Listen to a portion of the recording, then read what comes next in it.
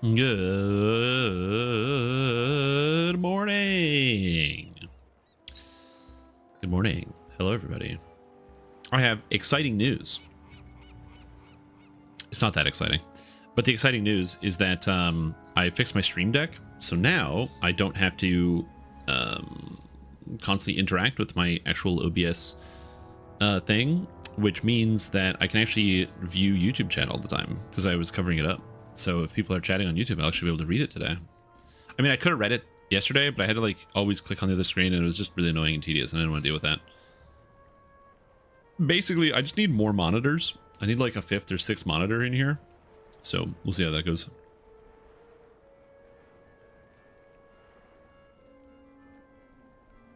Yo, what's up, Adam? What's up, Okami? We're not going to be ignored today.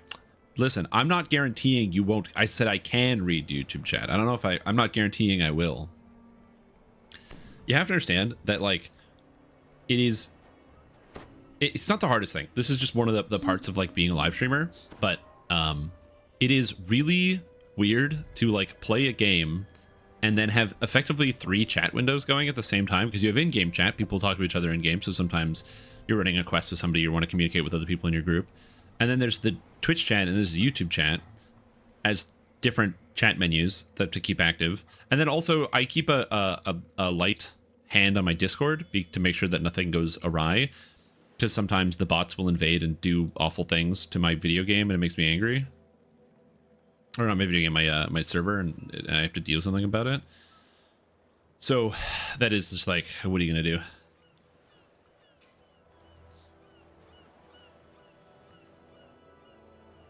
Anyway, I just thought I would share that information. But yeah, we're gonna be trying. Anyway, what am I doing here?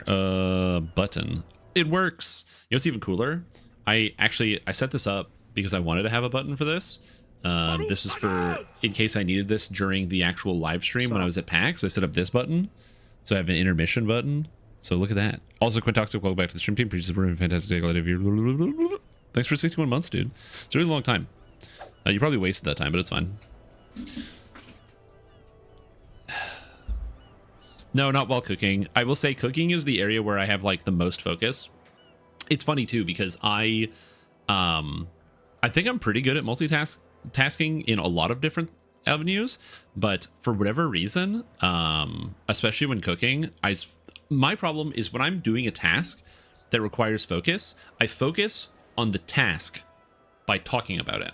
So when I need to focus on what I'm doing, I start describing what I'm doing to myself to keep myself on task. That's how I focus on tasks. So if I'm cooking something and I'm like learning the recipe, then I have to be like, okay, now I have to do this, and now I have to do this, and I chop this, and I do this, and I do this. So I'm like explaining it to myself as I go through it.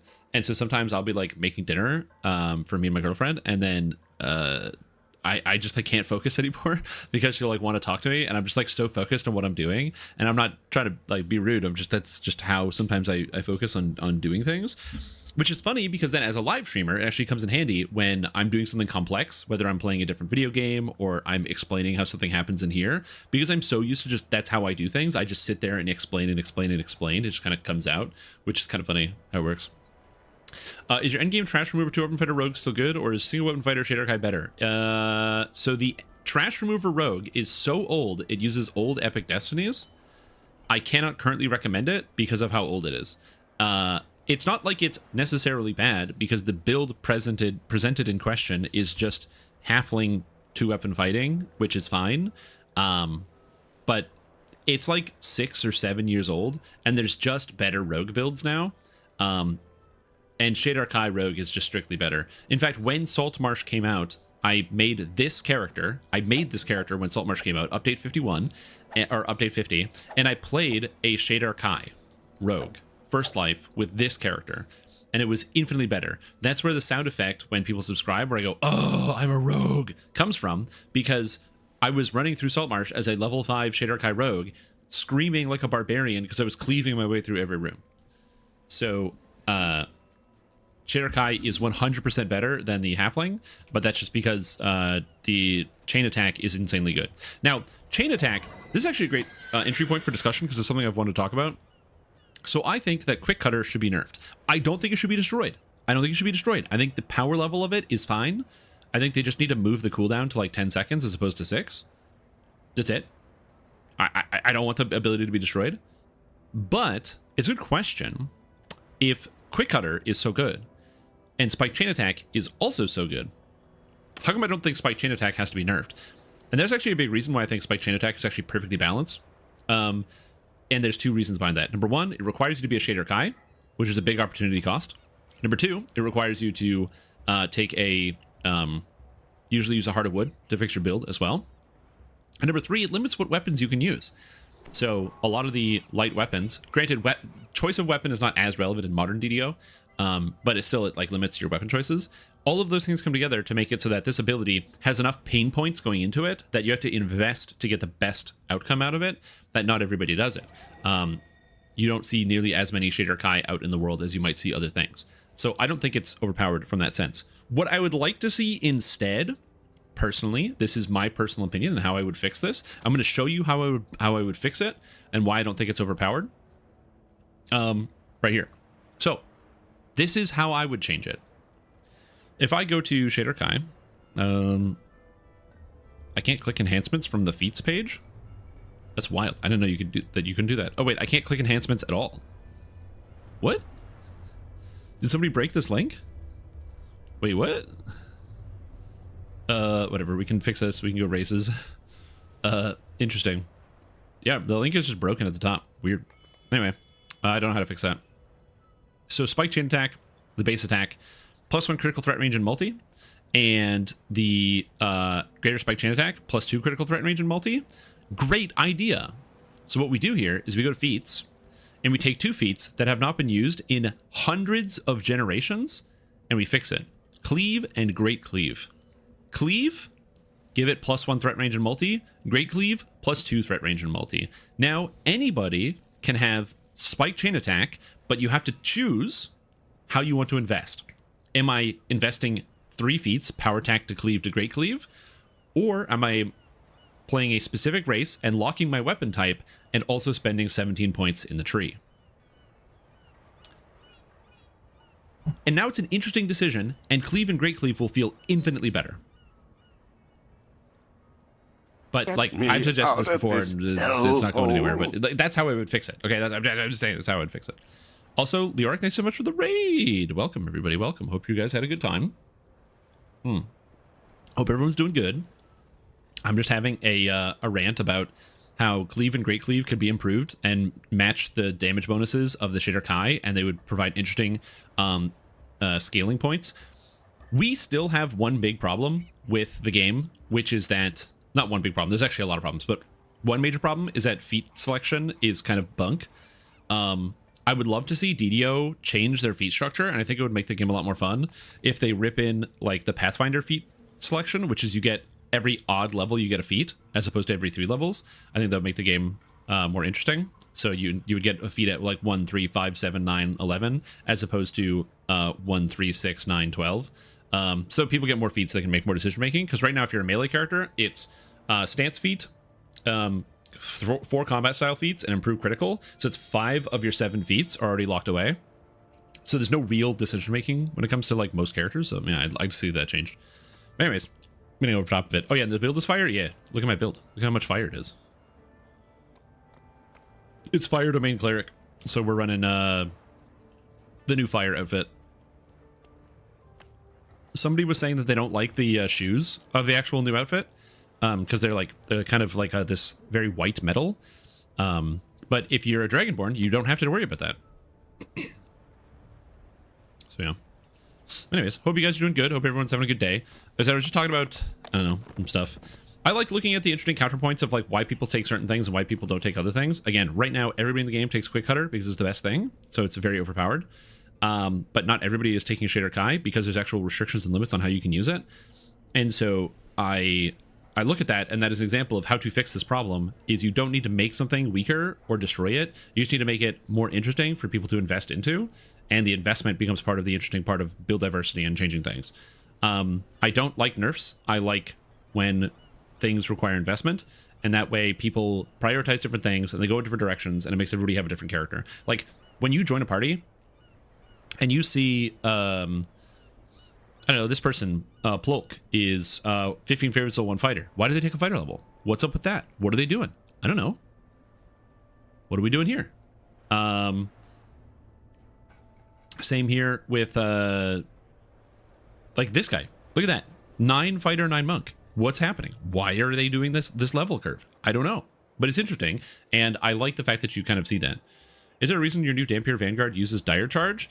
I have updated it. I don't use Dire Charge anymore. I haven't posted the video yet, but I've been making adjustments. I use Quick Cutter because it's the best thing in the game. I wanted to use Dire Charge to add to the crowd control. Turns out Quick Cutter, because it attacks everything in an AoE and is a double hit, the paralysis and the salt goes through, so everything gets basically stunned anyway, so I don't have to worry about it. Because the weapon has salt built in, I never, ever, ever have to stun anything. Did your character ever get hot? No, I'm a fire dragonborn. So my fire resist is 29, and it goes up higher than that. What's up, Smex? How you doing? I did MD. I did MD. Oh, I've already done all this. Time to do giant hold. You're sick? That sucks, dude. That sucks. That, and the other thing too is one of the things I wanted to try out on the Vanguard build was using the instant kill. So the character uses Divine Crusader tier 5, and I thought it could be interesting to use the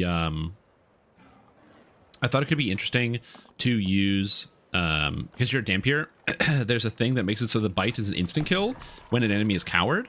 In the tier 4 of the thing, it's called the Ascendant Bite. The problem is, and I was like, okay, so you're already playing Vanguard, so now you can use Crusade, which gives out the Consecrate, which gives out the buff to everybody, and it cowers. So then, because I'm a Dampier, I could invest in the bite and have an instant kill on the Paladin, which is kind of interesting. It's like again, we're talking about different directions, right? It's layers on layers. It's like an ogre. It's got layers. But Ascended Bite doesn't work. Still, it's been like 2 months. So someday Ascended Bite will be fixed, so that way the DC calculates. I don't even understand how the DC doesn't work. It is the exact same DC calculation as Fearsome Countenance, the ability that you need to take to get Ascended Bite. It's the same DC calculation, but Fearsome Countenance does work, but the other one is literally just 10 plus strength.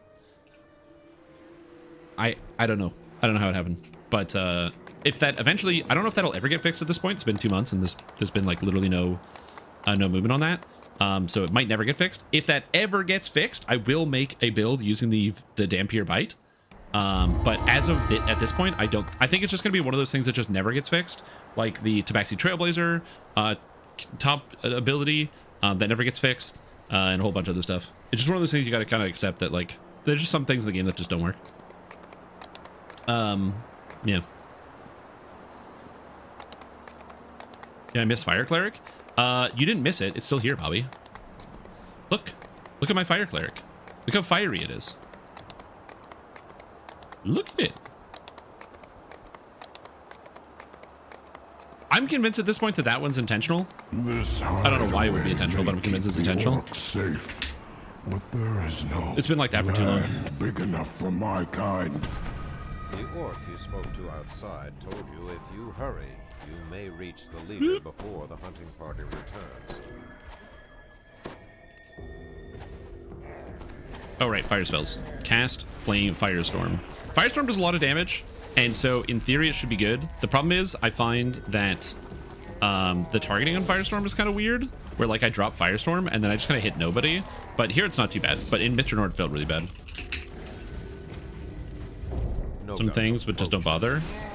Well, again, the reason why I think that like my personal opinion when it comes to like a bunch of things not getting adjusted is not that I think that no one cares. Again, I don't think that. I will never think that about you know, about SSG or pretty much game devs in general. Where it's like, oh, they don't do it because they don't care. I don't think that at all. But I do think that it is very easy for, you know, things to pile up, and you know, there isn't like a million people that are there isn't like an army working at Sanderson Games. Like as far as I can tell, it's like just Steel Star doing all of this stuff.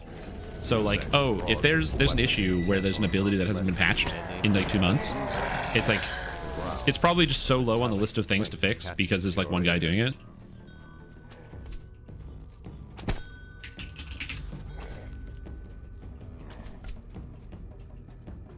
Do I get better results when I run up mirror mobs and cast it? Yeah.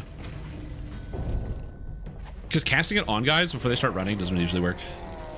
Although I will say, it's a lot of damage. Dude, my party instantly filled. What the hell? I literally opened the group and my party instantly filled. That's so funny. Also, this is a Heresiarch. You know that guy's name is Heresiarch? I didn't know that. I learned that from having to look it up because I didn't know how to pronounce that. Doing in the orc encampment. By the looks of it, these hobgoblins had only recently tunneled in.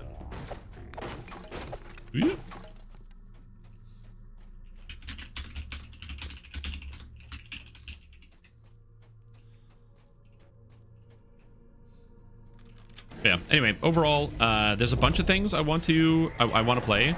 Right now, I'm currently running into the problem where I'm going to be totally honest with you. I don't love Fire Cleric. I know some of you might find this as heresy. Okay, I know some of you might be very upset, and you might be like, "But Strim, Fire Cleric is really good," and like I can't deny the results. Everything is dying. Okay, I'm not out here. I'm not a crazy person. Everything is dying. I'm with all of you guys. Look at the damage. That was sick. You guys are right. I don't love it. I'm going to be honest. I really don't love Fire Cleric. I don't like the delay on Firestorm. I don't like waiting. So when it comes to stuff like Firestorm or Fire Domain Cleric, I really want to TR at 20. And I haven't felt that in a while. I'm almost always like, yeah, we're going to go all the way to level cap. But for some reason, my brain is like, nah, I really want to TR at 20. I don't know what I would TR into. But I really don't. I'm not meshing with Fire Cleric. I don't know what it is. Those are just better to kill with spells. Oh no, elemental turning is like one of the highlights of this character.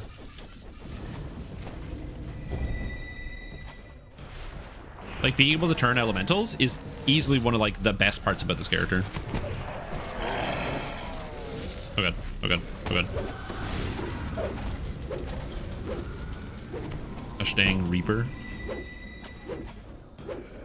Oop, Fire Domain. Get him.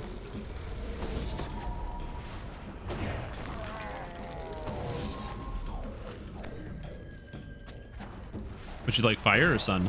I like sun more, if I'm being honest with you. Who's missing?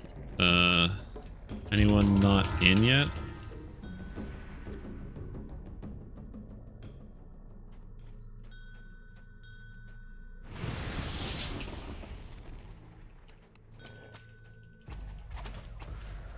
Restart. All right, we're gonna do it again. People like just don't wait. It happens. But we'll just redo the quest so then this person can get in.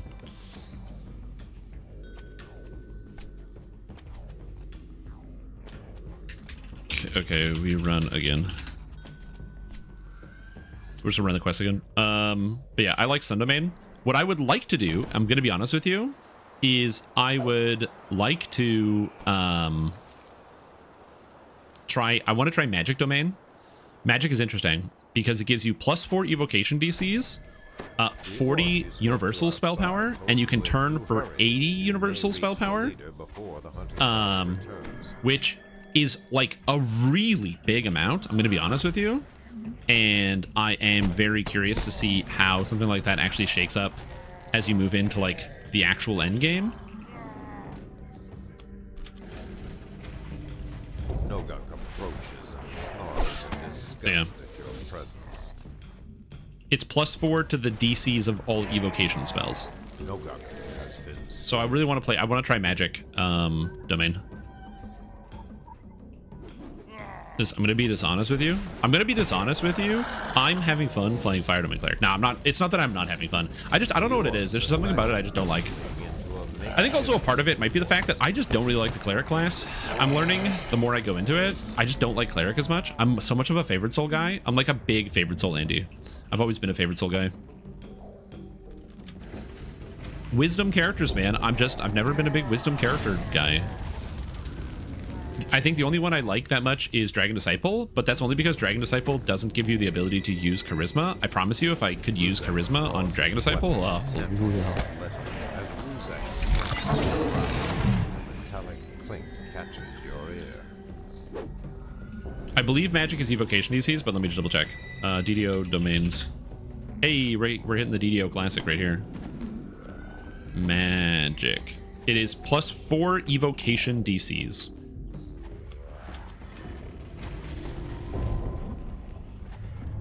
And it gives you 40 spell power, so it's twice your cleric level in spell power and twice your cleric level in spell power when you turn, for a total of 80 spell power as long as you're turning, which is good. The only downside is the only SLA you get is chain missiles, which is not really horrible, but it ain't good. It ain't good. Hear the unmistakable grunt. So yeah. Honestly, I might even just do a magic domain back to back. Do this and then do magic domain. Which honestly would be an interesting comparison. By the looks of it, these hobgoblins Honestly, only maybe I'll recently do come that. in. Maybe I'll run fire domain and then run magic domain cleric back to back, and then the video will be a comparison of which one's better. Interesting. Now there's a concept. Wizard back and forth, you could stare God in the face and tell when he was lying. That's funny. Yeah, I'm gonna keep endlessly talking about how I've been playing Pathfinder Wrath of the Righteous and how fun I think it is. And there's some interesting characters that you can do in there. Something that I kind of like about Wrath of the Righteous is that there's basically no alternative damage types. So if you are a charisma build, you can't use charisma for your melee attacks, or wisdom for your melee attacks, or intelligence for your melee attacks. It's just like not an option. There's like a couple exceptions to this. So for example, there's like a pickaxe that's used intelligence to hit and damage, and there's a couple classes which are like you can add, like during X effect, you then are allowed to add your intelligence to your damage, or if you're a paladin, you can add your charisma to your hit chance, things like that. If you smite evil on a target, so on the target you're attacking, you can do that. But they don't let you do that generally. It's not just like, oh yeah, I can use my casting stat, which on the one hand I was like, oh man, I kind of wish I could do that. But on the other hand, it means you actually have to focus on like having multiple stats. So if you want to play like a melee character who has like some wisdom or has some secondary stat, you have to also have strength, or you have to also have dex. And it's just cool. I like it. I didn't think I would, but I actually do like it. So like the main character that I'm currently running is a instinctual warrior barbarian, and instinctual warriors are barbarians who, instead of raging giving them strength and con, their rage gives them attack and wisdom, and as long as they don't wear armor, they can add their wisdom to their armor class like a monk, and it's kind of cool. Yeah, Cabal.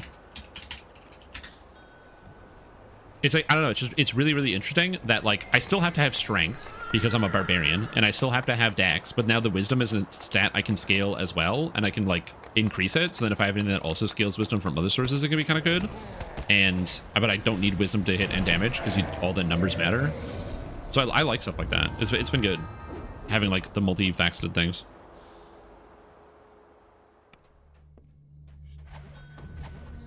These ruins have long been inhabited. That, and also it's the Decani Empire. especially in that game, it's the there's one character class which is the Arcanist that uses intelligence and charisma because they're like a sorcerer wizard hybrid. And what I've learned from playing an Arcanist is that Arcanist is just kind of bad and the charisma doesn't matter. God access. Instead of just pick the my stat. Yeah, exactly.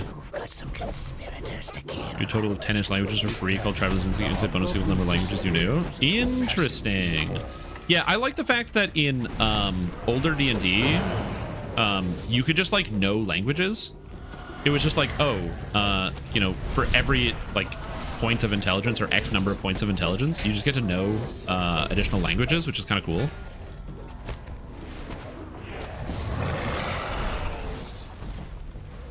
Okay, I think I'm going to do 2 clerics back to back. I think I've decided. We're doing fire domain and then magic domain. I'm going to compare them. I'm going to see what they're different. Oh, no, it's all good. I was talking about the Pathfinder Wrath of the Righteous game and how in that game, there are alternate ways to use the stats. So for example, like the barbarian instinctual warrior, it is a barbarian through and through, but because of the way that it's like set up, you can, as long as you're not wearing armor, you can add your wisdom to your defense. So you might be like, oh, I could like maybe multi-class, throw in some instinctual warrior, get this, get that. But they don't give you any way to specifically add your other stats as your offensive stat. So like, unlike in DDO, where it's like, oh, I can just like get charisma to hit and damage or wisdom to hit and damage. Like it's just a thing you can get. In that game, you can't. And I thought I would hate it in that game because I like having that kind of monostat sort of character. But in that game, it's actually now an interesting challenge to kind of fit it all together. So I can also understand why the devs have been hesitant to add those things in the past, where it's been like kind of the slow burn of we got intelligence hit and damage from Harper, and then eventually we got charisma hit and damage from wisdom hit and damage from Falconry, and then we got the Feywild, and they've been adding it more and more, and then you have like it's just built into Monk now to get wisdom hit and damage. And I think the reason why they've had to build it in is because it's so ubiquitous and it's so everywhere that by not having it on a character class, that character class ends up just being worse now. So like they'd have to do a huge change in DDO to fix it, where they take it away from everybody and get rid of it entirely, and then also redo all of the monster stats, because having everything be one stat is like really ridiculous.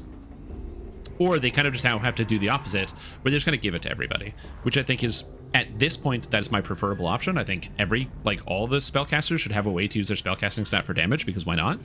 I literally can't see a downside because it's already been given to some of them, so why not just give it to all of them?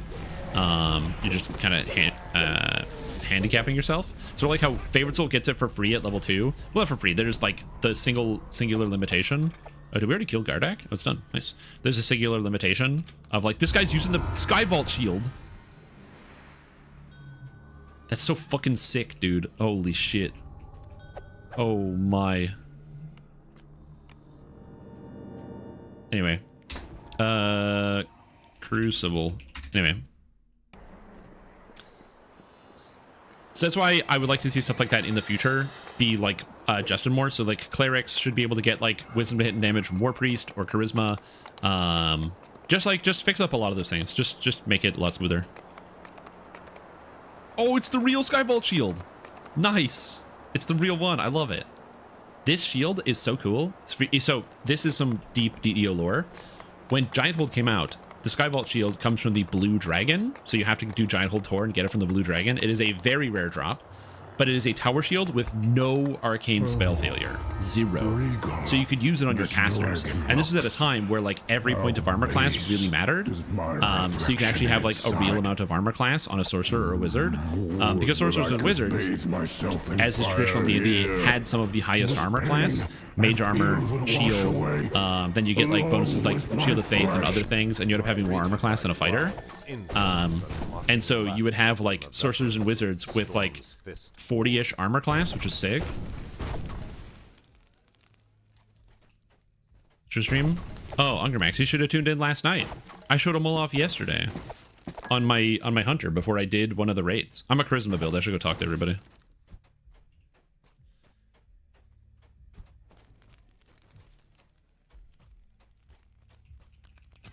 All right, talk to you. Talk to you. Talk to you. For the first time. Ooh, Zwabi's Revenge. That's an interesting raid. It's very simple. It's also easily the most soloable raid in the game. Which, by the way, if you ever want an item out of Zwabi's, just remember that once you are over leveled, you can just easily solo it. Down these so you're all set. An empty arena awaits. The fight Jen, anything good from the raid last night? No. For reasons I cannot explain to you, and I do not understand, in Lord of the Rings Online, the most recent raid tier, for reasons, again, I cannot understand, they just don't give out raid gear. There's just no raid gear from the raid. I don't know why it is the way it is, but the drop rates are like literally like 1 and 2%. I don't get it. I don't know what happened. Personal opinion, I don't think there should be a 1% drop rate for anything in a raid, especially not the items.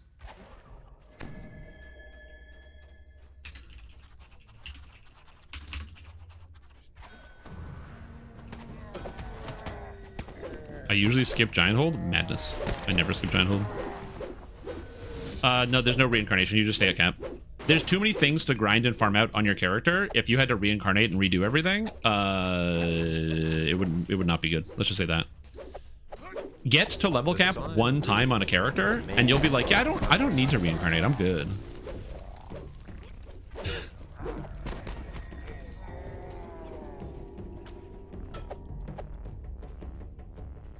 All right. Pull I. Get somebody to pull this for me. Yeah, releveling, crafting, deeds, virtues, all this stuff. No way. Yo, that guy drained a level. Sick.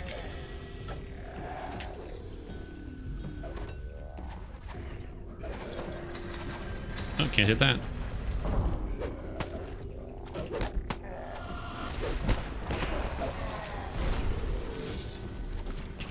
Where's this guy? Heal this guy. Beyond the barred gate, a crystalline horn rests on a pedestal. Okay.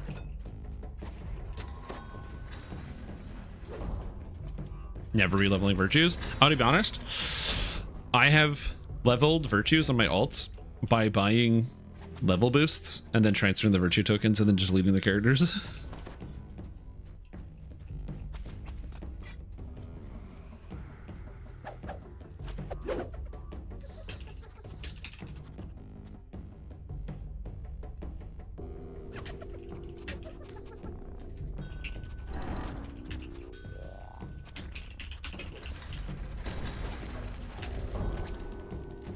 Do we have a trap guy? No, no, no, no, no. All right. You can place the crest through the wall. You can place the crest through the wall. So what it means is usually with the maze, you have to go to the right to place a crest. You have to go to the left to place a crest. And you have to go to the north, which requires people to be on 3 different levers.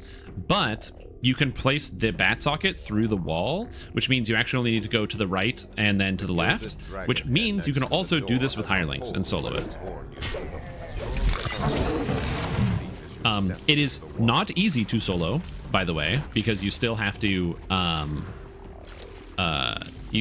like get the hirelings to do what you want, which is like a complicated affair, but it is technically soloable. So I have done this on my solo guided playthroughs. I've used like my fighter and stuff to get through it. If you had to actually do it the proper way and not put the item through the wall, it would be impossible to solo. Oh my lord, I'm bad. I'm bad. I'm balding. 1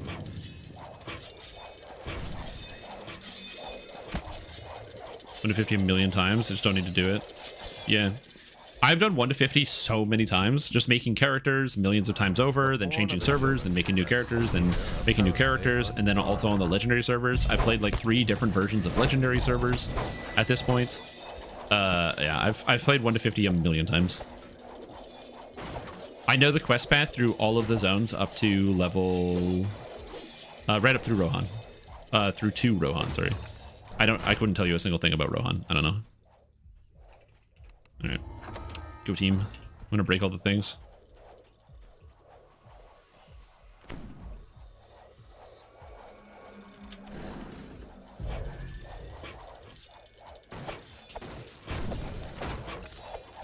So there's that.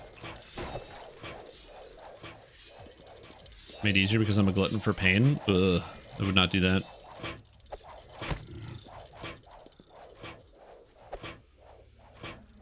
All the boxes are dead. I'm just breaking all the breakables because I like getting the XPs. Give me experience. Oh, I missed a breakable up there. No. No. I am technically wisdom based, so I could actually do the test up here. I'm like the only wisdom person. So I shouldn't have walked away, but yeah. Level from 50 on. Well, given that Lord of the Rings has made the level cap 160 now, some people, we were talking yesterday and somebody was like, oh, it'd be a good idea if DDO kind of had like level scaling so you could play whatever content you want whenever you wanted. And my problem with that is it doesn't really make sense thematically because like what are you going to do? It just doesn't work that way. Like going and fighting like god dragons or whatever and outsiders and other things. Like some monsters are just really dangerous and the amount of levers that you pull with monsters is like literally impossible. Because a monster, you can't just like lower the difficulty of the spells that it can cast. Each monster's custom and handwritten. There's no way to just like fix that. But Lord of the Rings, dude, you could algorithm every monster in the whole game. Because there's only like 5 monster stats, and then like basically all the monsters have the same attacks. Like, ooh, every undead has a fear aura, and some of them have that disease move, and depending on the archetypes. So like, I could see SSG at some point in the future eventually. Like, obviously this would take an insane amount of work, but I could see them doing like an Elder Scrolls or a Guild Wars where the game just levels with you, so monsters are always at your level.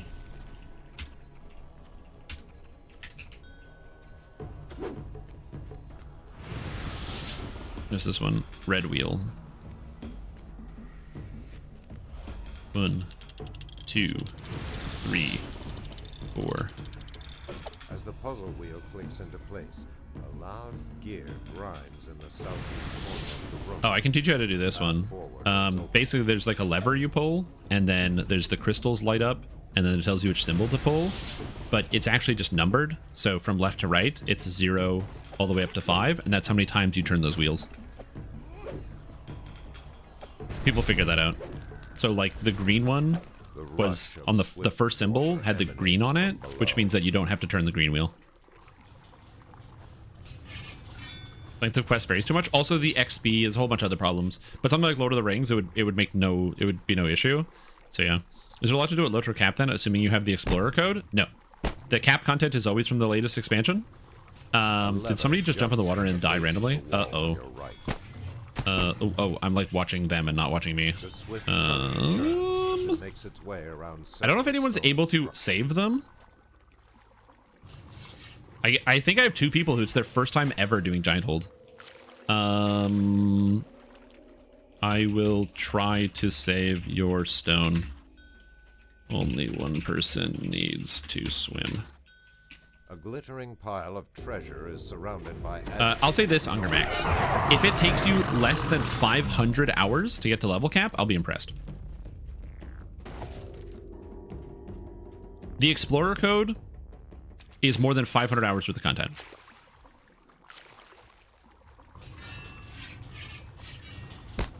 I'm talking 500 hours, no filler.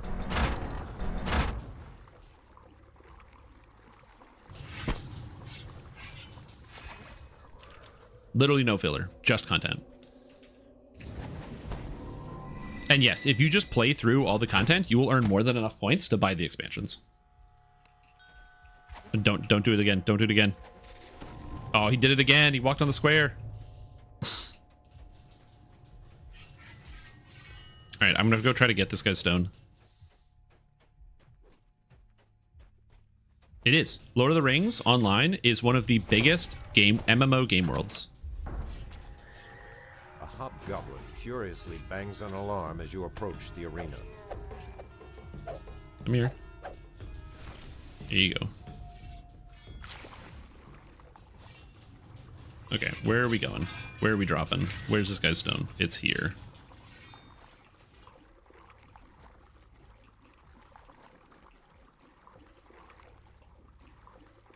All good.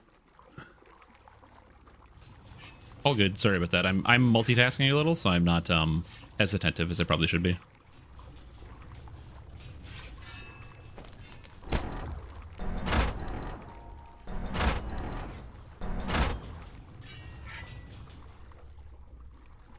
Yeah.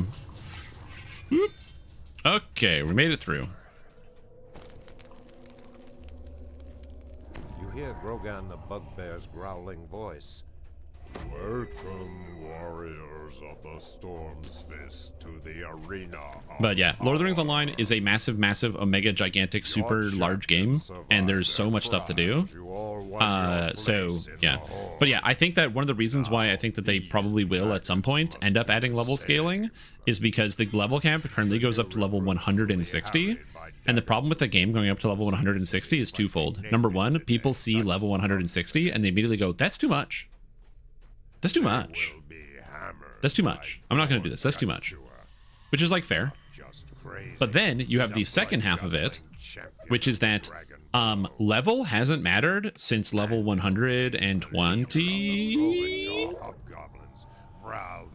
So from level 120 to level 140, your characters literally don't change. You don't get any points.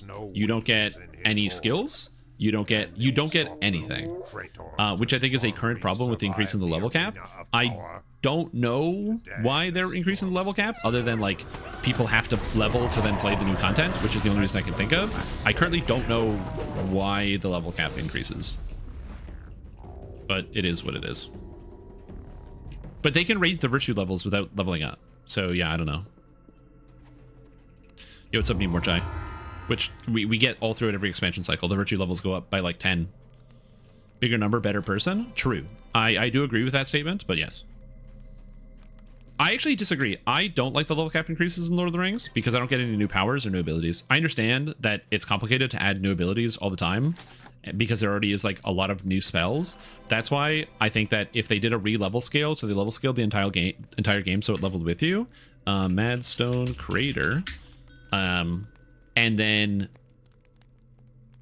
like in a perfect world, what I would love to see them do is make it so that the game is like level 1 to 50. So there's only 50 levels in the game. You unlock your powers as you go and as you play and you do things.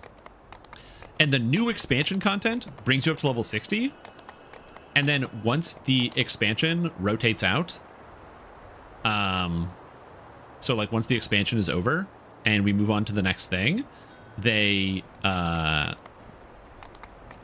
shove all the players down to level 50 and then you just level 50 to 60. And then that way it's easier for people to catch up and get to the new content. But there still is leveling that people can do. Anger. It still burns within all my kind. The best. That's what I would like to see them do. So the expansion is basically 50 to 60, and then when that new expansion comes around, everyone's levels get squished back down to 50, and then you just do 50 to 60 again for the next expansion. So that way, you like the old expansion gear can't be used in the new expansion still, but you don't have that insane level bloat of like my champion is level 140. With the new expansion coming out, if I want to play my champion, I have to get up 20 extra levels, which is just like, given I have every character class in the entire game, it's so time consuming. I also thought WoW was going to do that, but they didn't. I don't know why they didn't do that. It makes a lot of sense. I agree. They were like, yeah, you level up from like you up to level 10 in the starter zone, then you pick an expansion to level from like 10 to 50, and then you can do it. And I was like, oh, that's a genius idea. And then they just didn't do that. Will drive you mad. I only didn't know. Will bring peace. On a bluff, Blaze calls out after you. Find the seers. Help them stop this madness before we tear ourselves apart.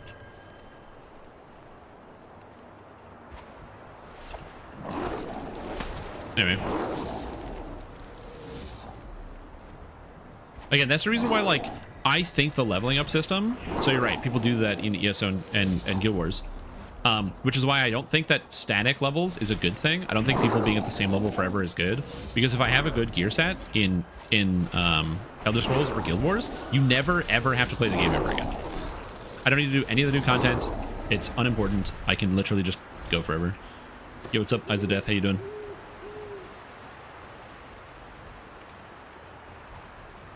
Madstone Crater.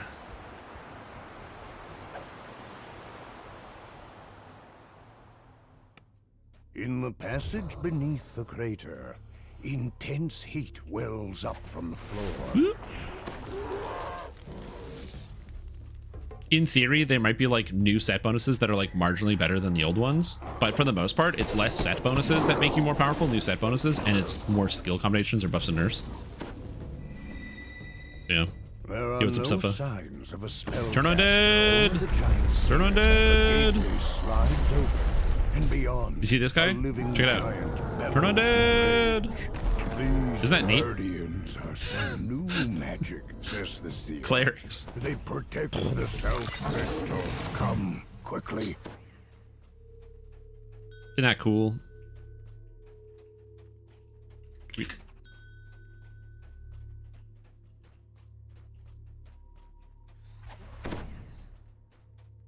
It's like the random moment to be cool. I wouldn't say clerics are bad. I just find clerics kind of boring. I don't love it.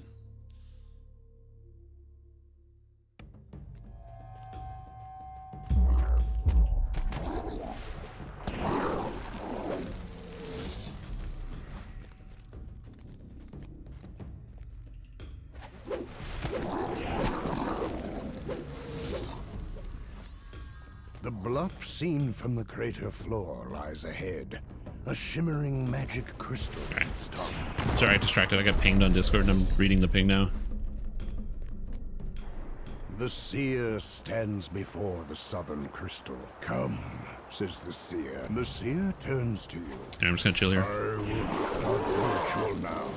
Protect me. We guard this giant. So we kill minotaurs. But at least they can heal. They can. I can go whoosh and heal everybody. Again, I was you a cleric sorcerer? No, just cleric. I thought about doing cleric with wild mage because you could do like wild mage to get extra spellcast levels, because technically if you do cleric wild mage you can get 2 extra caster levels over a regular cleric, but then you have to give up on 9th level spells, so you have to give up on implosion, and you also give up on 4 wisdom. And I'm like, ooh, implosion and 4 wisdom and a bunch of spell power in exchange for 2 caster levels. And the caster levels are only for fire spells.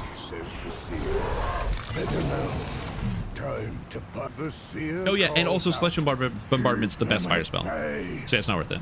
Oh yes, it's because I'm Fire Domain Cleric. Fire Domain Cleric gets Scorching Ray. Here, I'm gonna give this guy a chance to actually kill something. I'm just gonna hit it with Soundburst. It's gonna be nice. DC 47 Soundburst. Here we go. Get him, buddy. Go melee. Yeah, yeah, hell yeah. Oh, he died.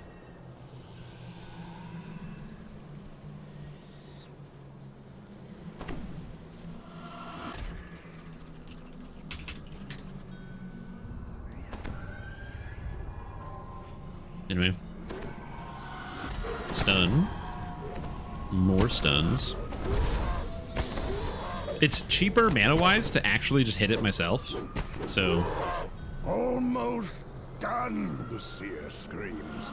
Not much longer.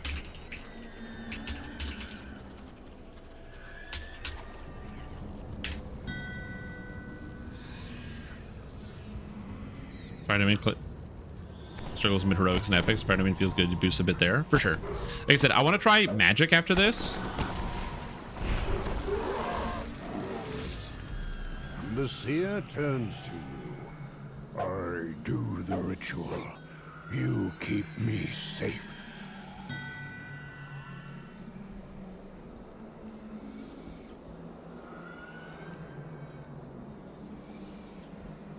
Uh-huh. Alright, what was it? I got distracted. I gotta read this message. Spacing out.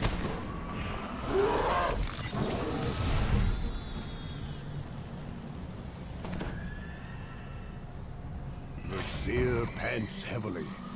I feel the magic source. Okay. What killed this guy? This guy killed this guy. Where is this guy? Whee! Hey, get back here. Get back here. Hey. Oh, damn it. The guy's Secret Service the shot. The seer calls out. The last giant falls. His mind warped Come here, minions. by the madness spell. Nice.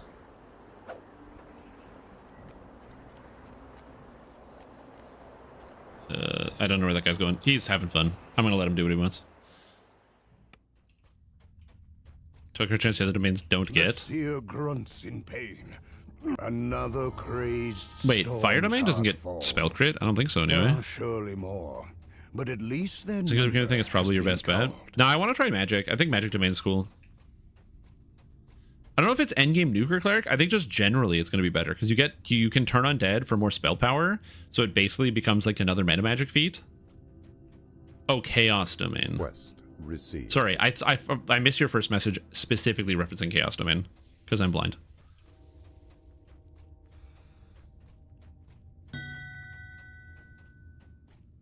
The seer grunts in pain. Too much. I must start again. Mm-hmm.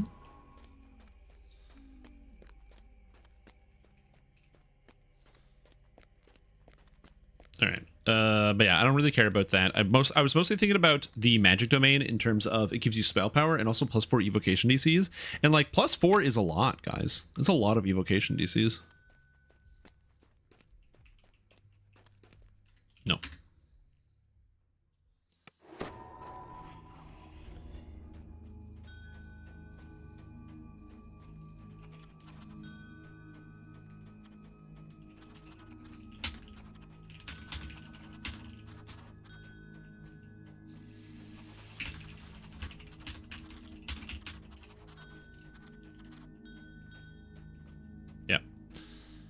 Yeah, the problem I have with Benjamin is just lack of spells to cast. Yeah, I can see that. Too much. I must start again.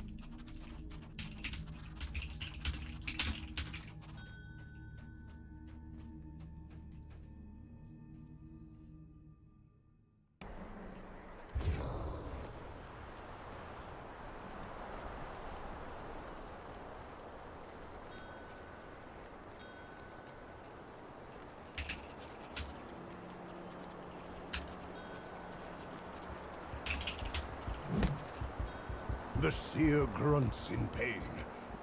Too much. I must start again. Too much. I must start again. I'm trying to explain. I'm sorry. I'm trying to explain to this guy what's going on, but I'm like walking and talking at the same time. There's so many guys here. There's so many guys. Basically, there's 3 different giants, and the first giant is easy to protect because all the minotaurs just spawn in one spot, and the third giant's easy to protect because you can like bug out the monsters so they don't ever attack the giant. But the second one, if you don't have healing, you have to protect it basically. So you have to like be healing it and also watching all the sides, which is just kind of hard solo. But I'm a cleric, so I can just heal the giant and not worry about it.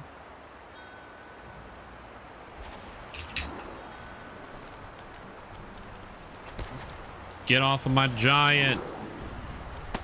Stop attacking the giant, please. Here we go. This is a benefit to increasing point-blank range in point-blank shot range. The point-blank shot range is the distance at which you can sneak attack. Rattling bones. So, for example, you might notice that a lot of the most popular ranged builds are like a lot of rogue. They're usually using a lot of Shadow Dancer. They're getting sneak attack dice. If you look around, you'll see like a lot of these builds are running like 30 sneak attack dice.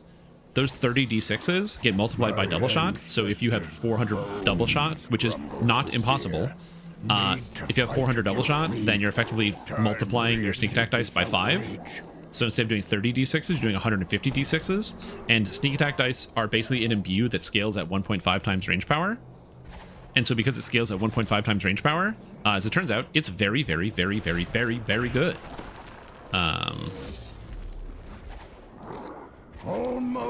So that is the reason why you want to increase your point blank range. To be able to sneak attack, you must be within point blank range. And so having infinite point blank range means you can stand wherever you want and still be able to sneak attack.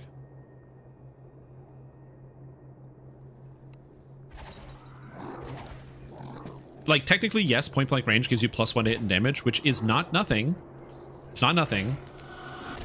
But, you know, it's close. So there's no, like, there isn't, like, improved, like, point blank or anything like that.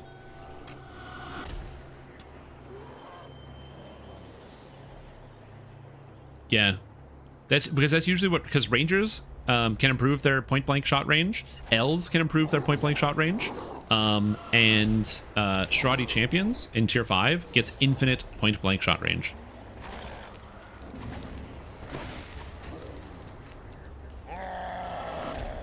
The seer looks dizzy. Yeah, the trick for the third giant seer is you go to, there's like an upstairs and a lower and a downstairs section. There's like the downstairs minotaurs will spawn, and upstairs is going to be like guys in a ring shooting the seer. So what you do is you don't kill the guys that are upstairs. Instead, you just hit them once or twice to grab aggro on them, or use the intimidate skill if you have it. And then once all the monsters are attacking you instead of the giant, you then go to the bottom section and stand with the minotaurs and kill them. So then all the monsters are just going to be attacking into the floor instead of the giant, and you can kill the minotaurs so that the way the giant can't actually take any damage.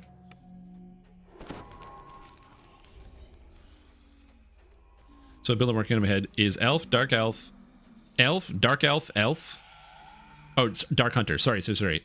My brain is stupid. And I was like, elf, dark elf, elf. I'm like, huh? What? What are you saying? But yes, elf, arcane archer, dark hunter is something a lot of people have played. In pain. I personally don't like it, but I understand why people do. Because the queen, are you smacking stuff with your weapon? I was at level 1. I did level 1 to 3 as a melee. That's really funny. I actually didn't notice I still had that on. The dark archer. Yeah, exactly.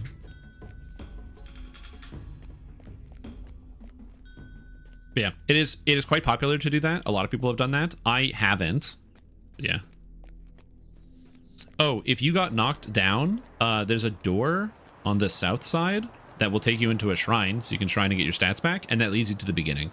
We're just gonna finish this off, and then we'll be heading back down.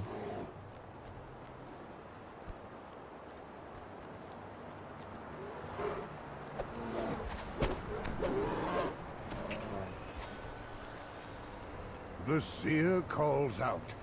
Keep them at bay. So I've started with one of the rogue, then went ranger and picked up the another level of rogue. Well, the thing is, so the loss of skill points might seem bad, but rangers are only 2 points behind rogue. It's not that big of a deal.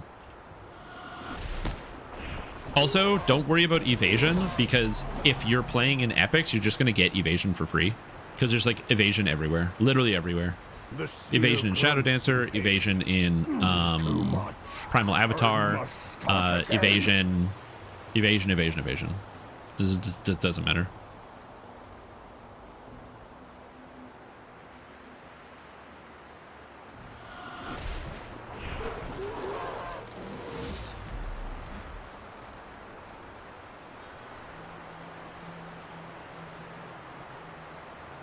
Anyway. I'm just chilling.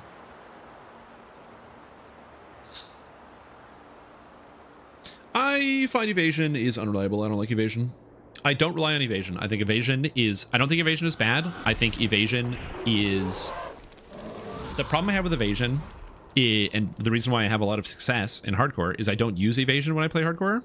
Because evasion means that if you make your save, you take no damage. But then if you put too much stock in that and don't shore up your other defenses, if you fail your save, you instantly die. So that's the reason why I usually go armor and shield. And I just go like mitigation. And I say, listen, I'm going to try to make my save. But if I roll that one, like high reflex saves, but with a shield. So if I roll that one, I don't die. I just take half.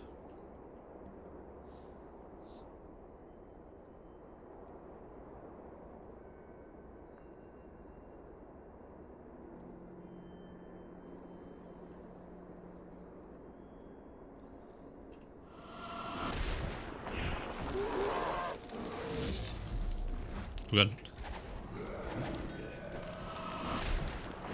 Good. Is it I'm almost done with heroics and not had trapping this whole time? Oh, yeah. Yeah, if you fail, don't worry about it. Just literally just chill at the beginning, because the end is at the beginning. So we're going to be going there in just a sec. Almost done, the seer screams. Not Dialyna selectors cost 1 AP, while the other costs 2. No, I'm pretty sure it costs 2. I'm like 80% sure it costs 2. I'm like 40% sure it costs 2, but I'm like pretty sure it costs 2. Wait, are we talking about... But you're talking about Elf Arcane Archer. Elf Arcane Archer might be weird. Yeah, the first point is 2 points, and then after that, it's 2 points. Yeah. It's all 2 points. It should be all 2 points. Oh, the tier 5. Oh, yeah. No, it's all... Yeah, the elemental damage is 2 points, whereas the improved arrows is 1 point. Yeah. That is correct. Because the improved arrows make it so that on crit, you deal a d10 elemental damage, which I'm pretty sure is the right way to go. The magic comes from the spire. Go now. Stop this madness. Yeah, like I said, evasion is not bad.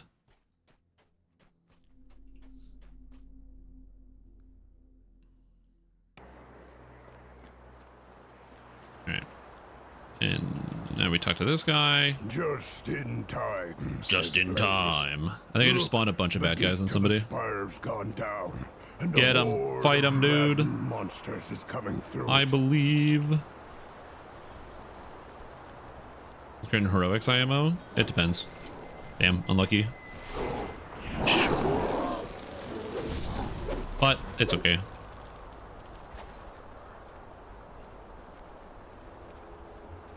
Did I get the raise? I think I did. Did I go too early? Hold on. Oh, I definitely got the raise off, so I'm just gonna keep going.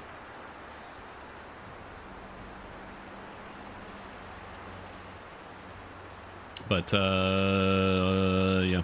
Again, I don't usually take evasion. I find I just never find a use for it. If I have evasion, it's nice, but I just usually have magic resistance rating, a shield, just protect myself. But why was it here in the first place? Perhaps Blaze and his seers have answers. Yeah, that's me.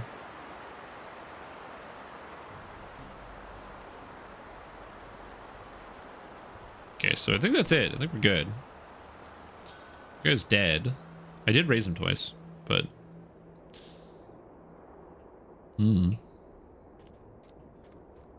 Sometimes people stay dead. The giant roars. Alright, trial by fire. Dragon magic. Our ancestors Got a cyan bordered mutation random loot crossbow. This is a place to avoid.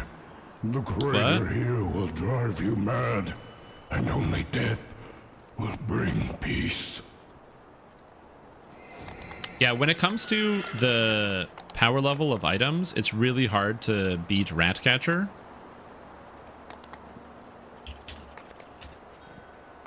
I see the terror. Also, I'm surprised the bot is actually working today. I'm very impressed by this. Usually it just like says no and decides to go to sleep and take a nap. Have done great evil. I feel it in my gut. I fear we will do evil again. I think it's harder so I can kill mobs in one shot. We are not stopped. I am playing on Thrain, the Thrain server. Gasps for his last breath. This door has not been used in quite Yeah. some time. I get conned into playing ranged every once in a while, where my brain is like, you know, it'd be fun playing ranged character. Then I do, and I immediately regret it, and I hate myself more than usual.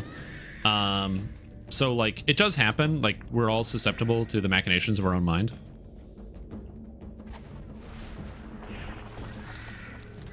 Oh, I don't know what this clip is. It's 2 years old. And it's titled, I Love Ranged Characters. Oh, shit.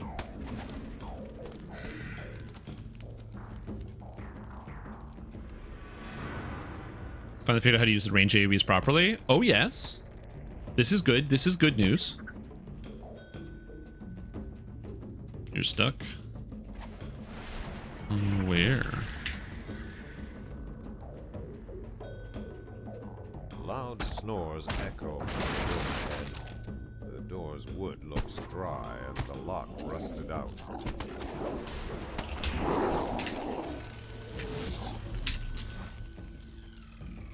Any thoughts on the new Hut from Beyond? The NPCs mentioned the astral plane. Wonder if it's hinting at Planescape. I mean, so we know for a fact that SSG has wanted to do like a Planescape expansion for like 2 years at this point. So when they mentioned like, hey, what areas would you guys like to see as like a new thing for an expansion? And then Sigil was one of the options, and a bunch of people were like, yo, let's go, Sigil, please. I'm gonna go to space, man. That'd be sick. But then we didn't get that. I think they were just like gauging interest to see like what people actually wanted out of that.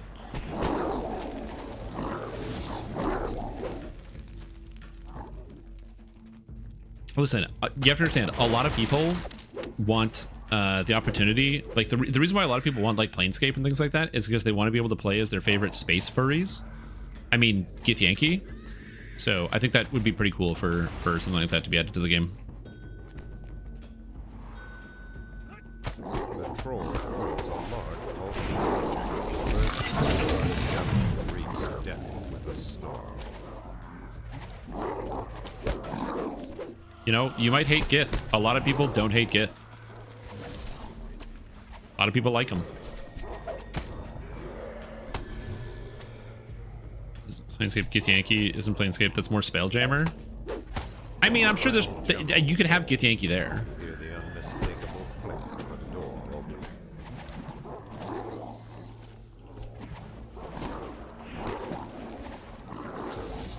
Are the Zandalari trolls in the D&D universe? Yeah.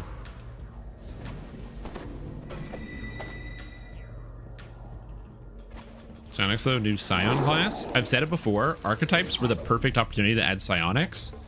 Give me Psychic Warrior Fighter, Scion Wizard, and what's it called? Psychic Knife or Shadow Knife or whatever, Rogue. And like have an expansion released with like 3 archetypes. Or even call it like the Year of Psionics. And have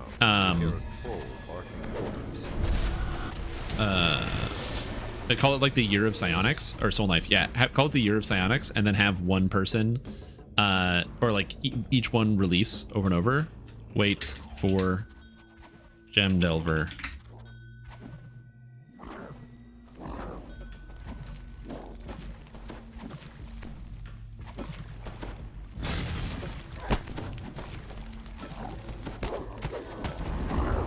What the fuck? Rotseer, leader of the Blackheart Trolls.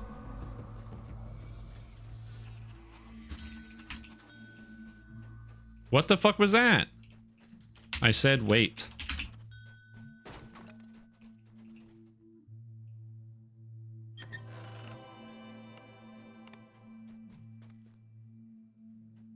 Yo, the second we giant hold, I'm removing that guy from the party. I don't give a shit. That's the second time. We're heading to... We'll redo the quest for you. Sorry. Unless you don't need it. We can go to Maze. It's a first lifer and they were dying. Probably just didn't see it. No, I said it multiple times. I kept typing it as they kept killing. This is like super... Like, I find it frustrating when it's like... people don't... people just don't listen, especially when it comes to like just helping other people get through quests. I get it. If you want to like rush through and it's your party, you can do whatever you want. When I say wait, I would like people to wait. I really don't think it's a big deal. I think it's a very small thing to have people like wait to get through and do certain adventures. Especially if somebody literally types in chat, I'm almost there. I don't know. I think it's just fair to like give them a sec. It's not a big deal. It's like we literally just give them a sec. It's not a big deal. We're just chilling.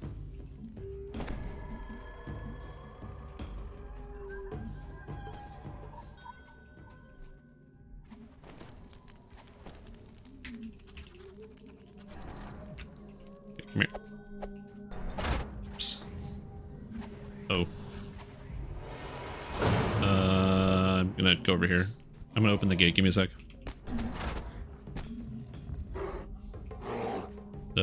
Okay, we'll try that again. Come in and go to the gate.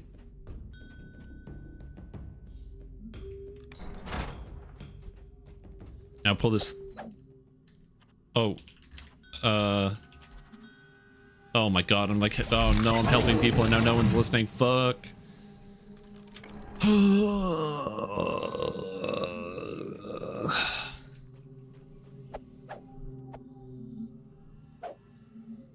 You know what? This is a good time for a bathroom break.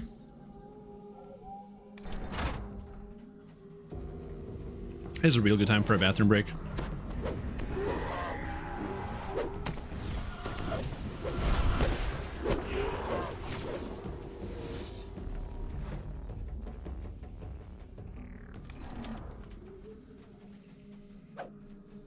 Yeah. You're part of your rules. I think that like the way that I think about when it comes to waiting people to like complete a quest,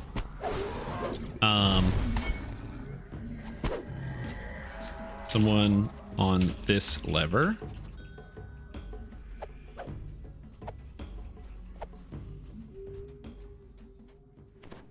Okay, pull.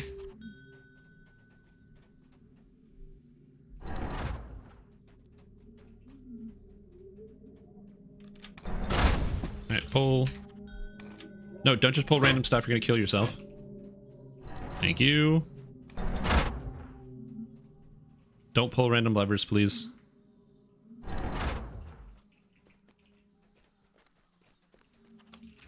And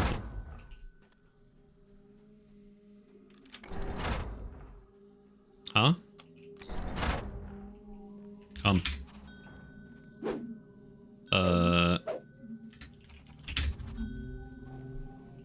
Oh, okay. Sure. I'm gonna be honest. Oh man. I love teamwork when you get to work together and do quests with people and help people get through adventures. Until communication breaks down, and then you're like, oop. Got him.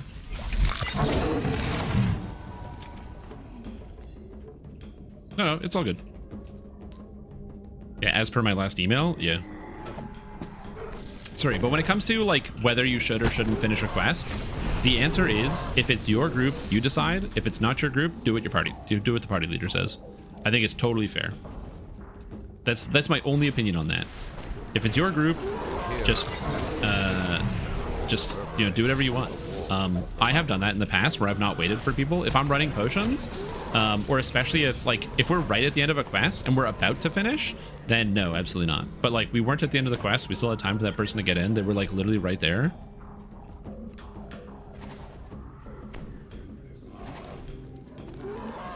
All right, lots of traps on these ones. Yeah, exactly, like that, like those traps. Guy runs forward, gets immediately obliterated by traps. I'm like, oh, it's so funny. Oh, it happens. It gets you.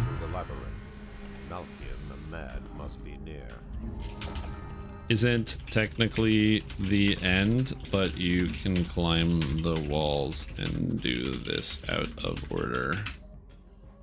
Paid actor? No. Oh god. Alright. Prison of the Plains. Be at peace, my kin.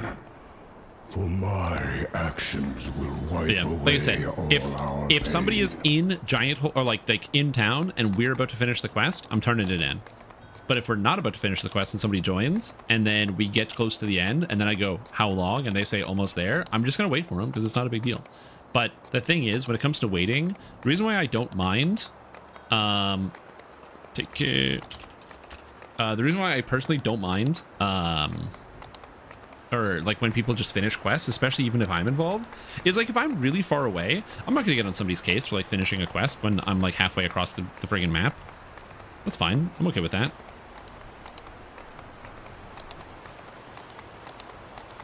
Anyway, and remove. See ya.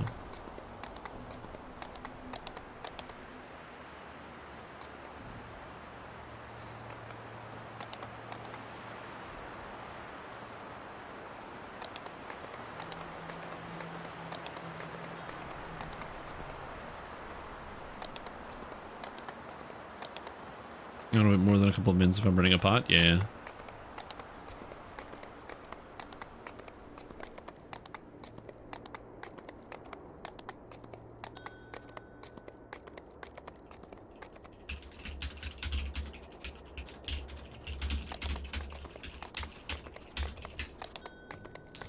Question for any bow players: silver bow worth farming for?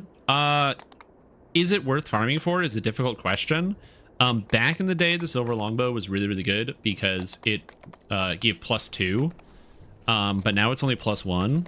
Basically, what they did is they did a proxy nerf by making it so all of the bows that had extra critical threat range,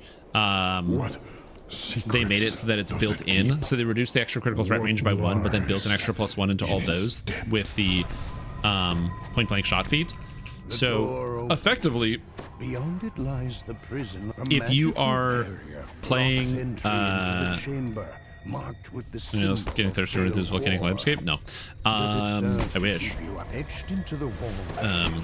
But basically, if you are playing bow back in the day, it was an extra 10% chance to critically hit over a regular bow. Now it's only 5% because they just buffed bows universally. They just made it so all bows have higher crit, so it's not as impactful. Before, it's like 10% more crit is really, really good. Now it's only 5. Yeah. So I don't think it's as necessary. The difference? Always group mentality? Oh, 100%, yeah. Another barrier blocks access to the 2010 versus 1d8. That difference is a little bit less important, but it is a difference, yeah. That rolling grants extra reflex saves? No, I don't. My problem with evasion is the number 1. If there was a way to make it so you don't roll ones, or ones were an automatic fail, that would be different. But there's no way to fix that except until you get epic reflexes. And once you get epic reflexes, evasion is great because it means you can roll ones and still succeed. But before epic reflexes, you can't. And nowadays, there's so many offensive feats. Like SSG has added a lot more offensive endgame feats, so I just don't see. I don't find it as interesting to take those like epic reflexes and stuff. Again, I used to, but just not anymore. A door with an intricate locking mechanism bars the great Plus 999. door opens to reveal some of the doors. The warden falls back to lifeless bones. The force God, I love Turn Undead, man. Fading from the room. Repair client, so I can't check it out. How's the volcanic coffer, guys? The barrier to the central How is the volcanic coffer? You mean this one? I'm gonna be honest. Pretty good. Big fan. This is a Dragonborn model, obviously, but they don't have the shoes, so that's like a thing. But I really like it. It fits well with my fire cleric that I'm already playing. Praise you have improved evasion and class levels, so only rogues and monks. Yeah. I like the mount as well. The mount is good. Do we have any lawful characters? I'm not lawful. Yeah, the wings, the Reaper wings, really fit with the outfit. I'm going to be honest with you because it's the same color as the rest of the fire, so it's I like it quite a bit.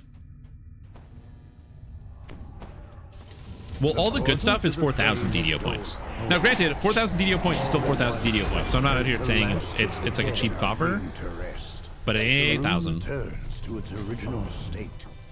The orbs at the back of the room are no longer engaged. Oh, does it? Ooh, Dark Apostate Shroud would be kind of cool. Oh yeah, Luck Domain Cleric is also an option.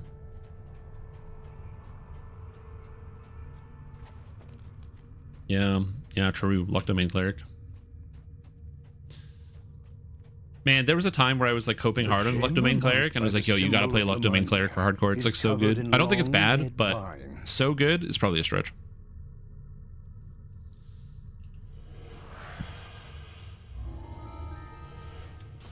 As the portal connecting the maternal plane disappears, the twilight. Did it say maternal plane? Recedes. The orbs in the receptors cease their sparkling. Did he say the door connecting the maternal plane as opposed to the material plane? Interesting.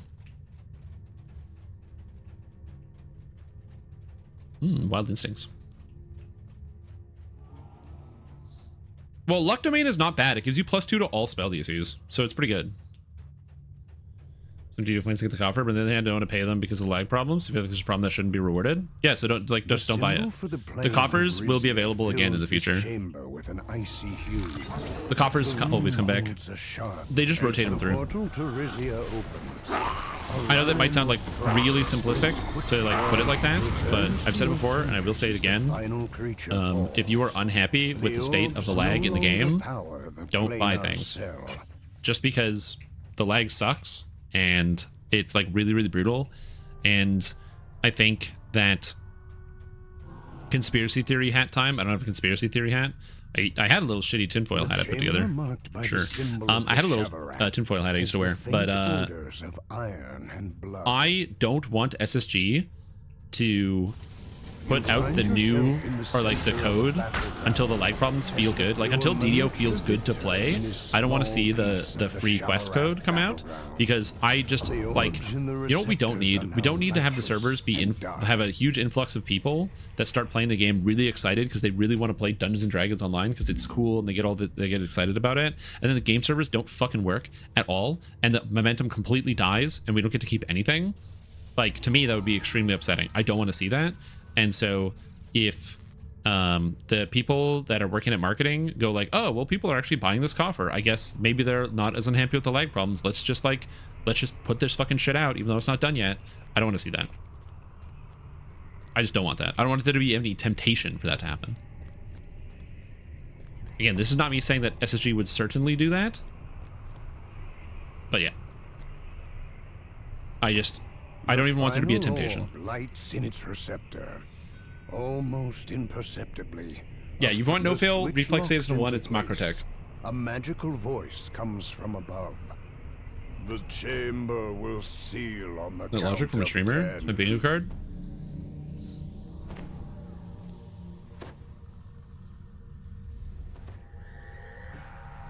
Having these problems, just bad timing? Yep. Well, okay, here is my argument, my counter argument to the coffer. The coffer does not cost a lot of money. The coffer costs a lot of DDO points. So yes, there is a monetary cost to the coffer for many. For others, degenerates like myself, there is no cost. You can just buy it with the DDO points that you're earning from playing the game. So it is a money cost for sure. The thing you have to remember with DDO when it comes to any of the cosmetics that are released direct to the store in the terms of point cost is that point cost is subsidized by playtime. So in the past, they've released like a mount for like 2,500 points, and a bunch of people were really upset because they're like, that's basically like a $25 mount. But my argument is it's not a $25 mount because it is a mount that you can subsidize. Like, I didn't spend any money and I bought the mount. I just played the game and I got it. Right? So I think that, and like, I'm not just using myself as the only example, but I'm just saying that like, it is fair to say that some of the cost is subsidized through play. Now, obviously, if you're brand new to the game and all of your DDO points are going to be going into buying features and buying other things, it can feel like the cosmetic is simply a paid purchase, 100%. And I think that is also fair to say. I think they're both fair ways to look at the cost of these different things. And by the way, this is not me saying don't buy the supporter pack. I am not saying that at all. If you want to buy it, please buy it. What I am saying is if you're somebody who wants to buy it, but you don't want to support the company at the moment because you feel like the lag problems are affecting your purchasing habits, and they're affecting not even your purchasing habits, the lag problems are affecting your enjoyment with the video game, and you don't want to reward the lag issues, I also understand that, and I don't think people should like feel forced to like buy something, or like should feel bad about being like, well, I don't want to support this because the lag is making the game not fun. Like, the lag is making the game not fun. I don't play the game after 8 o'clock. I just don't. I will refuse. Until the lag problems get fixed, I'm just not going to play DDO after 8.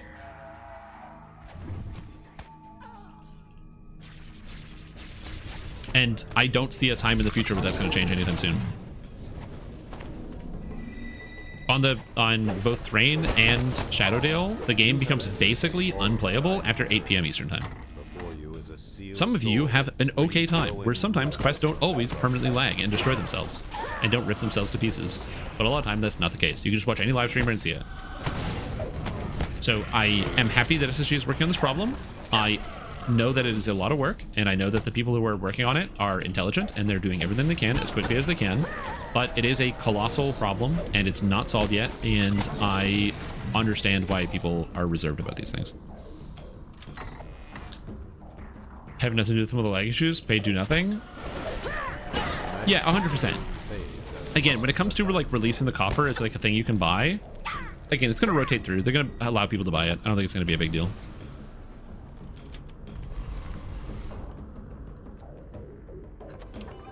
Also, the cosmetics we get from the expansions still look good, so it's not like we're losing anything. Like, having cool coffers that have cool art on them has not so far taken away from expansion loot, so yeah.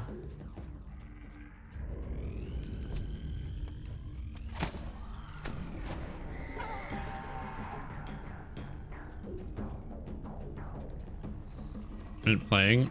Maybe we get better. I suffer because this game is awesome. Well, that's the other thing too. I like I've mentioned this before. Like the issues in the game, the lag problems in DDO that it's going through right now, make the game borderline unplayable during peak hours, would literally kill any other like MMO game. But we're just so used to the game being like borderline unplayable most of the time that like it is what it is. And this is not me speaking like, again, I'm not trying to be rude or anything else like that. That just like it is literally the way that it is. Where if you are SSG and like it just consider the lag issues. But now we're talking about Call of Duty or Fortnite. Imagine if you couldn't play Fortnite after 8 p.m. Eastern time, 5 p.m. Pacific. Right? Like, I would never stand. The internet would be up in arms out about it for like hundreds of millions of fucking hours. There'd be like big boycotts. They would lose millions of dollars. As the first gong sounds, Patrick the maniacal curses loudly. So yeah, so that's what I'm saying. Like, I think it's something that they need to get fixed, and I don't want it to be like, oh, it's gonna get a little bit better, and we're gonna plink at the lag, and then once it's kind of good enough, we're gonna stop. No, I want this like this is a good time. They should fix it. They should fix the lag problems. There have been long-standing issues in DDO for years and years and years that need to be solved and need to be fixed, and I want this game to feel good to play, because when there's no lag present, we have to complain about other things. We have to complain about the loot. We have to complain about XP grind. We have to complain about class balance. And those are things in the game that are things that people have differing opinions on. There is no differing opinion about the loot. Okay? Or not the loot, the lag. The lag is just a experience that, a universal experience. When the game starts lagging, your blood pressure goes up. That's it. It's just all that happens. It's not like, you know, I think the loot from Lamortia is really good from the perspective of character building. Other people think the loot is really bad or lazy or whatever, but that's an argument we can have about the loot and the loot quality. But nobody is like, but the lag is actually pretty good. Obviously, the people that are playing on Cormier are, or even like Moonsea at specific times of day are like, ha ha ha ha, which is true, but yes. But the inherent problem with then is all the people that are having issues, if all the people on Thrain and Shadowdale went to Moonsea, it would just cause the same problem.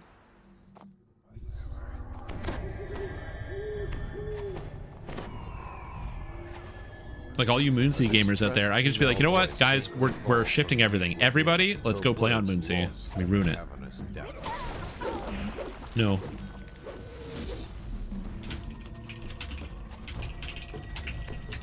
Can't be immune to the phantom lag on the new servers. Not immune, but it's significantly lessened. If you play on Cormier, depending on, you can get lucky and have no lag during the day. Because it's also based on like instances. So some instances just produce more lag than others. And so if you play on Cormier, you can have circumstances where you don't experience any lag or performance issues while you play. If you just get lucky with your instances.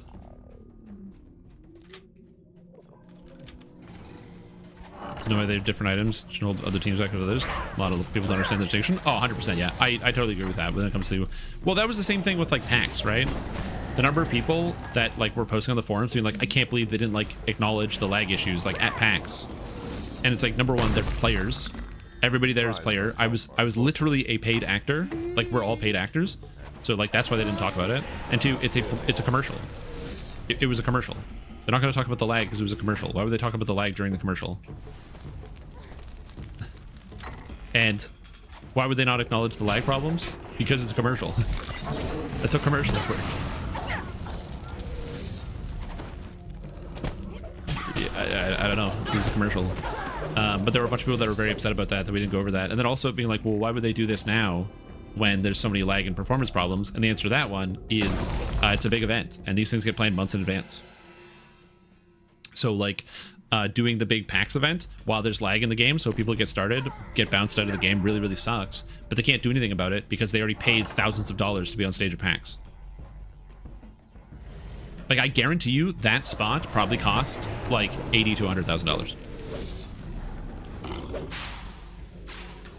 And it's really bad that they had to eat that cost for possibly a marginal benefit because of the number of people who tried the game and went, ooh, this doesn't really work, and then stopped. Anybody, please save me. To Shadow Deal and endure it, so a bit lag because the worst is always when I sleep. That's not too bad. Yeah, playing at weird hours. Good old European hours. Ends real well. Thank you. Appreciate that, Hobsington. A free chance to try to consolidate to a single server, then have to be able to transfer, regret it, and quit the game for a while? Yeah. So I did the migrate to Cormier to bounce the load a bit better? That's not going to work. This might sound really confusing.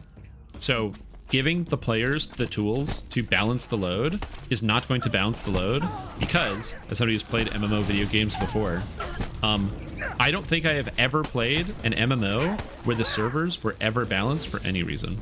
And the reason for that is because people don't want to play on the low population servers for the majority. The majority of people want to play on the higher population servers, so they'll have other people to play with. Obviously, there are exceptions. You might say, oh, but I like playing on the low pop servers because I don't have to worry about it. But one of the first questions I get asked when somebody is new and they pop into chat, they're like, hey, I'm new, like, what server should I play on? Or what's the high pop server? Because they want to play on that. So if you give people a free pass to be able to transfer to whatever server they want, they will just consolidate the servers, which, by the way, SSG is going to be doing. They are going to be allowing free transfers between Cormier, Shadowdale, Thrain, and Moonsea in the future. So that is something that is going to be happening. So that's something that, like, is going to be happening in the future. And when that happens, people are again going to consolidate. But yeah, letting the players solve the problem by transferring is not going to solve the problem. Because there is no, like, it's like, we're not, you know, all the different players aren't like a hive mind. They're not like one group that only thinks in one way. Some people are going to transfer to one server for one reason. Some people are going to transfer to other servers for other reasons. A cloud of smoke engulfs personal. Are the insidious. Yeah. It's like the example is like putting the bell on the cat, right? It's like, oh guys, let's just transfer to Cormier where it's like less populated. Who's gonna go first? I'm not going first. Like, I want there to be people there before I go, so I'm gonna wait and see if people are transferring. A strange creature carries someone inside here. Exactly. No one wants to do it. Great suggestion. No one wants to do it. Full of hatred.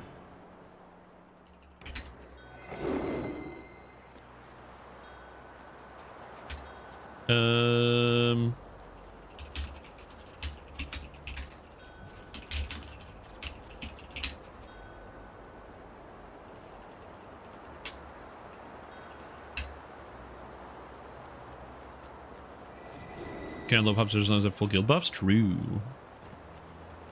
Yeah, remember this cat will attack. There's like, it's like an old story where there's a bunch of mice and they're trying to figure out how they're getting eaten by a cat. And so the mice are like, okay, how do we stop the cat from like eating all of us? Because the cat just sneaks up on them. And then one of the mice is like, okay, I have an idea. What if we put a bell on the cat? And then when the cat comes to attack us, you know, we'll know because it won't be able to sneak up because there's a bell on it. And the mice are like, that's a great idea, genius, because then we'll be able to hear it when it sneaks up. And then all the mice are like, okay, who wants to put the bell on the cat? And no one volunteers.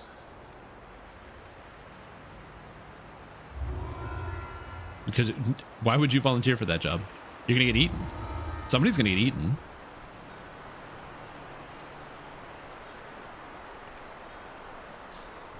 Woo.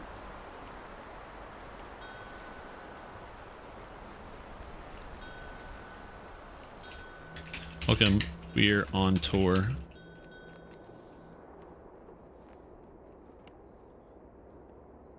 So it's kind of like the same analogy of like, oh, A giant lowers down at you from a high hey, ledge you know, left of the let's all just transfer to the servers and even out the population. Okay, you go first. Shouts. When you are prepared to It's not that people don't want this problem to be solved. It's that it's hard to tell somebody to like solve the problem initially. It's the same reason as to why like people don't do anything unless they're given a specific direction. It's why in an emergency scenario, so let's say something terrible happens and you have to call 911, there's like some medical emergency, you never, in TV shows they go, somebody call 911. Never do that. It's the worst idea ever. You know why? Because no one calls 911, because everybody assumes somebody else is going to do it. You don't say somebody call 911. You look to a specific bystander and you say, hey, you in the green shirt, your job is to call 911 right now. And that way every single person knows it's that person's job to do it. And then they will do it. All three of them joined at exactly the same time, these three players, so I'm assuming they're all playing together. So it's like the same thing here. You can't just be like, hey guys, let's all just transfer and even out the servers, because if you just say that, what's going to happen is no one's going to even out the servers. The solution is making it so that the high population servers function. If the high population servers function, then it doesn't matter. Don't give the mob the solve and be like, hey mob, solve this problem randomly. What about Reaper Autos box? Like an Autos box that gives you Reaper XP? That sounds like the worst idea I've ever heard. The reason why I say that is because like Reaper mode, the whole point of it initially was to add challenge to the game, to make like be like, oh yeah, the game is now like more challenging and there's something harder to do, and then Reaper XP is your reward for doing the challenge. So like having a box that gives you Reaper XP, so you literally, there's at that point there would be like there's no incentive to play the hard content. Like what's the point of even doing the hard content to get the Reaper XP? Yeah, unless it was like, unless the Reaper auto box was like you have to open it inside a Reaper quest and it spawns like 50 Doom Reapers and it instantly kills you, and it costs like 5,000 DDO points, and then after you die it just makes fun of you. Then sure.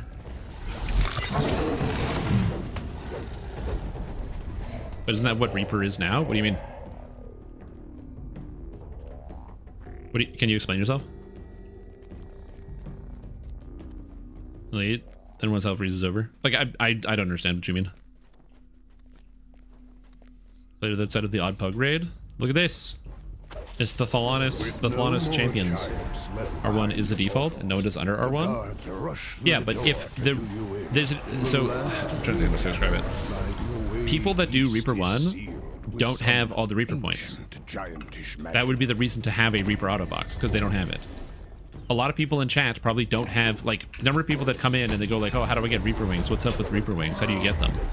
Because people don't have the points, because you don't get that from doing R1. If you do R1, you will at some point get Reaper wings, but it's going to take you a really, really, really long time. If you want to get Reaper wings, you got to either do slightly higher Reaper mode, which is very inefficient, or you get to endgame and you run Reaper, which is actually a lot harder, where the monsters can one-shot kill you all the time. Like, all of a sudden, everything starts one-shot killing you. So if there's an autos box that was like, hey, by the way, it just gives you 75 Reaper points for the box, then it absolutely does circumvent the difficult content.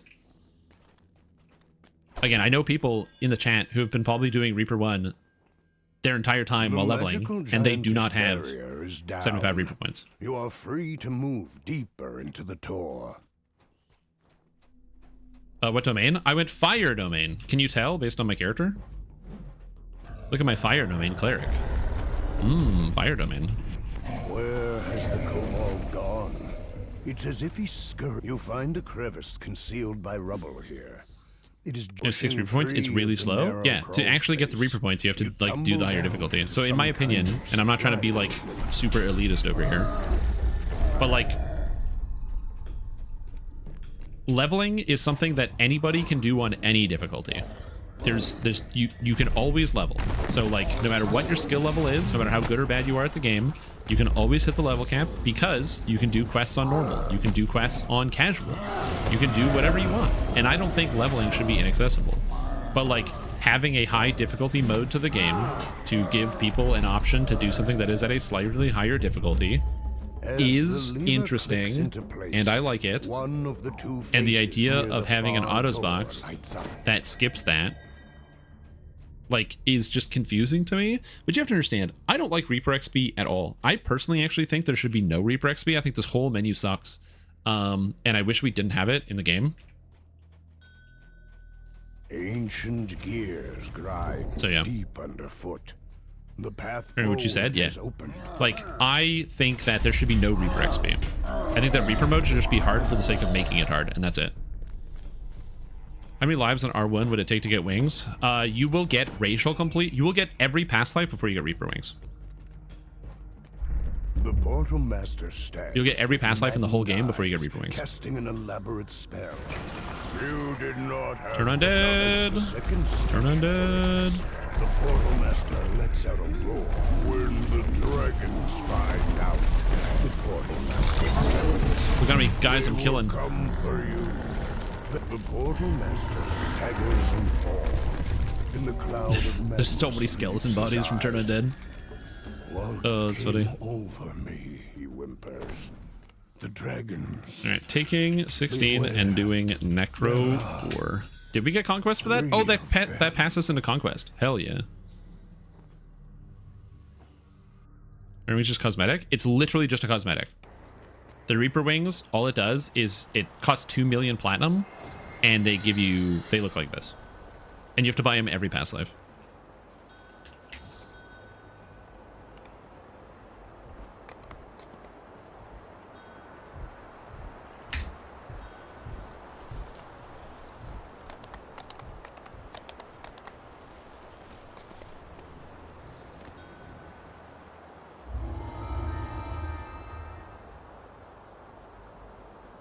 I didn't hand it to Craig. Whoops.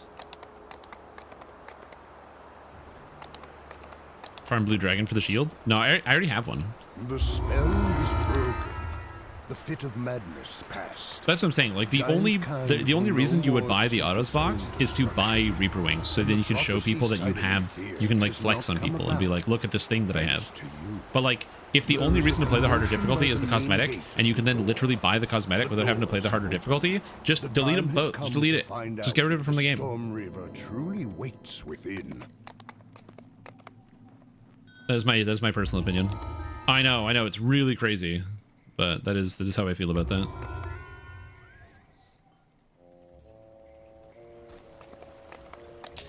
Oh yeah, absolutely. There's like nothing to spend platinum on in DDO. It's actually a very common DDO problem that we've had for years. Many years ago, I made a video which was like top like 5 things they need to change, and one of them was like platinum. We have nothing to do with platinum. There's like nothing to buy. There's nothing to do with it. You can't spend your platinum on anything interesting, and we still can't. It's still a current problem.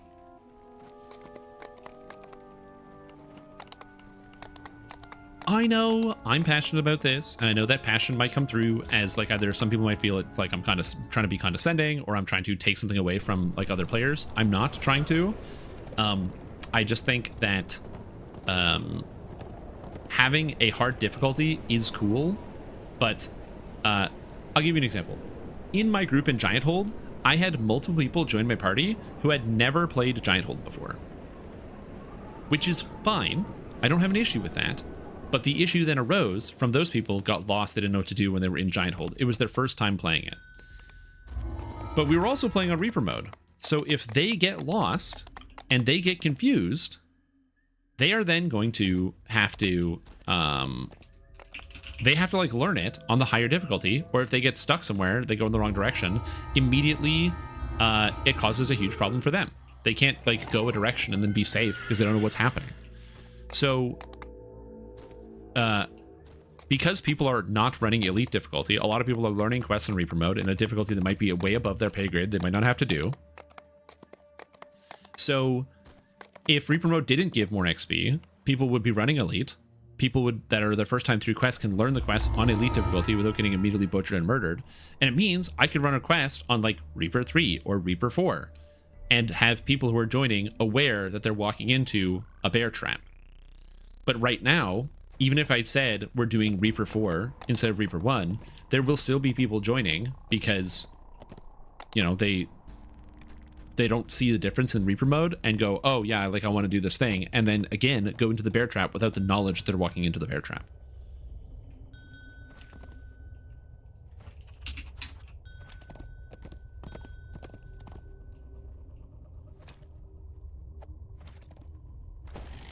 I would like to have a place for people who don't want to play Reaper mode be elite difficulty and make the experience from elite and Reaper be the same, which is move the elite XP up to the Reaper XP.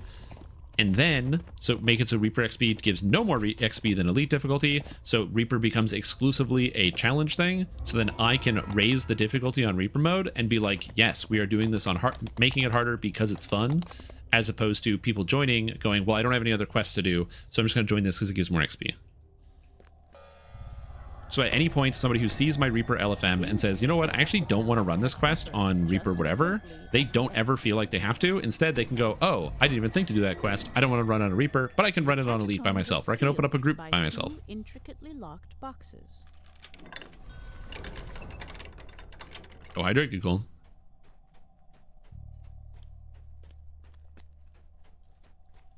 And you might be like, but isn't the idea there that you're going to like separate the player base into two camps? Yes, exactly. I do want to do that. I want to have people that want to engage in high difficulty engaging in high difficulty content, and I want people who don't want to engage in high difficulty content not feeling forced that they have to because there's no other choice. Yes. 100%. That is what I want. Fireship doesn't seem to be a problem yet. That's because I haven't fought the golems in Sharn that much.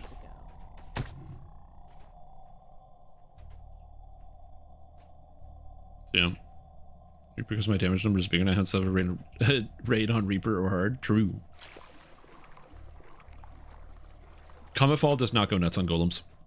Bro, when I get to the final quest in Sharn, where I have to fight 4 golems that have 10,000 life each, I don't want you to tell me that it goes crazy on those golems.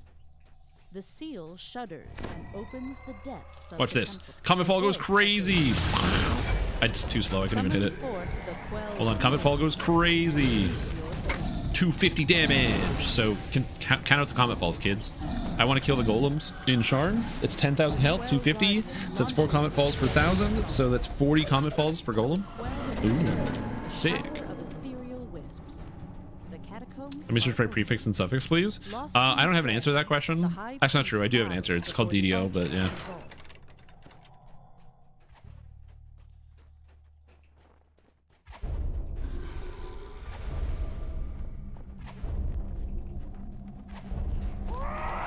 Viewers, 41 Cometfalls. True.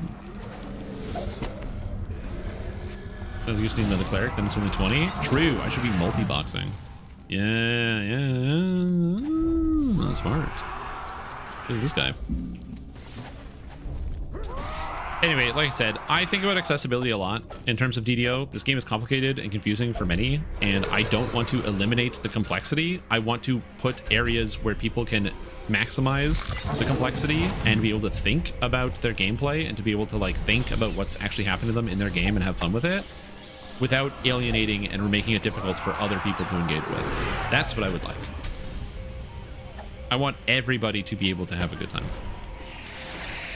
And I promise you that people who don't want to play on Reaper mode, realizing that the only LFMs around being Reaper mode does not make it more fun for them, and the people who are playing Reaper mode and want to turn up the Reaper difficulty, but have people joining their LFMs that are woefully unprepared, also don't find it fun that they have to like constantly run backwards to scrape people off the floor.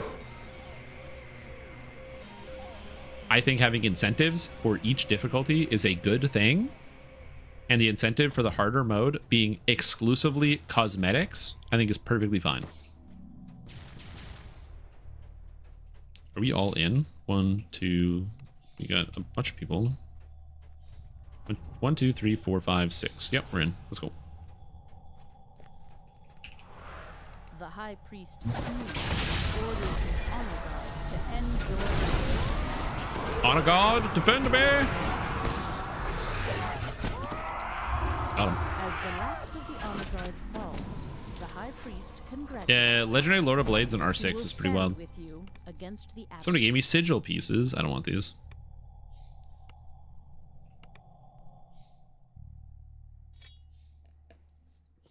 $100%. Like I said, I've always been against it. I understand why people Inferno. I understand why people really like the Reaper XP because it is a sense of progression. I get it. If the Reaper XP was changed, so you get rid of all of the stuff and it was just a menu of like, once you get to 10 Reaper points, you unlock a cosmetic, and then 20, you unlock a cosmetic, and it just goes down in a track, give me that.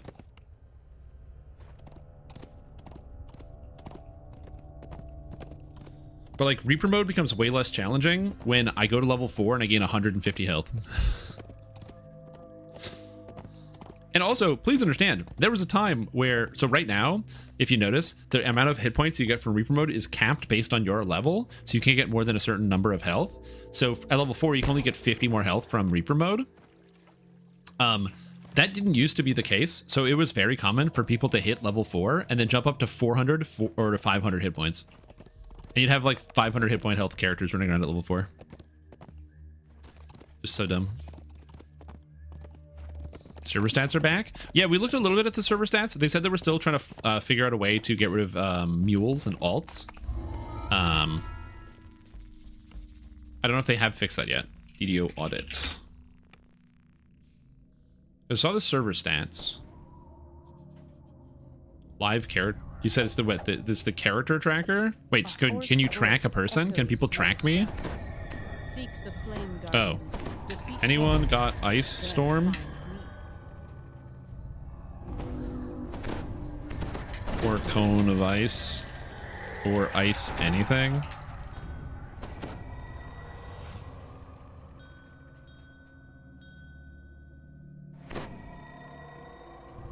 Sick. The Black Abbot's Okay, we got somebody. Cause I got Firestorm. We got an Ice Storm guy. Perfect.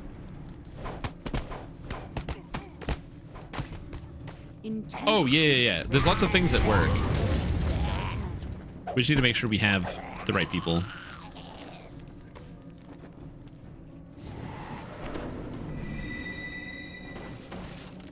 Let's go. Flames of damnation engulf this Gonna see your world. stuff. You have to register and verify that the tune is yours. Oh, so what does it do then? Like, does it track information? Like, I'm not sure how that works. Shows how long you spend on each quest. Oh, interesting. Interesting. Is there like a login section? Do I have to like check and verify my data? It's immune to light damage? That's crazy. The unofficial Discord to trust being tracked by a third party? Yeah, probably. The guardian goes as the flames do. Turn undead! Flares Oh, he's got Death Ward, whatever. Oh, I lack conviction. his undying I'm soul. disappointed. You know, the thing where you could raid instances for tracking timers? Yeah. Oh, register characters. Oh yeah, I have registered me, so I can see my characters.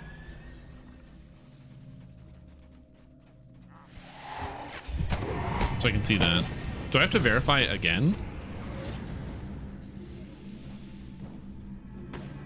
Sometime you'll need to log into Thrain, enter the following text in the 2-pad, and click the submit button. The withered plants somehow withstand the intense burning of the infernal flames. What is this? Hold on, I'm trying to figure out how to do this. So I go here, and I type in here as my comment. I submit. Page will automatically refresh. Do not refresh this page.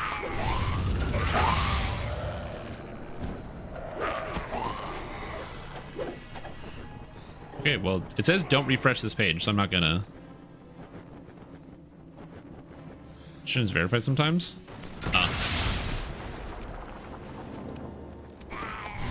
I meant to verify you have the character.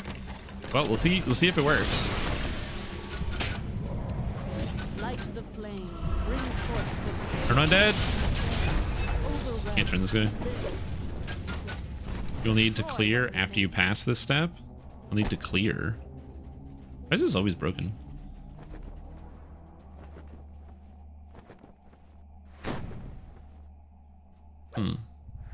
It looks like it's not doing anything.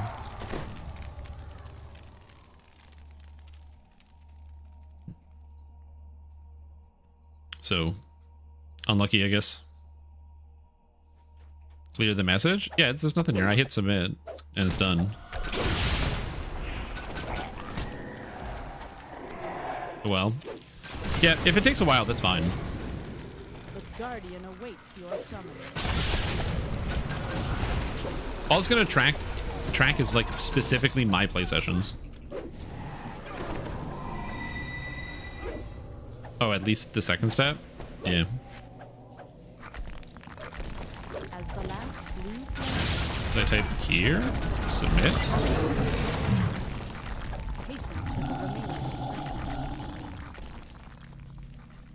But it is here. I did click submit. So we just wait. Are you sure no one will be? Maybe. Again, for me, I'm mostly just like curious as to how the system works. Trying to see if I can do it live. There could also be like a wide variety of people that are like signing up. So that could also be affecting it. Yeah, I'm just gonna go. Screw that. Oh, whoa, whoa, whoa, whoa, whoa, whoa, they lag. Yeah, it's just not working for me. Hey, I'll try it again later. I'll probably try it off stream, but it doesn't seem to be working right now.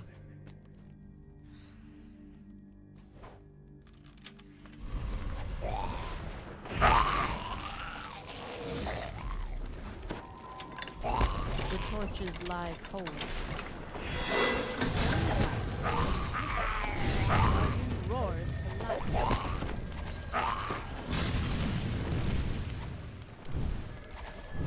The guardian is fallen, but his All right, soul and now presumably all those guys are gonna come here. in the inferno.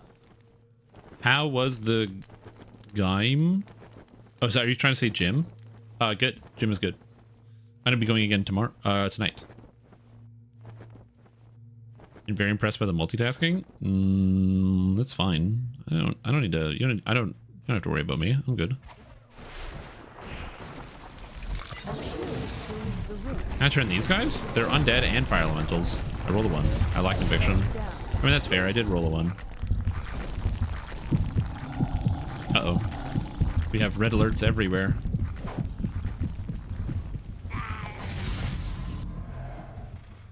So many red alerts.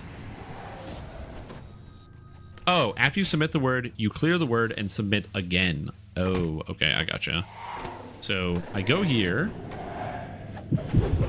I hit here. I submit, and then clear the word, submit again.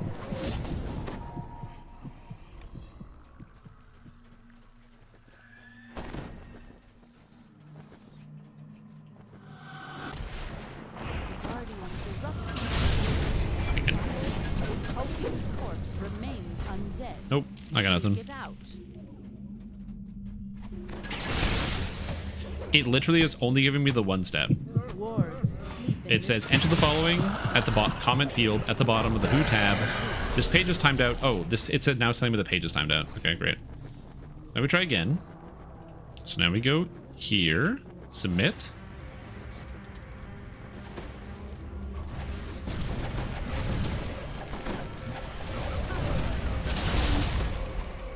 I'm gonna be honest, I don't see anything. I don't know what's going on. Also, we're on like purple alert. I don't even know where any of the dangerous monsters are. He will arise when the torches are darkened.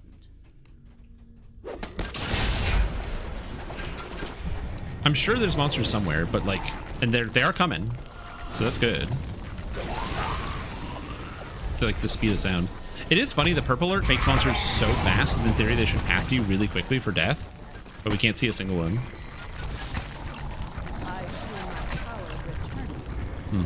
But one Yeah, I can't get it to work. ascends into flowing lava.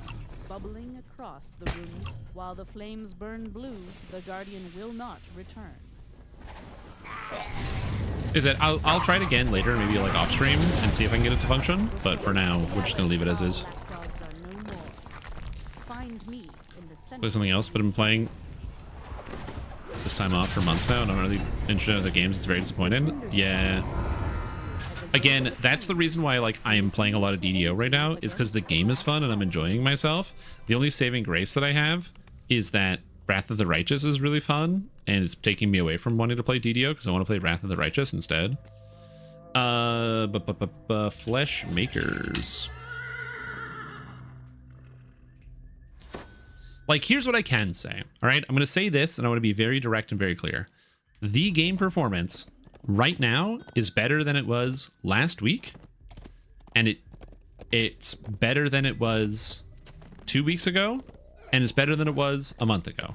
So SSG is chipping away at it. But chipping away is not the problem is solved.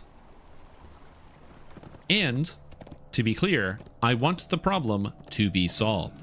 Some of you might be saying, well, but you know, lag issues are always going to crop up.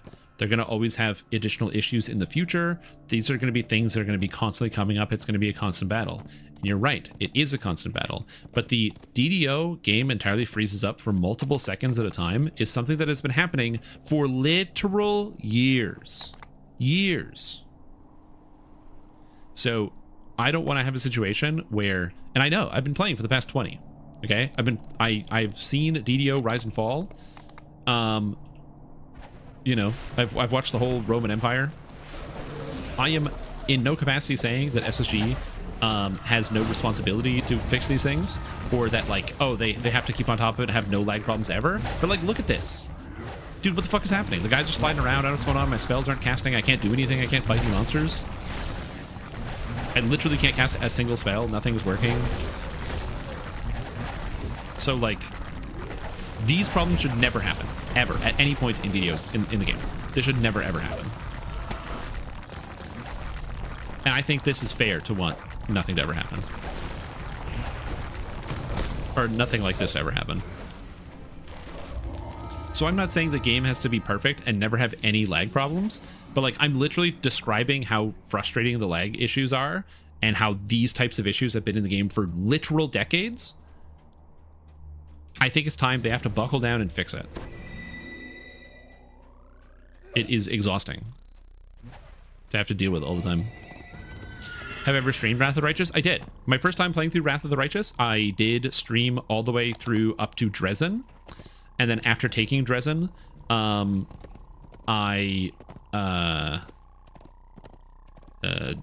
stopped streaming the game just because I found that I just wasn't, like, at the time I was trying to do like full-time live streaming as like a job. I'm still looking for a job right now, so I'm just currently unemployed. And then I can like stream on the evenings and weekends and stuff. But I was trying to do streaming as a full-time job, and I couldn't stream Wrath of the Righteous that much because my viewership went down. And so I was like, oh, well, I need my ad revenue, so I had to like stick with just DDO. That's the reason why like sometimes I'll just like I don't care about streaming my Lotro raids, or if I want to stream the Bazaar, I'm gonna do it. I don't really care about the ad revenue right now or like any of that, because again, I'm working on other things.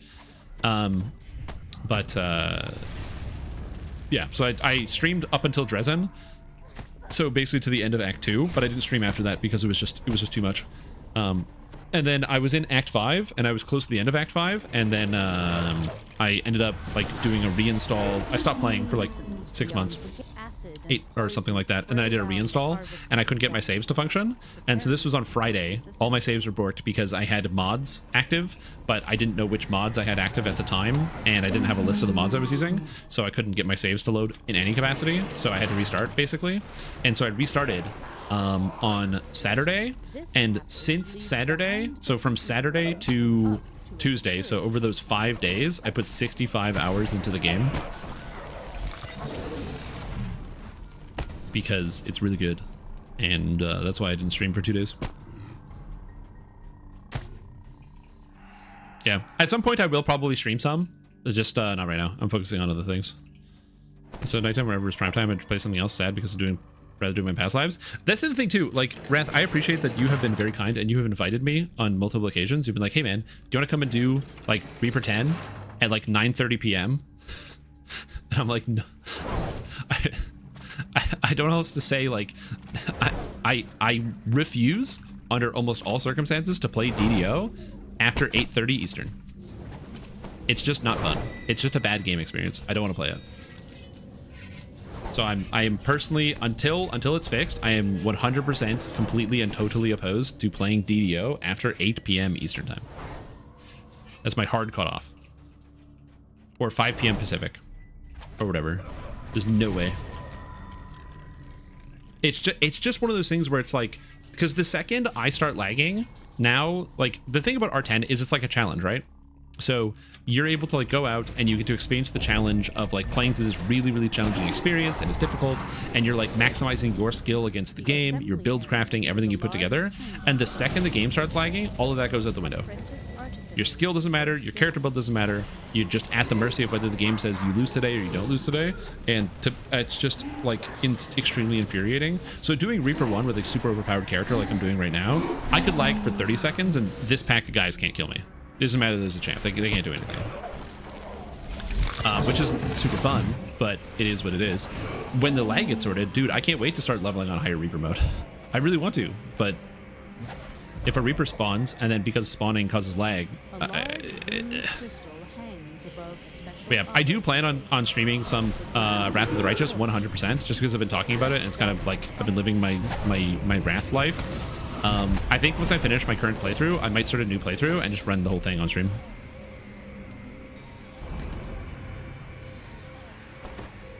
So, and just like sprint through it. I've been having a lot of fun. It's a good game.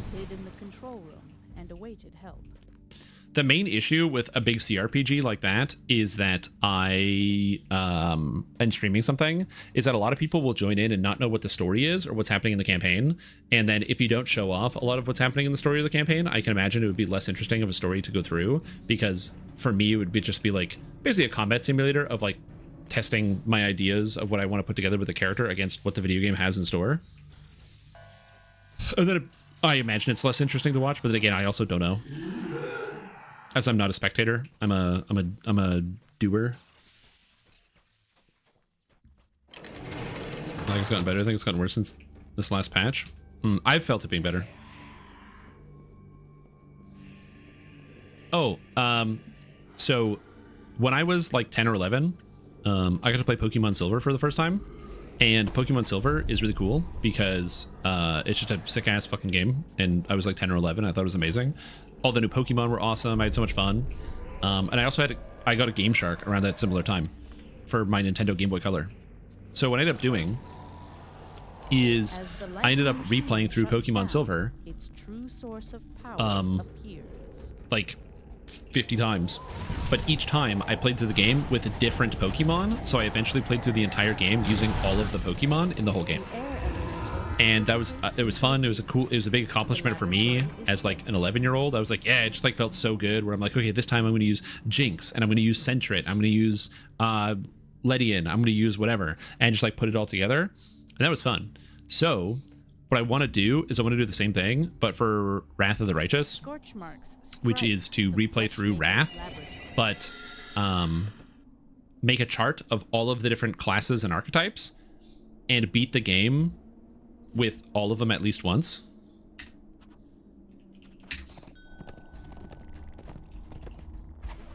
So that way I get to experience all of the characters and learn a lot about it, and just learn more about Pathfinder in general, which I think would be kind of fun.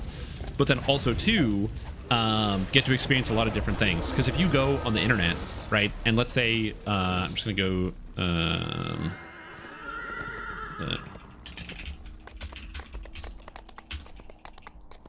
hold on. If I go, I'm just gonna pull something up here. If I like pick a class, so if I go Wrath of the Righteous, if I pick Elemental Rampager Druid, there is like a 99% chance that I will not find a single person making a build for Elemental Rampager Druid online. because everybody is going to be making builds for the other things like cleric. There's you can play regular cleric, you can play an angel fire apostate, you can play a crusader, you can play a demon bane priest, you can play a ecclesia thurge, you can play a herald caller, you can play a priest of balance, or a separatist. And if you look online, you will find some crusader cleric builds and some ecclesia thurge builds, and the rest of them don't even get a mention. Not a single person will mention any of these character classes. And so and the reason for that is some things are just, unfortunately, in that game better than others based on the state of the video game. Like Pathfinder Wrath of the Righteous, the whole point is you're like in an eternal war against an endless swarm of demons. So as a result, when you look at all the rangers that you can play, there is like...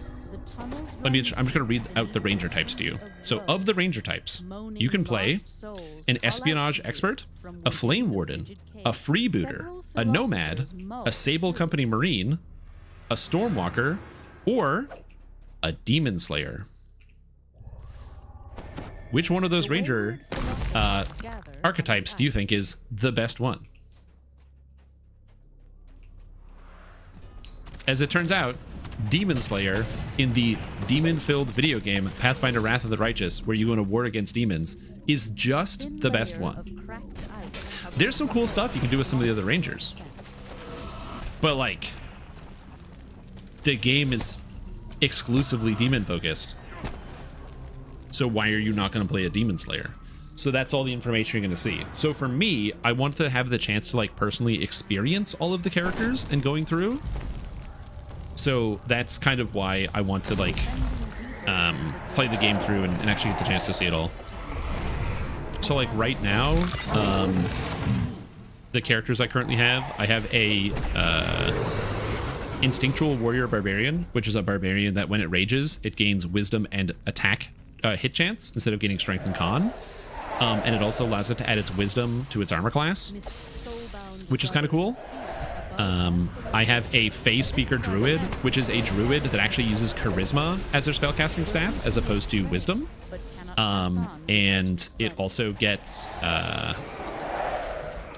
every other level you get to add a enchantment or illusion spell from the wizard or sorcerer spell list, but the big exception is that they're one level higher, so you can add Phantasmal Killer to your spell list, but it's a level 5 spell instead of a level 4 spell. So that one's like pretty cool. I have a Grenadier Alchemist, which is all about like, it's literally Alchemist from DDO, but in pen and paper. So I basically have multi-vial where I throw like 5 bombs in a turn, which is kind of sick. I have a Eldritch Font Arcanist. Arcanists are basically a half sorcerer, half wizard, so you need intelligence and charisma to cast your spells, and they prepare spells like a wizard, so you choose which spells to bring, but then you cast your spells like a sorcerer, and that you don't have to allocate them out. So a regular wizard, you have to be like, I'm bringing 2 fireballs and 1 lightning bolt and 1 haste and 1 displacement, whereas the Arcanist can just say, I'm bringing fireball, haste, displacement, and lightning bolt, and then just cast them willy-nilly whenever they feel like it, which is kind of cool. So it is interesting. It's kind of bad. It kind of just feels worse than playing as like a regular like sorcerer or wizard, but what are you gonna do? Then I have just a straight up paladin. Straight up paladin's been pretty fun so far. And then lastly, I have a Scald, which is kind of like a Scald is basically like a bard, but instead of inspiring courage to raise stats, they inspire a rage. So you activate Inspired Rage, and it forces all nearby allies to start raging, and they act as though they're raging. They get benefits as if they're raging, but it also turns off spellcasting. The Court Poet, what it does is instead of inspiring a rage, you actually inspire charisma and intelligence. So usually when the Scald uses their rage, it gives everybody strength and con, but instead it gives int and charisma. So I have my Court Poet who goes and buffs people's intelligence and charisma by 5 when I activate my Scald thing. And then I have all these intelligence and charisma based spellcasters in the party. Also, like the Paladin gets more charisma, which increases their saves and increases the power of their Smite Evil, and stuff like that. And so I was like, oh, it's like kind of cool. So for me, I put all of that together myself, and it was fun. And so like, I'm just having a good time. I'm not. I needed time to like learn about the game and learn different things. So yeah, I'm just having a good time.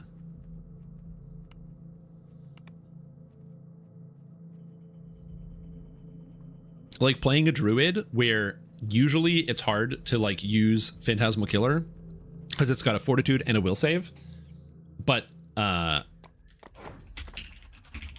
thanks team. It's usually hard to play like a an enchanter because or like an illusionist because everything has really high spell resistance and all the demons have really high saving throws, and you're oftentimes fighting monsters higher level than you. But my druid gets +4 or +5 charisma when my bard starts going, so my charisma goes up to like 36 or something stupid, on top of like all the other stats that I have. Then I have all of the spell penetration, so I can actually bypass all of their spell resistance. And then there's an ability you can get where if you perform a bluff check on a target, you can then lower their save against your next spell you cast. And usually, if I'm a druid, my bluff check is not going to work. But I'm a charisma-based druid, so my persuasion is massive. So I have a bunch of items that raise the persuasion, so I always land the bluff check, which reduces their saving throws by 2. And then I just go pop like this. And there's a quest you have to do where you have to fight like this big-ass dragon. And it's supposed to be really hard and really scary, but I just put everything on the druid, then I slam the dragon with the bluff, I hit it with the bluff, and then I go Phantasmal Killer and I just pop the dragon.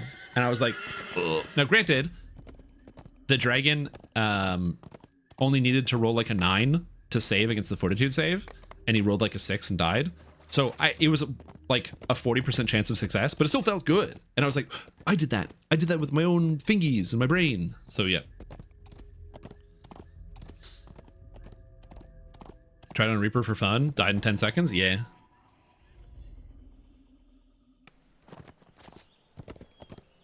Gonna do some of the thing, otherwise I always have Stealth Archer after a few hours gets overpowered. Yeah, 100%. That's the reason why, like, you can always play, like, the super busted thing. I actually made, like, a list of terms that I'm gonna use for my own personal playthrough of, like, what my rules are that I am gonna use for, like, when I play through the game. If I'm gonna, like, as I want to do this challenge, because Wrath is really fun and I'm enjoying it so far, is limiting to 1 mounted character, because mounted combat is really super ultra broken in Wrath of the Righteous. It's so good.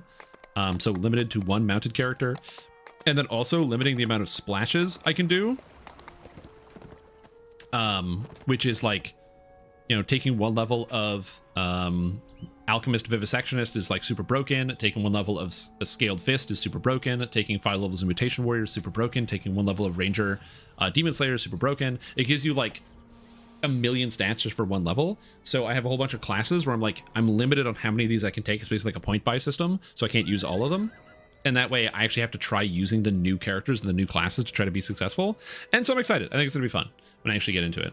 But speaking of fun and exciting, I am going to take a quick food break here. So I will be right back. I'm just gonna put this on here. It is not sous vide time. Quick food break. So which is good. You guys should do it too. Get up, stretch your legs, use the bathroom, eat a steak. I don't know. But I will be right back. Here's my character stats. Here's my character things. If you're curious about that, I gotta spend more points in the Divine Disciple tree. Anyway, I should return. No sous vide today? No, I didn't set up the sous vide. I know. I didn't set up the sous vide. I'm gonna do sous vide on the weekend. It's chicken today. But yeah. Anyway, I'll be right back. Enjoy yourself. I shall return shortly.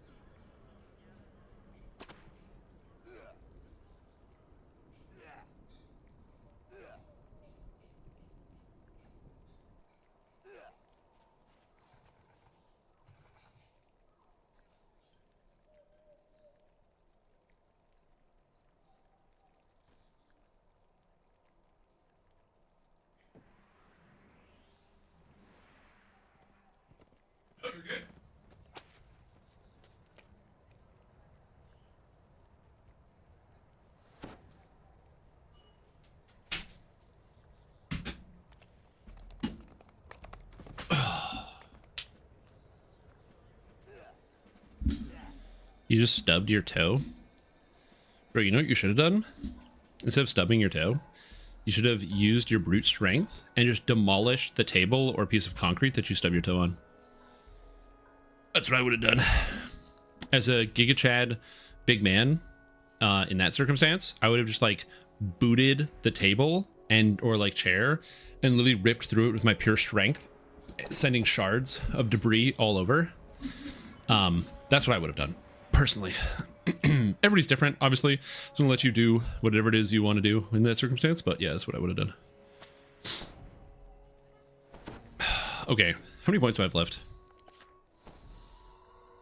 I have an extra 8 points, so I have 88 total.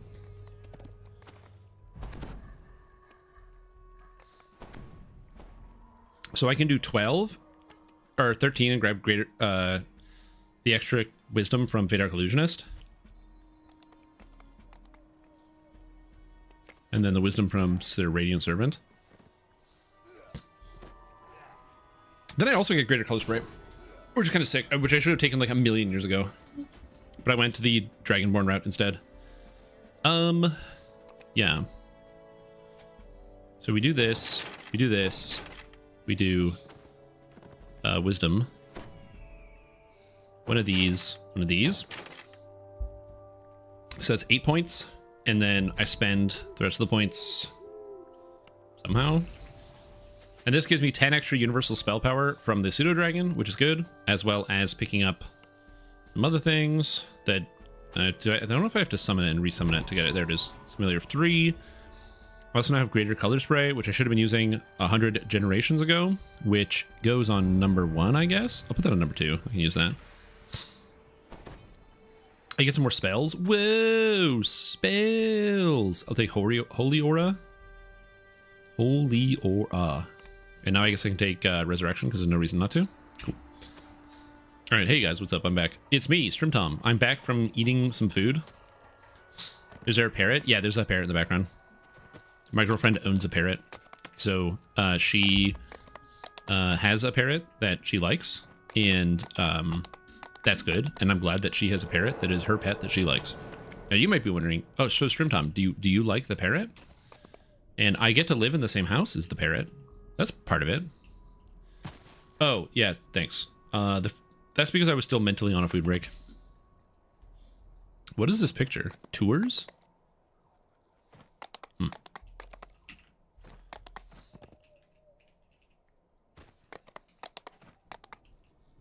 Yeah, mentally I'm still there.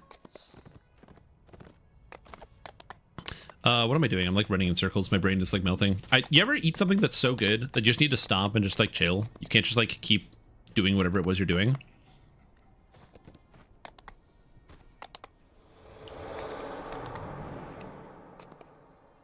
Mentally on a food break, yeah. Sometimes you just get hungry, you know? And you're just like, yeah, I want to do a thing. But you can't because you just ate. Right now for me, I'm just kind of like, I'm spacey. Multitude of Menace? Oh shit. I haven't done this quest in literally generations. Yeah, 100%, yeah. Like, I did this like chicken stir fry. We're on Tavern Brawl. Okay. I did this like chicken stir fry and it was just delicious. It was so good. And now I'm sitting here and I'm like, oh, man, I don't want to go back to work. I want to just like space out and enjoy it. The Silver Flame are looking into cult activity in the area. Your help would be greatly appreciated. Sometimes you just gotta chill on my way. Tavern Brawl is a really fast quest, so I hope I make it in before it's over. So also, I'm not 100% certain what I'm gonna do. I think I'm gonna do a second Cleric Life back to back to test out Magic Domain, but I haven't entirely decided that. I'm kind of like, I'm on the fence. Or the Archons. Portable Hole Patron, this guy.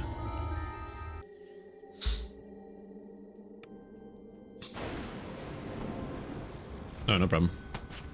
Someone finish the quest? I don't really care. I was running over.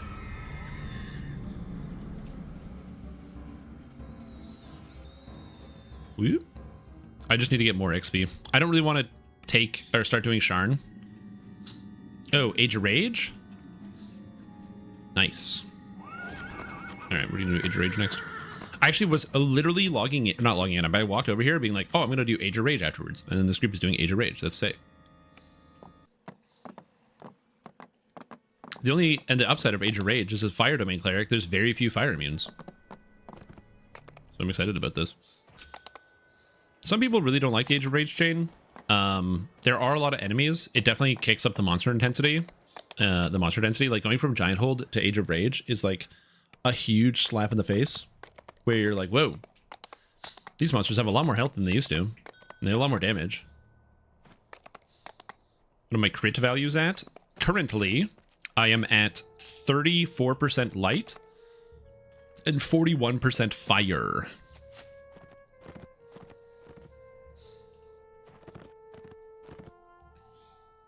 The light crit is high because I get the extra crit from Resplendent Fury for an extra 9%. And the fire crit is high because I have 9% fire crit from energy criticals, as well as the extra 8% from a fire crit here. I'll eventually take it up here as well, but I'm just not there yet.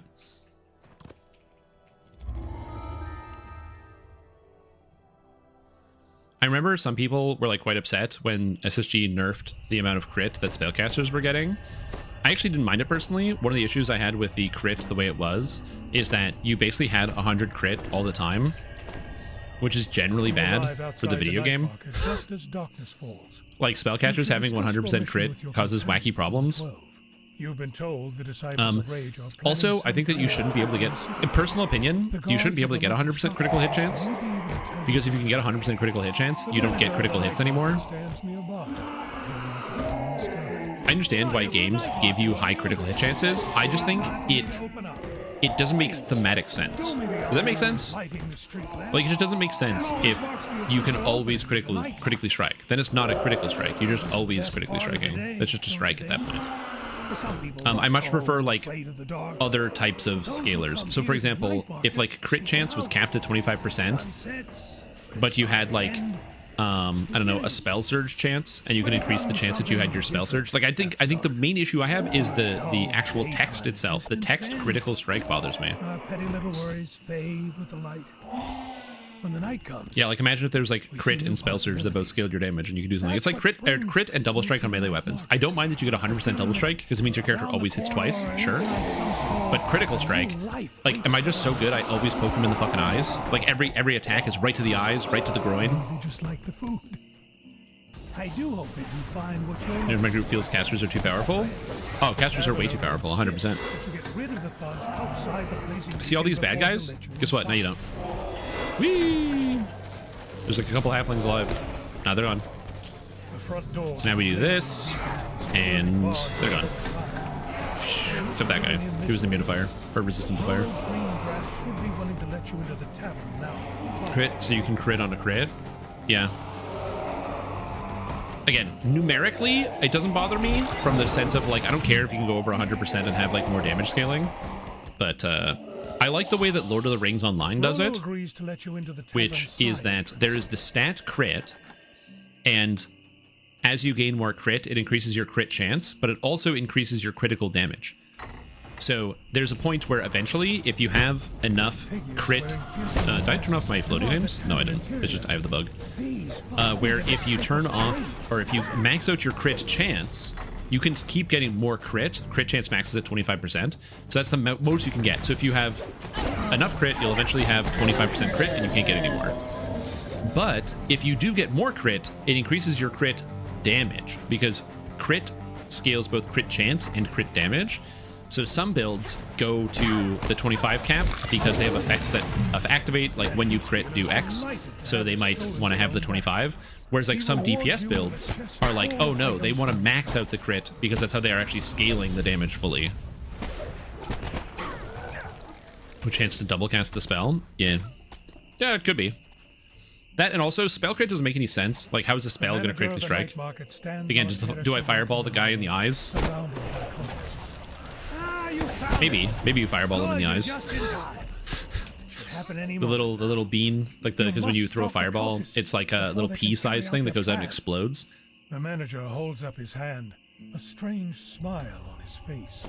Wait, Do you really have no idea? Oh, so look at those cleric You think saves. we Oh, are the baby. ones behind 52, this? 46, 58. The disciples of rage welcome what's coming, but What the hell is it's this? not our doing. We are merely here to celebrate the end. Hold on. What is happening? To your amazement, the beacon die. is always shown over the harbor flickers and goes out. The light that protected this city from Judge spells actually do have crit rolls. That's because The you curse roll that to destroyed attack. the giants has Because you have to returned. aim the You attack. hear the cries of an angry mob in the distance. So you can crit with any type of touch, whether it's melee touch or range touch, because you are physically aiming the thing to hit the person. So like at that point, the Scorching Ray does hit somebody literally in the eye and you burn their eyes. I'm going to use the eyes because like the eyes are an obvious critical strike spot. And screaming crowds echo from the streets nearby. You will need to alert the Stormreach guard. So if you shocking grasp somebody right in the eyes, Ones who can end the riots. Mindful, which would be really, really painful. It sounds horrible, but anyway. the enraged residents in and around the restaurant. Blindness.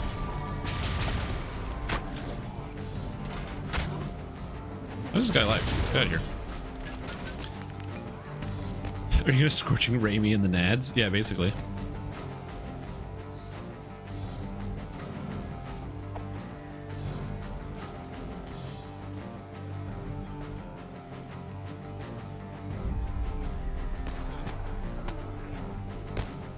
Like all these people just beat each other up. It's great.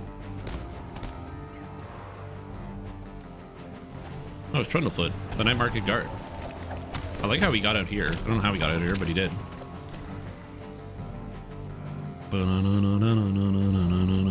Yeah, it's just that infinite loop. It's that not thrash. The invasion music. The guard on duty seems to be suffering from the same madness that afflicted Droam people in the invasion night song. market. Quick, ring the bell to summon the guards inside. It is pretty monotonous, I will agree. The doors fly open and guards rush out. For a moment, you're sure you've found help. But then you notice the fury in their eyes and the anger in their voices. All right. You know what? In this quest, Firestorm was giving people the business. Dude, everything was just grouped up in a big ball. So I could just go like again and hit him and hit him and hit him and hit him. And warn them of this disaster. Big fan. That was awesome. I'm going to turn on some music. I haven't been listening to music a lot. I will say I have not been listening to music nearly as often. I've been kind of just enjoying a lot of the video game music. This has been more of a subject to the fact that I have been like playing a lot of different video games. Because DDO has been laggy, it's been good to just enjoy other games for a little while. And so I've been just experiencing a lot of like new music and new things. And then I come back to DDO and I forget that DDO's music is not bad, but most of the time it's just like ambient droning is a good way to think about it. Especially the early DDO music is kind of just like nothing, which is good. It's meant to focus on like the action. It's not meant to have this like constantly pulsating music you should be doing all the time. And there's some thematic elements I like about DDO's music. Feywild, in my eyes, is definitely a standout of like great music. It's very thematic. The big like bombastic trumpets and stuff in different sections, and or like the brass that's coming through all the time. Versus sometimes you just have those like little sort of mischievous like harp or like violin plucking that's kind of going on. Filled with madness and rage. The last of the cursed rioters and porters have been pacified. With blindness in these quests? Yeah. Coming from the alleyway. Haberdasher says that he knows Why you the hater soul of on the a dream? No, I'm not hating on any dreams. The disciples of rage urge the crowd inside the plaza to commit greater and greater acts of madness. As you approach, you spot several cultists dashing into the alley to the Now we just chill. Unfortunately, there's no undead to turn in these quests, so I will have to relog to fix my my visuals because I can't see the health bars of monsters. I don't know why I've been getting that bug a lot on specifically this character. This is like the third time I've had it happen to this character, and I'm like, why? Also, at some point, I will probably like calm myself down and try to run that Kobold and Sahagin quest. Because I want to see what's in that cool secret super ending. But this time I'm not going to lose my temper. Oh yeah, I don't like the Droam quests just because I find that they're kind of boring. Like a lot of DDO quests are kind of just like big monster hunts with very little nuance, or like not even nuance, but just different change of scenery. And the Drowan quests are kind of like the biggest offender of that. The first quest you have is literally like you walk somewhere to talk to a guy, killing stuff along the way, then you have to walk back to the beginning of the quest, then you have to walk back to the end of the quest. Like, I'm not inspired.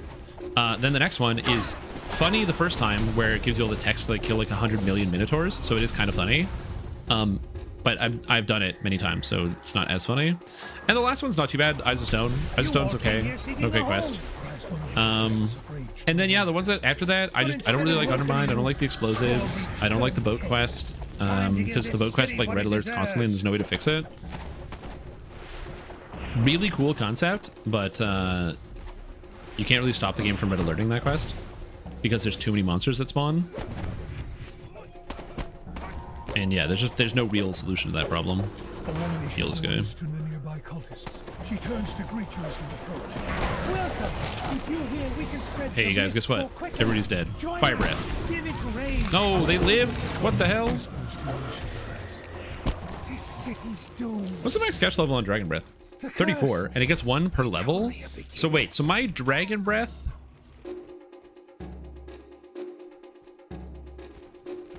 Is DC 39. Is this affected by Ichthonors?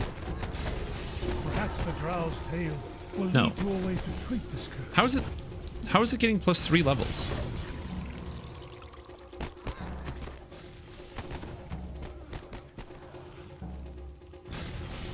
I get 2 from Red Knowledge. Huh. I'm getting an extra cash level and I don't know where from. Oh, acceptance. Wait a minute. I'm 16. Plus 2? Oh, plus 1. I'm stupid. I'm stupid. I'm dumb. I am dumb. I can't read. Okay, we're good. We're good. The answer is that the power and breath thing only gives plus, or the Draconic Knowledge gives plus 1 to regular cash level and plus 2 to max. It is completely correct.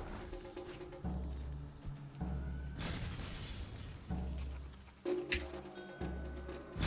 last of the enraged rioters in the plaza has been subdued.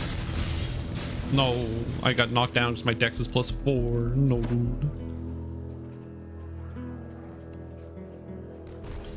Like, yeah, I would like to see Droam as an area in the game. I think that would be kind of cool. Like, I wouldn't mind going to Droam, but I just don't like Droam on its own. I like the actual quest line the way it's been implemented in DDO.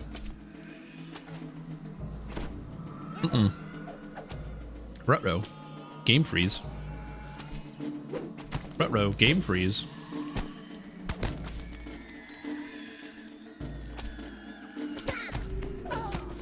Okie dokie, dude. What the heck is happening?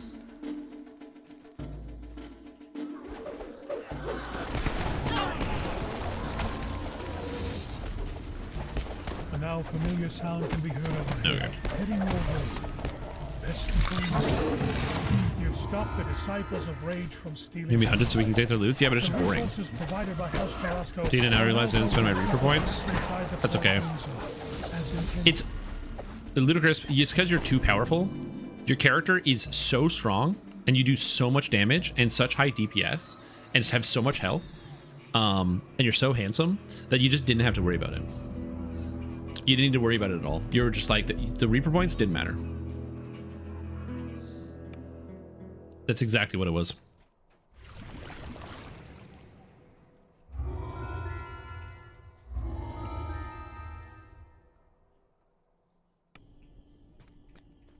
The wind changes, and a sudden whiff. of Longer if I didn't get a Reaper level up. Oh yeah, you probably saw the Reaper point thing go, and then you're like, oh shit, I have another point I can spend.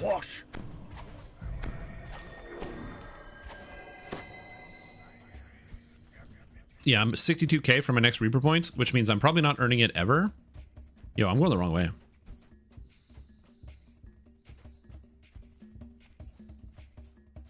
But the undead race and didn't do anything to improve the state of negative energy as damage type. Meanwhile, Dragonborn exists. Yeah. I think that if there was an effect in Dark Apostate that was cursed enemies could be affected by negative energy. Dark Apostate would be so much better. But alas, that is not the world that we live in. Hey, somebody attacking me? Get the hell out of here, Stormreach Citizen. Away with thee, Stormreach Citizen. To the Shadow Realm with thee. I probably shouldn't say the cleric is banishing people to the Shadow Realm, considering, you know, Holy Priest and all that, but what are you gonna do? The Mother Scorpion fought valiantly to defend its last remaining child, which promptly skitters away. You take the stinger, reflecting on the deep respect the Valkyrie Drow have for these creatures. Apparently the Scorpion is dead. Courage. Feed options to strip immunities. The curses would have been perfect for it even. Again, I think that there shouldn't be some classes that can do it and some classes that can't in an MMORPG. There's no trade-off. It's not like classes that can't strip immunities do more damage. The classes that have immunity strip are also the strongest classes in the game. Like, take away immunity stripping from Sorcerer, okay, and it still does more spell damage than the other classes. So it's not like, oh, you know, wizards don't get immunity strip, but they get more damage. No, sorcerers literally have double the cast speed and half the cooldown.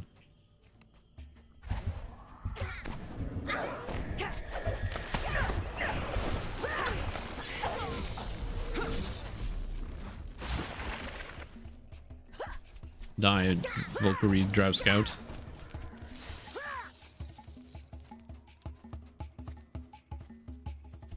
Isn't Braun Pitt supposed to be here? What's happening? Is there like a monster we didn't kill somewhere? There's like nothing at Braun Pitt's tent. Oh, there he is. Just wasn't showing up.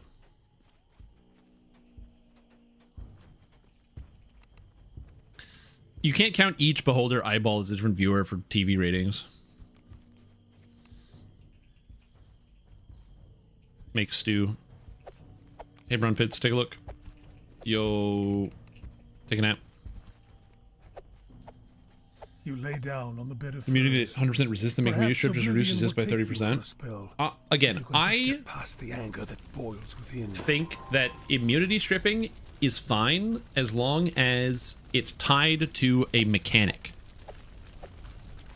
So, Alchemist, Biochemist, the way that they strip immunity is you either have to hit them with the Poison Strike, a melee attack, or you cast the Acid Spray, which covers them in like a poison mist that strips their poison immunity. You have a conditional poison immunity strip. I think that the way that the Bombardier, which is cast spell, do damage, is a bit of a problem. By the forge, the fire giant stammers as he stares at you in disbelief. What are you doing? So that is my problem. That's how I would solve it. Thank you for coming to my TED Talk. Turn undead.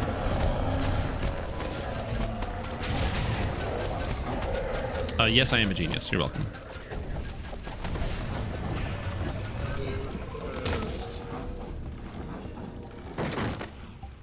Here you go.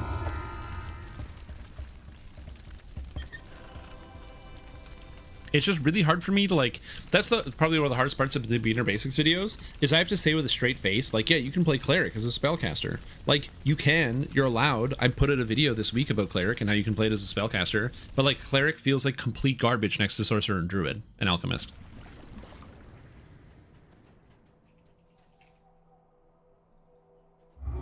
It's just like feels bizarre to like even like recommend with my words to be like, yeah, you should play cleric. I can't tell anyone to play cleric. I can't even look at you and tell you guys I'm having like fun playing cleric, because cleric it's fine. It's fine. I'm not out here saying like cleric bad. I'm not saying cleric bad, but like it's fine. You found a way inside the building that's said to house the headquarters. So yeah, it's just a bit of a problem that I think that is something that they will need to address at some point. But like, I'm gonna be honest, you guys. I've said it before, and I will say it again. As long as we keep getting new DDO content, it is what it is. You're under attack. Beyond the hidden doorway, Yeah, I'm trying to Sonic Blast clerics. That's correct. Nerf cleric. It's too good. They like a support class like Bard. There's a massive So headache sets in. the problem with that argument Restless and agitated. is that if cleric is a support class like bard, why do they have a tree that's about being a magic Courses through your DPS? head, and your vision Just get rid of it. A burning rage overtakes Like, I think it's not good to support something in a game a little bit, but not give it enough support to the point where it just feels good to play. That's my personal opinion. Like, it's not fair to say, like, obviously cleric is working, I'm playing it just fine, but like, it's just, I think that the pain subsides. it is not good game design to leave noob traps in the game. That is my personal opinion. I think noob traps are bad, and I think that it's okay for some abilities to have low-level scaling, right? So, as an example, Searing Light, the spell-like ability, is really good while leveling, but it is not good at the endgame. So you want to use this during the leveling process, which I'm currently using, but then once you get up to the level cap, you're probably going to get rid of it because you don't need it anymore. I'm okay with that. I'm okay with abilities having a use at some point, but not having a use in other places. I'm okay with this. This is fine. But again, when it comes to stuff like noob traps, I'm like saying stuff like Artificer Caster is really cool, but why would you ever play an Artificer Caster when Alchemist is just strictly better? It's also intelligence-based, it gets better healing, it gets more damage, it casts more spells. It literally just does everything that an Artificer Caster would ever want to do better. There's nothing that an Artificer Caster can do that an Alchemist can't do. Yet before you can congratulate yourself on So at that point, why do we even have an Artificer the burning Caster? tome emits an intense pulse of arcane energy. The destruction of the book. That's my issue.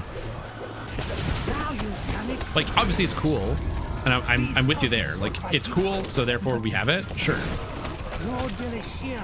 But like, I think that in a video game, it is not a big ask for the developers to give reasons as to why somebody to just like want to try doing one thing versus another thing, right?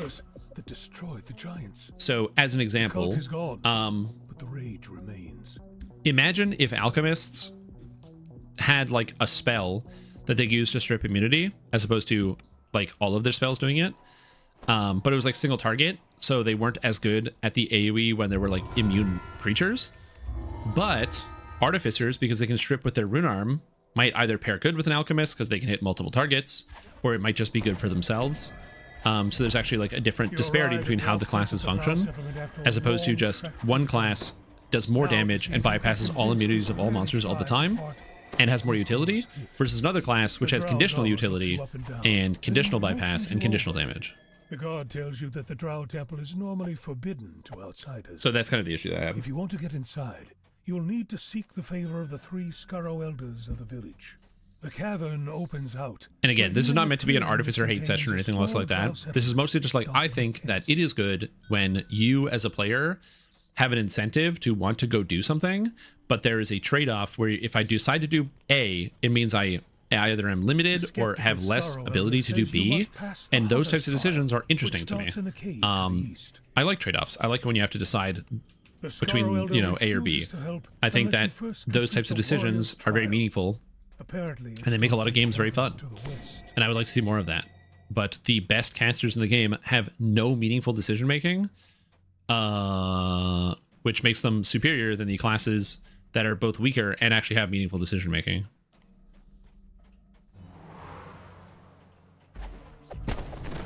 It's just a difference in design philosophy. That's all it is. Oh god, I'm blind. Condition bonuses versus undead or evil? Yeah, that could be good. And Artificer is not a full caster. Artificers are half casters. You could also make the argument that Artificers, or like, well, so are Alchemists. Alchemists are also half casters. But the big difference there is that Alchemists get Multi-Vial, which is arguably the strongest spell in Heroics and Epics.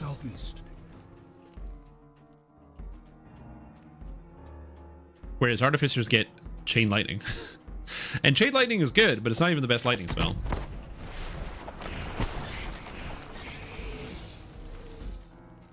not out here, you know, trying to say chain lightning bad, okay? I like chain lightning. Also looks cool, has good sound. The ground rumbles, and an Umber Hulk bursts Umber Hulk. through the cave floor.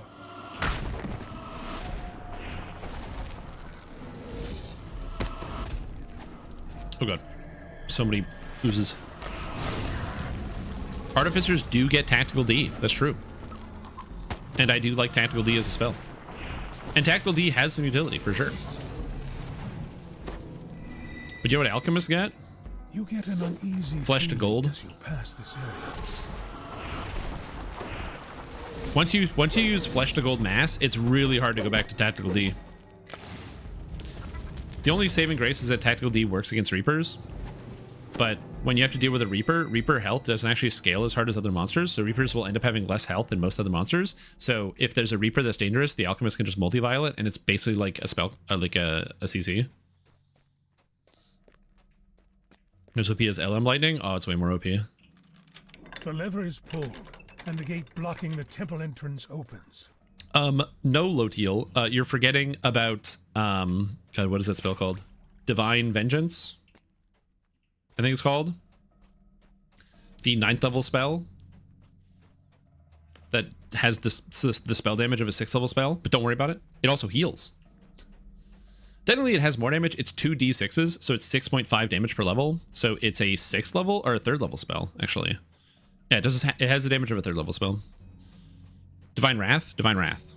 Divine Wrath? You hear an eerie chittering sound. I don't know. I don't take it. This sucks. It's the one that like does healing and damage at the same time. If Divine Wrath was a d6 plus 9 damage, it would be so much better.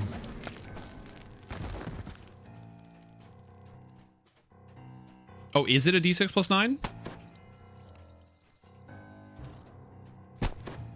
Hold on. Hold. If I'm wrong, I'm willing to admit that I'm wrong and I haven't played enough Cleric. So, but I need to look this up. Because I trust my brain, but I don't trust enough not to check. Divine Wrath. It is a d6 plus 9 now. Huh, I was wrong. You know what? I have to test it out.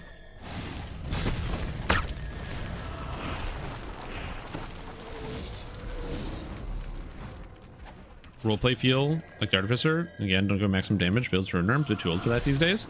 Oh, 100%. And I'm also not trying to make the claim. Like, I'm not trying to chase the dragon of, like, oh, you know, this build is too good, so this build needs to be nerfed to make this other build good, and whatever. Because those types of arguments of, like, you know, everything should be in some type of perfect balance or harmony, like, it's just an endless battle. Because at some point, there's always going to be one thing that is the best. So I don't personally see the value in trying to make everything be, like, always balanced all the time. Numbers wise, I don't mind that Alchemist is more damage than Artificer or something else like that. It's, for me, it's just when you think about the conception of, like, not just damage, but we look at just the overall utility of some characters, and especially when it comes to, like, immunity bypass in Dungeons & Dragons Online. I don't think immunity bypass is good in general, because I think it's cool that, like, one of the benefits of clerics and favorite souls is, like, light damage is hard to resist. So even though the spells are kind of worse, they're still more viable than, like, a fire spell, which has a lot of resistances to it. So a fire spell might do more damage. So again, there's meaningful decision making, but all of that goes straight out the window when you can ignore all the immunities and just do whatever you want. And so for me, it's more of just like a design question of, like, what direction do you want spellcasters to go? And for me personally, I like the fact that, like, one of the best parts about playing a spellcaster in pen and paper, and a wizard especially, is that if you're playing as a wizard, you get to pick your spells whenever you go on an adventure. So, like, I've always been a big sorcerer guy, but I've played with people who are, like, wizard people, and they're like, oh, for today, I'm packing water breathing because we're going to go on a adventure with water, you know? I'm going to pack this spell because I think it's going to be useful. I'm going to pack this spell because I think it's useful. And I appreciate that that's, like, a cool option when it comes to wizards, the optionality and choosing what your spells are. And I feel like that is, having those types of trade-offs is kind of interesting. But that decision making becomes a lot less interesting when third the elder penalty of a sorcerer grants is you you his favor. have fewer spells to choose from, so you might get boned when your limited spell selection runs up against something you can't deal with. If I'm a sorcerer and I pick all fire spells, and then I run into a fire immune creature, there's no penalty for running into all fire immune creatures. You Who have cares? earned the Because favor you of the first elder. just like You you just have blow found them up. favor with the second elder. You just bypass fire You've immunity and earned call the it a day. favor of the village So elders the wizard and still convinced the guard doesn't to have the same open power way level to as the Volkur's sorcerer, temple. but It the lies to advantage the of them being able to southwest pick of all the of their village. spells really doesn't matter because the entire secondary obstacle was gotten rid of. So like for me, that's what I think of smell of smoke the fills issue the air. is it's less so that I think that some things are like powered, overpowered, or like everything needs to be the same power level, but like over time the game has developed in such a way to effectively make it more accessible, which I don't think is a bad thing. Like making the game more accessible to more people and without getting rid of some of that like learning curve is fine. But when it comes to like the class identity of like wizard versus sorcerer, where sorcerer's more limited on their spell selection versus wizard can kind of be more open-ended. You can currently play an open-ended wizard. Archmage wizard is actually quite good, even in the end game, having access to multiple schools, and has a lot of cool utility that you can do with it. But it just doesn't make sense that all of that is obviously unnecessary when you can just sort your way through it and instantly blow up everything and delete every monster in the entire video game in a couple hits. Dangerous pulses of Zorian energy drift through the temple chamber. Just slap +5 to 100 DCs in wizard. Again, A barrier of this is, solid and that's light just my total issue with the immunity thing. Is it's just I like the drawbacks, I like the trade-offs, I like when there's meaningful decision making, You are now free to and claim your powers. A trinket for the I think madness it's of difficult. crowds. I think that again the expression is like, you know, the genie's already out of the box, the cat's out of the bag. We can't put the genie back in the box or genie back in the bottle. It's impossible at this point. People like their immunity bypass, so that's why I'm like, just give all the classes a way to bypass immunities on their spellcasting. You know, alchemists and druid players are going to be happy if you take it away from them. Just give it to everybody. We don't need to buff all the damage. I may just get Acid Well for 12 seconds. But the Divine Wrath heals. That's the thing.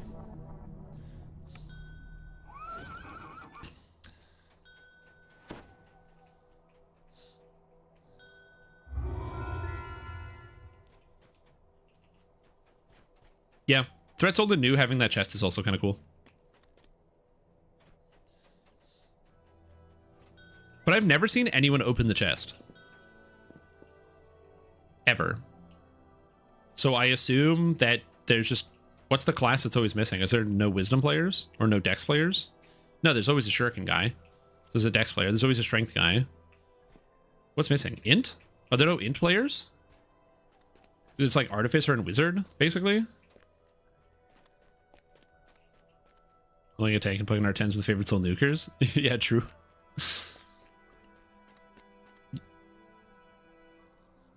No, you have the tank in the raid. The tank's gonna have 80 constitution.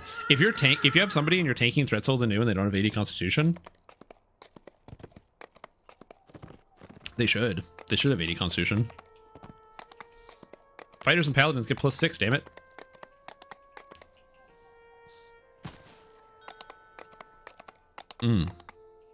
Int essentially, last time we tried with the Ardian Wizard group, they didn't have the required ability score. That makes sense, yeah.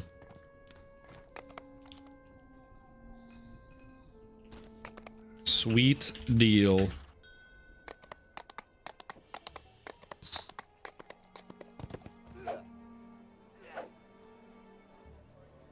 Do you stance on buff weapons? I don't feel like making everything a 16 times 24. Don't worry, SSG doesn't either. That's why they haven't done that.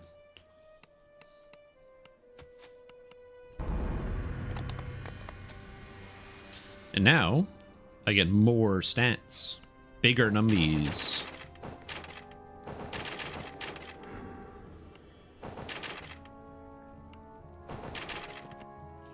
Now we go spells. 9th level spells. Looks like I get a 6th level spell. Create undead. Whatever, I don't care. And now I have access to Celestial Bombardment and Divine Wrath. Celestial Bombardment is the hardest hitting cleric spell. It is also a fire spell, which is convenient. So I like that. And this does a 3d6 plus 27. So it's quite good. Oh, well, it says a d6 plus 9 split into 3 hits, but it's not. It does the full damage every time. It's really dumb. And then Divine Wrath, which is way worse. Which I'll put here, I guess. Let's just play two-handed fighter. It is fun to play two-handed fighter.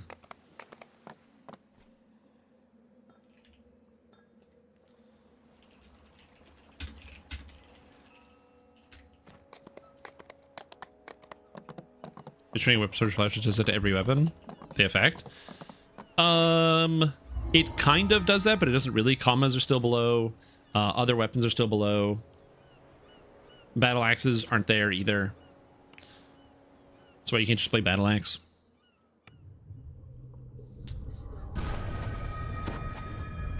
You appear underwater, encased in a magical bubble of air. All right, we're gonna do some science here. A warforged waves you over. No doubt she's one of the crew sent to salvage the ship's cargo. Also, look at this. Wait, hold on. Oh, 51, 47, 57. A crab. All right, so against crab, Divine Wrath. 837 versus Sunbeam. How is Sunbeam doing more damage? I don't understand. It's supposed to do less damage. Are you sure it's a D6 plus 9?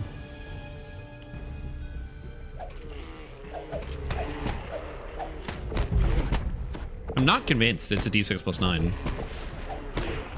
Especially since it does the same damage as Firestorm, which is a D6 plus 8, but reduced by a lot because we're underwater. Although I guess it's cash level 21 versus cash level 18.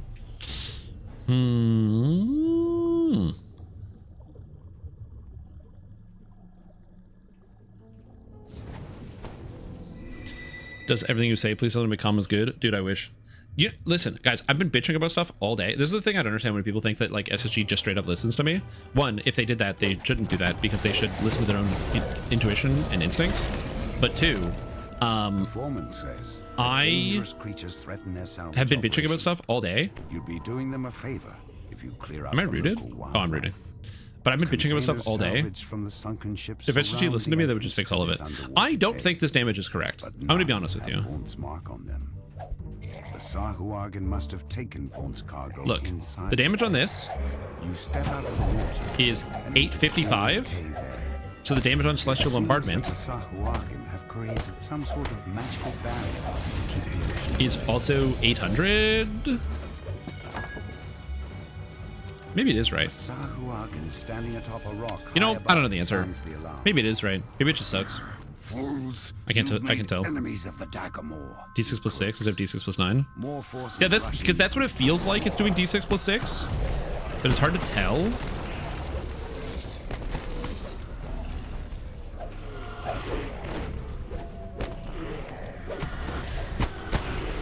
Oh, the spell power is the same. Yeah, they're basically the same. Oh my god, the damage on Celestial Bombardment is so good.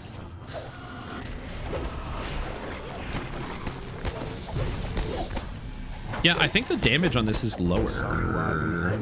That's doing 800. So hold on, let's test Sunbeam. Sunbeam is literally a D6 plus 7.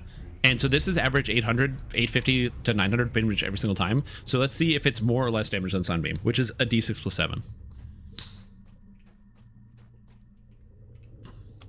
And Sunbeam is doing as a crit. I crit a lot, so that's a crit. Fuck. Sunbeam 600. Okay, maybe it is doing the right damage. Man, that's crazy.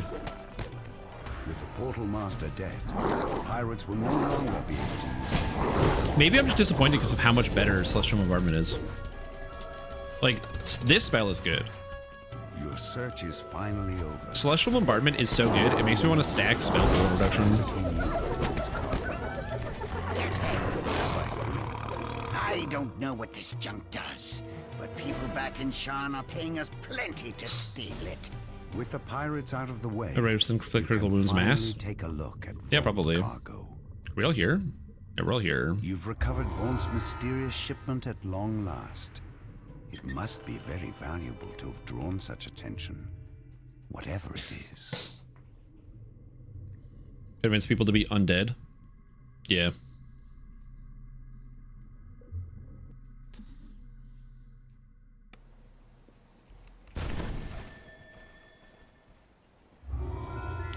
Let's go.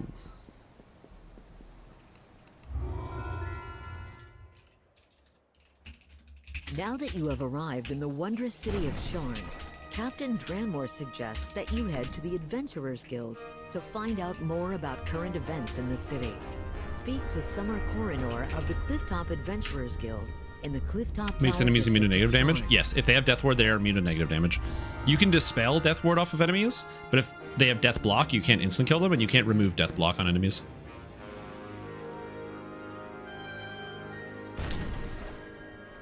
Yeah, getting rid of Death Ward's not a big deal, because if you're an undead caster, you're gonna go Magus of the Eclipse, and you're gonna be dispelling things constantly with attacks and spells anyway. So it's not. It's honestly, Death Ward is not that big of a deal. Also, if you're playing a Death Domain, Instant Killer, High Necromancy, DC's Cleric, you're still gonna be ripping Celestial Bombardment because this shit's broken. You enter the boarding house, an island of quiet. So like, watch this. So there's guys coming through the windows, right? So I just go like this. Oh no, I nuked them for 100 billion, zillion, quadrillion damage. They're all dead. You'll have to find another way up to the terrace. Yeah, kill them with the sword. True. You just stab them. Swarm in from sky coaches outside.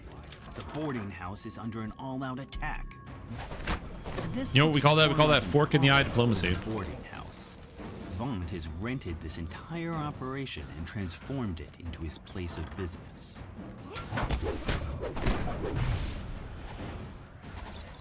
Leg. Yeah, I kind of want to focus on getting spell cooldown reduction. I think spell cooldown reduction could be kind of cool for this character. You get 10% from Draconic, 10% from Shadow Dancer, 10% from past lives. Can you get any more than that? Or is it 30% the max spell cooldown reduction you can get?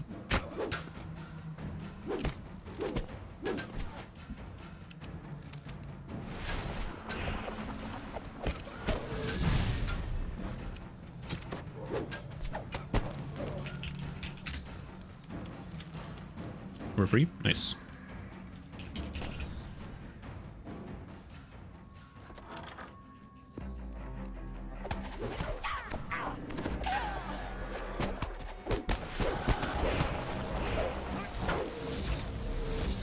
Dragon Soul Filigree set for 10%.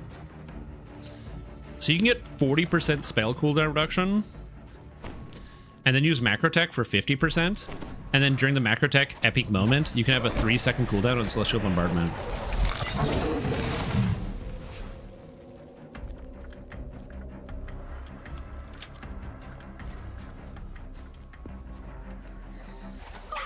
Okay, that does sound kind of fun.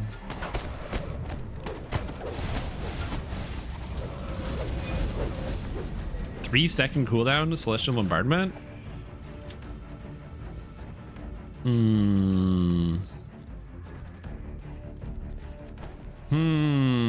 Okay, I might have to test that out. 3-second cooldown Celestial Bombardment. You don't get the mana cost reduction from Fatesinger though, which is kind of sad. The way up to the terrace is just ahead, but one final group of attackers blocks her. You hear a piercing call from But just the amount of raw spell power you're gonna pick up is insane. One unlike anything you've seen before. The assault on the tower seems to have ended. All right, I might have to do this. To the terrace and learn what became of Lucien Vaunt. The figure on the sky coach ahead matches the description of Lucien Tripping the Mega if you're going into Macro Tech. He seems unruffled by Yeah, the attack. I don't know if I have it. I don't think I have it on this character. I have the runes, but I don't know if I have the actual rune arm. I have to think about it. Dripping the magma wouldn't really affect my spells that much, though. But it's not terrible. It's a really interesting idea. Says Vaunt. The beacon belongs to me now. I paid the Boromar clan good money to get it, after all. Don't think for a moment that you can challenge me. You're just I'm just thinking about it. setting yourself up for a fall. 90% CDR is kind of crazy. Makes a gesture and the Like it's a really, really wacky number.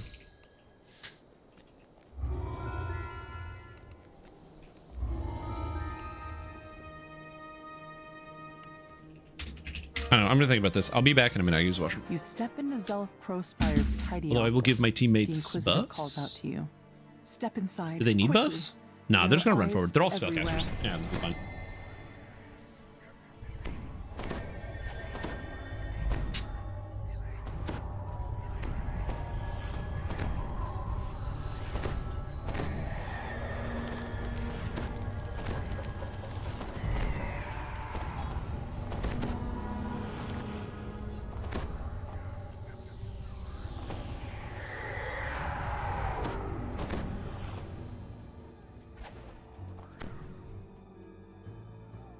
Zelith pulls a switch and nods toward the back of the building.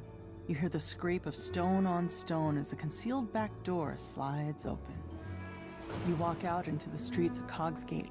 Towers loom high above, so tall they block out the night sky. Anyone who knows what's good for them will stay indoors tonight. A rain of blood has fallen here, and it's up to you to mop up the mess. Despite the slurred words, you've learned more about the Dask-Boromor rivalry from the poor man. You wonder what the other residents of the neighborhood might have to say.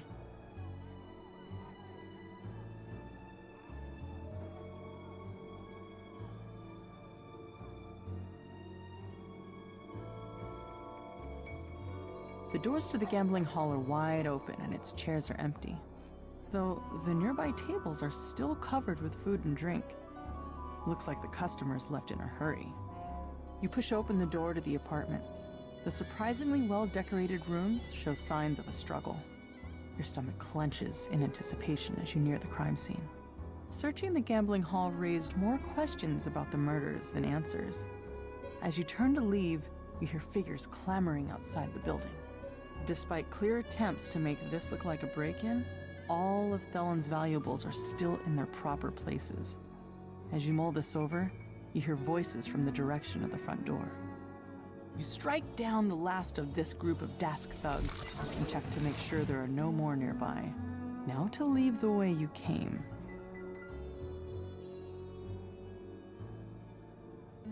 You manage to make it past the Dask thugs blocking your way. You've learned all you can about these first two crimes. You head back to the Wolf Gate, where Zelith awaits your results.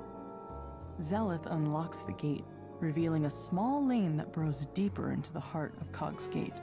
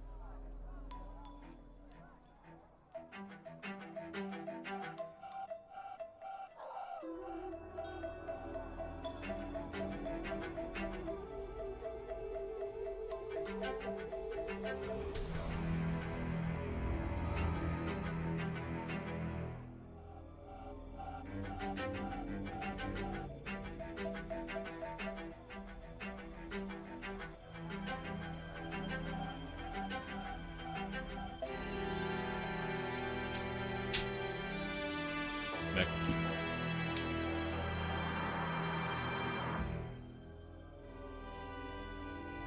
Four heroic shrine groups at the same time. That is crazy.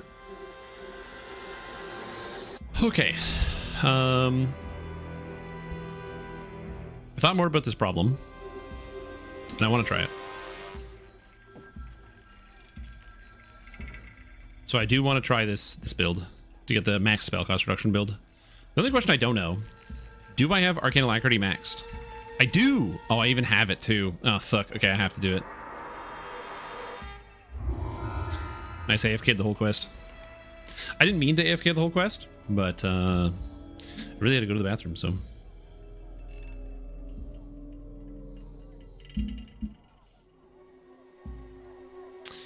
So I apologize for like AFKing that whole quest.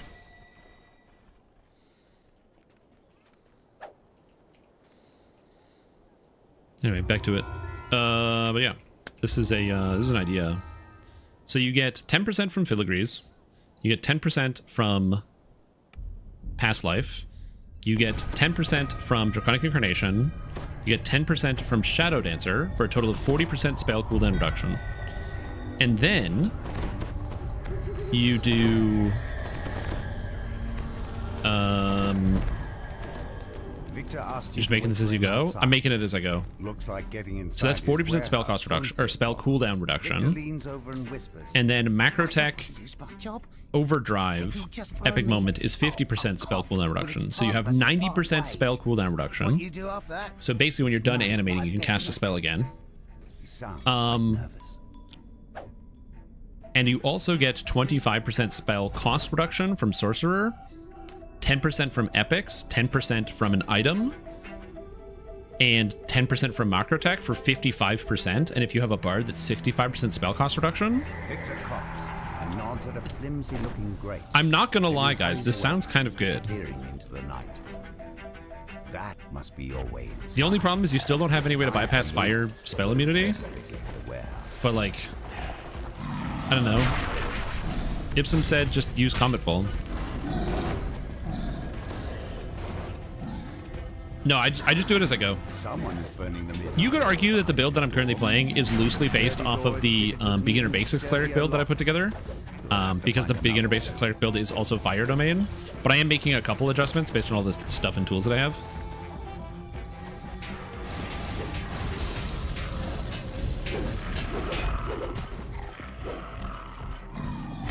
Versus Fire Immunes? No, I don't think I'm going to take the... I might take it, but I don't really want to.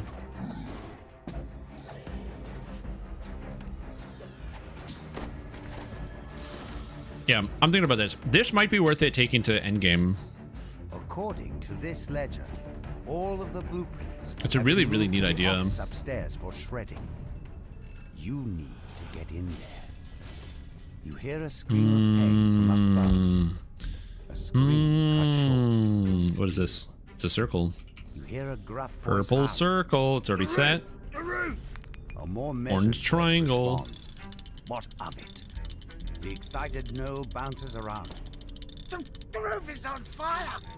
An otherworldly air of confidence surrounds the handsome being, who appears to be there. There we go. Let's pick up the pace, shall we? Gotta spin it. Still have to destroy the lab downstairs. Portal, please. Why not just take the stairs? Ask the Tiefling. Why do you have evasion? Now! Snaps the being in a commanding tone.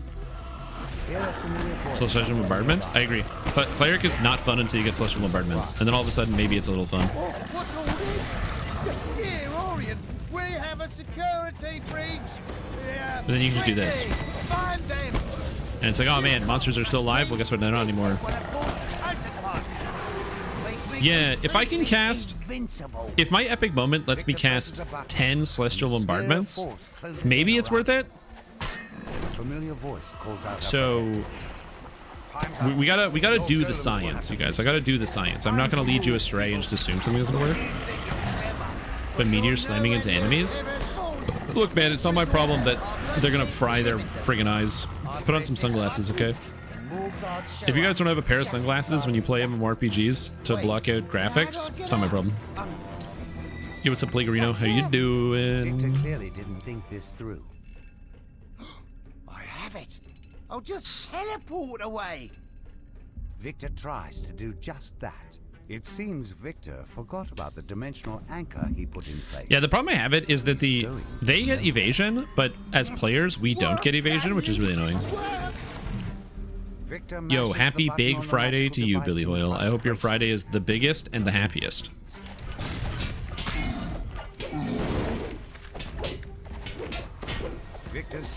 We didn't retrieve any prototypes, did we?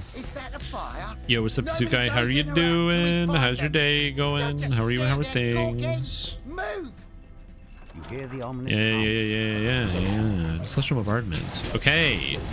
Now this could be a build. Victor directs more guards away. They went downstairs into the secret lab. The ultimate celestial bombardment cleric. Overpowered. Requires nerf. Sorry, I'm thinking about the thumbnail now. This build idea almost certainly sucks and is garbage. But like, what if it doesn't suck? And what if it's not garbage? Panic screams and pounding feet indicate rapid loss. What if it's like kind of good? The only downside is that you're gonna be missing spell DCs because I'm not magic domain, and I think it's probably gonna be better if I was a magic domain.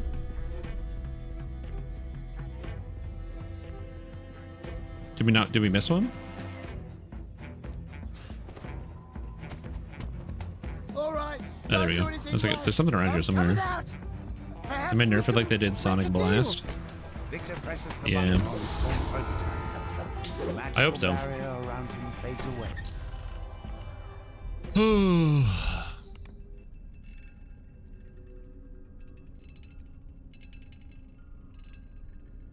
I don't know what I'm supposed to like.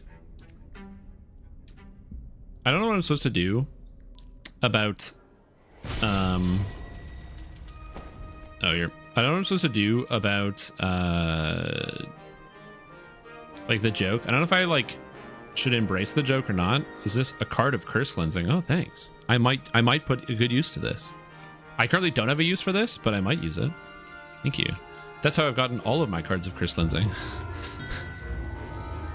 Gonna put good curse on those glasses. You want me to recurse the goggles again? Hey, it's your card. I'll do it. After this quest, I'll go grab the cards and we'll do it again.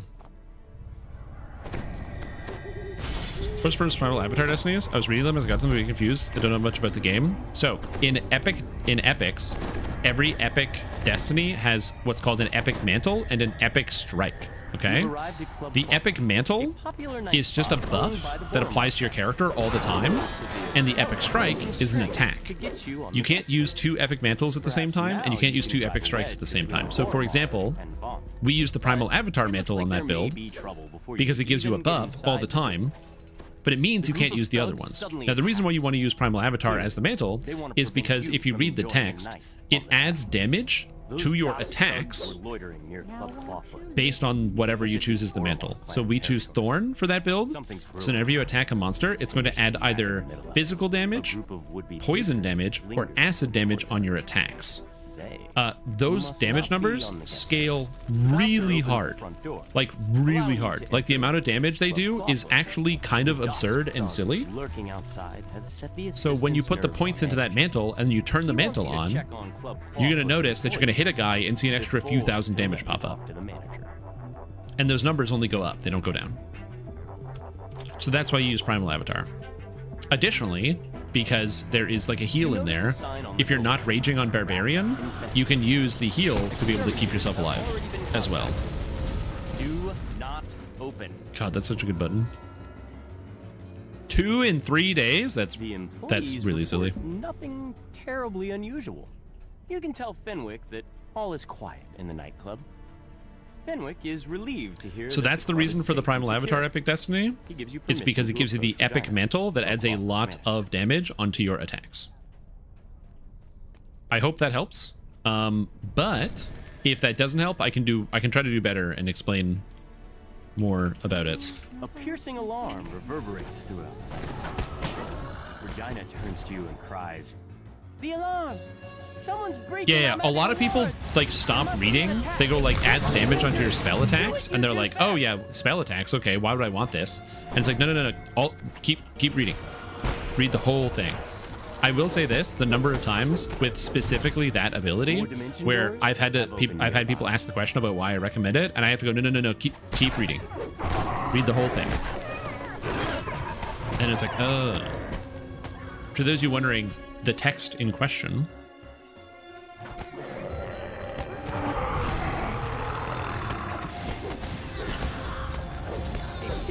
It is. Perfect scream rings throughout the Your acid, poison, and force spells have a chance to blast a target for extra damage per character level of the same type as the spell used.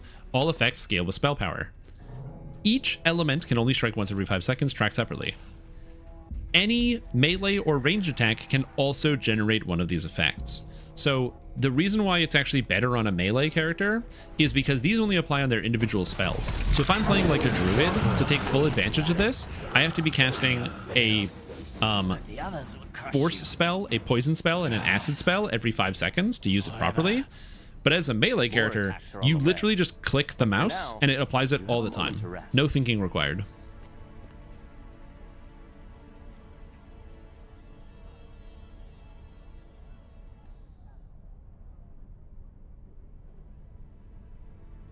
Yeah, the other thing too is remember that Primal Avatar, which is based off of Druid, is a hybrid tree, sort of. It's also meant that if somebody's playing like a melee Druid, like a wolf or a bear, they can also make good use out of Primal Avatar. Did I use Primal Avatar on my Wolf Druid build that I put for beginner basics? This is an excellent question I don't know the answer to because I did it and I forgot how to do everything. Spell builds. And to be fair, it does, like, it's a footnote at the end of the ability that says, like, by the way, this is how this works. I recommend... no, I don't. Once again, what do I use?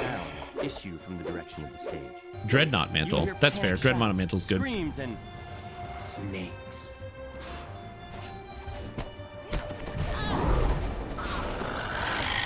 Yep. Gotta go. Yes, it also, if you have shared mantle, it also applies to the summons. Now you can finally talk to Regina. With your help in keeping So I was asking myself, add your damage hits wasn't better. Regina has promised to do everything she Yeah, can so you're right, because traditionally those effects are kind of bad in DDO. Like, for example, if you pull a weapon that's like, oh, this fire bow adds 3d6s of fire damage, that like doesn't scale. So if you're hitting a guy for 2,000, do I care about 3 to 18 fire that is probably gonna get resisted anyway? No, I don't. It's pointless. But when the damage number is like 2,000, well, now it's like, oh, I mean, if you're offering, you know, if you're willing to give me that, I'll take it. Do I have the cards? I didn't think I put them away, actually. Oh, I didn't. All right, we'll do it again. All right, more card gambling. I'm going to be resetting the curse on my goggles. So gamble now. Whether you think I'm going to get a good curse or whether you think I'm going to get a bad curse.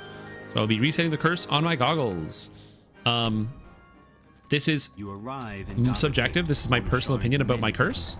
So my current curse is, on my goggles, water breathing. I think water breathing is not a good curse. You might think water breathing is a good curse, but you're wrong. I don't want water breathing on my goggles. I want to have any stat. So please vote now whether you think it's going to be good or bad. It is a 75% chance to be bad and a 25% chance to be good. Good curses are stuff like bonuses to stats, bonuses to hit chance, bonuses to spell DCs, the really tangible stuff that's really, really good. Bad curses are like bonuses to random skills, like I don't need plus to bluff. I don't need water breathing. I don't need the butterfly thing. I don't need to add butterflies to my character. All right, so how do I do this? Double click on this window and may remove a curse. This is actually my first time using one of these. So we have the card of Curse Cleansing. We're going to cleanse an item. We're going to take the goggles here of True Seeing. Goodbye, Curse of the Depths. It is going away. No more Curse of the Depths. Isabet, Whoop. please come in. Now we may recurse it. Let's find out. Now, Isabet, I know you invited our mutual friends from Stormwatch. So again, we're going to do it again. So please vote now. You have 30 seconds left to vote. To gamble, sorry. To gamble. We'll find out what it does. There's an insane item to use a card of Curse Cleansing on. It was given to me to do it. So I'm going to do it. I don't ask questions. I just do what I'm told. No thinking here. Oh, I should probably buff my team, huh? Buffs. Team. Okay. We have the gambles in. It's 50-50 split. Good versus bad. Okay. Who's gonna win? Pick a card, any card. You get anything in the entire game. 3, 2, 1, swim and water breathing again.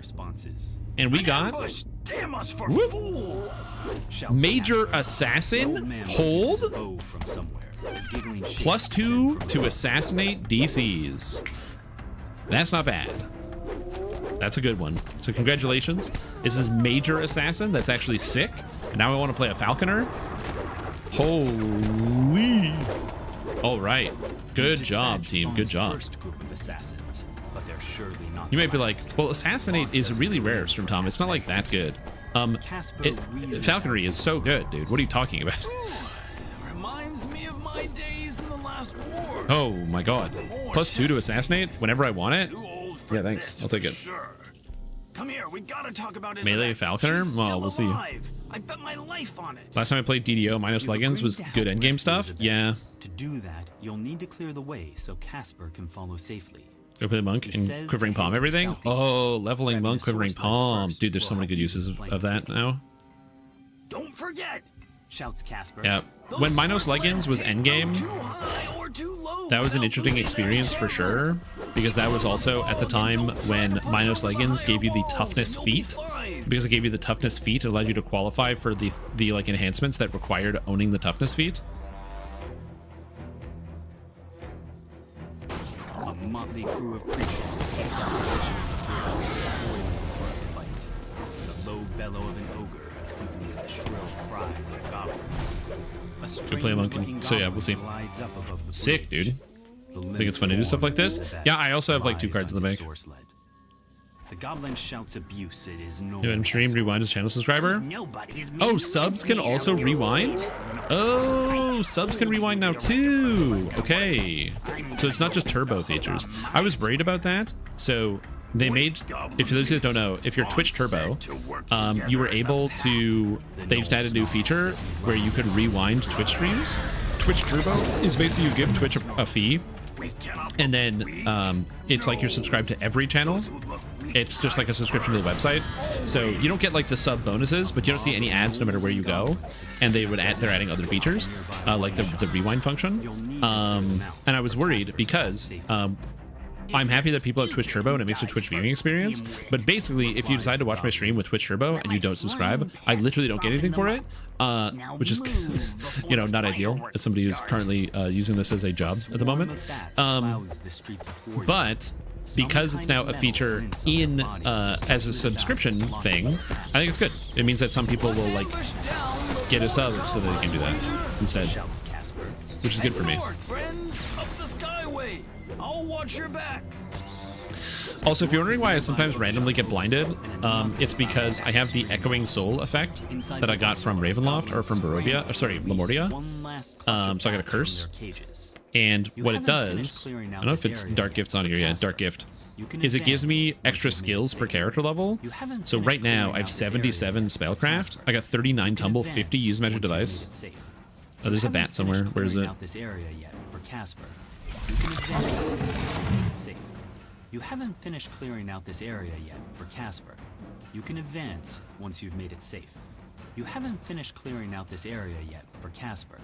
You can advance once it was under the friggin' the wall. Finished clearing out this there you go. area It's good. Yet for It's Casper. done. You can advance. Business model for just long term, because if streamers don't make money, they will stop streaming. Yeah, because the thing is, like, it's the reason I've mentioned this before, but the reason why a lot of like the big live streamers weren't running ads before, and why Twitch did a big crackdown, they want people to run ads, is because ads don't pay anything. As he coasts along behind you. Shadows move. Nobody makes any money on the ad revenue. It's all about the subs. Subs and bits is like 90% of your revenue on Twitch or more.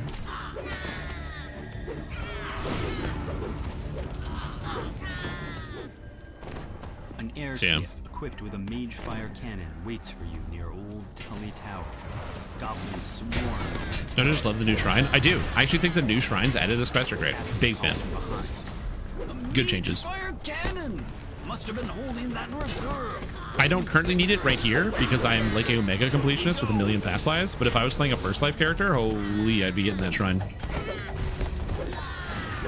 I mean, the big difference between how I'm playing right now versus how I would play if I didn't have all the past lives is I would just use more shrines and quests.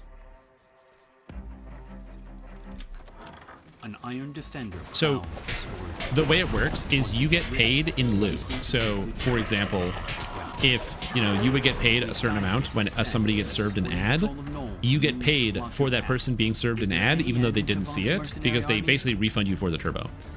What I'm saying is that the amount of money you make on Twitch from ad revenue versus subscriptions is such a small margin that effectively, if somebody goes from subbing to having turbo and not subbing, you as a content creator basically go from getting, if a sub is like $3 or like $6 for the consumer, as a streamer you get like $3 for somebody subscribing to you.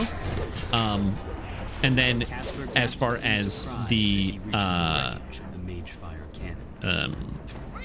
ad revenue, you may get 1 cent out of that person in ad revenue. So when you go to Twitch Turbo, you go from like that $3 from that one person to 1 cent. Stands as silent as the grave. Is it unmanned? It is a multiple layer order of magnitude step down. Looks like they're using skywards. Casper tells you. Your source leads might suddenly stop working out here. Be careful. The mercenary. I think I have the tools here.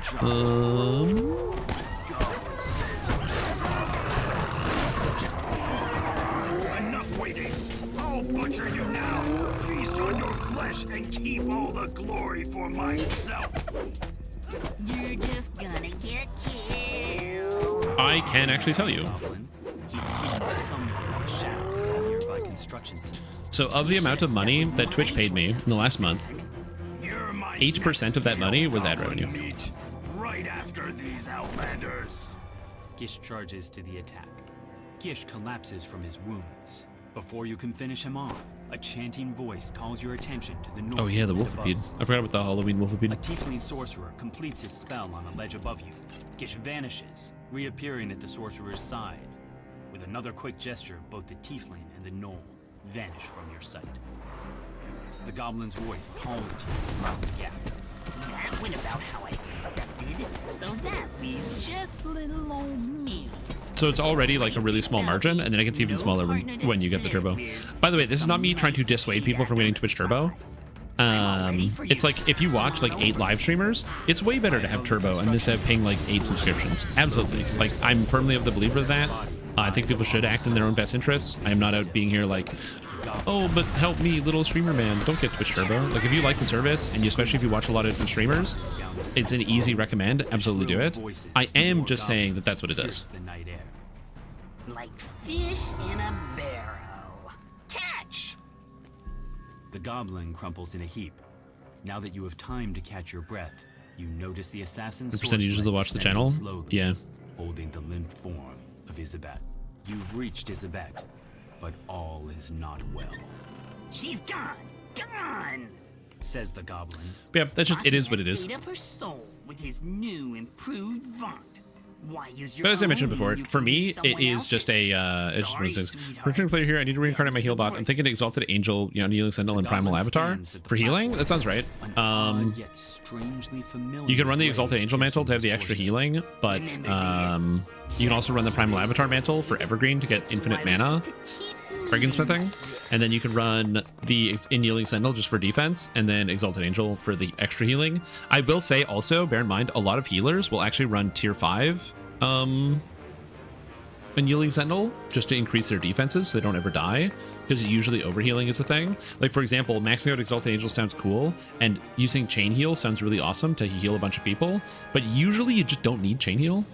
Chain Heal is one of those abilities that is so cool, but you just don't need it because you're already healing so much if you're playing any type of healing class.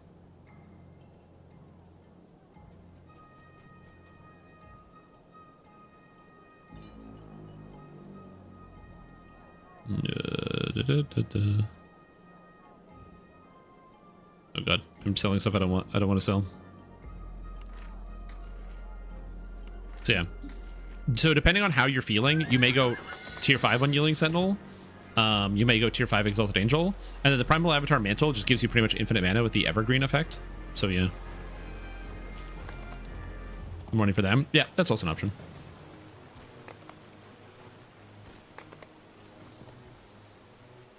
Are we doing cogs? Cogs, yes. Or 16s. I don't know what we're doing. I was just selling. I was spacing out.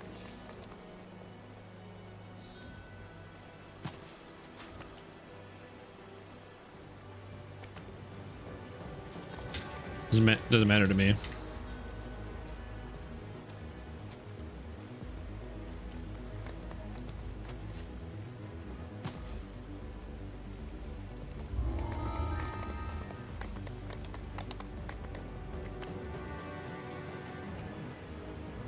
Okay, he's in here. Let's go. No refunds. No refunds.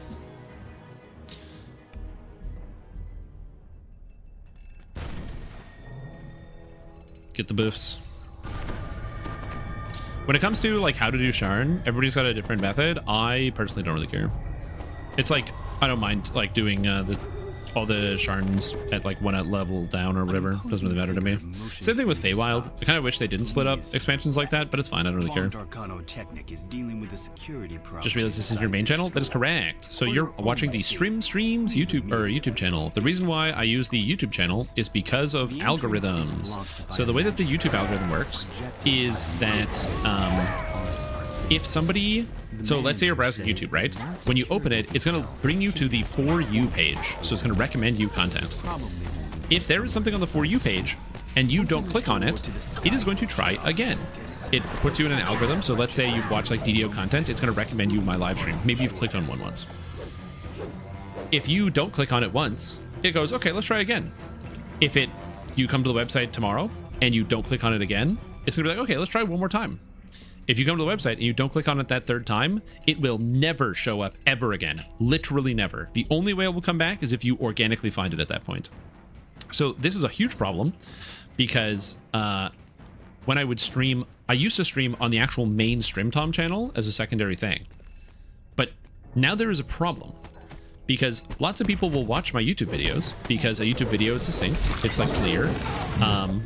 But a stream is like, it's just disjointed thought. I'm just talking here, you know. It's not like you're gonna get a specific bit of information. There's live interaction, sure, you can ask a direct question, but for many users, they would much rather, like, if you look at one of the beginner basics videos, those videos are like clear and to the point. You watch a thing, you get the information, you get out. It's easy, everyone has a good time. The problem is the website does not differentiate between these two sources of media. So if I stream on that channel and somebody doesn't want to watch live streams, which is probable because if people wanted to watch the live streams, they would go directly to Twitch to see them. If they don't want to watch it, they just don't click it. But I stream a lot and I post videos. I try to post videos whenever I can, but I don't post videos as often as I stream because making videos takes a lot of time. So if you don't watch one stream, you don't watch the second stream, and you don't watch the third stream, you never get recommended my channel ever again, including my videos. So a few years ago, I was like, oh, I can stream on Twitch and YouTube at the same time. I'm going to do that. So I did. I streamed on Twitch and I streamed on YouTube at the same time, but I did it to the main StreamTom channel. and some people tuned in. It actually got way higher views. Like here, there's only like 20. I go between 20 and 30 views on YouTube, but I was getting like hundreds of views on YouTube, which was cool. But that was like initial wave. Then it got boring. Then people like stopped tuning in. People stopped watching. Right? Well, what ends up happening is people stop watching it. I then went to post a regular YouTube video and my views got deleted. Like I literally went to 0. I still remember it. It was like one of the worst YouTube videos I'd ever posted after that. And it took over an entire calendar year to get those views back. And I was like, oh, this is bad. This is not good. So that's why there's the separate streams channel where if you're interested in the live streaming element of it at all, you can watch on the streams channel. But also it is a permanent archive of every live stream I've ever done. So I edit the streams so that way they have like in the description what's physically going on. So that way you can like decide if that's something you would like to watch. So it makes it easier for like the viewer. And also Twitch doesn't hold all of the information. And also some people don't want to watch on Twitch. They would much rather watch on YouTube because of the accessibility features, like being able to scroll around and check stuff. Which is perfectly acceptable, so I don't have any issues with that. So that's why I do it as an option. But that's why I don't stream on the main channel, because streaming on your main channel is destructive. A lot of streamers or personalities will actually have 2 channels. They have their channel, and then they have like their clips/streams channel, because they're 2 different audiences. So there's that. A small card after you posted it to Reddit. Yeah, I don't really advertise my channel very much, to be honest. I never really post like anywhere. The only place I really post is like on the DDO forums, or if I ever bring up my channel, it is like an incidental thing. So it will be like, oh, I am, it's like, oh guys, here's a thing that I made that is related to the conversation that might be relevant. I'm not much of a self-promo guy. To my own detriment, sure. Ever fix that? No one would be willing to find out. Why risk your livelihood to test a bug? 100%. Yeah, if they can separate it, where it's like if somebody isn't interested in the live stream, they'll just get the videos and not see the live stream. But for now, it just doesn't work like that. Man, the Umber Brim was such a good helmet back in the day. Profane, well-rounded, insightful accuracy, insightful deception, improved quelling strikes. God, this item was so good. Especially coming out of Ravenloft, where there were no accuracy items in Ravenloft at all, which was a huge problem with the Ravenloft expansion. I'm gonna keep it. I'm gonna keep it. I want it.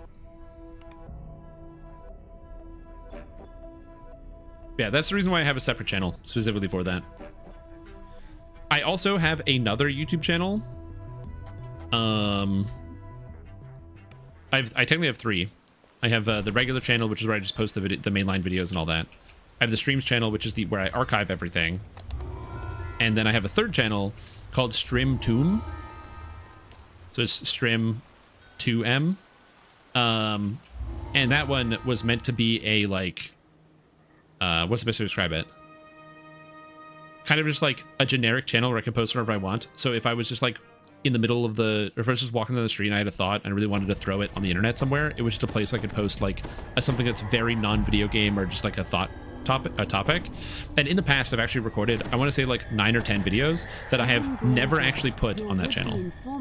I've uploaded them, but I've never actually released them because I finish all the work and then I'm like, I don't feel like doing it. So I do have a YouTube channel with no videos on it that I have yet to use because I'm like, I don't know what to do with this, but someday I might. Corpses lie at the feet of a stern gnome. Literally as a way to exercise self-expression. And who in well, yeah, but everybody already knows about the OnlyFans channel. Demands in a pitiless tone. The creeping gnome investigator nonchalantly gives you a head start, then goes back to work on the crime scene. Yeah, so that's why it's kind of weird. The nice thing though about this channel is you're able to see, if you go to like the live tab, you can see all the old streams, so you can just watch it if you're bored. You have a sense that you're being watched. Stream Tomb sounds like a good CRPG channel. Stream. Do you mean Stream Tome? Or Stream Tomb like the problem is it's Stream Tomb. Stream 2M is how it's written. Bartender has seen him. A steady gust of wind pushes Yeah, you Strim away Tome from is the name of my lore or my construction runekeeper site. in Lord of the No Rings. doubt it's a clever way to Because they're avoid like a liability for accidents. they keep the runes and These stuff, so ne'er-do-wells have in their mistaken libraries. you So for they're an it's a easy mark. runekeeper. It's a Strim Tome. This won't end well for The them. the Lore Master being named Strim Tome because they Return to literally head hold out a book outside, for many of their spells would have been only to better, but find a man standing in your path. listen, man, I was He 14. beckons you over. I didn't have that forward-thinking mindset. I used to work with a guy that would like pull a Homer Simpson where he would like see me in a public place and he would like literally stop his car and go like, "Nerd!" and like shout it at me across the street.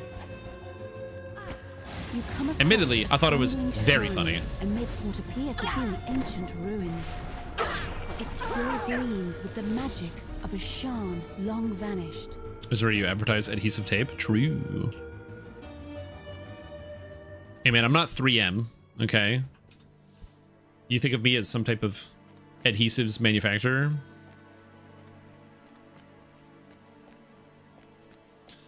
Transfer, I binged a lot of DDO and the algo pushed your stream channel, didn't even realize it. Nice, there we go. Yeah, but that's for a different reason.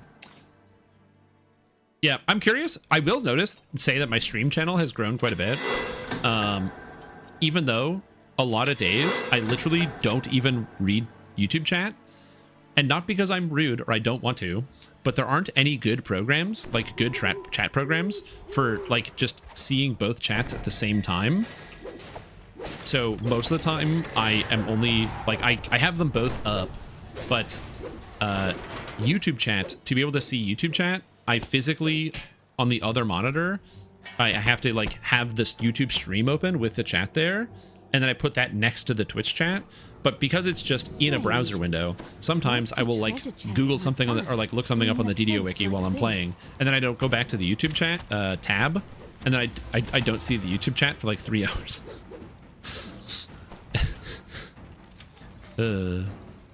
You find yourself in a small corner. Yeah, do we not get to see YouTube chat on Twitch? No. Twitch has a rule where you can multi-stream, they don't care, but you can only show Twitch chat on stream. You can't show YouTube chat. Somewhere nearby. Yeah. They're like, you can stream it, but you have to show Twitch chat, not YouTube chat. Half-orc barely seems to be paying attention to you. How's the weather topside? Which I don't like personally care too much about that. Some people might have a very strong opinion about that. I don't really care. But yeah, there are chat softwares that can like combine it all together onto one screen, but it won't show all of it on one thing. Then she sighs with exasperation. So I have to have 2 windows up just to be able to read it all. Contractors. And I was originally going to just like say like screw it and just leave it all up anyway, because I'm like, Twitch isn't checking everybody. But the short answer is they do check a lot of people, and some other streamers that I know that are also pretty small, who stream to both Twitch and YouTube, already got busted for having both of them on their screen. They like Twitch gives you a warning. They don't like just rip everything away from you, but they give you a warning first. And I'm like, fine. You can see what you're interacting with. Yeah, that's also another thing too as well. The downside for the people that are watching on Twitch is if I do respond to a comment on YouTube, they get like completely bamboozled because you can't see it. But yeah. But I have no strikes in my account yet. I'm gonna keep it that way. I will say also, as somebody who watches, not a lot of live stream, but I do watch like a good, or not a good amount, but I do watch like, I watch live streams on YouTube later. So for example, there is the streamer ZFG, or ZFG1. He is a Legend of Zelda speedrunner, and he is like basically one of the greatest Ocarina of Time. He is the greatest 100% Ocarina of Time speedrunner, and Thora says, if you want to talk to Evan, you need to do it now. He does a lot of like stuff, just a bunch of randomizers, speedrunning, that sort of thing. And I don't almost never catch it live, but I will usually watch the VODs on YouTube because there's a VODs channel which is all archived. So I'll just sometimes put it on the other monitor. And I like the fact that I can watch the VOD and the chat is on the screen. So I don't have to have the Twitch chat open. I can see it in real time as it's happening. So there's that.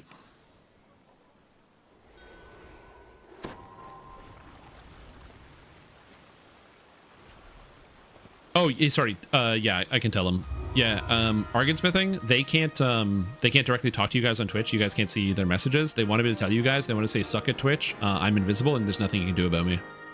So I just wanted you guys to know that that's what they said.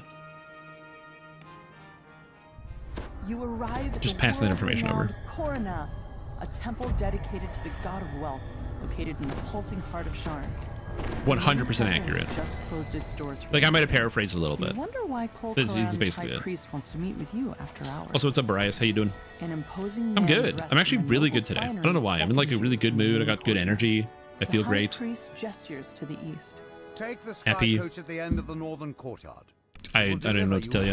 I think it's just the effect of like going to the gym is I've been getting physical exercise, and then it turns out you feel good after you get physical exercise. You arrive at your destination. Is it a light cleric build or morning lord? No. If you can't tell based on my character's visual effects, this is a fire domain cleric build. It's all fire all the time. The goal is to use as much fire as possible. After a moment of stunned silence, And I have a really stupid idea to try to do something with it. There is a way I can get 90% spell cooldown reduction, to which point I can just spam Celestial Bombardment, one of the best spells in DDO. So I'm going to try to do that.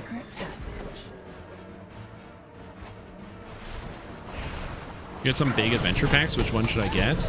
Do you have any adventure packs?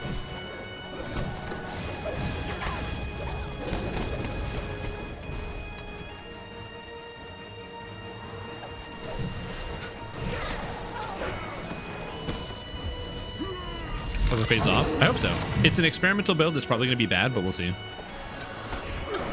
Yeah, here's what I will say. If you don't have any content, the Sharn expansion, which you can buy for DDO points, is not too bad. Again, it's really hard for me to recommend people buy stuff because they're going to be doing a big sale and giving away a bunch of quest packs like really soon. The reason they haven't is because they're still trying to nail down like the lag problem, which is like still pretty bad. But like once it's sorted and the game feels kind of good, they're going to be giving away like a million things. And so I just wouldn't want you to spend a bunch of money and then kind of lose some value there.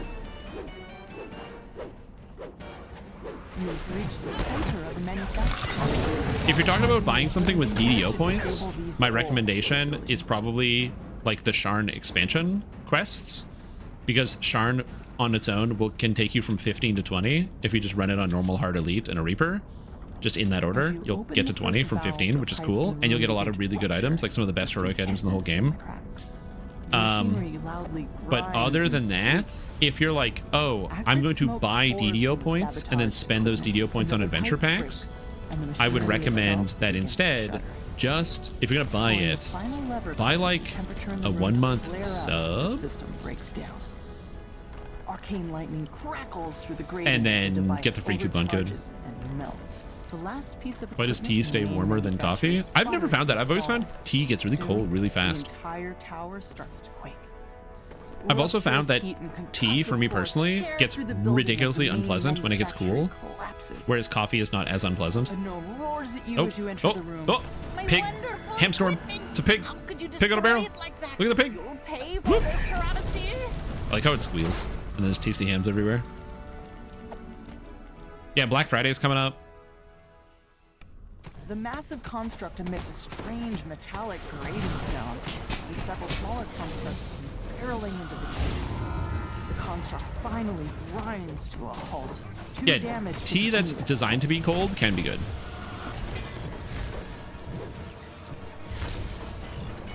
I'm trying to save everybody and do the healing, but we are getting lagged. No, lag, help, call, ambulance, assist. Dude, there's so much lag. Why do I play this game? I'm getting killed. Oh no. Guys, I'm not making... Guys, I don't feel so good. Oh, I don't feel so good. At least the quest is over, so even though I'm dead, I'm gonna get the XP for it. Or I already got the XP.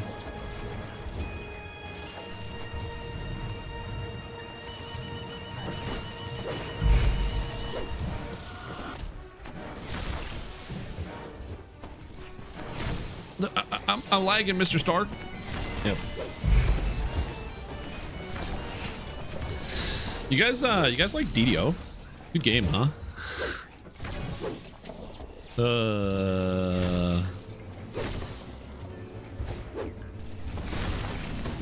Get me out of this. Is there another clanker in the Discord? Yeah, there's another clanker in the Discord. I'm sorry. I'm banning him. Give me a sec, I gotta ban him. I missed the clanker. Sorry, you guys, I missed the clanker. I missed it. Sounds like my internet is not working. True, it's my internet. Also, what's up, Deathy TV Raiders? You guys came to the most exciting stream in the universe.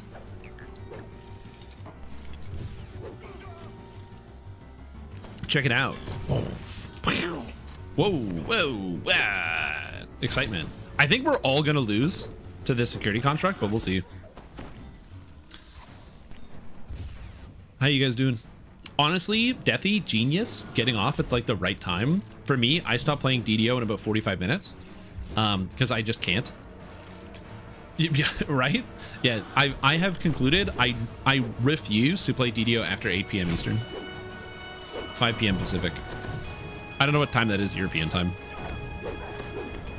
But basically, once it's that time, I'm done. No more. Yo, I'm alive. Yo, everybody's alive. Let's go. We're all free. Let's heal everybody. Whoosh. Cleric. Whoosh. Cleric. Here we go. European. But yeah. We finished the quest, and then the end of quest lag hit us for about 3.5 minutes. And you can't do a whole lot when you're like being eaten by champion force damage users.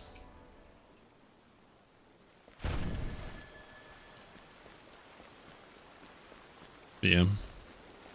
Ain't nothing we can do now.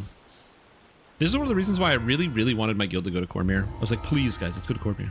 But we went to Thrain, which is fine. The lag will get fixed eventually, and Thrain's going to feel really good. But every time I stream, and then somebody in chat goes like, yeah, but Strim, I'm playing on Moonsea right now, and there's no lag. But Strim Tom, I'm playing on Cormyr, and there's no lag. Fine. Except your server's lag-free. Ours are 100 of lag are 100% up in abusive relationship with DDO. Dude, and there's so many people that are just out here just like slamming DDO when it's like during peak hours. It's hilarious.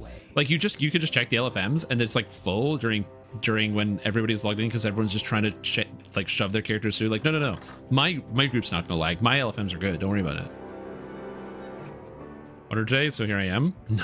Yeah, dominate person's really bad. So fun fact, Firebirdie, I used to also always get wrecked by dominate person. Because in Wrath of the Righteous, right near the beginning, there is there's a succubus who casts dominate on you, and it's basically impossible to make the save because it's like a DC like 22 or 23, and you might have a character with a will save of like +8, but most of the time it's just reset city, trying to make sure you don't die to it. But you actually don't have to die to it. I didn't realize this. There's a level 1 spell called Unbreakable Heart that's accessible to clerics, paladins, bards, and a whole bunch of other classes. And that makes you immune to charms during the duration. So if somebody gets charmed, you can cast Unbreakable Heart on them. And as long as you keep Unbreakable Heart rolling the whole time, you can mitigate the charm. And so that's what I learned to do. So I just always made sure I had a character with Unbreakable Heart. Just bear in mind, Unbreakable Heart has a 1 round per level duration. So scrolls do not work because it only gives you 1 round. But if you have like a level 3 cleric or a level 3 bard, then you just like cast Unbreakable Heart, then 2 turns later, cast it again, 2 turns later, and then you're all set. I had a Scald in my party, and the Scald just cast Unbreakable Heart on people. Right choice for me, which should have suffered for a while, it'll be resolved soon. Yeah. Yeah, once we actually get through it, it'll be okay, but I gotta wait for the lag a little bit. Again, the thing is, they are going to fix the problems, right? I know that they're going to fix it. Because I played on Cormyr before the 64-bit server merges, and it was really, really good. And Cormyr right now is still really good. So the power is there. Additionally, if you have to look into the specifics of what they talk about when SSG says that they're solving problems, they're solving bugs, right? They've been finding issues with how objects are physically placed in the world. That means these are issues that are both identifiable, but also are not limited to just people playing on one server. It is a lot of like people playing on one server insofar as you know, you have a lot of people loading instances, more people playing Isle of Dread, more people playing Mr. Nord, therefore there's more lag through these things. But it's not like the issue is the game can't handle it. It's like, no, there are issues with assets. There are issues with loading thing, like the amount of stuff that's loading in individual areas. There's issues with how things are being loaded. And so, for me, I think that the to me that is both promising and not promising. It's promising because it means that there are solutions to these problems that they can find, and that there are issues that is not just like impossible to deal with networking tech, but some percentage of it is, oh, there is like an issue in the game that they have to solve in multiple different areas and tackle from multiple levels.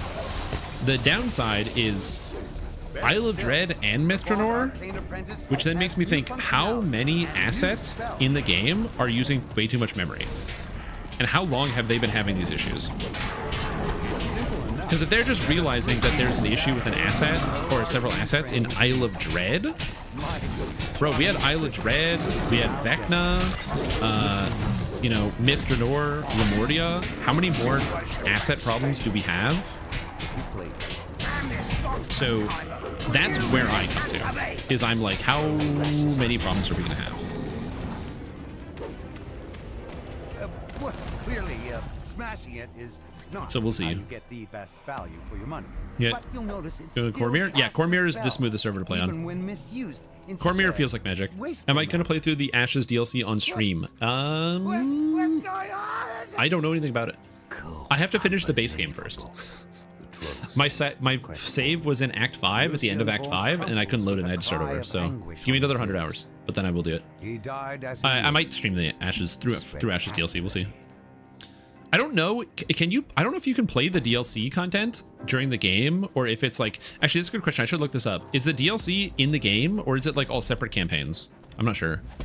Cormier, a lot of people will be over there and just have that issue there instead. No, I don't think so. Just as good as they are running hamsters and the wheels keep going. True. You got to feed the hamsters more. Just give the hamsters cocaine and they'll run faster. In game EQ and 50K, and there's only graphical lag. Yeah. So the other thing too is that a lot of the lag issues that exist in Dungeons and Dragons Online, I'm going to be totally honest with you, are issues that have existed in like Asheron's Call. There's been the same type of like lag problems, so that's why I'm like, I know they can fix it, but it's gonna be an uphill battle.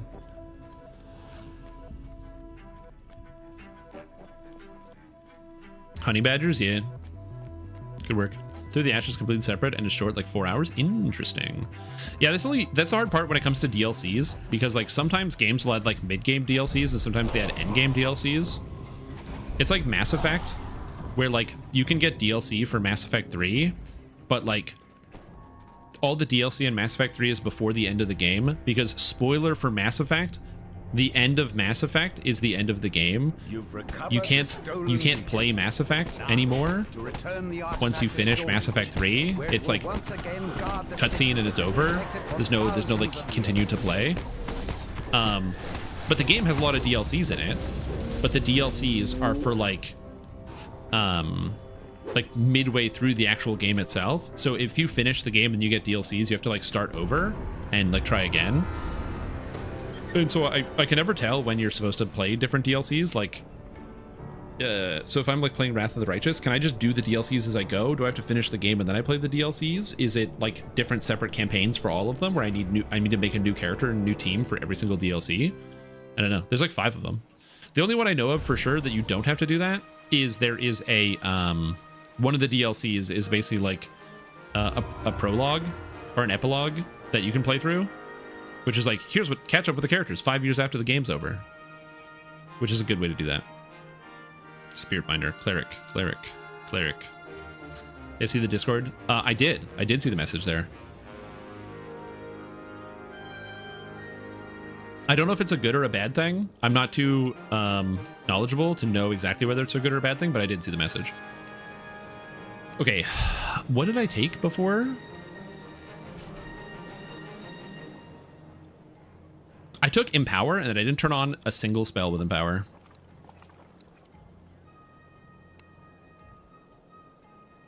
Not a one. Yep. I don't know what to take. We're taking Mental Toughness for 1% crit. Crit. Everyone at Morgrave University is talking about Vecna. All of them are separate. One of them you can load your current group in. For the others, you create new teams. Oh, okay, interesting. Air shuttle in Sharn and speak to Safel Sistana Okay. outside Lareth. I'm not going to reroll Divine Disciple until I hit 20. After you get Evergreen, I am not taking Evergreen on this character. I can't afford it because I need Draconic Incarnation, Macro Attack, and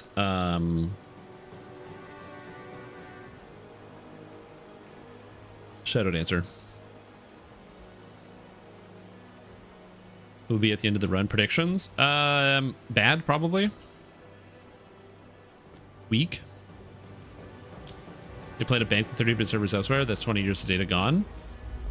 Well, the 32-bit servers, like, if you're wondering, like, oh, if you like characters and accessibility.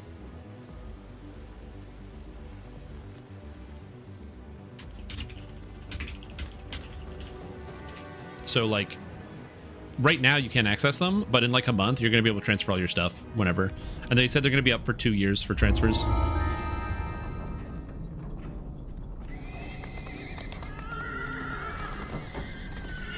Where are we going? All right, sure, whatever. A solar flare of star energy.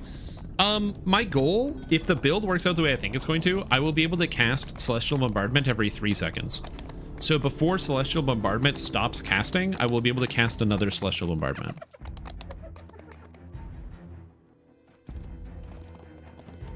That's the goal with the build. Because Celestial Bombardment has a cooldown of 30 seconds. But what if it had a cooldown of 3 seconds? We're going to try to do that.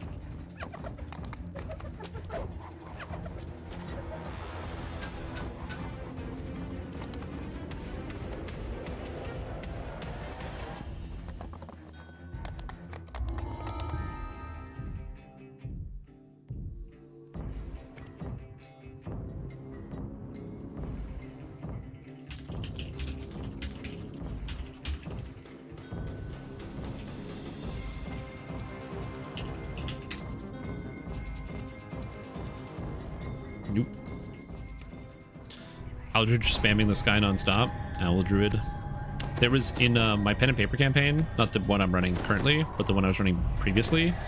There was a player who was a ranger, and they did cast summon nature spirits or something, and they would frequently summon 10 giant owls or 8 giant owls, and I'd have to get giant owl tokens and put them everywhere.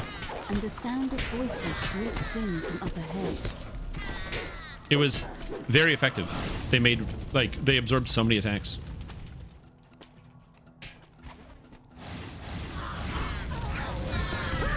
Harsh, disturbing chants can be heard through the sealed metal door. I will say, Fire Domain is better now that I'm doing quests where I'm not constantly suffused with fire immune creatures. And because I have a group, the golems aren't a big deal. I don't have a way to deal with that later, but yeah, it's not too bad now.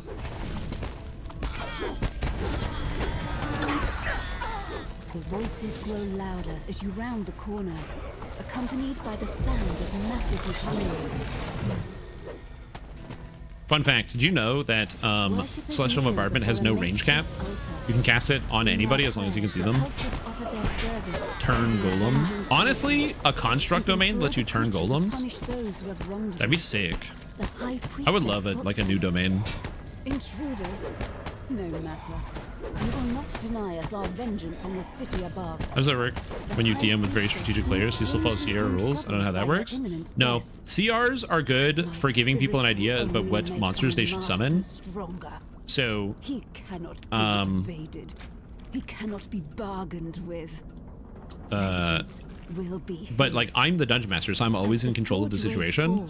So if my players are level 8, so I think I should maybe use some CR8s or maybe like 1 CR10 or something like that. But I know they can handle 3 CR10s. I'm just going to throw 3 CR10s at them. And if they can't handle it, then I'm just gonna get them anyway. If they can't handle something, they're just gonna deal with it. I don't know where we're going. I guess we're going to do ruinous schemes? I don't know. The order that I do these quests is very different than the order I think a lot of people do these quests. I'm going to be honest. I don't think you have to care too much about the strength of the monsters that you throw at the players when you're a DM. Because if you throw monsters that are like too strong, you as Dungeon Master can always pull a punch if you think you made a mistake.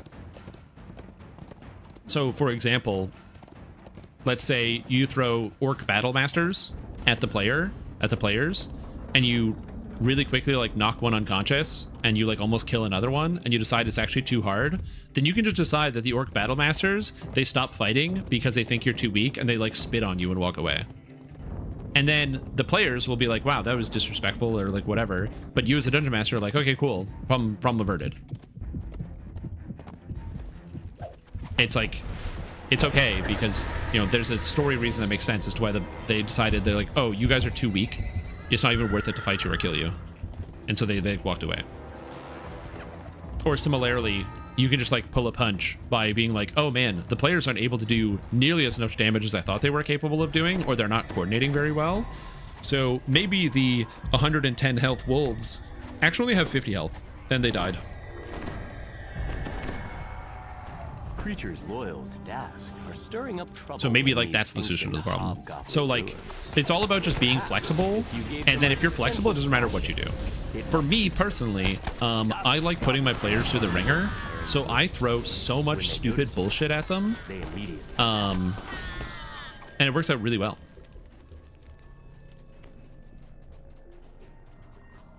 So for example, at the end of my last campaign, I ran a campaign based off of the Dungeons & Dragons Online loosely, and so I had them, the final quest was the Dreaming Dark quest, in which you actually have to fight the Devourer of Dreams. And for the Devourer of Dreams fight, I made it a 4-phase boss fight, where each phase, the Devourer of Dreams had 2,000 health and a lot of powers. He got all his powers back in between each individual phase. And one of the phases that they had to deal with was they had to fight every antagonist that they had previously fought throughout the entire campaign, because like all of them, or like they had like basically it's like their nightmares coming to haunt them of like these antagonists, but all juiced up to level 20, and they had to fight all 4 at the same time, and they won. Yeah, they beat them all. You pull the lever, triggering an explosion. It was not an easy fight. It was not an easy fight. But also it was funny because we played the entire game online because we started during COVID. So everybody that was playing, we played on Roll20. But for the final session, also one of our players lived in the Maritimes, so they were a little far away. You know, they're like, what, like 16 hours drive. So it was a little far for them to show up, because obviously we were doing that, but they were in town for like 2 days for the last session. So I was like, yo, we're doing this in person. And so we had like this big like showdown with like the big end of the campaign, the final boss and all that and everything in person, which was funny for 2 reasons. One, it was a real struggle for everyone to try to like read their papers now and like play, because everyone started playing D&D on the computer, where if you want to attack, you click the attack button and it attacks. So it was like, oh yeah, how many dice do I need? And it's like, yeah, you need 20.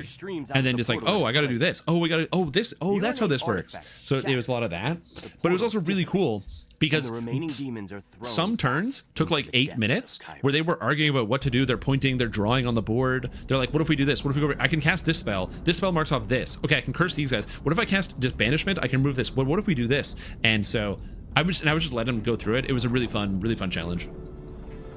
It was like a 5-hour session. Again, the final boss had 2,000 health on 4 phases. So phase 1, 2,000 health, they killed it. Then they get to the next phase, he's back with 2,000, and they had to do the next thing, and then he's back, and then again. Also, what's up, Clarice and Liam? How you doing? The players were very strong.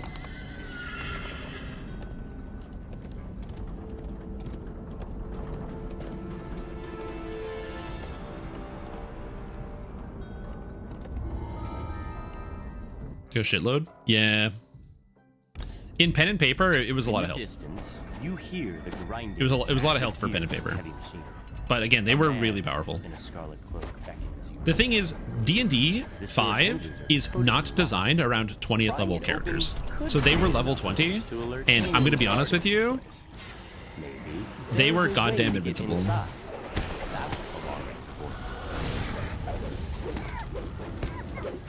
Like, one of the effects that, so they had a cleric who was healing domain. Healing domain clerics at level 17 get an effect that is all heals always heal for maximum.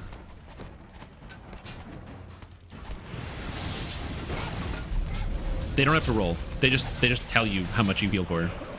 And so they had their cleric could 9 times heal the entire party back to full as a standard action. So like, it was a little difficult sometimes to overcome that. So that's why the big boss fight was like a big boss fight, because you really had to try hard to get over him. Count, yes, but you have to put in a code. I have a thing in the chat for that.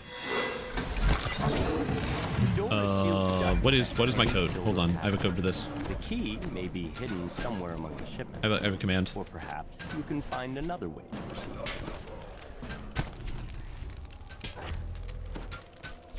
The vault Is this not door organized at all? Surely danger and a generous bounty await you. Exclamation point connect is what you want. Exclamation point connect will connect your accounts.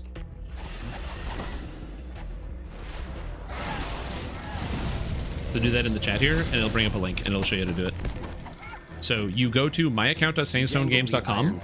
You don't log in.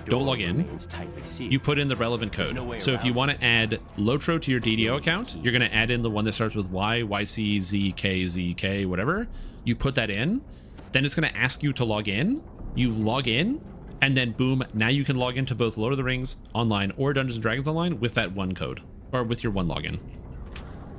You have to do that to be able to connect your accounts together. Why that's not built into the website and why it's some just random code, listen, okay, listen. I wish there was another way, but I don't get paid enough to be customer service. Also, don't forget, if you want to play Lord of the Rings Online, there is a coupon code in the game called Explore Our World that you put in the store. It is the DDO quest code, but for Lord of the Rings. It gives you access to basically all of the content in the entire game. I can highly, highly, highly, highly recommend it. If you're going to play, that coupon code is, I believe, available for the next 4 days. So if you have not put it into your Lord of the Rings Online account yet and gotten the entire Lord of the Rings Online game basically for free, I highly recommend you do it. You might be like, what's Stream Tom? I don't like Lord of the Rings. Stream Tom, I didn't watch the movie. Stream Tom, what's a computer? I don't care. Put the code in, and then at some point in the future, you might be like smoking a bowl, and you just watch Lord of the Rings, and you're like, damn, I want to play a video game based on that. Well, then you can. Also, what's up, Brackert Raiders? Is this what's happening? Is it the mass DDO exodus, where like multiple people that are like DDO streamers are now like done because the lag is coming? Even for free-to-play players? You can install a brand new account, like make a new account. So use that code, right? That somebody that Claire just pulled up with the bot. Log into Lord of the Rings for the first time ever. Don't even make a character. Just open the store and put in the code Explore Our World, and you'll have access to all the content. It's a promo they're doing right now. The only content you don't have is like the newest expansions, but don't worry. There's like 140 hours, or sorry, not 100. There's like 500 hours worth of quest content to get to before you get to the new stuff, so don't worry about it.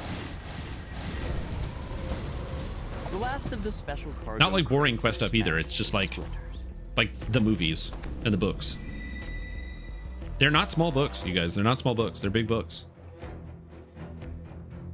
No, wait. Prayer? Yes. I love that prayer gives a bonus to skills.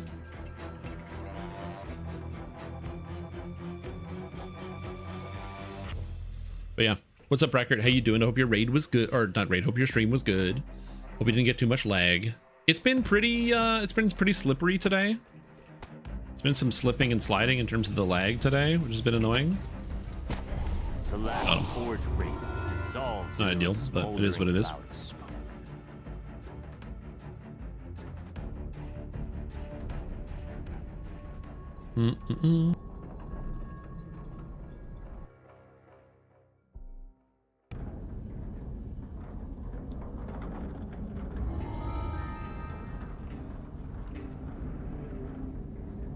Slavers in heroic? Yo, that's metal. I never do heroic slavers. Like literally never.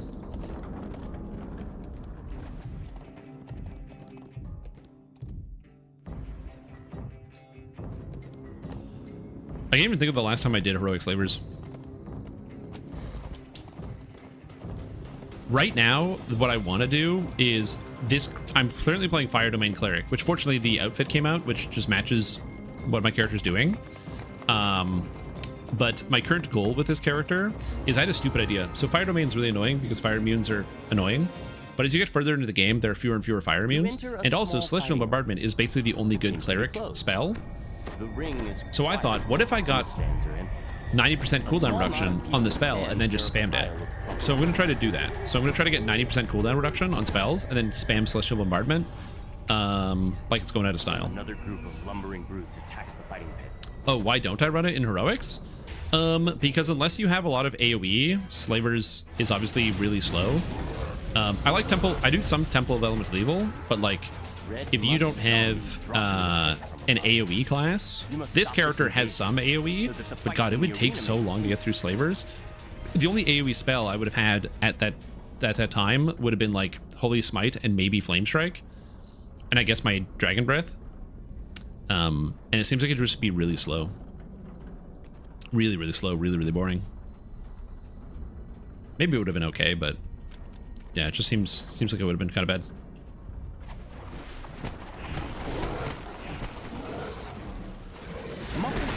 So that's pretty much why I never really run heroic slave lords. This is the source of the zombie invasion. Again, if you have a group for it and you have like a lot of AoE damage, it seems like it would be fine. But it's just there's so many. It's such a high volume of monsters, like 200 monsters in a quest. If you're playing like a mildly weak spellcaster, like I'm imagining playing like Caster Artie or something, and struggling your way through it.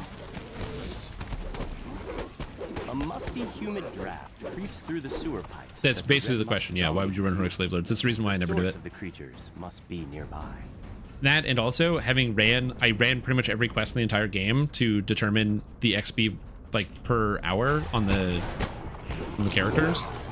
And I found that slave lords was just near the bottom. Seems to be coming from the west coast. Unless you can run slave lords at like modern speed, but even still, it's 40 minutes for the whole thing for like 3 quests. The favor on it's also bad, so you don't get a lot of favor. I used to have a lot of like slave lords heroic crafted items, but I don't use them anymore really. Are these guys turnable? I don't know. That's a great question. I didn't check, and they're all dead now, so I can't check. Damn.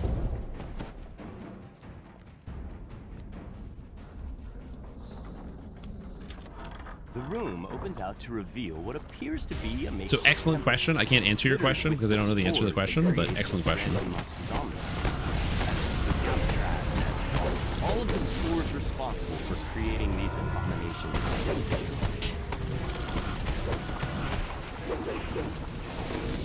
Because it's fun and I'm a sucker for classic modules. Yeah, I'm not a sucker for classic modules. I mean, look at me. I'm young. I don't care about anything. Tear it all down.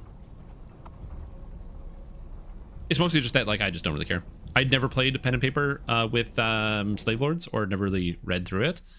The only classic module I currently have is Isle of Dread, which, by the way, is actually very cool. Big fan of that. Horse got that for me, actually.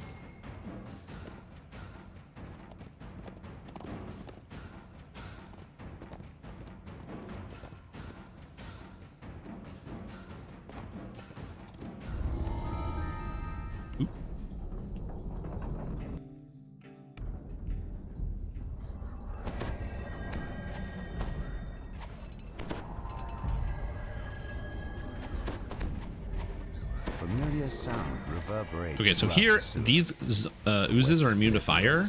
So what we're going to do is we're going to cast Comet Fall, and then I'm going to say, yo, team, you got it. You got it, team. Comet Fall. Oh, actually, I forgot that Sunbeam wrecks these guys. Sunbeam does double damage to oozes. Why? I don't know. I don't know, but it does. Members of the Das gang rummage through the refuse. One of the goblins runs off into an adjacent room. Beautiful. Oozes. Bam. I've just I've never really liked most of the classic modules, which is really funny because in pen and paper I think that would be a lot of fun. Like if I was actually playing a pen and paper game and I was running some of the classic modules, I think it would be kind of cool. A lot of the classic modules are just like these big endless godforsaken dungeons that you spend like half a year playing through, which I actually don't hate. I haven't ran a campaign that's like that, but I think it would be kind of fun to like sit down and like, okay, now we're gonna go through the next door. All right, guys, we're going through the next door. But I will say that combat is something that I find is always a struggle when it comes to pen and paper in terms of like moderating it. And what I mean by that is the campaign that I'm currently running, I struggle with combat a lot because we have 3-hour play sessions, and in 3 hours, if there is a combat, it is the whole 3 hours. Just because turns take a while, and if you have players who are really good at being like, okay, I'm gonna move here, attack, okay, this, I deal damage, okay, next, it's fine. But that's just not really how the group that I currently play with functions. So our combats end up being like kind of long. So I oftentimes will skip combat, where like if there's a non-combat answer, like I will either push them towards it, or like I will let them find the non-combat answer so we can move through something without dealing with a combat session, because it just adds a lot of extra time. I like the combat, but yeah. Like the group that I'm currently playing with, I think our combats take too long. I don't know if I'd ever be able to run a really combat heavy D&D session. That, and also it would be nice to be able to do like on a weekend and have like a 5-hour D&D session so we can get more done. But we currently play on weeknights, so. But I would love to move to like a weekend instead.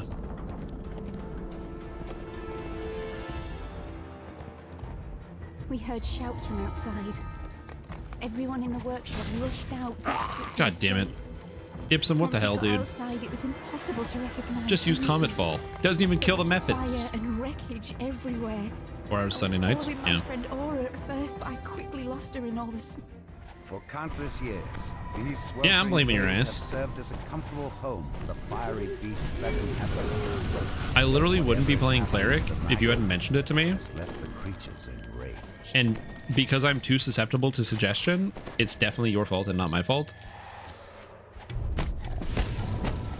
Fact.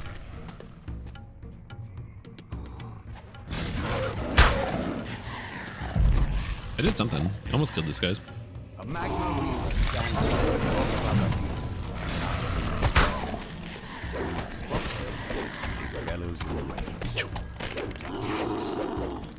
The magma reaver dies. That's true. I can't blame you for that. My bad. Sorry, my bad. I don't know what I was thinking. My mistake. I'm sorry, sir. I'm sorry. Wilton stands before you. But yeah, when it comes to, as I said, some of the classic modules, I just don't have the same affinity that some people do. Same with like Temple of Elemental Evil is another example. Where I just like, I run Temple of Elemental Evil a lot. Although with Lamortia, I might run it less just because Lamortia is really good. So we'll see. I failed. Okay, just waiting for that. This master of hers must be responsible for this supernaturally frozen cave. A gnome wizard stands before a humming, whirring arcano-mechanical device. The jets of air released by the contraption are cold enough to freeze even the hottest magma. Instant death. Skipped a method spawn. Let's go. Fire domain cleric. Is the second one supposed to break hold monster because it doesn't? No, it breaks stuns. Well then, it seems that I, Jabazuk Knuckle, So if I go to DDO second wind, the exact text is blind, confusion, dazed, dazzled, deafened, diseased, exhausted, fatigued, feeble-minded, nauseated, poisoned, or stunned. Turn tail and run. but the effect from hold is paralyzed. You managed to disable the device, halting the flow. You're paralyzed, and paralysis is not there. Warmth seeping back into the cave, a sign that things are. So, sorry you didn't read the text, nerd. Get ruse lawyered, kid.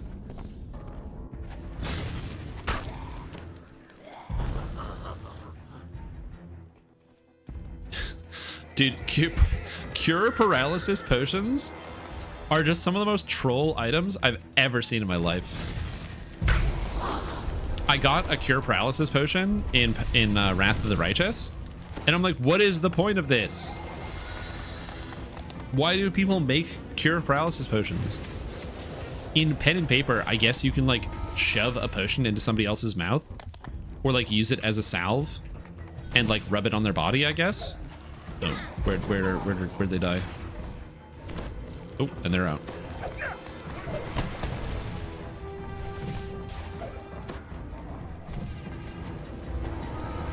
And throw at people? Depends. Comet Fall. Fucking Comet Fall doesn't even one-shot kill. Anyway. I actually don't know if you can whip a potion in Pathfinder. Maybe you can? Because in Final Fantasy Tactics, there's the chemist character, and the chemists get throw item built in, so they can throw items, which is like one of the big features. So instead of having a healer who casts spells, you can just use a chemist to throw potions. And the throwing potions is good because something that I've only ever seen done in Final Fantasy Tactics is that spells have a speed to them, which then also gives them a cast time. So if a spell has a speed of 20, that means it takes 5 clock ticks to go up to 100. So if somebody else gets to you before your spell goes off, they can hit you and interrupt the spell, possibly. It's a really neat idea. So if you cast a cure spell, you might be able to heal somebody, but the benefit of the chemist is that you don't have to wait to throw the potion. So potions might heal less, but it's instantaneous. You don't have to, there's no waiting. You can't be interrupted.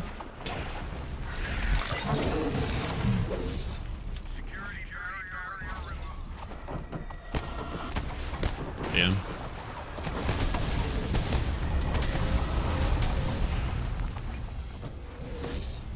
Only true love's kiss can wake you from the sleep charm. Ah, true love's first kiss. True. Wait a minute, I thought that was like Shrek. Isn't that Shrek?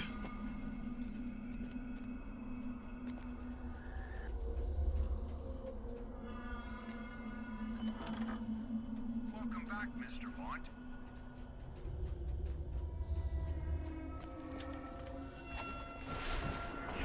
Oh, right, turn undead.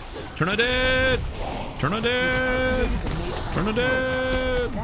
Turn undead!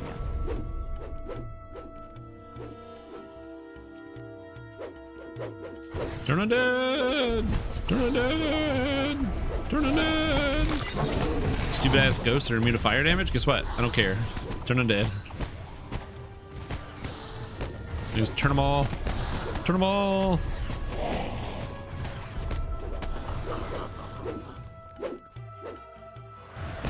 Don't worry, I know my Shrek quotes.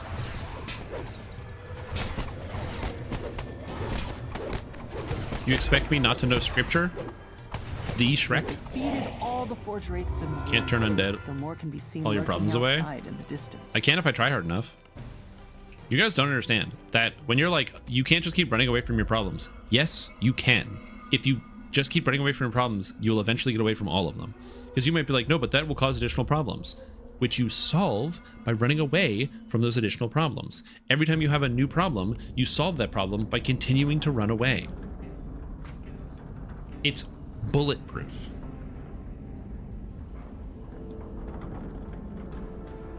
Yeah, you can break a few quests with Turn Undead, unfortunately. Because Turn Undead allows you to kill monsters that have yet to spawn, because it will affect their like actor that is still like loaded somewhere. So the actor will be loaded on the map, but it's not technically active, but you can still turn it even though you're not supposed to be able to. So you can kill monsters before they spawn. So then if a monster is supposed to die to then cause a door to open, but you killed it before it spawned, it then doesn't spawn, so you can't kill it, so the door won't open.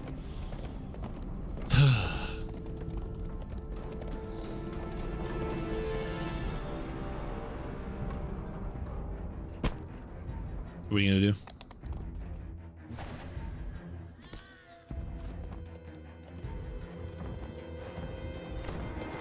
Send you a screenshot? Yeah, I'm looking at it. What am I looking at here? You expected to find Forge personnel hard at work in this wing. Oh, Instead, I see. You see an old woman pacing back and forth while muttering. Yeah, man, some to people herself. are like working on stuff. They're trying to figure out their ways through. It's a long adventure. All right. Whee. A group of Moorgrave University students are lost inside. Okay. You need to track them down. This cavern is bare aside from Yo, what's up, two Kylaz? circular How doors, are you one of doing which today? stands open.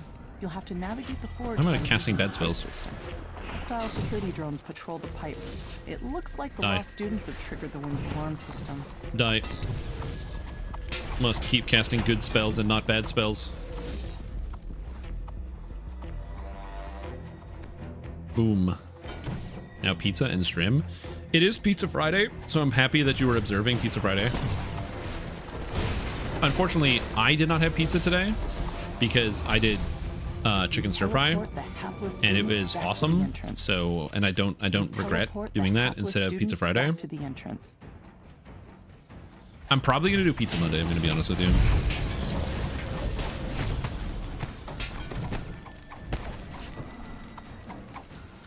You teleport the hapless student back to the entrance. Yeah. Oh, down the hole. Wrong way. Suckers. Yeah. I also support pizza all week.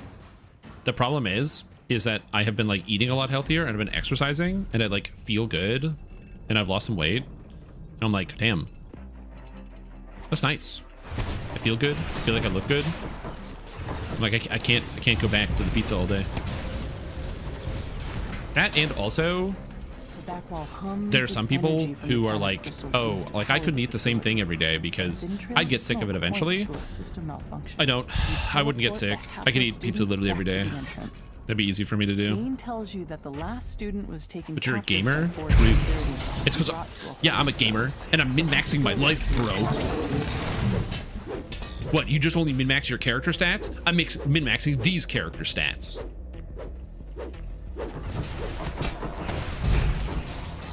Share life build? Sure.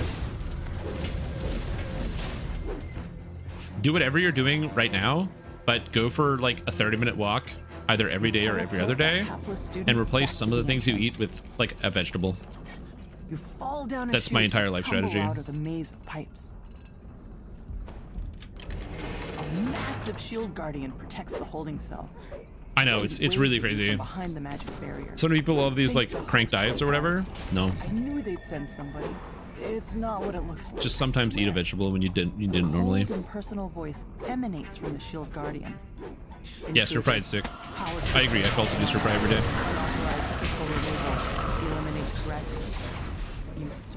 Okay, so hold on. So this is normally like 7. So you're saying I hold the block and I click it, and it goes the other way? That's fucked up, dude. That's so fucked up.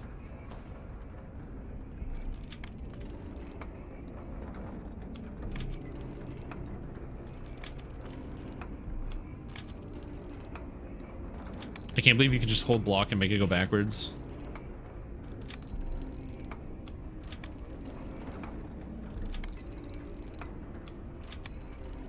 I was wondering why I'm moving. It's because by moving, you animation cancel it. So you can, like, pull levers faster. So you just stutter step your lever pulling. Barrier vanishes. 1, 2, 3, 4, 5. Quickly, Chance says. Unlock the security door so I can get out of here. Careful. Sure, buddy. Stay out of trouble. Alright, now it's Saga Collection time. Chance in his cell spring open. Now to rescue the Okay, time to collect every saga in the entire goddamn game. So I was starting with Feywild. I have Feywild, Isle of Dread, Lemuria, Ravenloft, Giant Hold, Double Sharn. I don't know if that's going to cap me, but we're going to find out.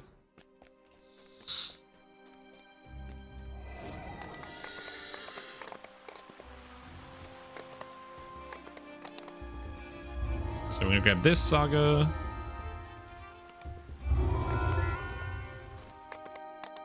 You'll just save the sagas till the end.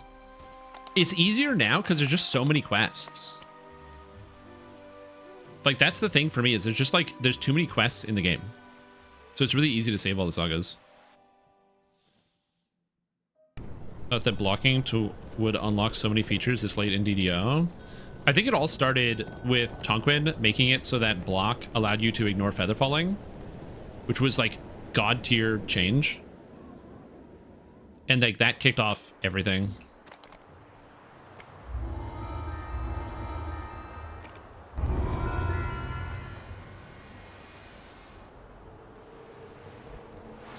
I still miss, there was a oh, my ear is itchy.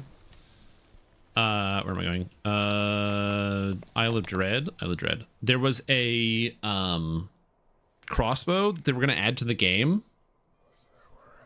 And the way that the crossbow worked is as you would shoot, it was a steam engine. So as shooting would bring stacks of a buff, and when you would block, your character would pull the crossbow up and steam would come out, and it would give you, because you're like letting loose the steam, would give you a huge spell power buff. So it would then give you damage for your rune arm. So the idea was this for like artificers. So you would shoot the crossbow, then you would block for a spell power buff, and then shoot your rune arm, which is like really cool. I never got that, but it was really cool.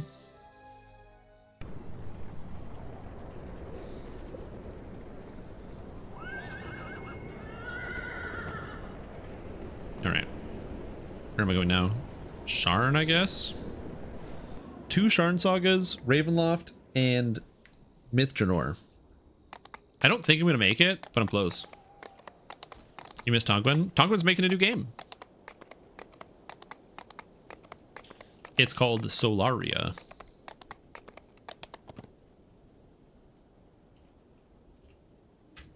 I'll link it for you. So if you're interested, you can check there. They also have a Discord as well.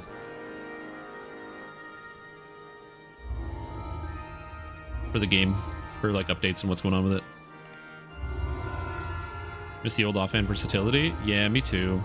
Dude, old offhand versatility was too good. The problem is it's snapshotting.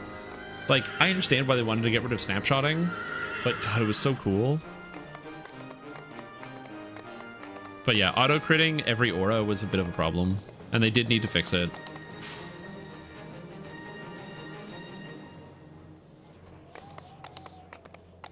Oh, it's Solaria. I thought it was Solaria. Well, it's Solaria. Well, I don't know how to read. Reading is hard. All right, back to work. Where am I going? I'm going to Myth-Janor, and then we go to Ravenloft. I agree. Because you could basically do spike chain attack, and then your next spell would always crit. Which is really cool. Oh, is there a raid going on? Looks like it. I see the raiders gathering.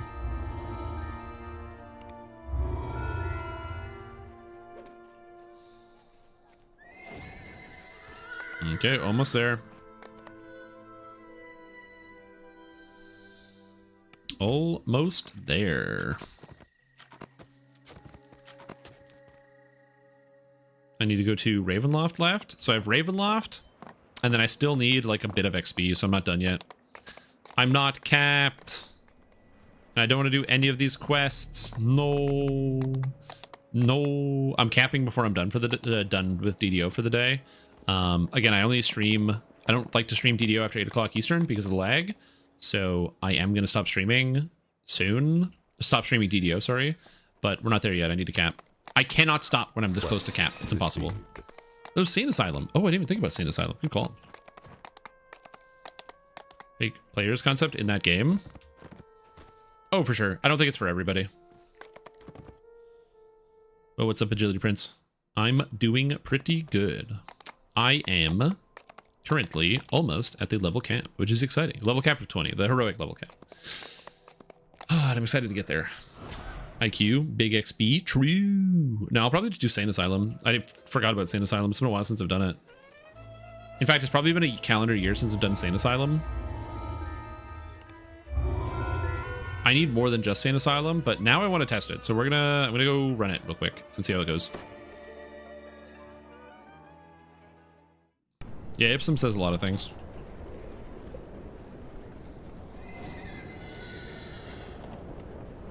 I don't need detour, right? No, I don't. It's just fire resistance and then speed and puzzle solving. Oh, do I remember the puzzle? Oh. I probably remember the puzzle. It's something executives might think it's better for MMOs in the future.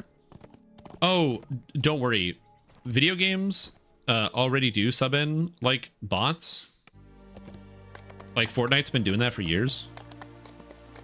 So like if you're not good in Fortnite, a percentage of the people in your lobby will become bots so that you can win more games on average. Because not everybody can win a Fortnite, but if you're so bad that you lose Fortnite all the time, they'll sub out some of your players with bots.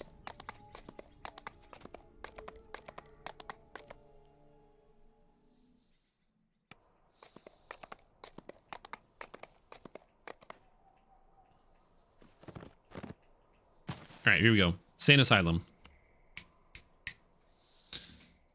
Got this. Okay, how do you do Sane Asylum? You go. Talk to Dirk. Hang a left. It's been a year. Hold on. I got this. Go in here. It's gonna be a bunch of guys. Ignore them. Pull them all together. Do one big bursty, damagey, bursty, explosive burst of damage. We're in the corner. Everybody's here. There's a spellcaster. Onto spellcaster. Cast this. Drop damage. Everybody dies. Alright, good. Next, come in here. Hit the prayer. So I get the extra jump. Okay, eyeballs, blind them. See you later. Can't disable traps, don't worry about it. Tumble through here. So I get 96 on the reflex save, no problem. More bad guys. Just hit him with the old double fire. Dude, the monsters in here have so much health. I forgot about that. Storm Reach guards. Pull lever. So we came in the back way, so we're gonna get the first thing. Run forward and kill, I believe it is the Fire Reaver. Ipsum. How am I supposed to defeat this creature made of pure fire on my Fire Domain Cleric? Also, this guy's insane saves. Kill that guy. Murk this guy. Come through here. I should have Implosion. Yep, I should have Implosion. Kill both of these guys.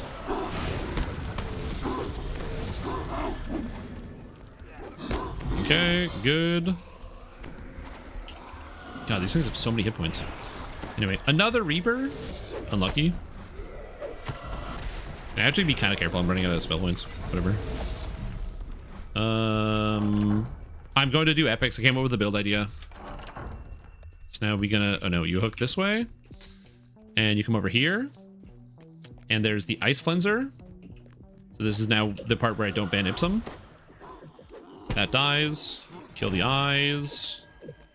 Okay, we're now at the end. And I believe I can just smoke these guys with like SLAs.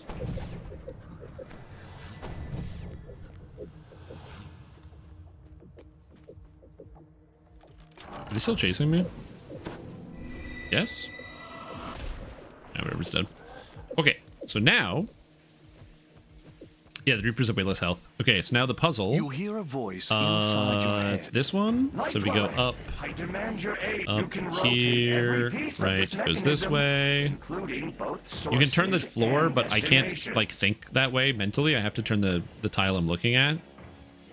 Okay. So that goes there.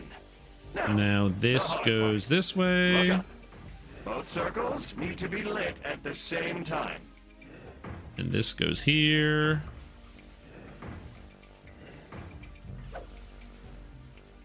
Oh, wait a minute. Wait, does this go this way?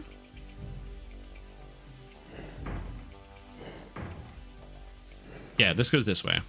Oops, I did this wrong. You didn't miss the one at the... Perfect. There we go. I'm like, I remember, I know how to do this. I'm like, it's in here. It's upstairs. I'll never forget how to do this stupid puzzle. There's also 2 versions of that puzzle.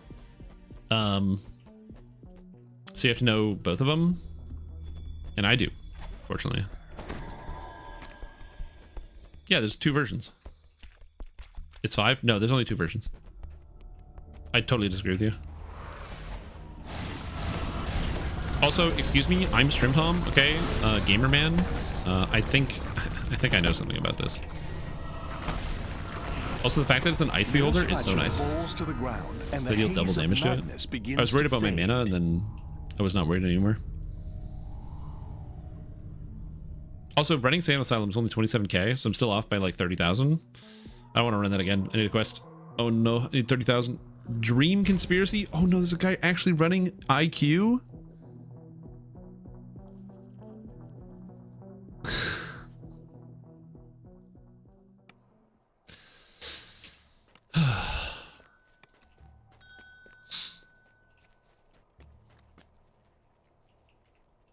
I have to do it now. I have to do it now. I agree. I have to do it now. You got to run IQ, and there's some guy running IQ.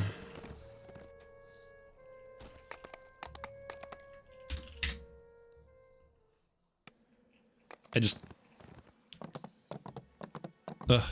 Every time you have to... Every day I run Inspired Quarter, I die a little bit on the inside and the outside.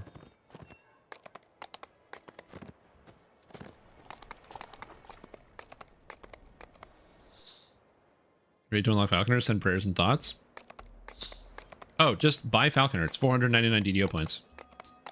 It is faster to run a past life, just TR once, and then earn enough points to buy Falconer, and then you have Falconer on every character forever. Can share?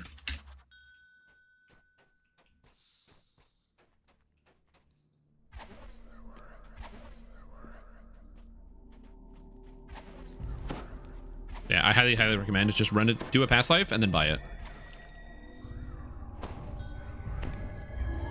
But shared banking? That's okay, just do it again.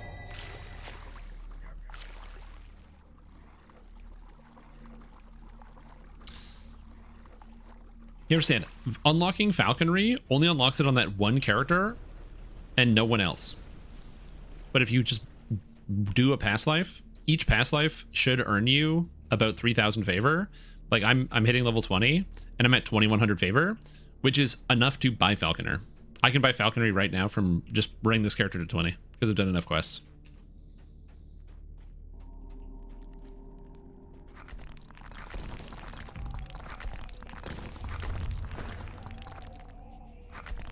Look, man, I needed to get some XP. Turn undead! Turn undead! What else was I supposed to do? Not run Inspired Quarter? Hiding the bodies of prisoners? You coward! I can see how much health he has. He has 2,650.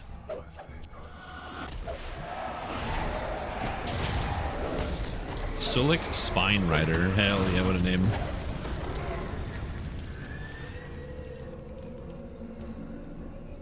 Yeah, 2,000 favor to buy Falconry. Yeah, because you don't have to buy Feydark Illusionist, because Feywild is a level 5 to 6 quest chain. It's really good XP for its level, and you're probably going to do it at some point.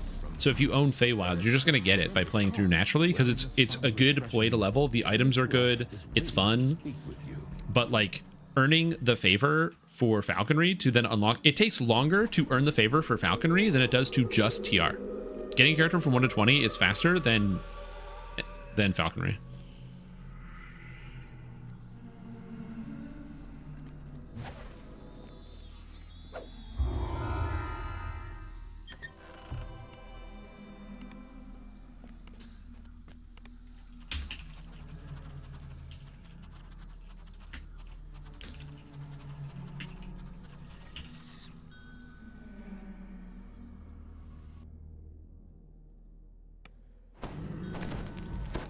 All right, that's it.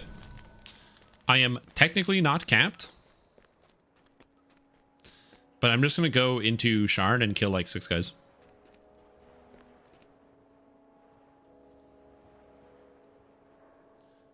Yeah, it's easily the worst one by a mile. Don't, that's a recommendation I have for every single human being on this planet Earth. Don't ever unlock Falconry on one character. It is such a colossal waste of time. I know. I really hate that I'm saying this, and you've worked really hard on it, and I'm not trying to take away from your accomplishment. I am happy that you have done it for yourself in the sense that you will be able to access falconry on one of your characters, which is really cool. But in the future, I would highly recommend, if you want falconry, just be like, I'm going to do a TR to unlock falconry, and then do a TR and unlock falconry.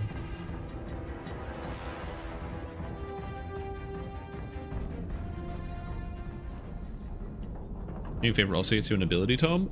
100%. The problem is it's 700 specifically free agent favor, which means you basically have to do every free agent quest in the game, including the Titan raid, and you can't solo the Titan raid, or at the very least, it is extremely difficult to solo without extreme knowledge of the raid. Like, you need a lot of knowledge to be able to try to solo that raid.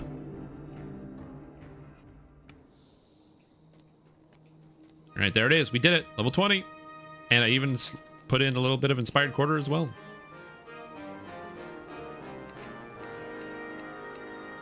All right.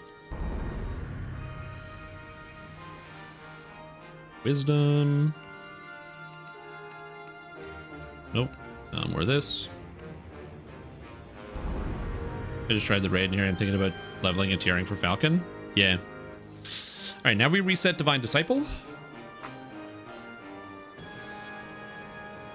And we put our points together. So we're going all light, so left to right, lefty to righty. I don't want any of this, so we'll take the mana, because mana is good. I will need lots of it. I will take maximize cost reduction. I will take quicken cost reduction. Oh, I got the wrong... Oh my god, I did the wrong thing.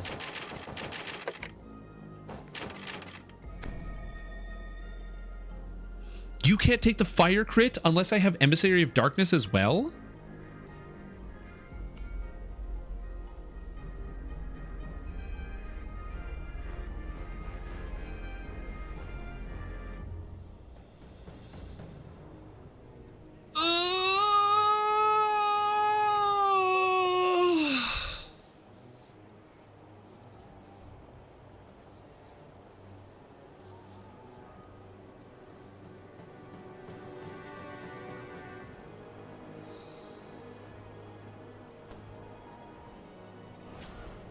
It's fine.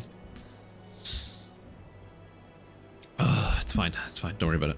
All right. Whatever. Whatever. Also, this is a little fucked up. I'm gonna... Okay. Ugh. It's fine. We're light cleric. It's good. I don't care. We're light cleric now. It's fine. Don't worry about it. Don't worry about it. Don't worry about it. 10% light crit is good. I still cast Sunbeam. That's good.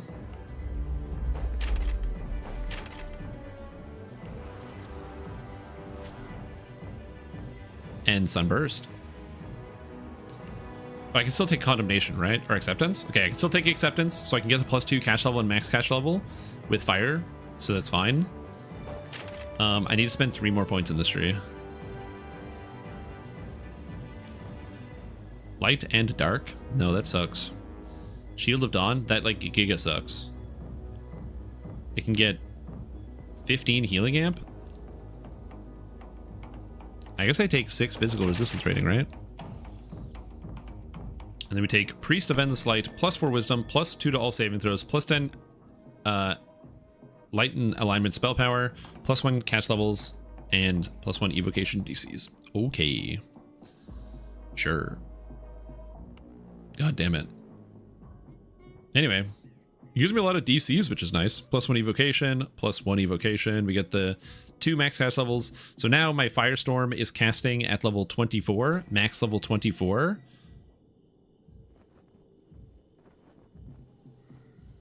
What do you mean max level 24? I just got 2 max.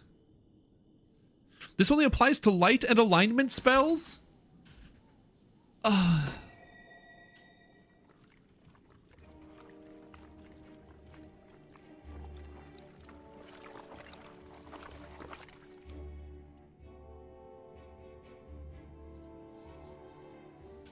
The world is so dark, isn't it?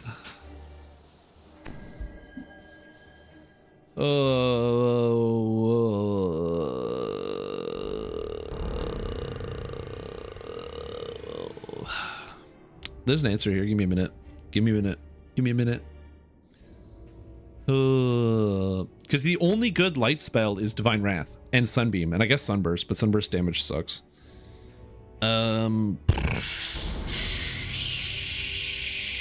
Urge to TR Rising.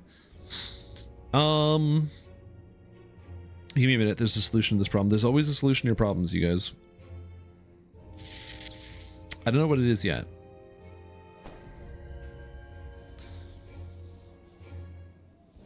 Time to make cleric works. Need help with that? Shut the fuck up. So what if we spent 41 points in Fade Arc Illusionist? That seems kind of good, right?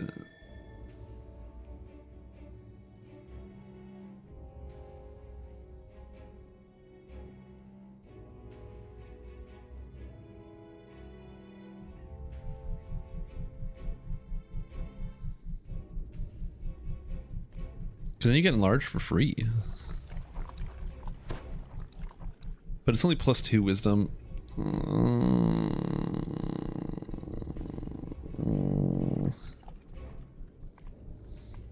Hold on, I'm thinking.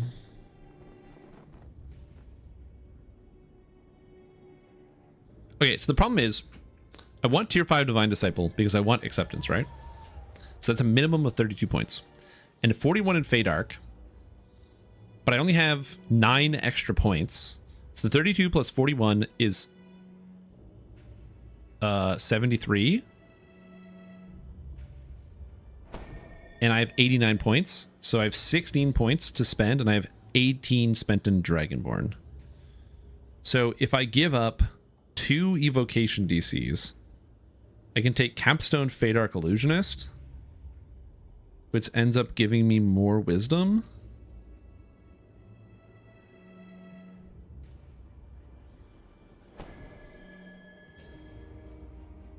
And then... But is that even better than this? No, this is 4 wisdom. Whereas this is 2, so I have to spend more points. This is better. Yeah, this is still better. Yeah, I know. Cleric. Kick W. Light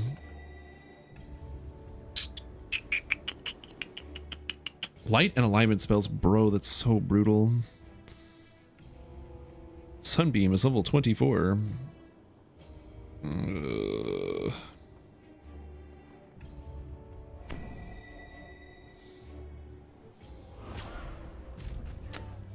Yeah.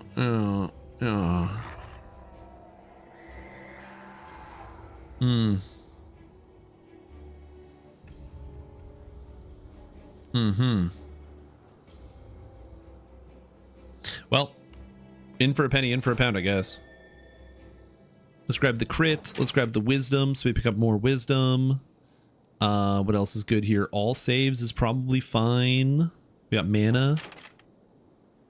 +3 to all saves. And fear immunity, that's probably good. It's 1 spell pen, I don't care about that. Let's grab wisdom. Let's grab more wisdom, which also gives me universal spell power. We're gonna grab more spell power here. Grab some health. And some more spell power. So now we turn this off.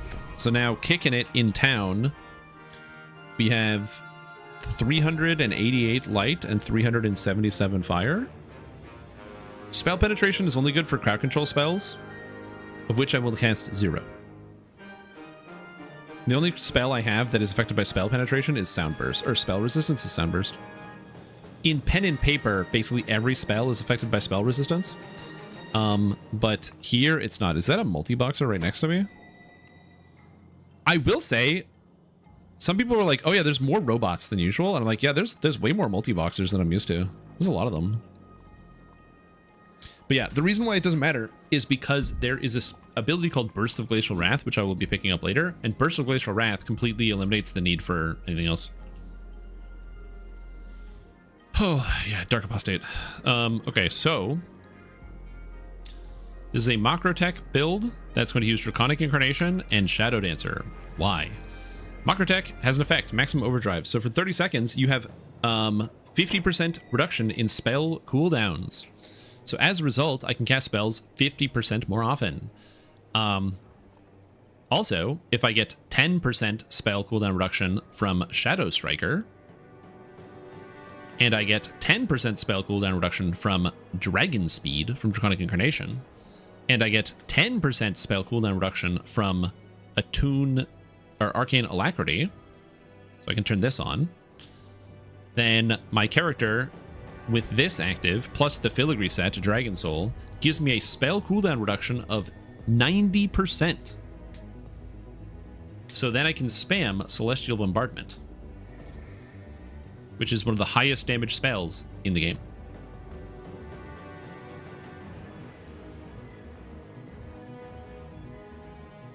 It still doesn't seem good, and the more I look at it, the less impressed I am.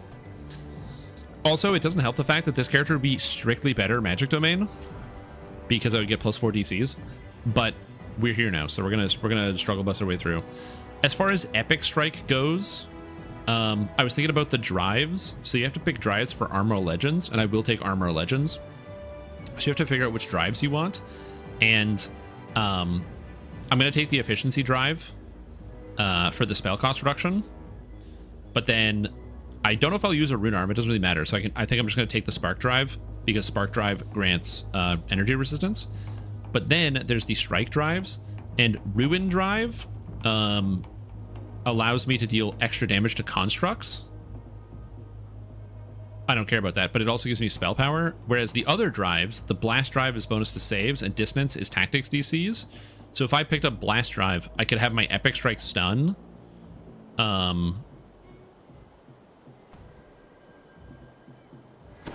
I don't really need a stun like that. But it's not terrible, because it only has a 6-second cooldown. So it's also not awful either. But alternatively, I'm going to be able to stun with Burst of Glacial Wrath, so at which point I just grab the Dragon Breath. I am sacrificing quite a bit of spell crit, but we're going to use that with volume. So we use Dragon Breath here, and then mostly spells. But yeah, you get spell cost reduction here, spell cost reduction here, and then I don't know. Also, cheaper maximize, cheaper intensify, and cheaper empower. Ooh. Yeah, we'll see. We'll see how this goes. I don't know what I'm doing, but I don't think I'm going to use the Epic Strike here. I can get the hammer, which is free, but I don't think I'm going to use the Epic Strike, because the damage on the Epic Strike, it's a d6 plus 6. Wait, didn't they nerf the hammers to like a d6 plus... No, they're still a d6 plus 6. Okay. So I can still use these as a way to get extra damage coming out. Okay, so you take fire, because it's good. You go here. Like, Fire Dragon Breath is the answer, right?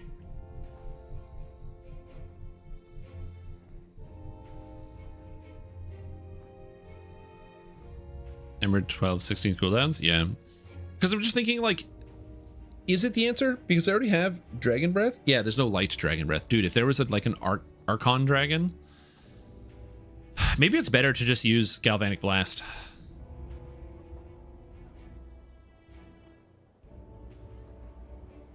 Yeah, maybe, or Sonic Boom. Because I can maximize and power all that. It's going to do fine damage. And there's a save on it, as long as I'm in the thick of it. And I can also slap a stun on it. Because eventually this gets upgraded to a d6 plus 10 damage. Oddly enough, though, the Red Dragon Breath, I think, might be better. Because this will get to level 41 on its damage. Although the DC is going to be lower.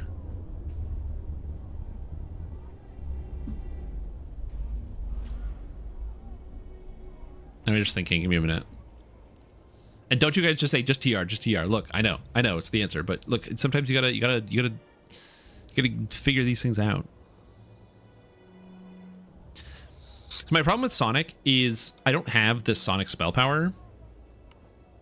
So if I go to my spell powers, Electric 181, Sonic 140, I don't have any of those, either of those. I'd have to get items, which is fine, I can do that.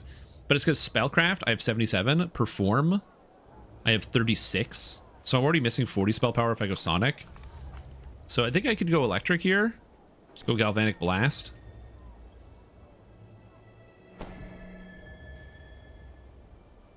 And I do get access to a rune arm. I don't know. I'm gonna be honest, there was a time where SSG was doing like a lot of balance, which was really cool, where like every patch came with some cool buffs or some cool adjustments, and we haven't gotten like that in a year. So I don't know. Man, I'm gonna be honest. I was really thrown for a loop by how Divine Disciple is only light and alignment spells. That's so brutal, man. That's so brutal.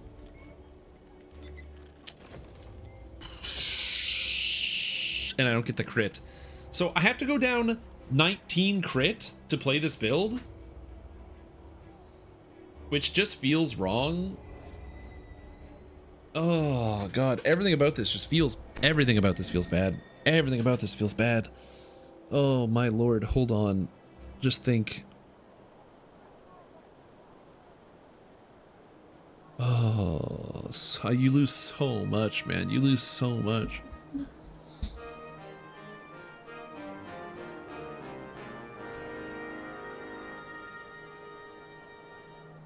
Because you can't just get rid of Priest of Endless Light. Like, this is too good.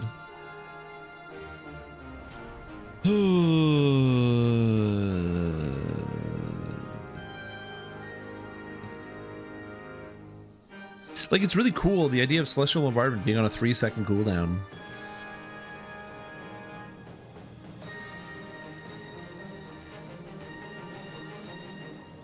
Hold on, I'm thinking.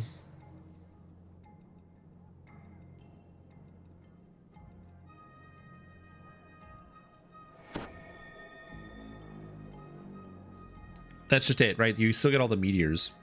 It's a lot of meteors.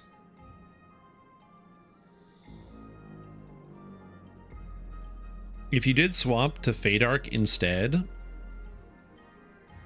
you gain 8 crit, but you lose 1, 2, 3. You lose 3 evocation DCs in exchange for 8 crit. 9 crit. And I feel like that's not worth it. Yeah, 3 DCs for 9 crit. Which I don't think is as good. 3 DCs for 9 crit. No, I don't think so. If I was like a magic domain, I would probably do it, but I can't skimp on the DCs. Like, you're just gonna not land all your spells.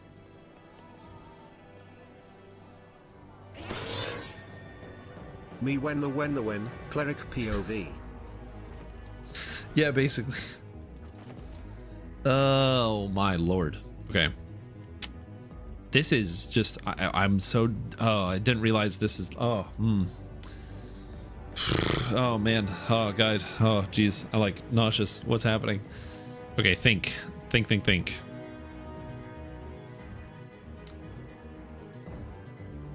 I should at least try it one time. But like, I have to leave so much on the table because like, basically this is only good if you're using Holy Fireball, because you'll get the light alignment bonus catch levels. But even Holy Fireball is like kind of whatever. Oh god. All right. Oh yeah, I'll put a poll. See what you guys think. I'm gonna put a poll up. You guys give me your opinions. All right. I know I'm just like agonizing over what to do, but this is just called good time management. Said you were free at this exact moment in time for Vesper's host run. Why would he lie to me? Oh, why would he lie to you? Because you're gullible. Didn't you know it says that on the ceiling?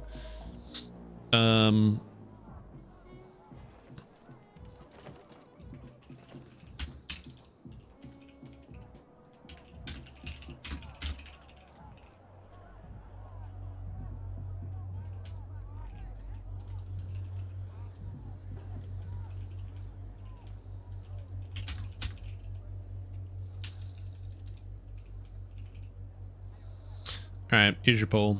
Vote now. I don't know what I'm gonna do. I'm thinking about it.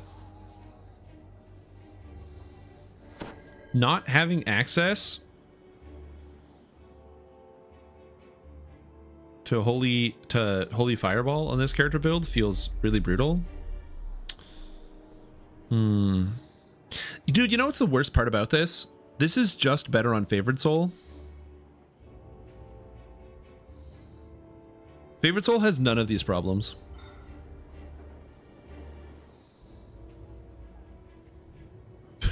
that's the worst part. The worst part about this is Favored Soul gets none of these problems. So let me just double check here.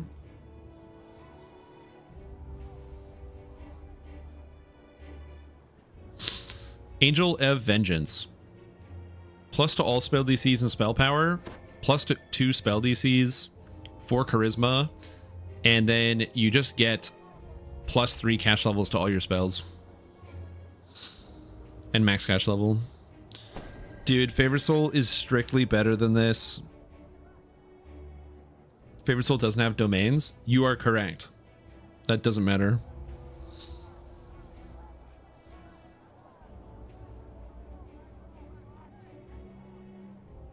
Did you get Aura of Menace, which is -2 on enemy saving throws? You just get more spell DCs. It's just all spell DCs, all spell power. What the?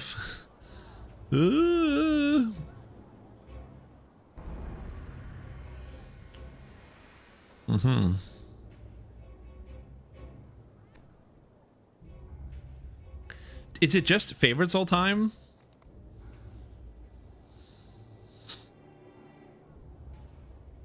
Isn't strong enough to warrant being a T5, should be pushed down to T3. I don't think Holy Fireball is bad, but they did over nerf it. It should do a D6 plus 6 for each one. Oh man, 75% of you said TR, get it out of here. Oh shit, man, it's TR time.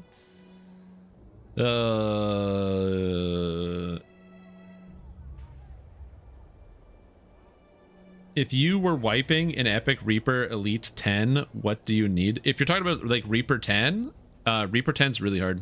Monsters do like 10 times damage. Or, no, 9 times damage. So you gotta be ready for that. And they only take 15% damage. And they have like 1 million to their saves. Yeah, I don't know. I think I might take the Cleric out behind the shed and just, you know, tell him to think of the rabbits. I like this build idea, but the Favored Soul's better.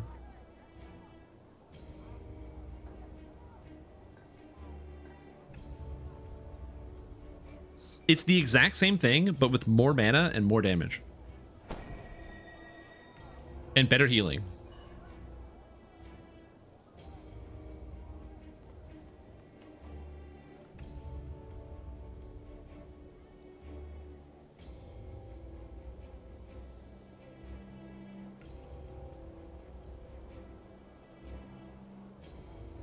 It's a really nice farm, it is. Also, it increases the caster level of, or the crit of all my spells. Oh my god, I don't have to give up on the crit either. Oh, it's so good. Oh my god, do I just play Caster Favored Soul immediately? There's something that feels wrong about this, but I really just don't want to do this. All right, that's it. I'm done. I'm tearing. Sorry. We're doing Favored Soul. Psych. All right, I decided. This is a hard decision to just like not play this Cleric build. But it's just so much better as a Favored Soul. Like literally everything is better. It's incomparable. So it gets everything the Cleric gets and more. The only thing it doesn't get is the Firestorm spell-like ability, which I'm not going to say is bad per se. But when I have more mana and so much spell cooldown reduction that I can just cast Firestorm on like every 3 seconds, who cares? Play the Spazito. Yeah, basically. Oh my god. The only thing is I have to play a Dragonborn again back to back, and playing Dragonborn is going to be annoying because I already have all the Dragonborn past lives. Hold on. Do I have 3 favorite soul past lives? Say no, say no, say no. I don't. I only have one. Perfect. What about cleric? 2. Okay, so I'm gonna get my last cleric past life here, and then we're gonna go in for favorite soul. All right, cool. Favorite soul. It is. I'm just gonna run the same build back, but as a favorite soul, I'm so stupid.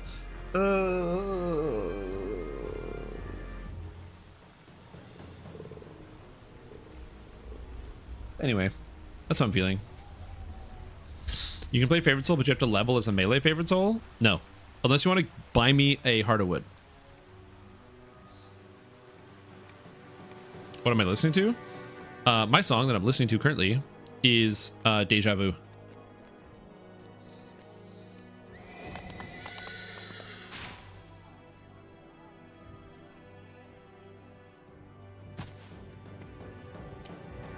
Anyway, we're fine. Well, melee favorite soul is easy. Like, for melee favorite soul, you just whip a two-hander, rip a two-hander, run Divine Might, and beat everybody up. It's very, very easy to play.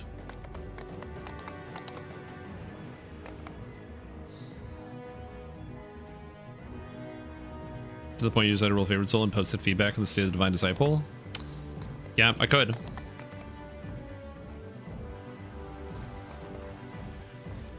If this just said all spells and all spells, it would be so much better, but it doesn't. Blah, blah, blah, blah. It's more interesting than that? No, it doesn't.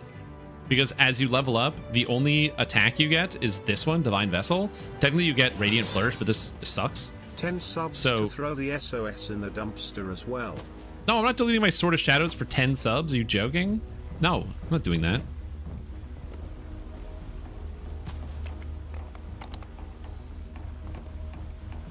You know what? Fine. 10 subs, I'll delete it. Right, I'll do it right now.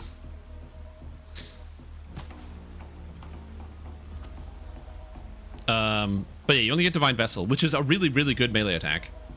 It's just a frontal cleave. Oh my god. We added 3 gift subs and 1 bonus gift sub to Fairy's Gift. Oh my god. So wait, you gifted out 5 subs? 15 subs? Oh my god. You guys gifted out so many subs. All right, before I start reading stuff, here we go. Let me delete it.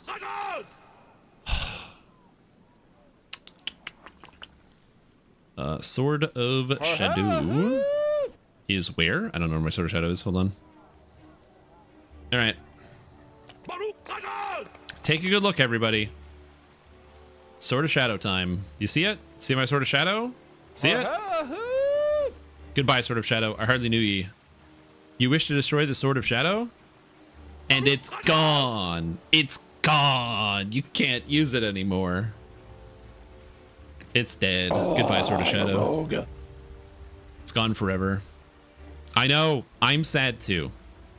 But instead of being sad, I'm going to think about all the gifted subs. Welcome to the stream team: Morgo Twitch, Schmegery, Rothko77, Zazzlebar, Harley Freebird, Alaquane, Lirum, Turelius, Farting Jester, The Unrequited Library, Limited Mortality, Nearden, Raven Lunatic, Pretty Kitty, Castle, Zeki Shaw, Freeling Slyhand, Mona Lisa Tisa, Ken BC, as well as Light Wounds, Squishy Samurai, Flashtone, Not Smallzy, Crowbar, and Agility Prince, and Valorant, Fairy, and Cruiser. Thank you so much for your subs. Fairy for the 15, Valorant for the 5, and Cruiser for the 5. That's very kind of all of you. You did not have to give me that money. But I am very, very grateful that you decided to. Thank you so much. I appreciate it. I'm a rogue. Pick one of your 200 Raiders boxes? Yeah, or my 100,000 Vault runs. I'm a rogue. Can't you buy it from a vendor? Yeah. Quest completed. Oh, I don't have 100,000, but I can buy one right away. So I don't care. So you did delete some of my resources. Quest completed. So fine. If you really want to see it that badly, I can level as melee favorite soul. It's just going to be kind of boring. You don't really have any attacks. So basically what you do on melee favorite soul is you go into, you get the healing spells out of the healer tree, and then you just go into War Priest and get the imbue, and then when you get a cleave at tier 5. So I'll probably grab like greater color spray and like quicken pretty early, and then just slam everything. But yeah, I can level as melee if you want, and then lesser reincarnate. Yeah, I'm gonna play quarterstaff. Oh, I'm a rogue. Any deleted loot gets flagged there. Oh, the buyback feature at the shop? Oh yeah, true. I can delete it. I can buy it back in the buyback. I do not get why everyone has such a hard I can do on that. for the Sword of Shadows. It generally underperforms through heroic leveling to the Ravenloft and Sharn great weapons. The Crete profile is the big thing, but if that's all it's really doing, it is pretty far from the best in the game. But no, I'm leaving it. It's fine. Depends on crits to make it worthwhile. I was paid to delete it, so I am deleting it. Also, Screen, thank you so much for the shitpost. Appreciate it. Hope you're doing well. But no, I was paid to delete it. I'm leaving it dead. That might be upsetting to some people, but like, it's a video game. I just don't care. I don't know. I just like don't get stressed out about items in a video game. For me, it's more about the experiences. If I had a bad experience, then it'd be different. But yeah, I don't really care about that. All right. Oh, TR into cleric. Our favorite soul. All right. You want me to play melee favorite soul? Sure. I will run melee favorite soul, but I'm going to lesser TR to get the stuff that I want going. It's going to be a lot of TRing. It's really tedious. And the jewel inside of it. I don't have a jewel in my epic Sword of Shadows. You think I'm a nerd who uses an epic or a sentient jewel to level in epics? Why would I do that?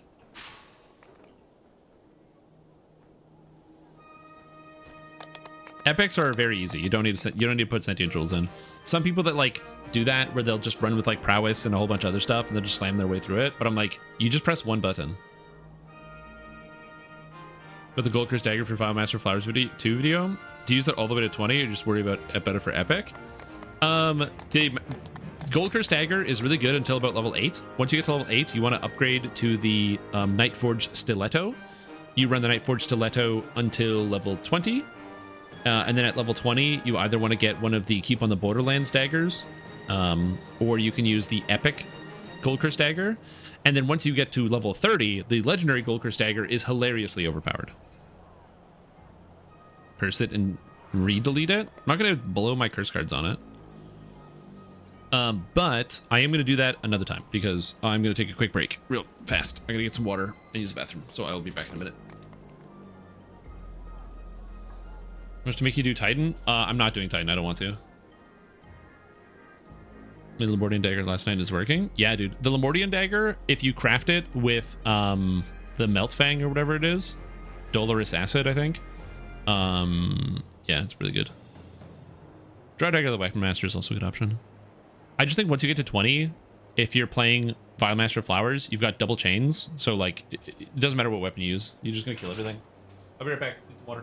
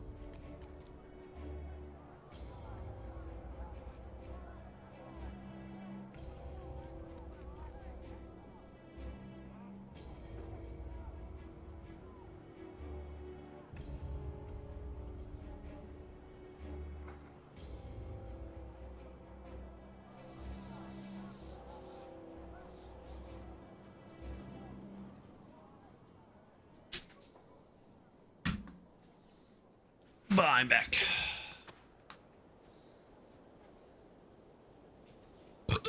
Sorry, I had to like take a break to like get some water and stuff and stretch my legs. Is that part of the coffer? Yes. It is part of the coffer. All right. I don't want to TR right now just because of the lag. I find TRing during lag really annoying.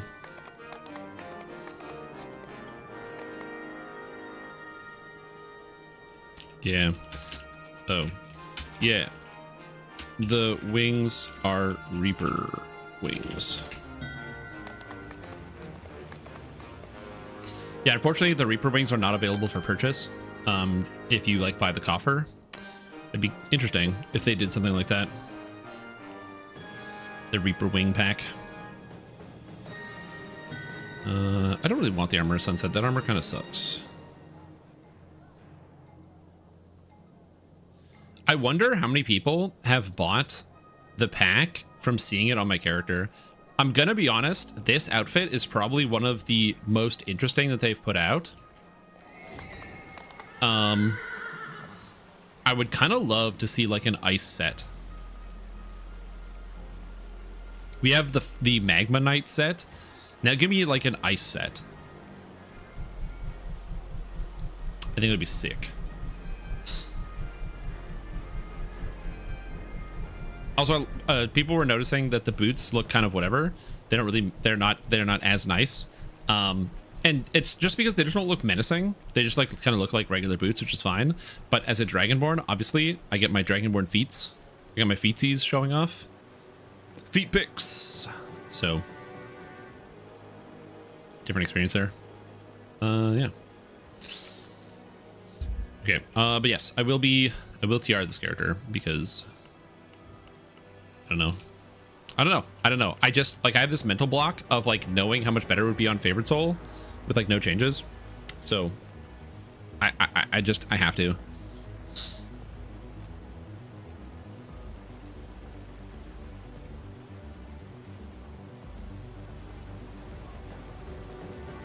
Because it's the same thing, except you get to pick up +3 spell DCs, more spell power, and more spell crit.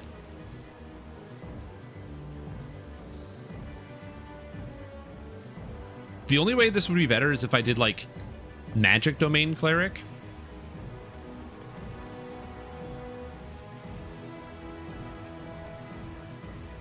But then I have to spam turn undead. Worst case, you blame chat who voted. True. Yeah, chat voted for it. That means I'm absolved of all decision making. True.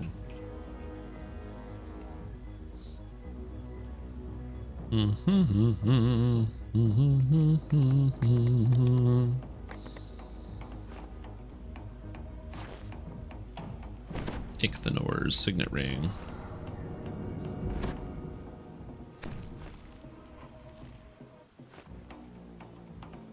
Almost there. It is weird to just like do it, but yeah, it's what has to happen.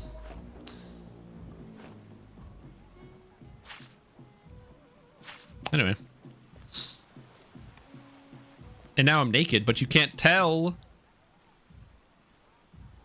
Yep. TRing? Yeah. I'm going to be TRing into a favorite soul. I think this build, the build idea I had is better as a favorite soul. And sometimes you have to act off your intuition.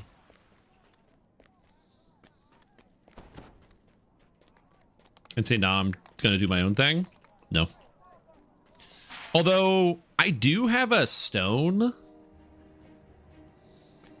I do have an autos box stone. So I could skip almost all of the leveling process. You lose your Reaper rings on TR? Yeah, but I can just buy new ones. Oh, which reminds me, I should probably do that before I TR since I have like a lot of haggle. Well, it's 36, but whatever. +20 heart. I'm not using a +20 heart. So yeah, let me buy more Fire Reaper wings.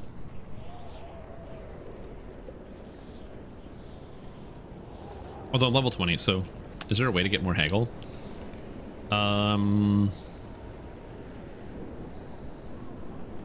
Is there haggle in an epic tree?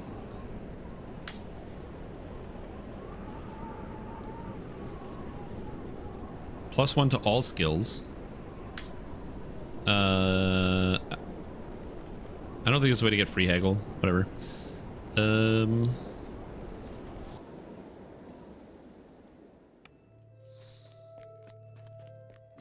Oh, yeah. I can cast Greater Heroism as well. I was thinking about, like, from the tree, if I get, like, extra +6. All skills is good. It is all of your skills. Okay. So we take one of these, and we go Charisma. Of Insightful Charisma. And then... Do I not have Greater Heroism scrolls here? No, I gotta go to House Fjarlin.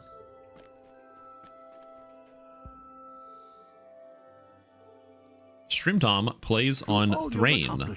You have transcended the title of Or hero. as the text-to-speech robot says, Trana. Can teach you about what fate lies in store. It's Trana speak properly, but it doesn't do well.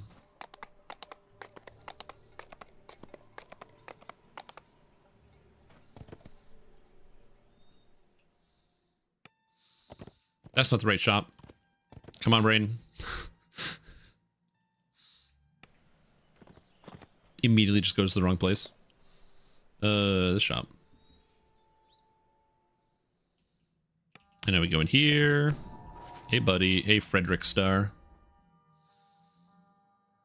I would like to trade. Mr. Star, I want to trade. And then we get prayer. And to prayer, I need a dungeon.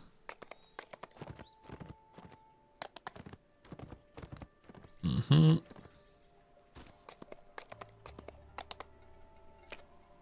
I'll do this one. Earn Reaper points to struggle playing more than Reaper 3 or 4.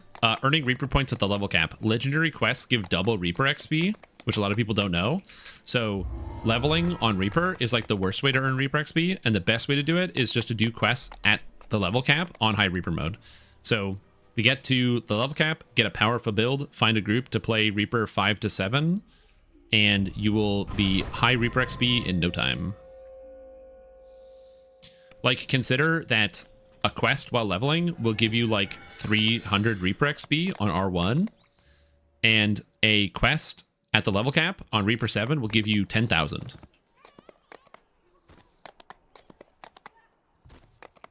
It is literally an order of magnitude the amount of Reaper XP you get. So when you see people that have like the 75 Reaper points, the trick to doing it is you get to level cap, you make a powerful build that's all together, and then you do several series of quests on Reaper mode. And one of the best ways to do that is to find some friends. Hello, Queen's Herald. So this is the best I can do, is haggle 51, but I'll take it. All right.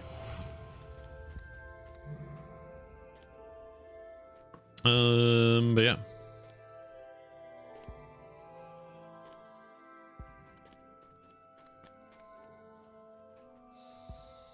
And then what else do we do? Yeah, I don't want to DR. I'm done. 68, the life doing 30 quests on R4. Yeah. It's huge.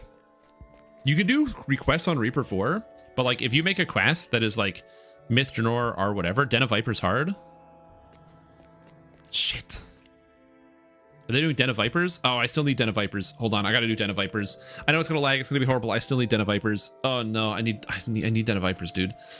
I need my Hydra Heart, and then I can finish my build finally. Okay, we're gonna do Den of Vipers because I need the Hydra Heart still. I was gonna quit playing DDO, but now I gotta get it. Stream time. Yo, what's up, big? The Ven of Diapers? That is correct, yeah.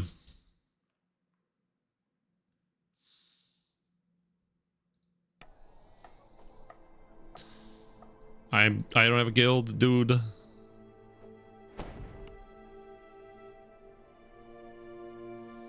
Den of Vipers.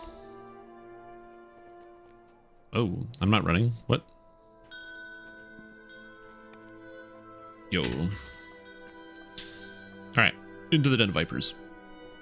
If you've never done Den of Vipers raid, you're going to get to see it. I will explain the raid to you as we go through it, so you can learn how to do it, and then you can be knowledgeable and get it done yourself. Is there a way to boost the XP I get from Reaper quests? Like XP potions? Or like, if you, Reaper experience, the amount of Reaper XP you earn from a quest is increased when you use an experience point potion. So if you have a 50% Reaper XP, or like a 50% XP potion, that will also increase your Reaper XP. So what a lot of people will do is they will wait for either XP weekends or like a Reaper XP weekend. So for example, last weekend was 20% bonus Reaper XP. So then people will do quests with the 20% Reaper XP boost, with a 50% pot, with their Voice of the Masteron and stuff. And then when you finish a quest, you can get over 20,000 Reaper XP from a single quest. Was it a 10% Reaper XP boost? Oh, I thought it was 20%. I didn't play. I don't play on the weekends because it's a nightmare. Yeah, so you can get over 20,000 per quest. I'm running.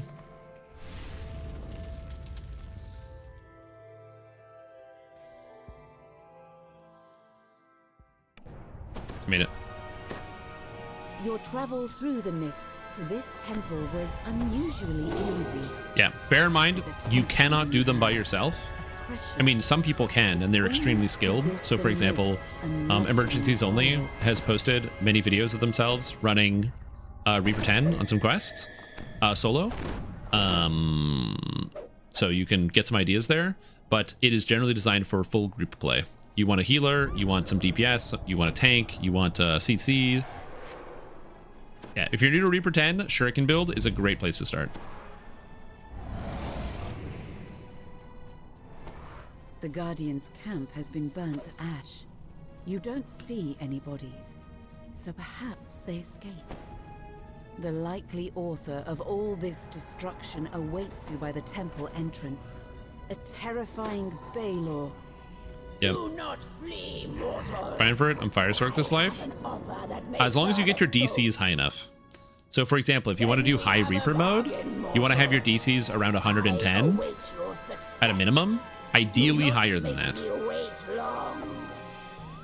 A wounded guardian. I've been given a fresh lantern. Inside the temple. When he sees you, his eyes brighten in relief. He motions for you to approach. Do you get more lantern charges on hard mode?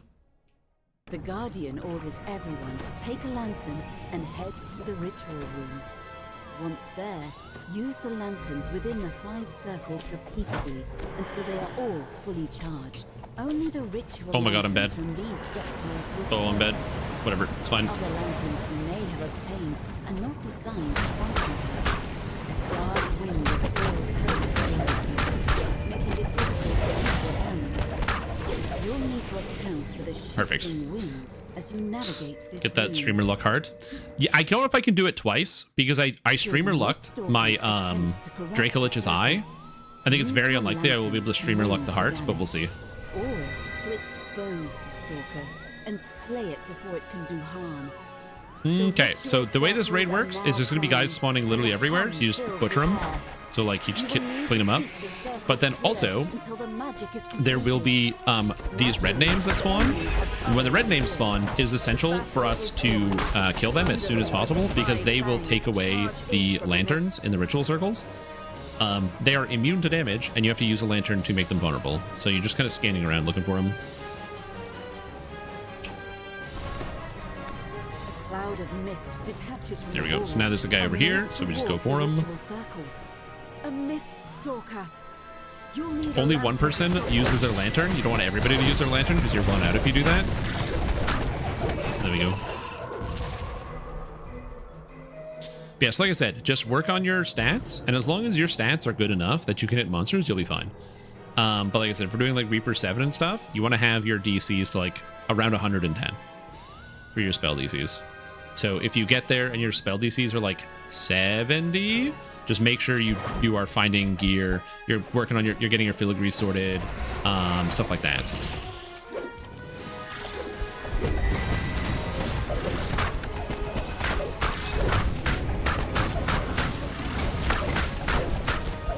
Yeah. Also, yes, they've added spell deflection as a statistic to mobs, and the only deflection penetration I think is on the Ravenloft set, which is just weird. But yeah, missile deflection is a thing.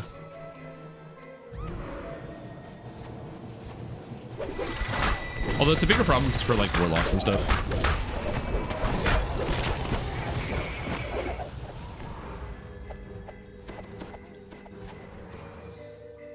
Yeah, we keep watching. Eventually the Hydra's gonna spawn, but we're just not there he is.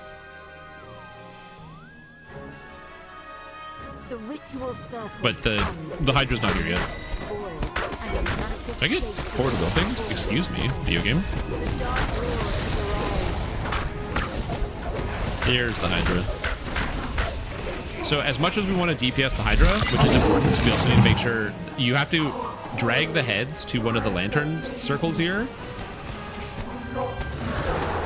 So we're basically going to bash the Hydra until the head falls off, and then we're going to pull the head into a circle and kill it. So we're going to do as much damage as we can to the Hydra. Also, if you're melee, you want to watch the heads. If you see them turn around and look at you, that means you're going to do a back attack, and you want to get the hell out of dodge. Also, our DPS is not bad in this group.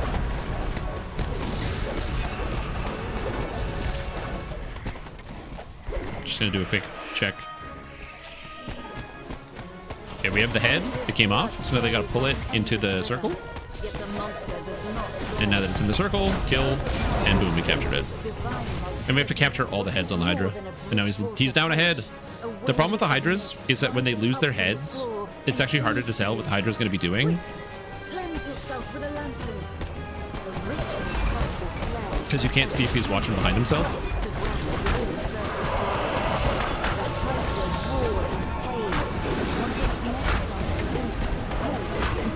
Anyway, now I'm looking around.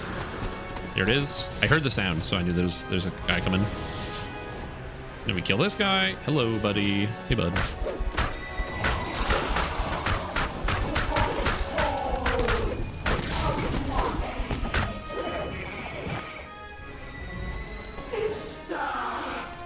Sister. All right.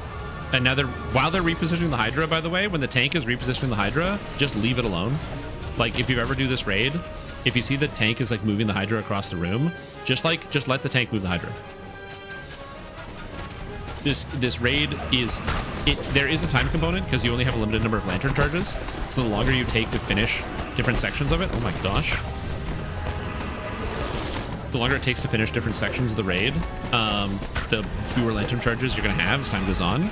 So it's not like a race, but there is like a speed component to it. Oh, I didn't notice this Magus was here. Does Range have it? Yeah, Range has it. Okay. So I have 4 lantern charges left, so you want to make sure that you get it before you run out. Did we cut off another head? Nice. Okay, good. This is where having extra movement speed, like a dash, is really, really useful. Just detour. How do you detour in this quest? I've seen people do it to get more lantern charges, but there's a dimensional lock. Do you have to like die and then get resurrected to do it, or how does that work?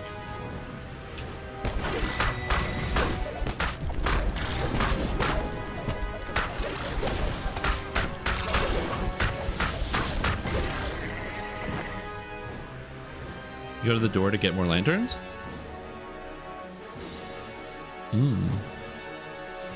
How's the lag been tonight? What do you think?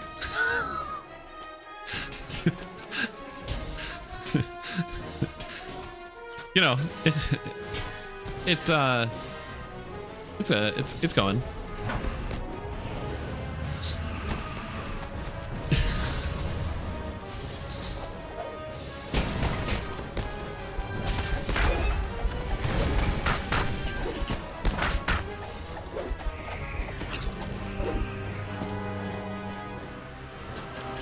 We didn't kill the head in the circle. The head went back because it was lagging. The head never made it. Rip. Oh god. Lag. Help. Yeah, I was actually gonna quit playing DDO because the lag is horrible after 8, but I saw a Den of Vipers up, and I was like, no, I'm gonna do Den of Vipers because I need this raid. Anyway, big mistake. I should have quit, but what are you gonna do? We're already here.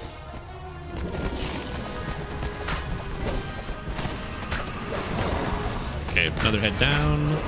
There's got to be another guy around here.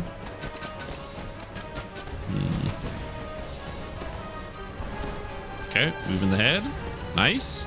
Nice. Get him. Only 1 million damage. Come on, team.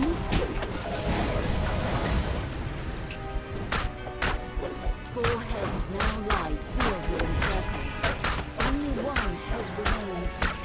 The smell of the hideous Yeah, it's tough because I can't really tell what my damage is right now, because sometimes I just feel like even though I should be hitting for more, I feel like I'm not, just because of the lag. It's weird. What is this damage? I know my damage isn't that good. It's because this character is mostly designed to be a it's less designed for raids and more designed for like R10s and stuff, because it's got a really good crowd control component. I'm also missing a key item to my build, so that's why my health is so low, but yeah. Then a ghostly figure appears in the central circle. A vast dark shadow suddenly looms out of the mists. Flames flicker in the Baylor's eyes as it smiles. For 23k, that's a lot for me. Oh, that's pretty low for this level. I got Trifalni, Gauntlet of Grace. Time for you to introduce This looks really good. to me. Yes, I think I don't want it though. Let us take this D69 420. The emissary of the dark powers has taken Yeah, this looks great for ranged characters. It's got Sealed in Gloom, Double Shot, Disciple Double Shot, the Greater Marksmanship. So it's got the +3 bonus to attack and +2 to damage. It stacks. Sick, dude. If nobody wants it, I'll keep it, but...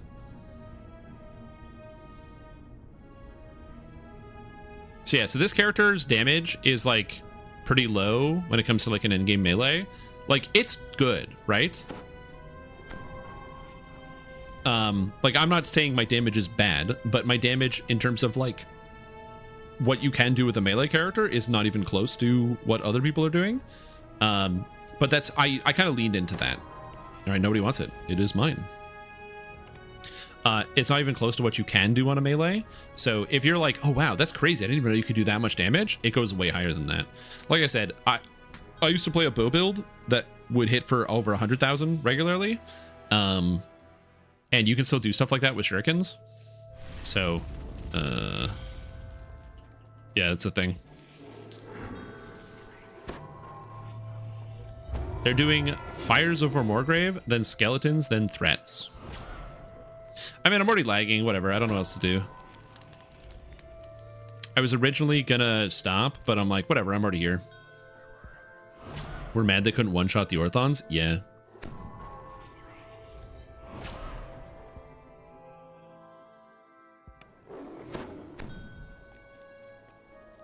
But yeah, the reason why I say my damage is low is because I'm using a weapon called Ignition, the Fear and Flame. Now, Ignition is a weapon that is powerful, sure. But it's got the Warp Souls effect, so I reduce enemies' armor class fortification. It's got Identity Crisis, so that way it slows enemies when I hit them. On top of that, it has Legendary Paralysis, which can be kind of good. The problem is that as a Bastard Sword, it just doesn't have the same critical threat range and multiplier that you would expect from like an endgame item. So a lot of endgame items generally tend to have more critical threat range and multi than this. For example, if I was using a longsword, this would have a ×4 on it as opposed to a ×3, and that adds a lot of extra damage. It looks like the preparation among other things. And so additionally with this build, I wanted to focus on like the crowd control element of it, so I have the shield. The shield hits pretty hard, so the base damage rating 344 right now with this is pretty good. And I do hit with it pretty regularly, so the shield crits for like 15 to 20,000 on this build. But it's mostly for the extra activated attacks where I can hit shield smash or stunning shield. It granted increases the shield damage, but also kind of gives me that extra utility there, which is what I want. So yeah. only have 4 slots open. Yeah, it does help for sure, but like, again, there's a lot of components that go into it. One of the beginner basics videos I'm going to be putting together is how to get high numbers, and literally the answer to the question of how to get high numbers is DDO is a game of 1s and 2s. It is a death by 1,000 cuts. So every time you go, oh, I don't think I actually need that point of strength, I'm going to spend that somewhere else. Actually, I don't want this strength. I'm gonna take this attack instead. Well, you just lost some damage, right? And so that's the reason why you're gonna see really boring choices in a lot of builds, like raw stats, hit and damage, because these 1s and 2s and 1s add up. So having +1 to attack and damage, +2 to attack and damage, +1 to attack and damage, and +1 to attack and damage with favored weapons, +2 to attack and damage, and +2 to attack and damage with favored weapons. All of that stuff adds together to give you a good amount of damage. But you have to like actually add it all up and add it together. This part of Moorgrave is becoming coterminous with some pain. So like right now with my character, I'm +215 to hit standing around, which is not bad. +215 to hit is not bad. And I have melee power. I'm at 250. It goes up when I start fighting undead. I'm also missing my artifact, so I have an artifact, but I don't have any sentient XP in it. So the filigrees will help me out a bunch, but I'm missing like 8 strength. So my strength is going to get over 90. My wisdom or my charisma is going to like 76. Yeah, I'm going to pick up a lot more damage and a lot more melee power. My double strike doesn't need to be 100%, so it's okay that it's only at 96. But yeah, I'm missing a bunch of stuff. Space begins to widen. It's important, the kind you've never seen before. But yeah, another thing that I'm missing on my build is I don't have action boost haste, which is a huge attack speed increase. And yeah, so I'm a little bit behind. Yeah, once you get a lot of melee power, it feels good. Epic Destinies? Oh yeah, I forgot to give you my Epic Destinies. Here you go. This is the modified version, screenshot friendly. I've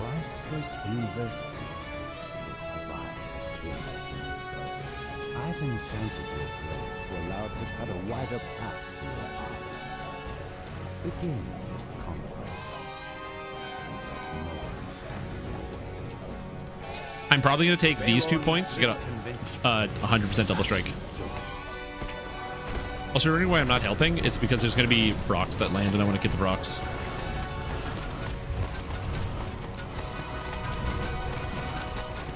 Did they, like, instantly die or something? Where are the rocks? Oh, they're there. I'm like, where's the rocks? The Doom Dancers. Oh, they're being iceberged away. Okay, whatever.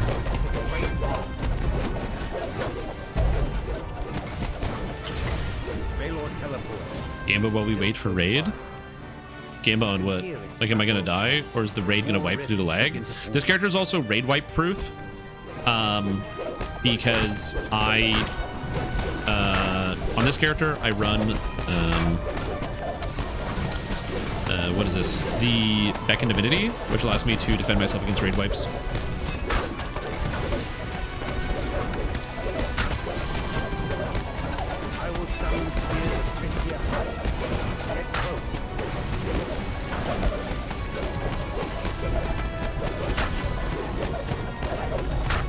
Yeah, Bacon Divinity, exactly.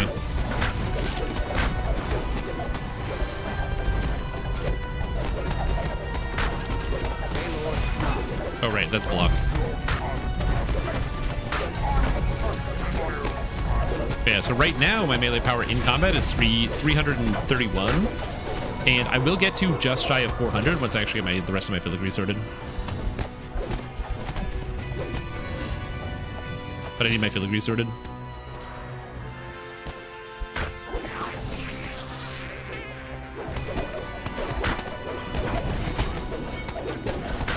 When we get there.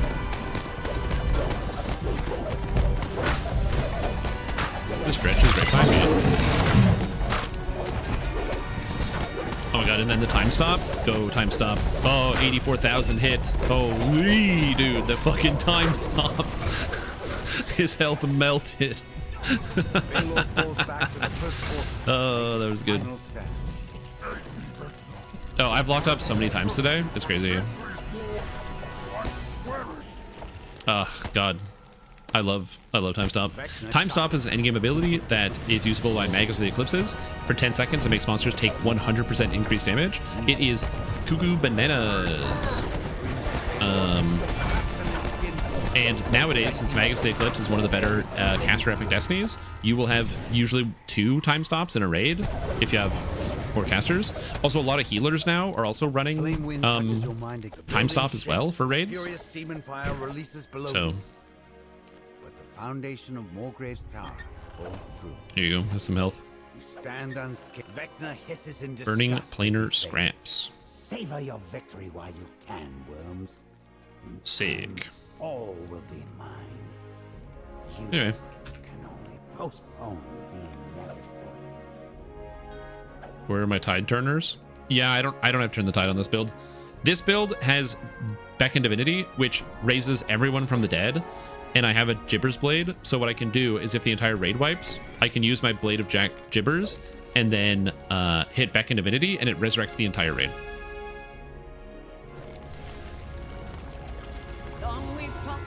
Tide turns at time stop. It is.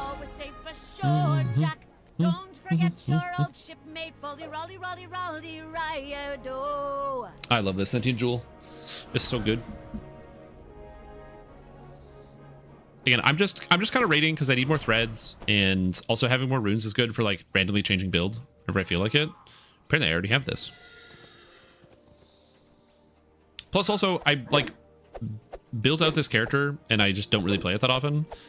Again, the main reason is just that like, I don't know. I just don't raid that much in DDO because the lag is mostly frustrating. I'm not currently agitated by it. Also, you can still do IBLJ if you want. So what you do is you come to this corner and then you mash your jump button and you can get like a super jump off of it because it basically adds up all the momentum. So you can kind of do that. It's called IBLJ as a reference to Super Mario 64, where there's a similar mechanic where you do backwards long jumps and it adds the momentum together, and eventually you have an infinite negative speed and you can go phase through walls. I don't think you can do that here, but I do wonder if you used a program to mash, how much height you could get with a good mash. If you have enough mashing speed. But like, you can get pretty high. So whenever I'm here, I almost always just do that in circles. Oh, I don't have feather falling. Do I have a free augment slot for feather falling? Colorless, empty.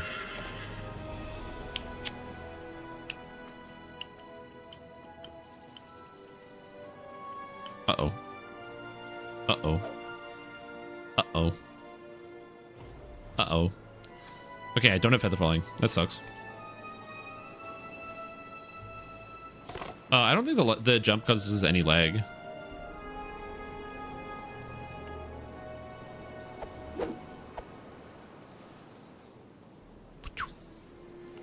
Wahoo! Yeah, exactly. I'm trying to find the hidden blocks. It's me. Jumping, punching the ceiling.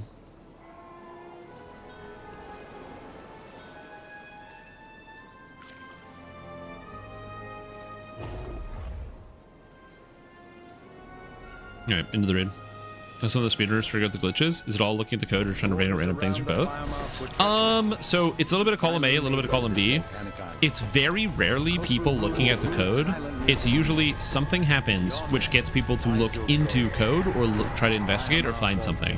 So sometimes it will be people trying to break a game where somebody says, I want to be able to get through this wall. And then they try everything that they can think of to get through the wall, or they look it up to see if anybody has randomly found it. Also, sometimes it can just come from random people's playthroughs. So you can watch somebody play and then they will do something or experience a bug and you're like, wait a minute, what just happened?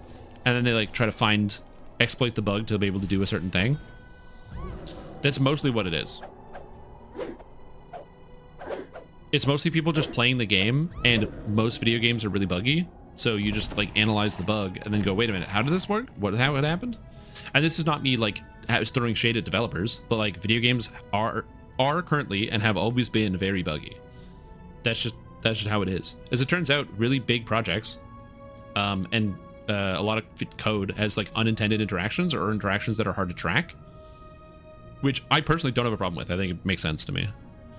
Is this guy an Eladrin? Chaos Mancer? So I love the Eladrin cloak. this is the Chaos Mancer cloak, so I don't know what's up with that. Also, sick.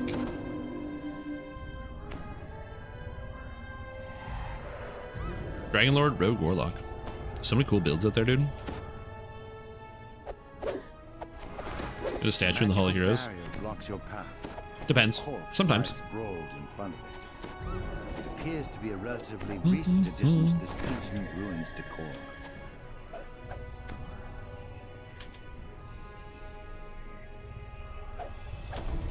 Alright, here we go.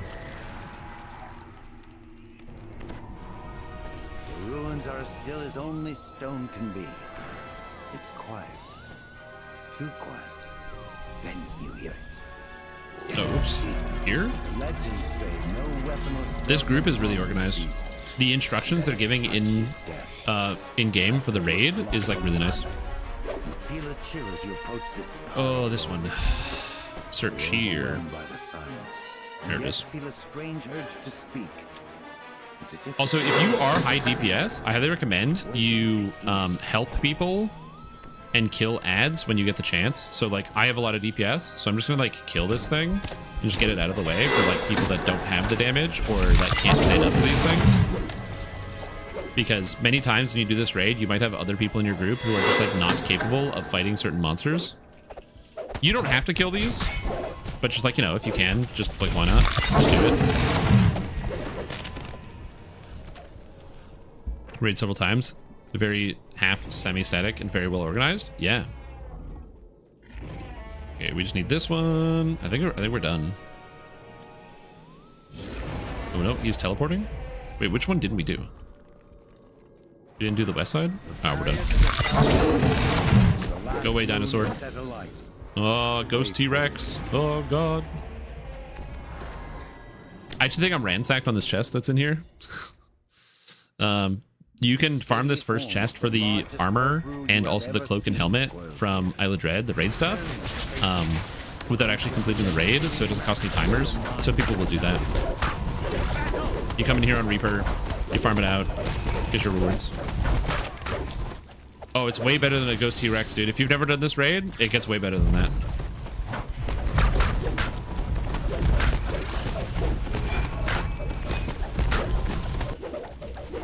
Where are we going?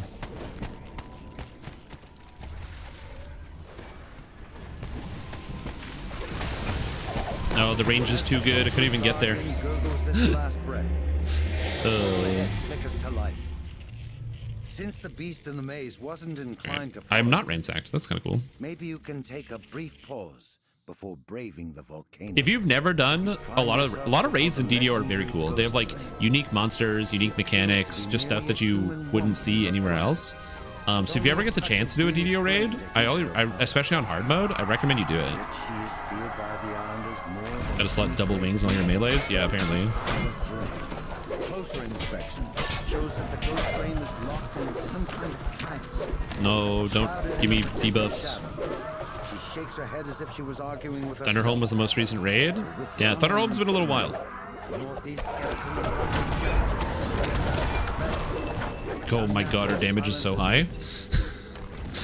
We have a lot of damage in this group.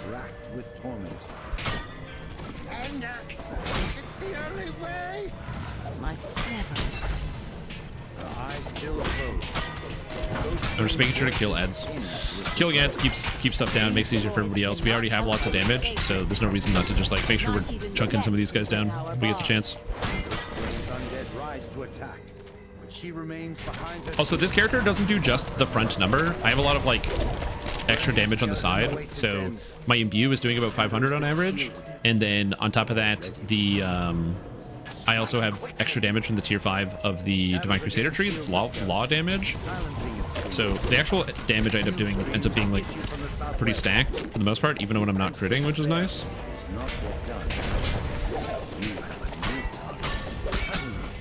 Again, I have somewhere around like 20 to 25,000 DPS.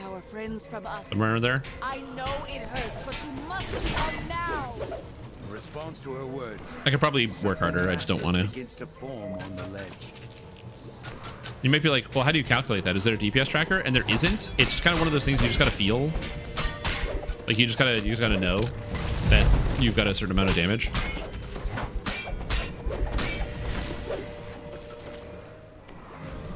Oh no, it's Gorth.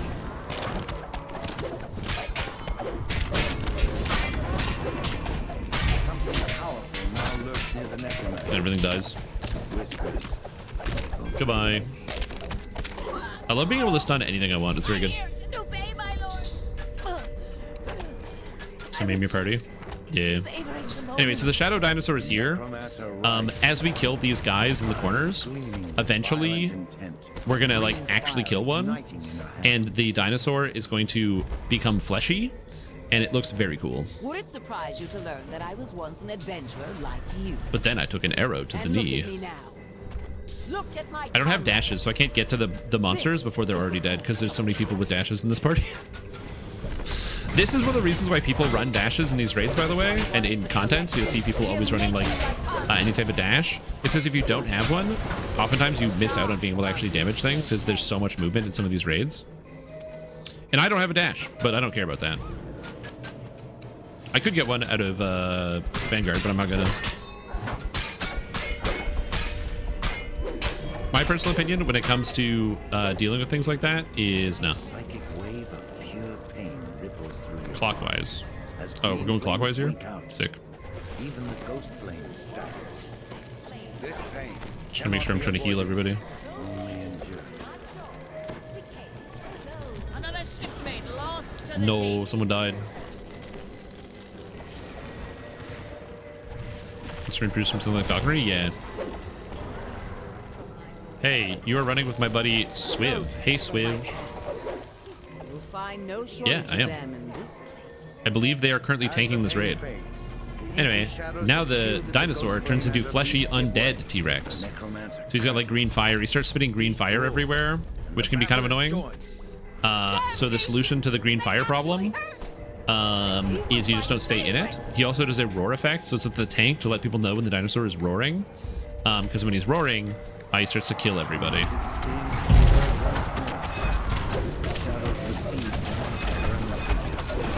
Anyway, kill this guy. And he dies. It's been a century since I've unleashed my full power. And I'm just gonna work on ads because I can. A Dino Lich? I don't think the dinosaur is a lich. I think he's more of like a zombie. But like that's fair. Also, these circles make you immune to healing. So if you are dying, don't ever stand on one of the circles on the outside of the room. Also, the claws of Vecna you have to block before they kill you. So you block, and then the hand comes down, and you block the hit. If you don't block it, you don't die here. But in the final phase, if you don't block it, you just straight up die. So if you ever see somebody go to minus 10,000 in the final phase, oh, roar is roaring. I almost didn't make it. Good roar timing though. Also, I love that line. You couldn't kill time in a tavern. Like, hey lady, that's mean. I'm trying to kill time in a tavern. Goodbye for now, old friend. Stay dead if you can. Anyway, and now they're gonna go clockwise, killing stuff. We just kind of chilling. I can just hit the dragon or hit the dinosaur if I want. Come here, dinosaur. I'm bored. I got nothing to do.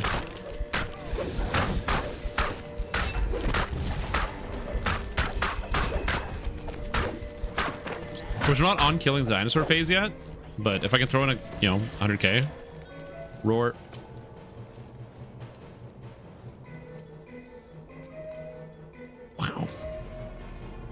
Tormented screams can be heard once more as the shadows recede from one of the burning figures.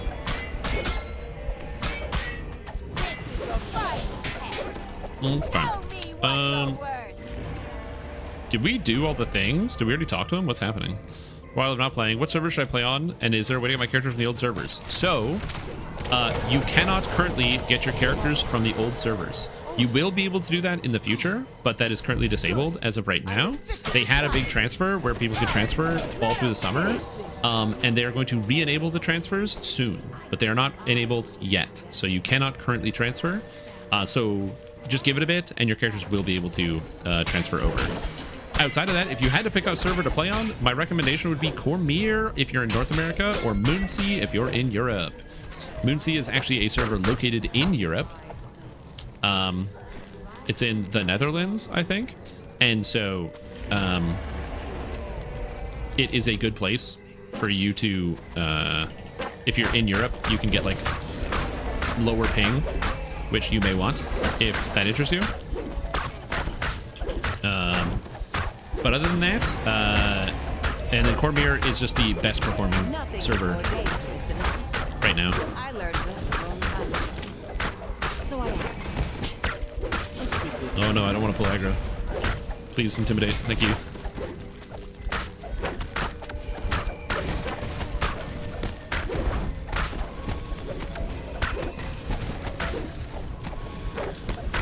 No, no, please no. I have no bonus aggro, and I have a whole bunch of negative aggro. Oh no! All right. I don't want to be tanking it. Please take it. Please. Please.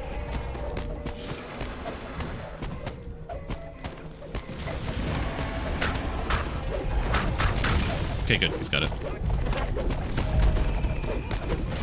It's because I have like an imbue going, and imbues are not subject to threat reductions.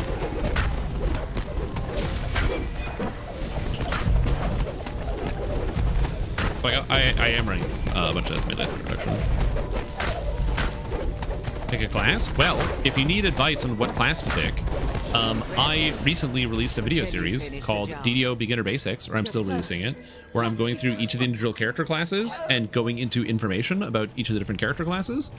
So if you are kind of lost, you don't know what to return in, you don't know what's new or different, you can kind of scroll through those if you're interested. On the StreamTom YouTube channel, I have a whole bunch of videos coming out there. Other than that, I mean, if you don't want to either watch videos or do research, you can just I can give you a recommendation if you like, or if you just want to dig into it, that's also good. Do that too. One of my favorite parts about like playing a new game, especially one with all the like character customization and classes, is to like take the time to like read into it and try to figure out all the best stuff. I don't have any diplomacy, and I'd have to use diplomacy, and I'm not going to do that. Diplomacy is going to reduce my damage. It's done. The pact is broken. I am Yarrow. Once again, I am free. I am free. My prince. We are all that is left now. Let's make the best of it. As for you, adventurers, I doubt that. Oh, we're lagging. Oh shit, not right now, dude. Oh shit, not right now. Oh, this is a bad time to lag.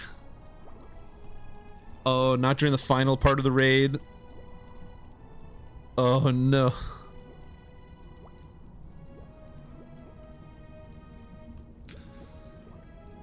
Well,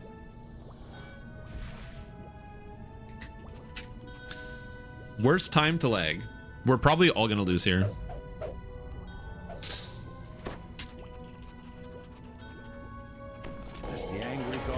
Oh, the boss spawned in. Okay, we're here.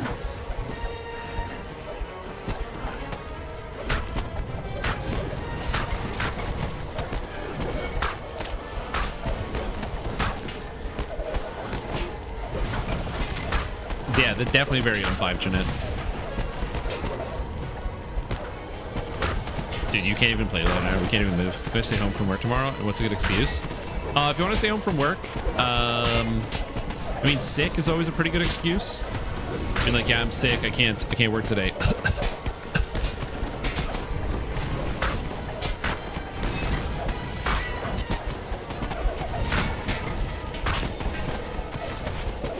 It's new player friendly. Yeah. Do you want to play like a spellcaster type of character? Do you want to play a melee type character? Do you want to play like a range type character? Like, what kind of character do you want to play? I can give you a recommendation there. Oh shit, we got one down. Oh, I died. I don't even know what to. Oh, Claw of Vecna. Oh, Claw of Vecna. There's no way to see it. No. Spellcaster changed up from last time I played. If you want to try playing a spellcaster, Blightcaster is my recommendation. If you want to follow a build guide, I have many Blightcasters that are very, very strong and super duper powerful and easy to use. But also, you know, it's just a recommendation. Blightcaster is very, very good. Blightcaster is a type of druid that, like, if a druid focuses on the cycle of life and death, some characters, or like some druids, are going to be focused on the life. Some druids have to be focused on death. And so Blightcaster is the death-focused druid. They're all about poison and brambles and stuff like that.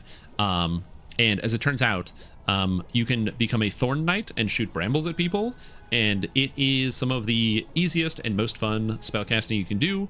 It's very simple and straightforward. It is very, very powerful.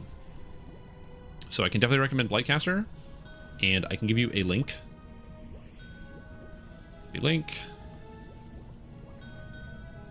This is a link to my beginner guides that I put together. So in there is a Blightcaster build you can follow if you're interested.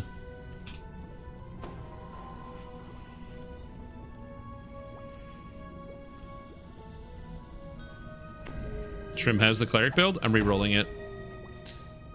The problem is I came up with the idea of getting 90% spell cooldown reduction, and then using the 90% spell cooldown reduction to cast Celestial Bombardment every 3 seconds instead of every 30 seconds.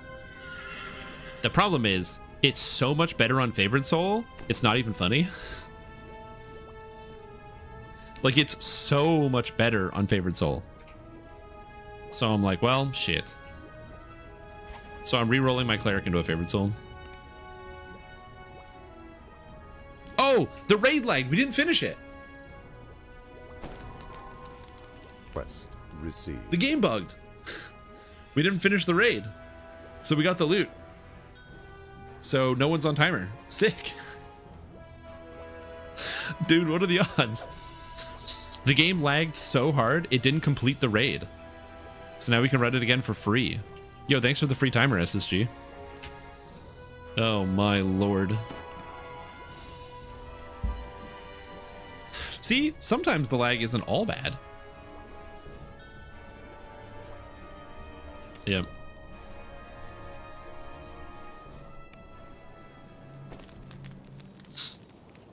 Sick. I know they want to run Threats Old and New. Dude, Threats Old and New is literally the laggiest raid in the game, but you know what? I'm all for it. Let's go. To Mithranor. I'm also surprised. I thought everyone's going to die. Running a Druid Fire Elemental with your Cleric Fire build and Fire Sork.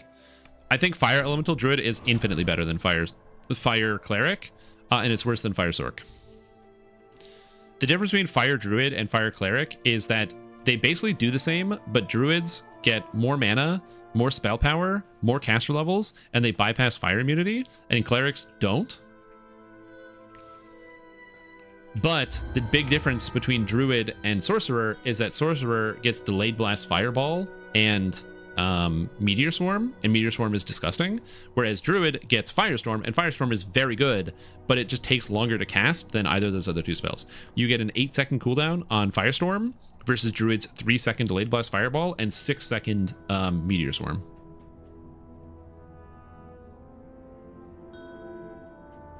So I would rank it as Fire Sork, then Fire Druid, then Fire Cleric.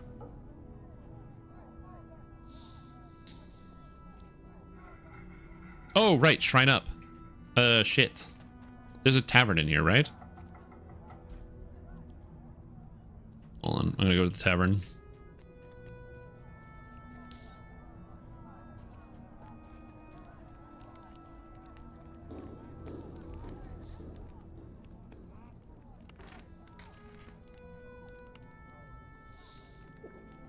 Mary Raid Lags is unfinishable and I can rerun it for free. You won't hear me complain? 100%, yeah. This is good for me. This is very, very good.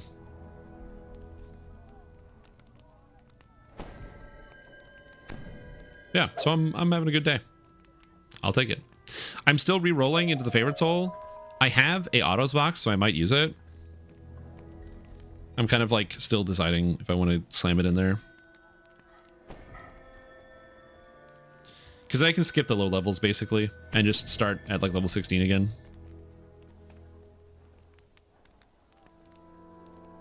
Come on, give me my things back.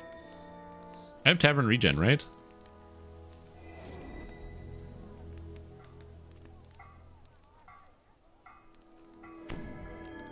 Oh, got it.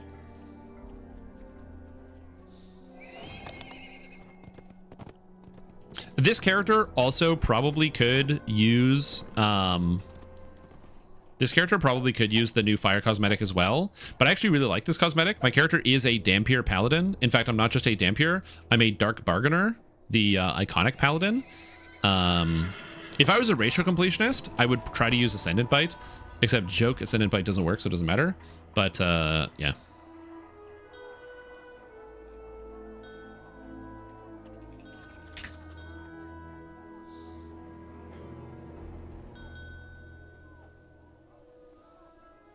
Do we have Con?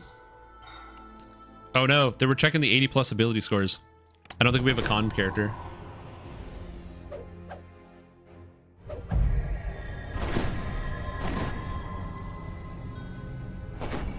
Oh, we do. We have everybody. Nice. Okay, we have a full group. Cool. We can do all of it. What are the odds? There's an extra chest you can get in here by having plus 80 of all of the main stats. So it encourages you to bring like a diverse raid crew. Yeah. I mean, my strength is 83. My charisma's almost there. My charisma goes to 76 with this build when I'm done.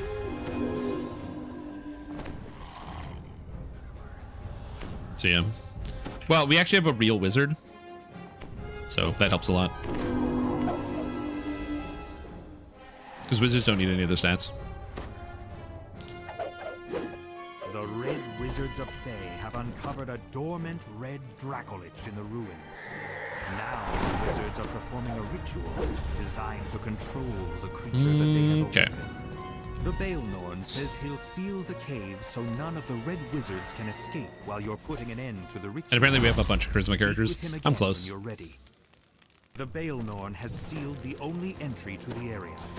So if nobody knows how this raid works, you have to have somebody entertain the dragon. Then there's these bone guards. You have to kill the bone guards inside the dead magic areas. So that's what we're doing here.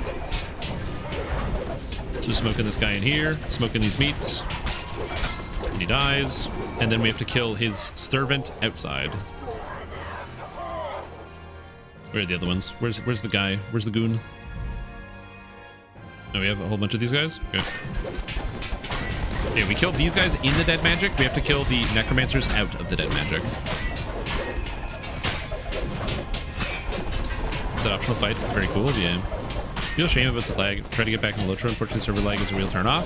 Dude, the Lotro lag is also really annoying. We've had to cancel so many raids because of the server lag.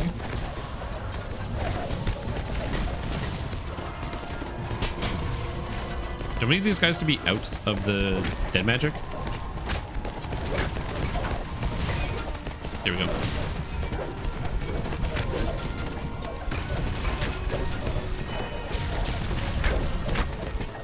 Fine. Or does it not matter for these guys? Oh, they're dead.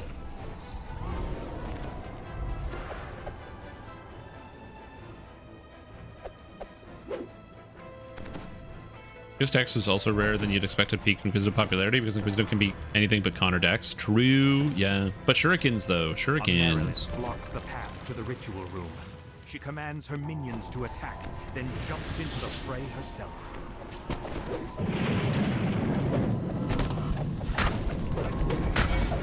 Okay, anyway. Oh, don't kill me, please, lady. I'm just trying to do my job. No, stop, please. Uh-oh. When I said stop, I didn't mean game stop. I didn't mean lag. Oh, crap. Oh, jeez.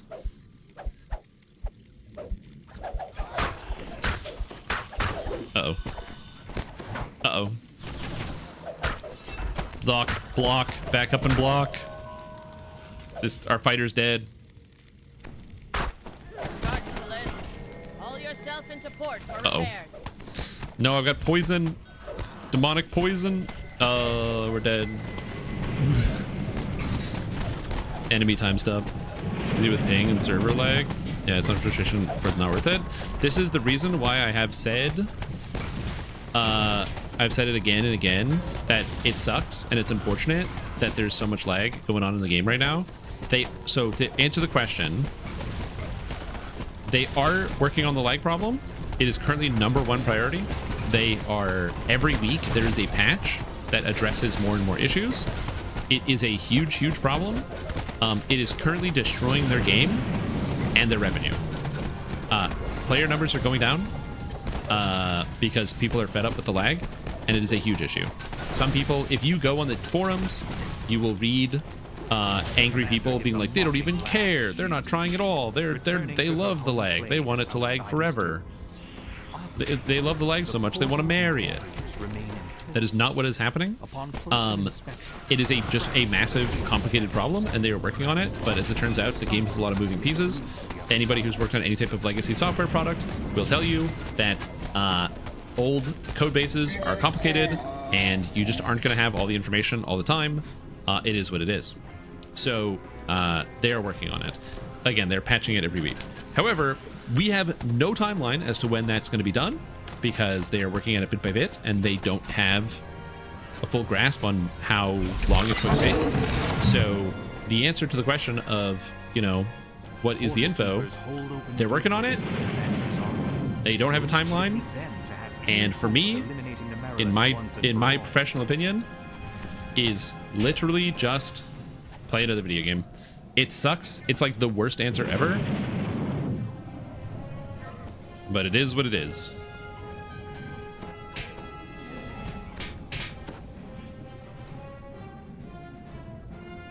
Me too. I agree. I also, like, the game isn't doing terribly, but they do have, like, the player numbers are just going down and down every week because people are sick of it. But yeah, it's just like, what people want is they want, like, somebody to be executed. They want, like, you know, blood in the streets. They want a public apology from the developers every single day. And, you know, being told that they're going to get, like, 1,000 years of subscription. They're not going to get that, but that is what people want. Ooh, thank you. Which, again, to be fair, advocate for your own self-interest. Like, if that's what somebody wants, I'm not going to tell them they shouldn't ask for that. Hey, get the hell out of here, million health rock sergeant.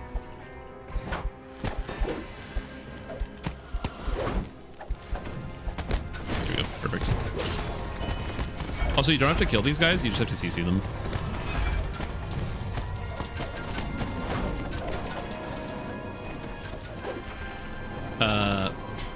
But it is also fair to say that, like, I don't blame a single person for being fed up. Like, if you can, again, take the experience that I'm having right now, where, like, we can, like, barely move most of the time in these raids. Consider that if this lag and performance, like, dude, I can't even tell when I'm actually being hit by the boss. Consider that if this lag and performance problem was happening in, like, any other video game, imagine if it was happening in, like, Fortnite. The game would be done. Imagine if Fortnite was basically unplayable for 2 months. So, like, again, I totally 100% understand people's frustration. The issues that are playing in the game right now are completely unacceptable, and it's something they have to get a grip on. But also, like, what else are we going to do? Like, I can't just, like, complaining about it's not going to make it faster. So, not complaining about it's not going to make it faster, but, like, a lot of people have asked me, like, oh, how come I haven't, like, made a public statement on it or made, like, a YouTube video? And this is going to sound really crazy. There is no YouTube video I could make that could make the lag problems go way faster. Would you recommend leveling on hard if I can't find routes for elite, or just try and solo with a higher? Okay, so my opinion on that, Rabbit Stumpy, is if you are getting started, I recommend do quests on hard first, and then if you found it to be too easy, try it again on elite. And the reason why I say that is, I know it sucks to do quests twice. The problem is, if you go into a quest on elite difficulty and you're new, and you walk into a quest and you get butchered by a trap and you die in one hit,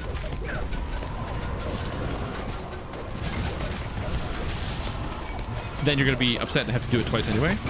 But if you do it on hard mode, you learn, oh, trap here, monster here, thing here. And then you can move on and, oh god, this guy's dead too. then you can try it again on elite difficulty when you have like more defense. Oh no. Oh no. I don't know how this dead sorcerer is like not been killed yet, or like this lying down sorcerer hasn't been like completely obliterated, but yeah. Plan to control this dragon.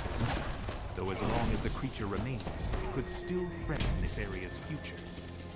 The phylactery pulses with protective magics. You'll need to find a way to destroy it. Out of dev's control. It's not out of the dev's control.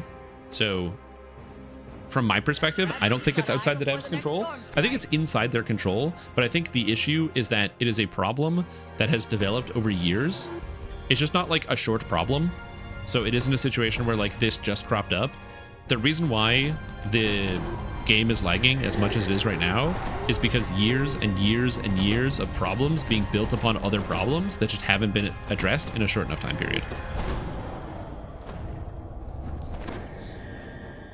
It's just the unfortunate reality of like, that's what happens when you just keep building up or just keep building more things on top of more things on top of more things. So again, I'm glad that they are taking it seriously and they're working on it, and I know that they are, but like I said, there's just nothing I can personally say that will like make any of these problems go away or go any faster. So it's the main reason why I haven't made the like DDO is lagging video. After watching some of your streams and beginner vids. Oh, that's good to hear. Like I said, you might be able to like play the game when it comes to, and I know I'm sounding really negative right now. I'm trying not to, but dude, we can't do this raid. So like it's really hard to stay on message. Like one of the mechanics in this raid is that you have to get away from each other, and these people can't get away from each other, so they're all just exploding and dying. That being said, fair call. It is like I could have turned the game off at any time. I don't have to play during this lag. So that's another thing too. On Cormier, work night shift, so lag's pretty negligible. Yeah, Cormier, by the way, is the answer. Just gonna point that out. If you want to play the game smoothly, just play on Cormier. I am not on Cormier. Thrain is always like this.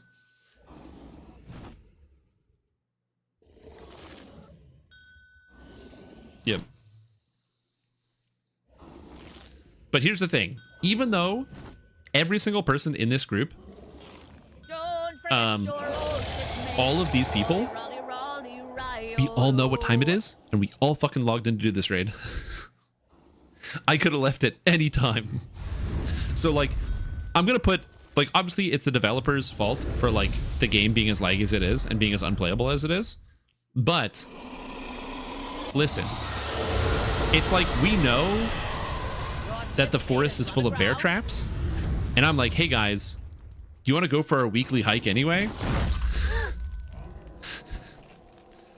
We all know this is a horrible, horrible problem. But what if we just did it anyway?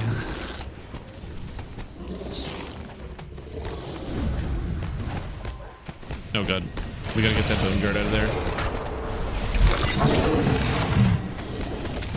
I don't know how to get this stay-in guard out of here. I don't have a way to aggro and pull it out, which is unfortunate. That's a problem. Did we just ignore it? Did we just ignore it? I'm burning. This sucks. I'm burning. Kick W. I'm healing. Hold. Okay. What a jump.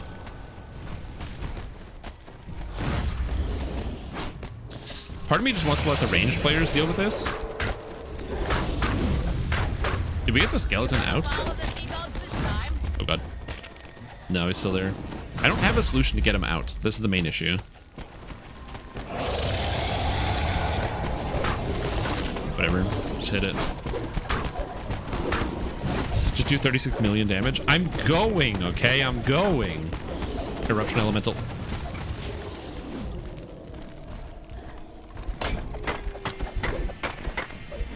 Eruption Elemental. Die. Okay, good. Whew.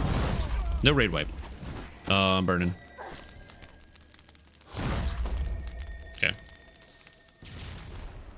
You're giving them more data to patch them so they appreciate your pain and suffering? Well, yeah, but also you guys appreciate the pain and suffering too. Again, when it comes to like streaming the game, as angry as I can get, it's content, so like whatever.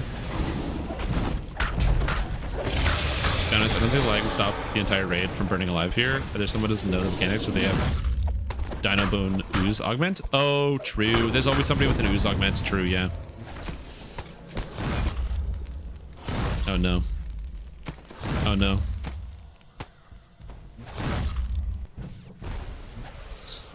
This is more lag on Cormier lately. Everyone trying to escape the lag on the other servers. True.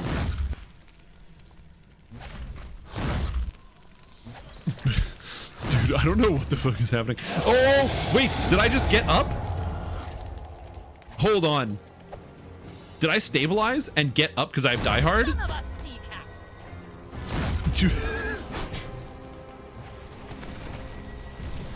Oh, shit.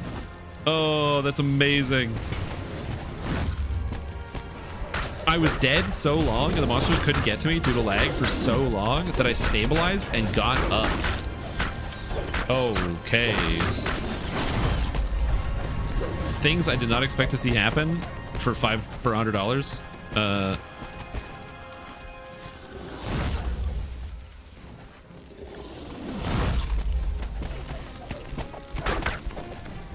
Block. Oh crap. Basically, even if we full wipe, by the way, it's not over. It's only over if the eruption elementals go off. But honestly, everything else is fine. Soldier. It's time to go now. All away your anchor.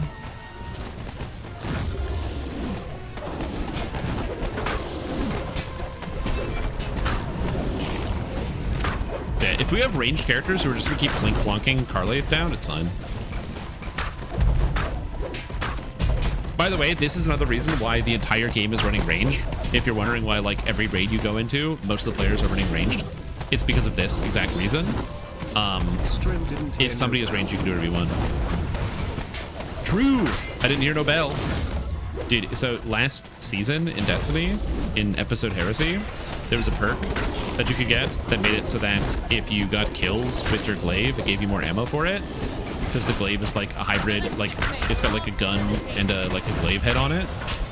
And the perk was called No Bell, and I appreciated it very much. Because it's basically keep killing people and you're going to keep getting ammo. And you keep spending your ammo to get more shield, to generate more energy shield, to kill more people, to do more whatever.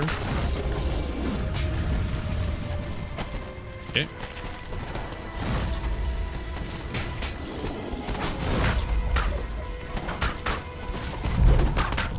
Unplayable state, 2 server stutter occasionally. Yeah. Again, I do wish that this was not a current issue. Also, I'm totally done with DDO after this. There's no way I'm doing another quest. But as I said before, it is what it is. I want to play DDO. This is what I have to deal with. And I should have turned the game off 2 hours ago. And I knew I should have turned the game off 2 hours ago, and I didn't. No, there's no Taco Bell near me. I have to drive 30 minutes to a Taco Bell. I know, my life sucks.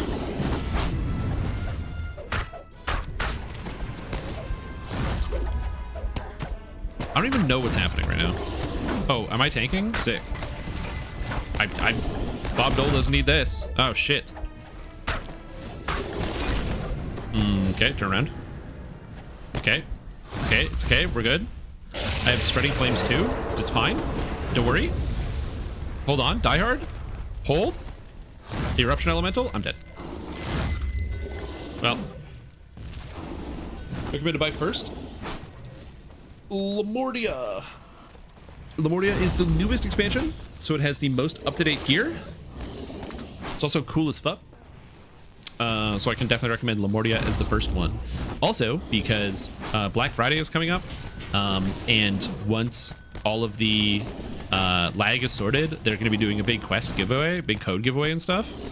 So they're going to have crazy sales on all the old content, but Lamortia is not going to go on sale because it's brand new. So if you're going to buy any expansion, buy Lamortia.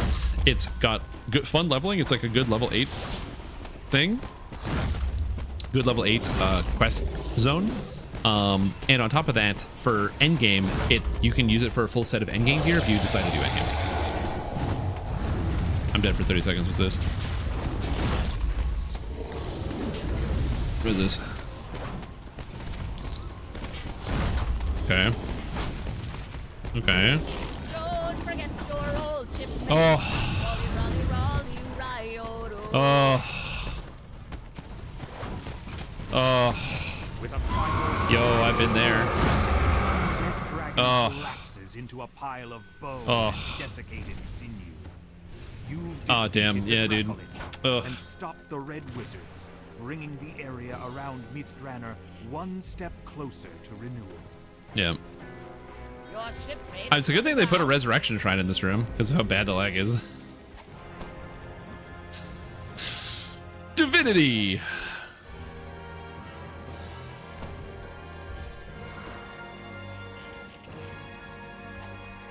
Anyway, that's good. But yeah, Chill of Ravenloft, very good. Great quests. Great story. Ahead is a large magic circle, along with a remarkably pristine dwarven barbican. The magic circle. Oh, right, they're doing the boss. And undead defenders rise up to uphold their ancient oaths. Yeah. I'm going. Trying to get there, dude. It's lagging. It's lagging.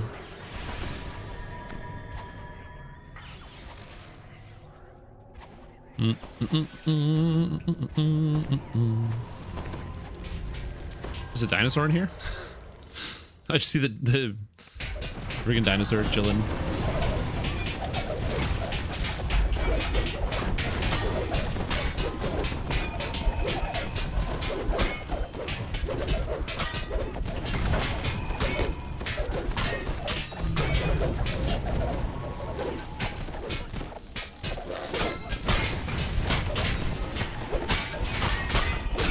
Also, the strike through is really nice on this character. Being able to like debuff and hit multiple enemies at the same time is really nice.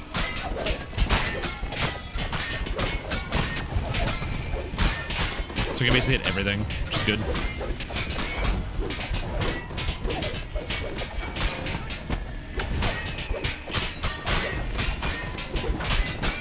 So much damage.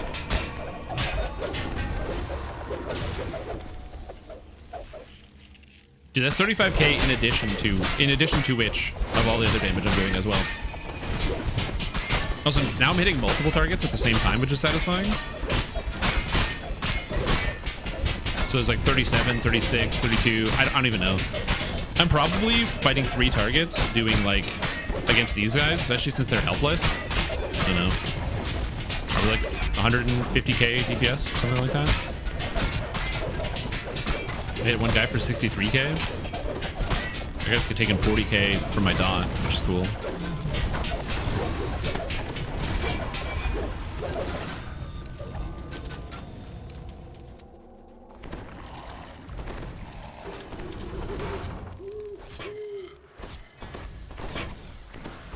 I have no idea what's going on here. Are we just like running away from spell words? What is happening? I failed to save against one of these? Oh, the runes. We have Dex and Con over here. We need Dex.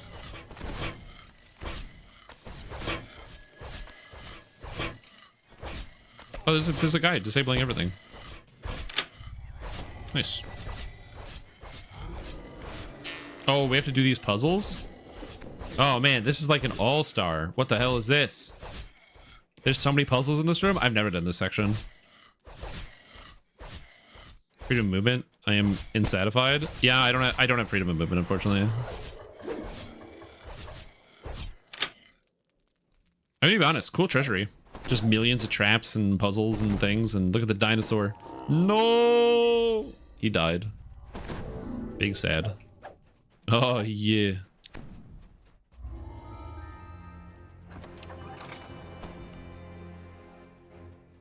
And I'm trying to remember. So this doesn't have raid gear, or this does have raid gear?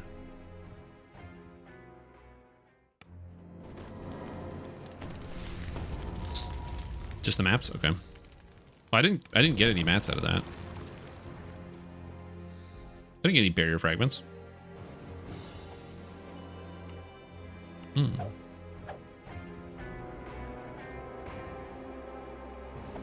Oh, it's this one. It's this one. I'm stupid. I'm dumb. Yep. There we go. Got it. So right there, you can start level 4. The Borderlands we're doing, or just the harbor. The thing about the Borderlands is that the ingots can give you like good weapons to start. Like if you want to play Reaper mode, it's good for getting like Reaper weapons. But my personal opinion, even though coupon code DDO Strim at the beginning of the month was available, that gave people the Borderlands for free and the mount for free, and it had my name on it, I don't like the Borderlands at all. Personal opinion. Some people love the Borderlands. I don't. That's all it is.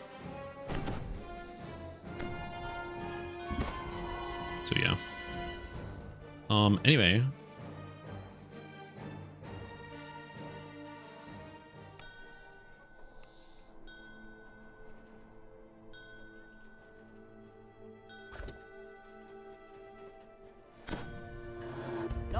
Adventure, get a couple ingots and dip.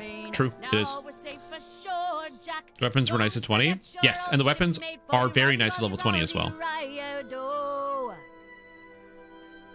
Okay, cool.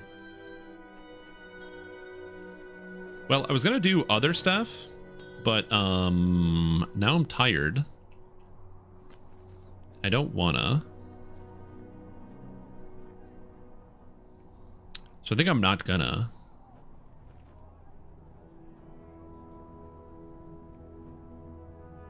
Yeah, I think it's it. You done it. Congrats, mega lag difficulty. Lag killed stream. No. Start lightning arrow deadeye. No, I can't play Path of Exile. My wrist. My wrist. Horse wants to do raids, but he wants to be on ad clear. Think he can join your raids? Well, DDO doesn't have ad clear. And yeah, it's less than DDO. I don't know what it is. I think it's the repeated clicking. I think it's like picking up items off the ground is really what kills me in Path of Exile. It's like the loot. Like looting destroys my wrist. Loot induced carpal tunnel. Fresh server, gotta start on normal. Yeah, if you are a first time or first life character, you gotta start on normal. I have petitioned SSG to change it so that you can play on hard on your first playthrough. So that way it's like a psychological thing, so that a player who just gets started plays on normal, like, oh, this is too easy, and they're like, I'm gonna go to hard because I'm good, and then they play on hard and they get to feel good about it, even though hard is still easy compared to normal elite difficulty. Do I have a gel wrist support pad? You mean one of these?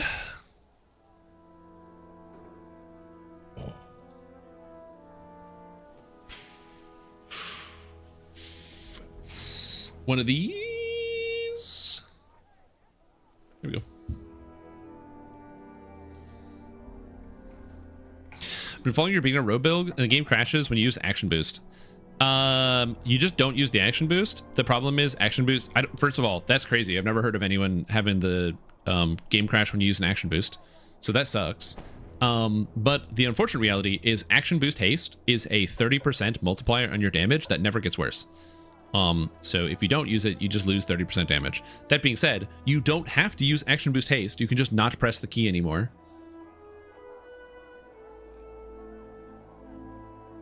But yeah. It is, it's nice to have.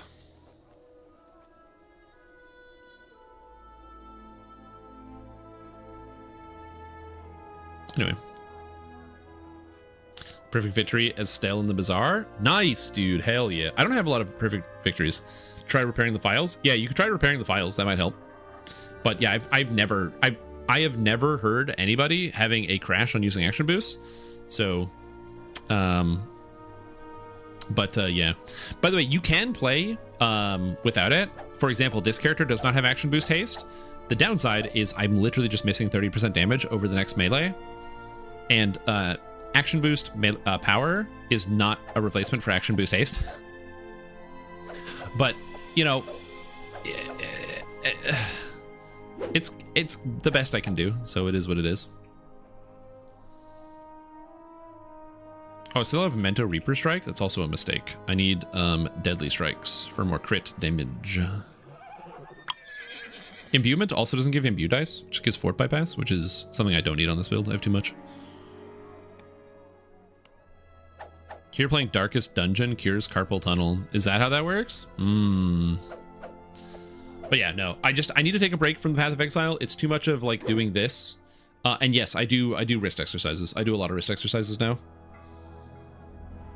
You bash that much more with shield haste boost? You don't, but even though my shield does a lot of damage, I still do more damage than my primary weapon. So it's very important for me to get the primary weapon in there.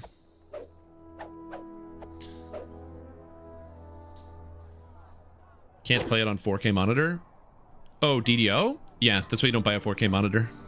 The trick with this game is you have to go and like go to like the dump, and you're gonna find monitors there and get one of those ones, and it works really good for DDO because this game's kind of old. Like I have a 1080p monitor. I have like a 17-inch 1080p monitor, and you might be like, "Wow, that's crazy. That's so small, dude. How can you like play with such a small, tiny monitor?" And the answer is, I played this game. So it's really easy. Play some tendons with titanium cables? Yeah, it could work. You could do that. But yeah, I've never... I will say of the beginner build, so if I go here... So if we go specialist, rogue. By the way, this build, I will point this out. I have to point this out because I want to be totally fair. The rogue build is the worst one out of all of them. And the main reason for that is twofold. Reason number one is that rogue kind of sucks. Like, it's not entirely bad, but like if you're a first life player, you really want to like maximize your attack and your hit rating, which means you want to max out your dex. But also, it's almost impossible to do traps later on in the game unless you have a high enough intelligence. So you need lots of intelligence, you need lots of dex. For somebody who has lots of experience, you've got past lives, you've got tomes, you got whatever, you don't have to worry about this as much. But as a first-time player, you really need a lot of intelligence to go through to be able to hit traps. And even with this, if you're playing on elite difficulty, by the time you get to Sharn, if you don't have up-to-date items, you will not be able to get traps. So that's going to feel bad initially. And then the other problem is that rogues like using knives on assassin. And Vistani Knife Fighter is so good. So like if you don't own Vistani Knife Fighter, you're just missing out on like a ton of damage. At level 1, Vistani Knife Fighter, here, let me load it up for you.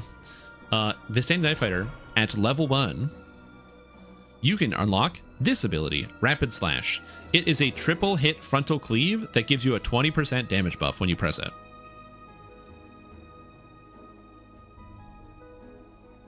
Rogues get no area of effect attacks. So if you own Vistani Knife Fighter, you get a triple hit frontal cleave for your entire playthrough that will just dust groups of monsters. And if you don't own Vistani Knife Fighter, you have to deal with single target the entire time you play Rogue. And you don't have the feats to be able to like just take AoE attacks. Now granted, like every other character in the entire game, you can just take AoE attacks and it's not a big deal. But yeah, it is it's a bit slow until you get there. So this one is probably the worst of all of the beginner builds, and not because it's bad, like the build is bad. The build is fine, but Rogue just struggles the most out of all of the characters, and is the exact reason why I put out the Dark Hunter build first, because this build is so much stronger than the Rogue alternative. Now you might be wondering, oh, does that mean Rogue, specifically the Assassin Rogue, is bad? No. In fact, Assassin Rogue is still, right now, one of the top DPSs in the whole game.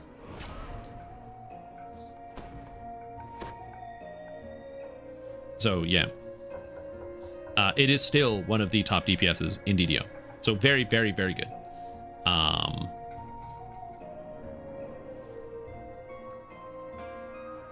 But, yeah. It is what it is.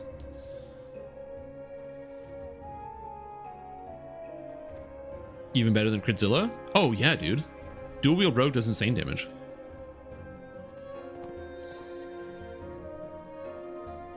Yeah, you'll be fine.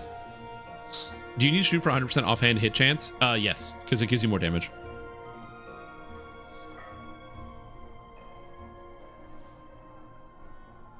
So if you can't get 100%, you want to. Also, remember that your offhand uses whatever attack your main hand is using. So, for example, if you use Stunning Fist and you hit with your offhand, it'll do the stun again. If you use trip and use your offhand, it trips again. So it basically lets you double dip on all of your CC abilities. It's one of the reasons why so many abilities are very powerful on Rogue. There was a time where the old Shadow Dancer had an ability called Executioner's Strike or something, or Executioner's Blade. And what it did is it had a 35% chance to instantly kill the target you're hitting. But with double strikes and offhand attacks, you would hit 4 times. So, or it was 3.35 times. And so with 3.35 hits, whenever you clicked it, it basically always went through.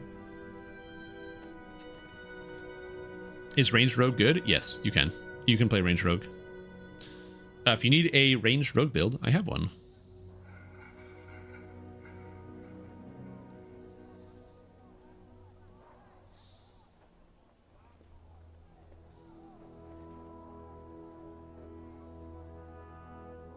I don't know where it is, but I'll find it.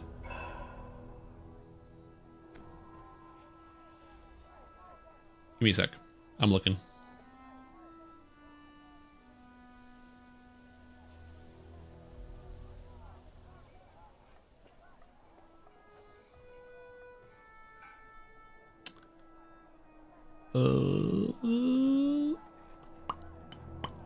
Is it that old? Hold on. When the fuck did I do this?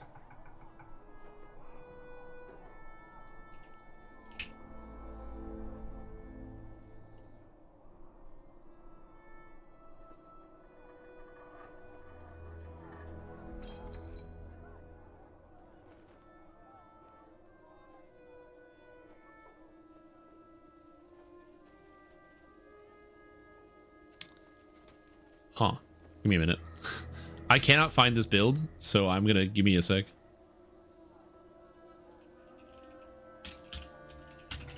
I know I did it.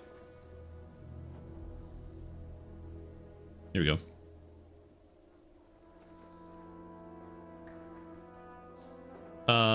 Although I will say this is an older build.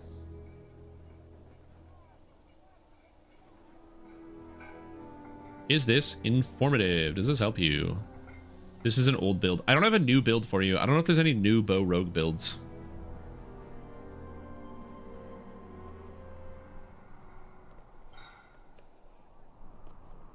I actually don't know if I have a new one for you.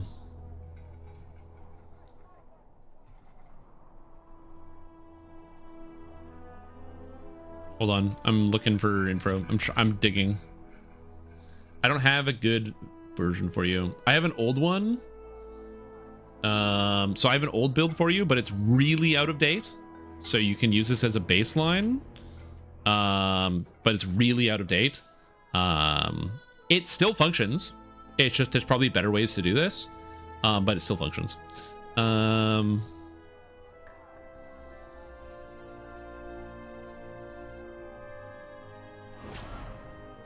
If you want a more modern version that is not bow rogue, but it's got rogue in it, I have this. It's bow paladin that has some rogue. It's paladin ranger rogue, and that one is a little bit better.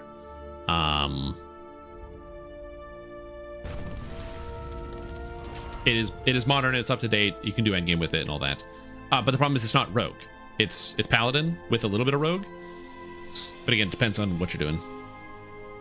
And also, if you go to that page and you're like, this says Ranger, just keep scrolling. There's the free-to-play version, which is the Ranger, and then there's the not free-to-play, which is what I use in the video, which is the Bow Paladin, which is still good. Or sorry, Bow Ranger Paladin Rogue. But yeah, Bow Rogue, I don't know if anyone's done a new Bow Rogue video. They might. Yeah. I don't know if he has a new repository, though. That's the thing. Anyway, but yeah, of the beginner builds, is the one that's the shakiest, is the rogue one. So I apologize if you're like a rogue guy and you wanted to play rogue. It's the shakiest build out there, and I knew this going into it. I really didn't have a good answer for this one, which is the reason why I put the ranger, the dark hunter, way before rogue, and it's the only thing I'm going to do that's like jumping out of order. But yeah, rogue is just the worst one. But that being said, Also, Artificer's kind of shaky as well, because if you don't own Harper Agent, you have to multi-class with Rogue to get intelligence to hit and damage. And there's no other way around that. But also, pure Artificer doesn't matter. So this is not a bad build. It is a requirement if you don't own Harper Agent. But note, if you own Harper Agent or buy it, it gives you intelligence to hit for only 3 points. Allow you to very easily play pure Artificer instead of multi-classing if you wish. But it's entirely up to you. You don't have to do that. But this build works well. Because pure Artificer doesn't matter. The Artificer Capstone, who cares? Where is it? Enhancements. Oh, I'm literally staring at the enhancements. Artificer Battle Engineer is what we're talking about. And like Master Engineer is 4 intelligence, which is fine, and +1 to hit and damage. And that's it.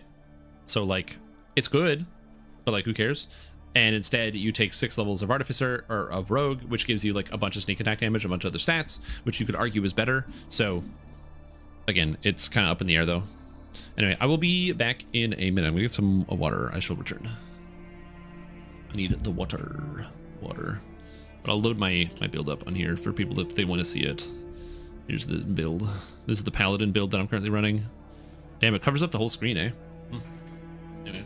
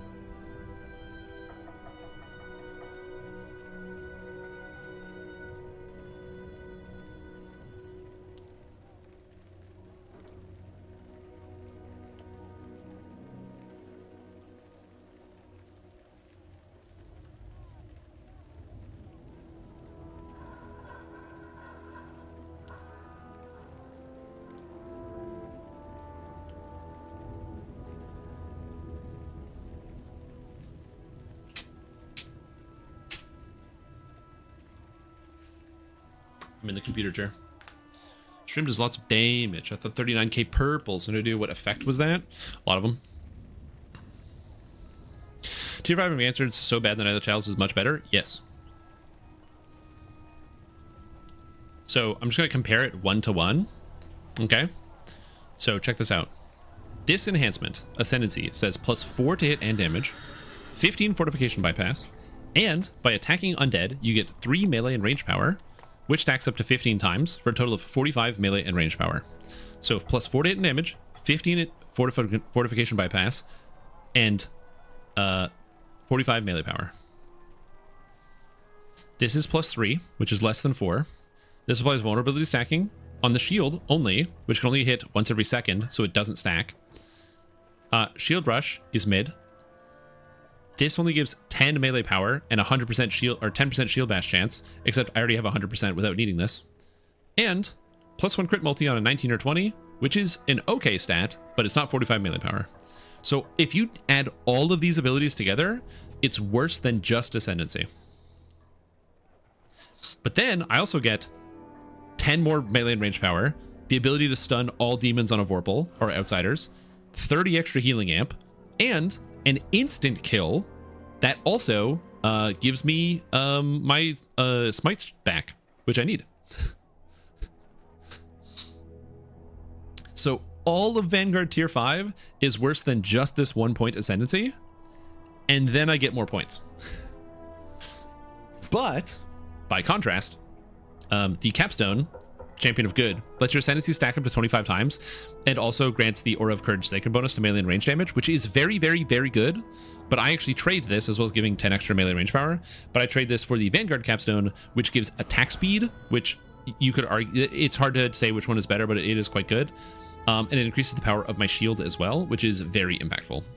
And Vanguards also get tons of double strike. Out of Unyielding Sentinel here, I get to pick up an extra 6% to double strike. I get double strike from Fury of the Wild.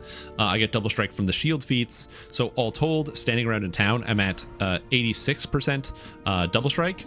With Zeal, it goes up to 96 double strike. And I have 1 point. I get 1 more point after this. So I could spend these 2 points and take double strike here and double strike and have 100% double strike. I also kind of want to just take Be the Whirlwind, because it does just give me 25 health and 5 melee power. And I think the 5 melee power is probably better, but I'm not sure. It's one of these two things I'm going to take. I was actually tempted to take less than Fury of the Wild and instead go for Last Hope instead. So if I die, I actually don't die, which is kind of cool. But I, as well as getting Hands of the Sentinel, so I get way more stats. But yeah, I wasn't sure about which I wanted to do. So I went back and forth on all of these. But this is currently where I'm at. The issue, oh, Quick Cutter causes a whirlwind of force. Oh fuck, I didn't realize it affected Quick Cutter. That's so stupid. Oh, of course it affects Quick Cutter.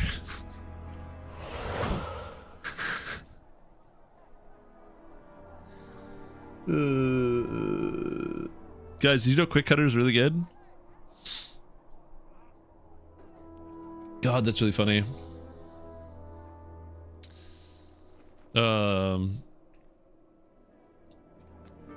That's really good. Amazing. Unbelievable. It just does a D10 damage per character level, scaling with 150% melee power. Unbelievable. That is so silly. What the fuck? Why is it in the game like that? What? Hold on. I need a minute. I need to process this. Okay. We're here. I processed. Let's just take the best ability in the entire game and just make it better. Screw it. It's just giving melee delayed blast fireball. Yep. I don't even know where to go with that. What a silly button. Yeah. I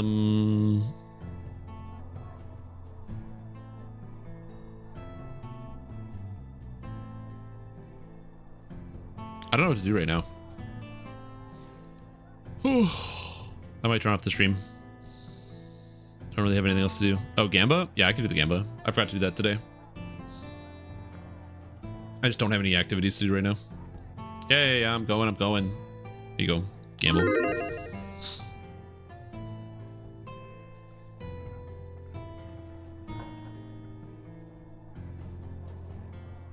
Hold on.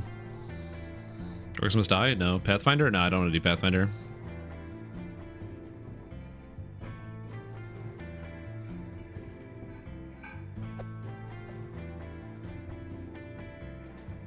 That's not true. I do want to do Pathfinder. I just don't want to stream it. It's a lot of mental energy. Because I have to like talk about what I'm doing.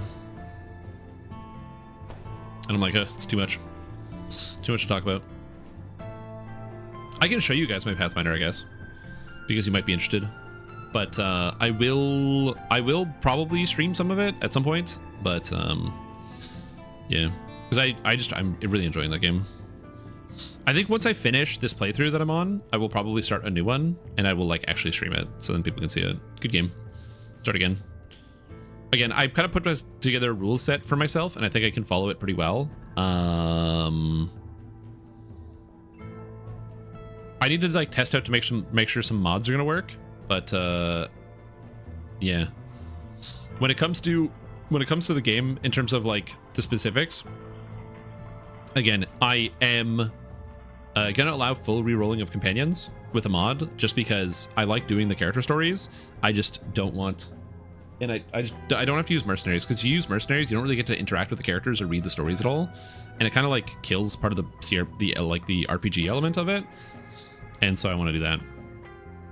So yeah.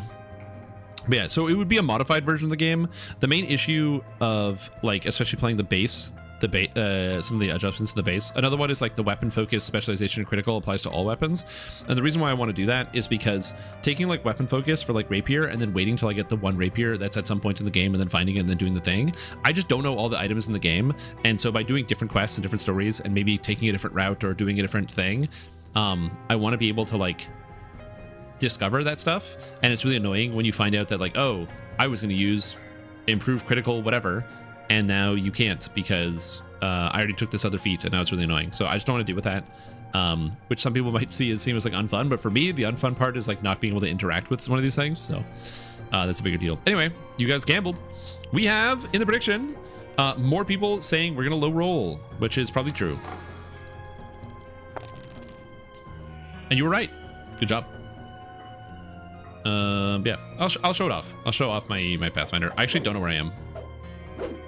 Rigged? That's me. I'm rigged. But yeah, I'll show it off. And then I will probably take a break. Oh, I'm on the monitor still. I didn't realize I was on that. Okay. I'm still running Dungeons & Dragons Online, apparently. Actually, are you Destiny boys still dungeon running? Because if you are, I'll do one or two if you guys want. If you need a spot or if you need a person.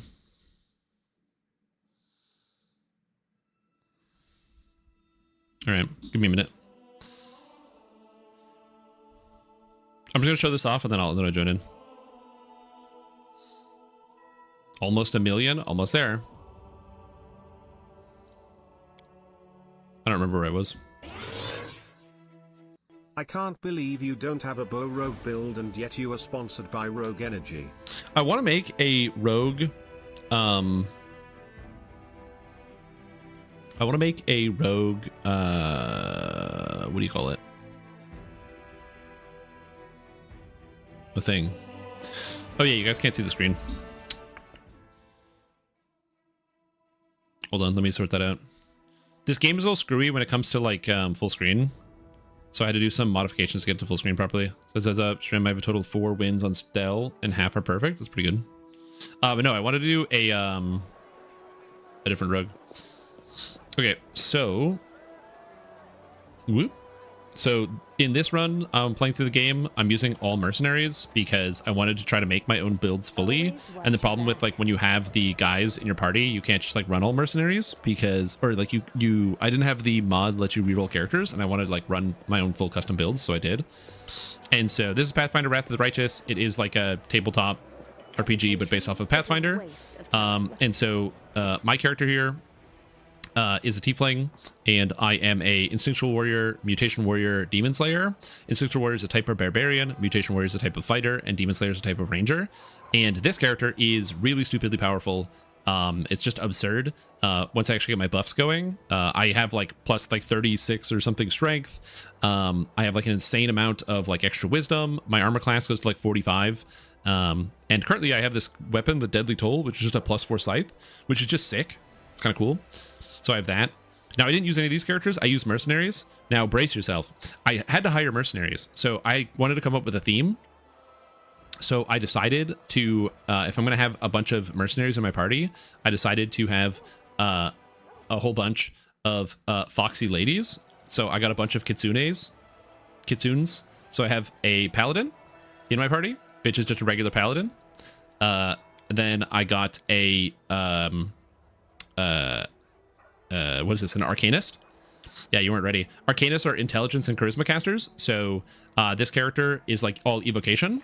And so pretty much the cool thing, right now it doesn't do a whole lot, unfortunately, because I'm still missing some pieces. But I'm going to be multi-classing this character with sorcerer. Look, if I'm going to have a bunch of people around me, why not? But if I have a bunch of... I'm going to be multi-classing this character with sorcerer, because if you take dragon as a bloodline, as well, if you do cross-blooded, you can do cross-blooded and have dragon and water, which allows me to convert all my spells to cold damage. I can then bypass all cold immunities, and I get to add damage to all my cold spells. So it's going to be kind of cool. So that's kind of what I do there. It's going to be like an evocation caster. I then also get the red salamander, which gives me a bunch of fire spells, which I can convert to cold. And I have this ring, which increases the power of my cold spells. So it's going to be cool when I actually get there. Then I have my Scald.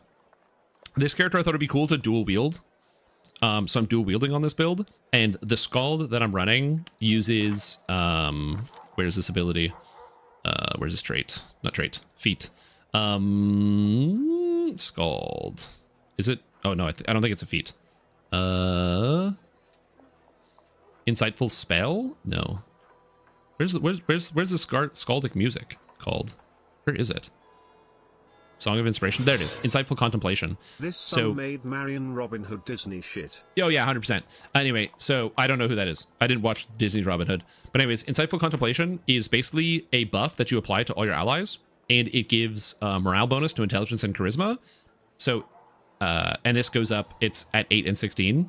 So eventually it's a rage that gives intelligence and charisma.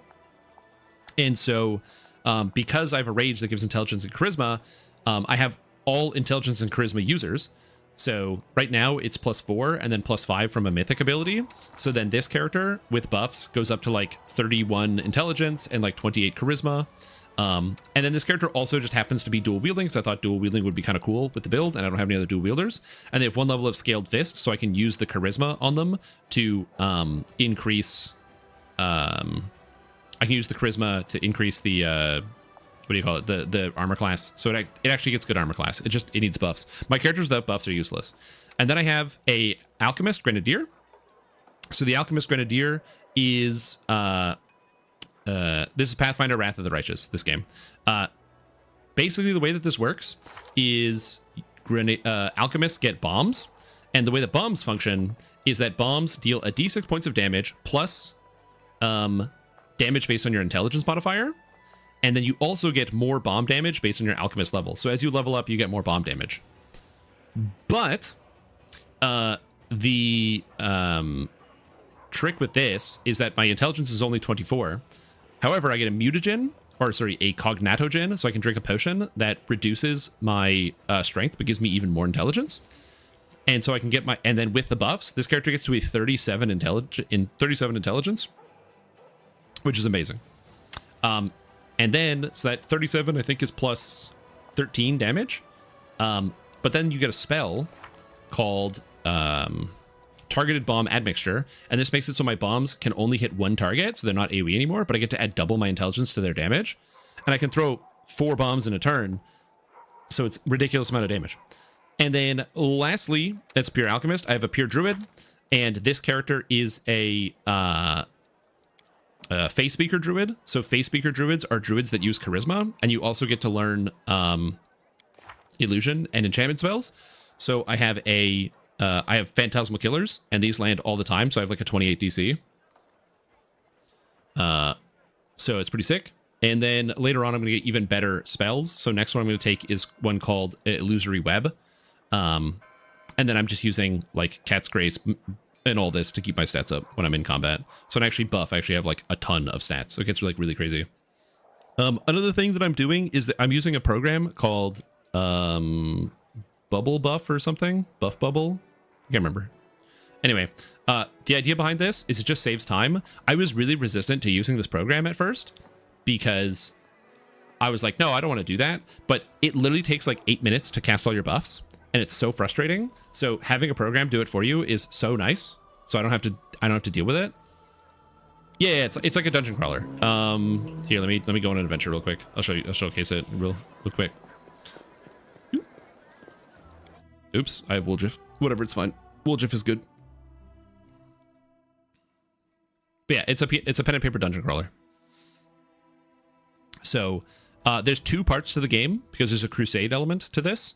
So there's the crusade element. This element is literally Heroes of Might and Magic. So you have your army that you move around. You have all your different armies and you march them around. They have different like quantities of guys. And then as you go, you can see like, oh, there's a demon army here. And I can see like, oh, the demon army has like Mariliths and it has Nefelshis. And then once you actually engage with them, you have to do some Heroes of Might and Magic fighting nonsense. So if you like Heroes of Might and Magic, this is literally a Heroes of Might and Magic game version in this game.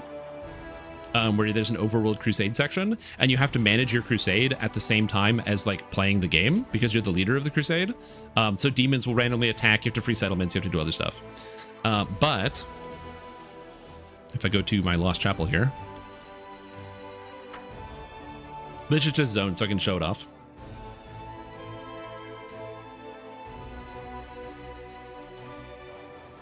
And this is like the power of buffs. Once I actually get here. And it loads. So I have my party. So I have the wolf because I have a druid. Oh, I forgot about my wolf. So I got the wolf here. So all my characters, again, stats, nothing's too impressive, 24 armor class, blah, blah, blah, blah, blah. Anyway, I hit this button and I hit this button. And now all my characters cast all their buff spells. So the reason why I have these 2 buttons, and so you can see here it says automatically applied. It might seem bad to cast the buff spells, but like, dude, it takes so fucking long to do this without these spells. It is a complete nightmare. This mod has made this game so much more fun. But yeah, anyway, now if I go to my characters after casting all those buffs, we're at like 40 armor class just from that. And I've got like way higher hit chance. Like the wolf is glowing because of all the buffs, and he's got 44 armor class plus 27 to hit. The alchemist is at 32 intelligence, which is kind of sick. But then we go and you throw on like you throw on the haste, you throw on the insightful contemplation, which is like the rage that gives everybody extra stats. And now like the alchemist is at 37 intelligence. We got the charisma here, so I've got 40 armor class there. And then yeah, or the DDO stream as a DDO player, but leave it as a furry. True.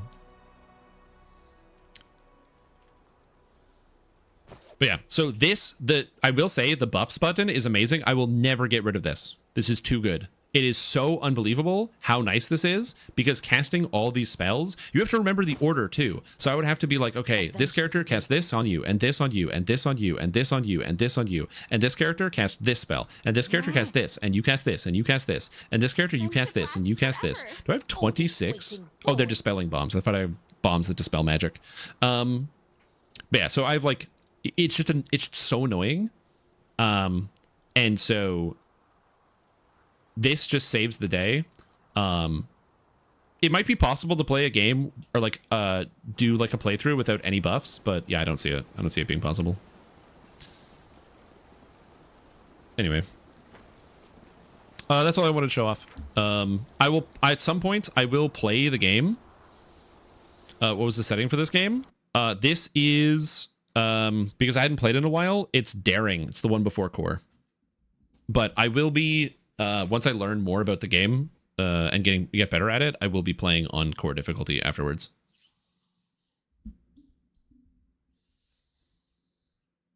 I want to beat it first before I play core.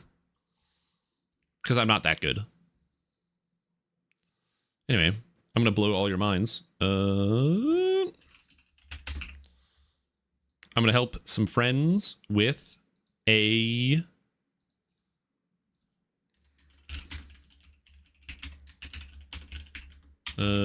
with some stuff. HF is the only that matter. Having fun is the only thing that matters, I'm assuming is what you're saying. But yeah, I'm gonna help some friends run a dungeon in Destiny. So no more DDO, game's too laggy. Happy family is also a good answer. But yeah.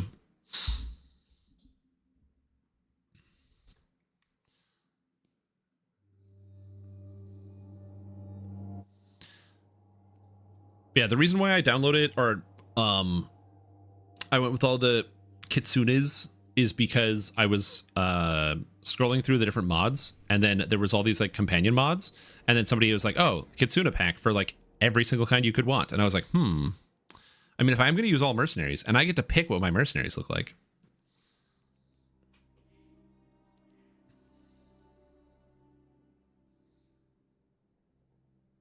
Yeah, it's not HH, sorry. Is that game still good? I keep hearing my folk that it's bad now because bad writer.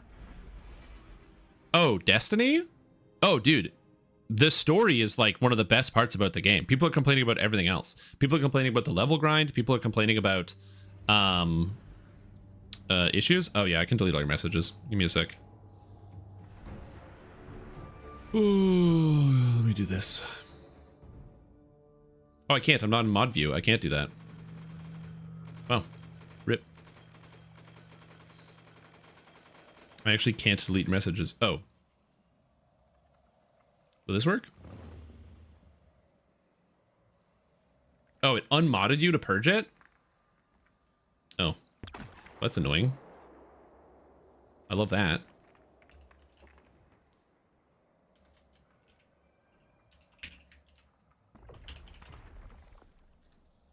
There we go. All right. But no, the thing about Destiny is the story is really, really good. For a lot of people, it's the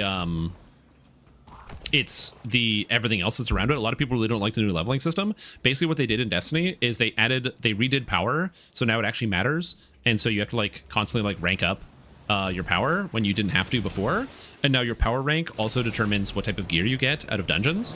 And so a lot of people didn't like that because now they have to like play the game a lot to get the best gear, whereas before you could just beat the hardest content. Now, to be fair, the new gear that you can get now is better than the old gear, like the old best gear. But still, people don't like having to spend more time farming, so it is what it is. Like I said, I personally don't mind because this gave me everything I wanted out of the MMO. Like, one of my biggest problems I always have with Destiny is that I just wanted to grind. I just wanted to grind and grind and grind and grind. Oh, I didn't let him summon his thing. Whoops. Oops, I'm an idiot. That's done. I need to get rid of the disease. Oh, where's the guy that can get rid of the disease on? Nice, I got rid of the disease. And then they die of the disease.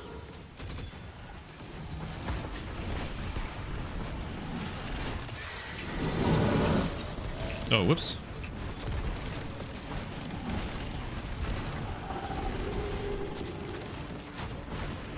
DPS, dude. Do your DPS.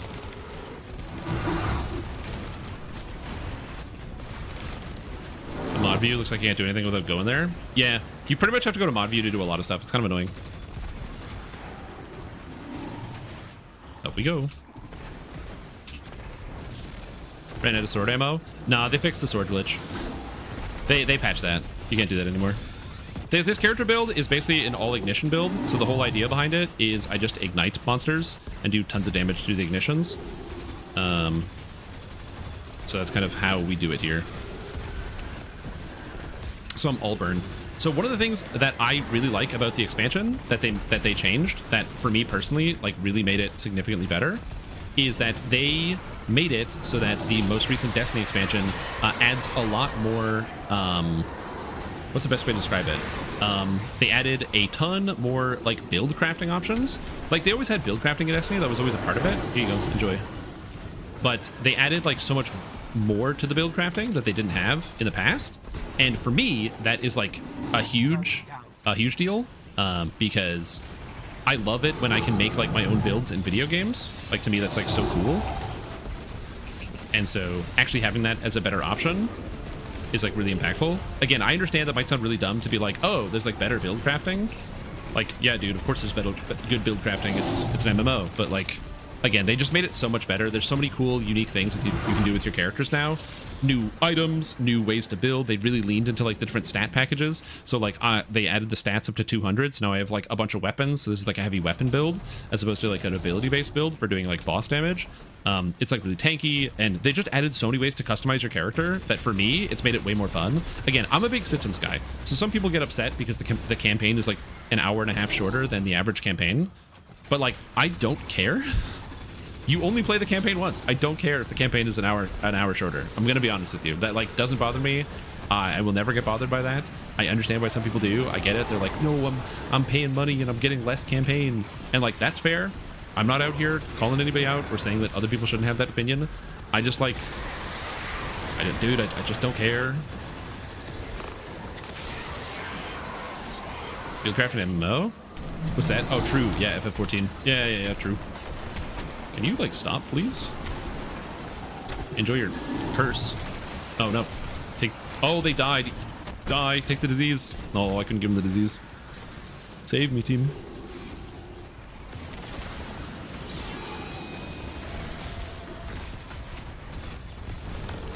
Damn. Yeah, Pathfinder Wrath of the Righteous, amazing video game, can recommend. I have, there's a reason why I installed it on my computer, and then I spent 36 hours straight playing it, basically. Do I have enough ammo to finish? I think we can one phase it.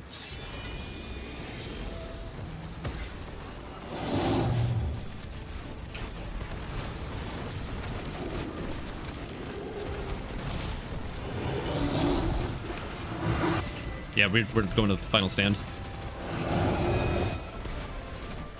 I'm just going to keep igniting it over and over, and it's going to die. Beep, beep, beep.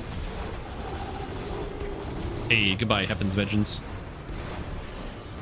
Also, my gun, the Dragon's Breath, it shoots out like a missile that then like explodes, basically. It's like got full of propane. That was good. Old gear. Oop. And garbage. Garbage. Time. I'll send you some secrets. Okay, sounds good. Yeah, so Pathfinder. So for those of you that don't know, because I was talking about Pathfinder before. Also, what was my damage? 77k. Hell yeah. Pathfinder, for those of you that don't know, it is basically D&D 3.5 on steroids.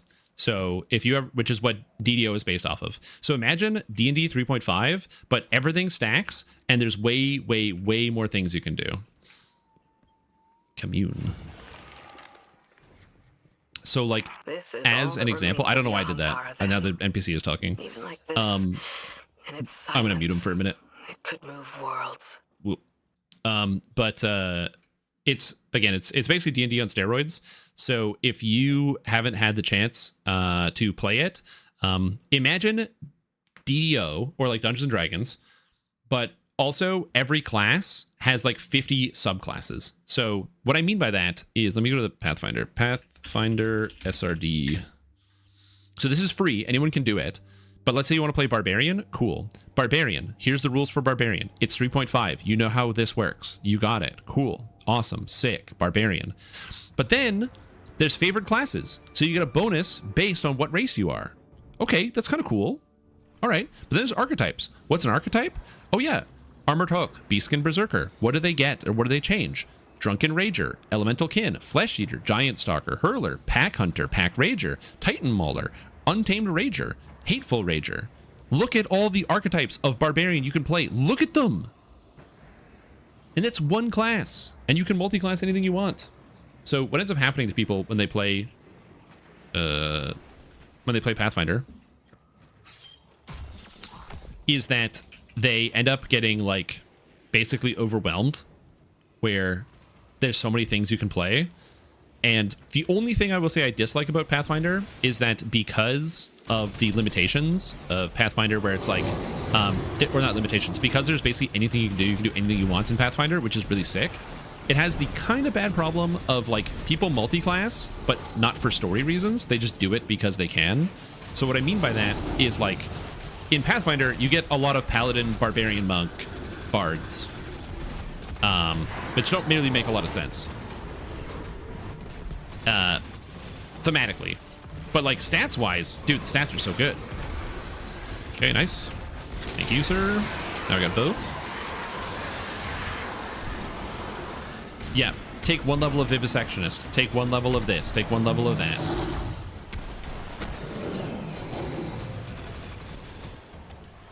Okay, I think we're good.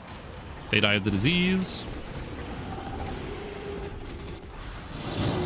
Okay, come on. Come on.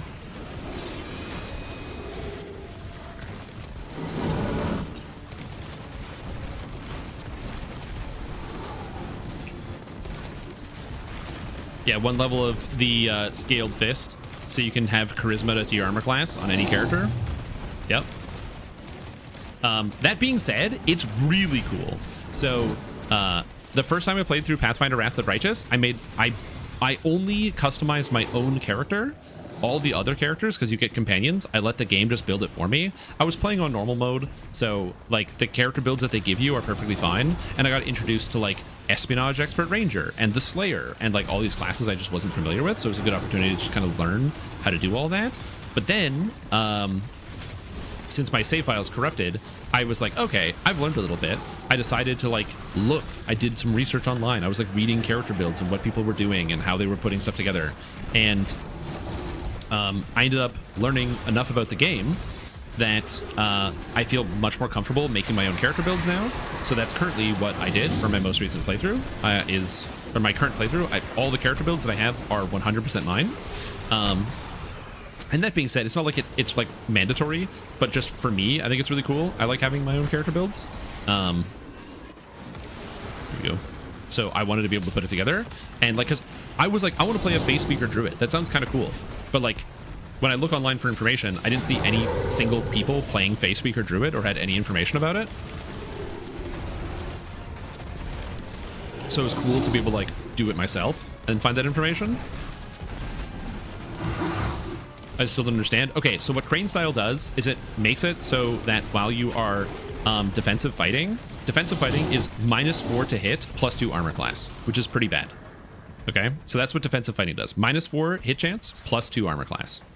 But Crane Style makes it -2 to hit, +3 armor class. So now, instead of taking a minus on the hit and gaining like a little bit of armor class, you now take a minus on the hit and gain more armor class than the amount of hit that you're losing. So at that point, now it's okay. And then you put points into mobility, and with 3 points in mobility, defensive fighting gives you an extra point of armor class when you use it.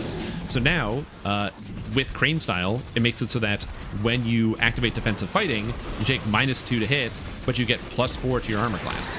And that is a really good trade, because unlike in like DDO, where high armor class values are like basically impossible to come by on some character classes, pretty much every single character in Wrath of the Righteous can get good armor class if you try hard enough.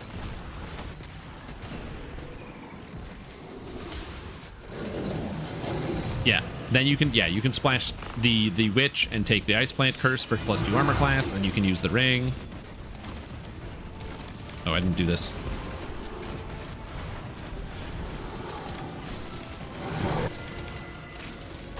Yeah, the companion builds are still fairly weak.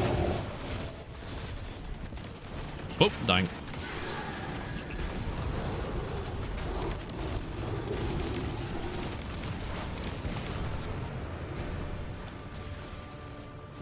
Nice. Also, I'm helping a friend farm out a piece of like a super rare exotic armor that or weapon that drops out of here. Come on, let me see the stats. I want to see my damage. Complete the raid. There we go. Oh, I'm so good at this game, dude. Oh, look how good I am.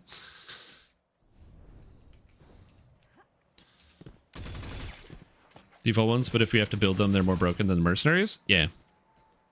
Since you're almost done, do you want the secrets? No, I need to finish the game first, so I'm going to finish the game. But yes, so that's the reason why I'm going to be doing some replays of the game. But that's why I have personal rules set up.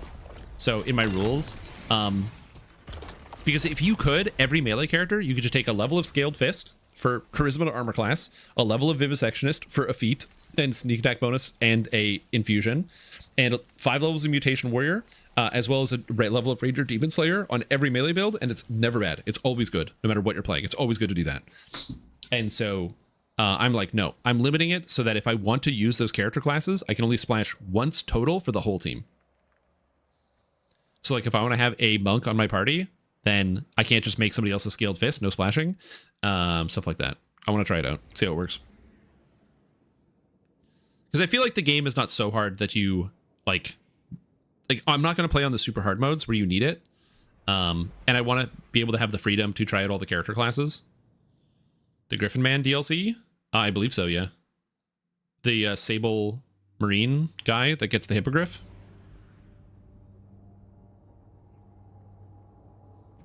Oh yeah, another personal rule, only one mounted character per party. Mounted combat is insanely broken. It's so ridiculous how good mounted combat is in that game. Like mounted combat in Pathfinder is basically your mount moves for you. So even though the mount moves and you move, you can still make all your attacks in a round. So one of the big limitations of moving is you need to use a full round action to make all of your attacks in a turn. But if you're on a horse, it doesn't matter. You can just have the horse move for you.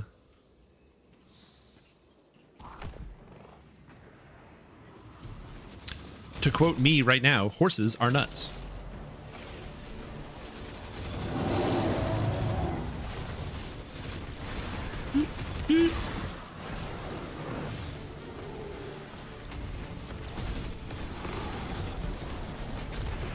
Yep, basically.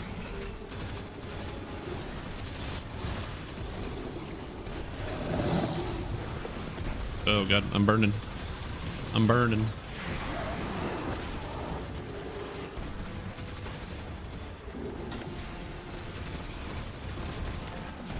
Come on, drop your thing. Drop it. Good boy.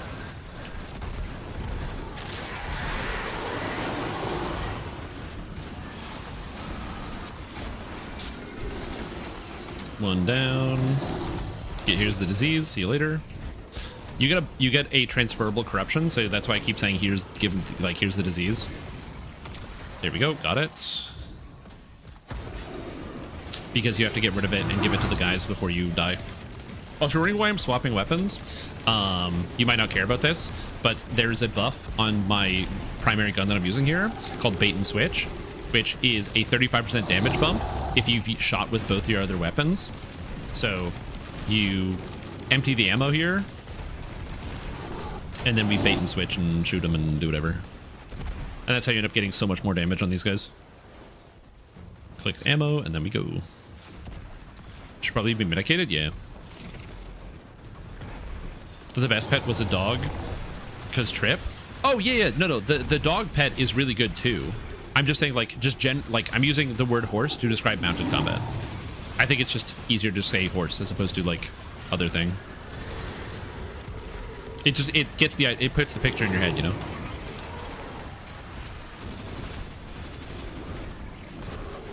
Thank you for dropping the thing. Thanks, buddy. Now die. Die, please. Okay, done. Hey, go away. Hey man, do you want a disease? Here you go.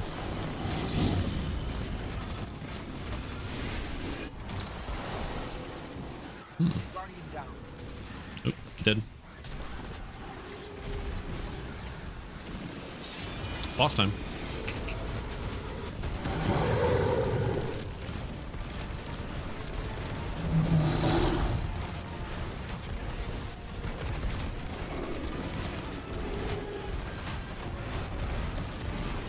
I'm focusing. Actually comes with insane increases to carrying capacity for your group. Yeah, because they get so much extra strength too. Like my wolf has a 44 strength, so I don't have to worry about it. Easy mode to try Angel Oracle. Yeah. Like I said, for me personally, I am did somebody fall? Oh, he's good. For me personally, I am just I'm not gonna play unfair. I don't think I'm ever gonna play hard mode. I'm just not that kind of a person. I like to have the freedom to experiment with the builds that I want. It's the reason why, like, most of the time when I post DDO builds, I'm not like, yo, this is like this R10, like the best build ever, because like some of the builds you're gonna see that if you like pay attention to what people are doing in DDO, you're gonna see people posting or like making builds that have like full swaps where they swap like 2 pieces of gear or 2 or 3 pieces of gear, or like a full what do you call it? A full sentient jewel swap, where they literally throw out like what is it? Like a 10 intelligence sentient item, plus also like a bunch of intelligence gear that has like every stat you could ever possibly want. And then they take that and then they use like the intelligence trance from Harper Agent. I need help. Okay, we're done here, I guess. I'm just gonna dodge around. And like, I'm never gonna do stuff like that, but I respect people that do it. I'm happy that it's in the game. I'm happy that people can do it, but I'm just never gonna do that. And I'm okay like missing out on certain levels of difficulty because I don't want to do it. I'm okay with that. And I recognize that as a shortcoming that I have in terms of like making the best builds for people that they might want to see. It's why people have asked me like multiple times. They're like, yo, dude, when are you gonna make like the Giga Chad R10 build? And I'm like, never. I'm never gonna do that. I don't plan on ever doing this, because I really don't want to.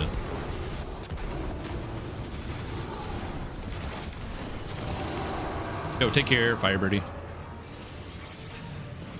I just like kind of playing at that, like, I like playing it when it's like a little bit hard. I might try hard difficulty at some point, but I don't really plan on doing anything other than that.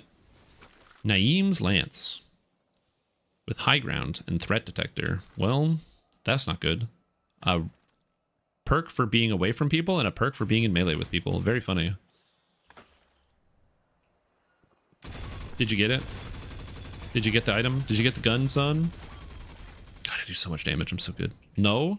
Oh, that's sad. That's a head shake right there. Oh.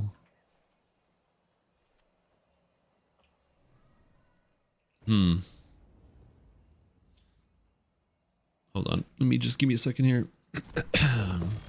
I'm not doing anything. I'm not doing anything. Don't worry. You didn't get this gun? You didn't get this one? This one right here? This one? You don't have it? Oh, you don't have this one in my hands? Oh, dude. Oh, you don't have this one? Oh, that's unlucky, dude. Unlucky. It shows in chat when anyone gets it. Oh, okay. The gun in question is a gun called Buried Bloodline. It looks like a crossbow, sort of. It's like a hand crossbow. It shoots at these little rocket bolts. But the main thing is, if you get kills, it gives you a buff called Devour, which is it heals you to full whenever you get more kills. And it also heals you no matter what, even when you get a hit. So it heals you on hit and it heals you to full on kill. There's actually an upgrade for it that I don't have that I need to farm out, but I'll do it later. I've just been lazy. So my friends, I didn't have 1,000 voices back in Forsaken. True. I don't have 1,000 voices either. I don't have most of the raid exotics. I have Vex Mythoclast. I have God,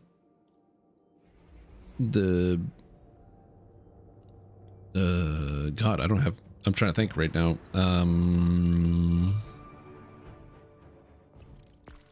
I have the shotgun, not Legend of Accurious. I have Conditional Finality. I have I don't have that many actually, now that I think about it.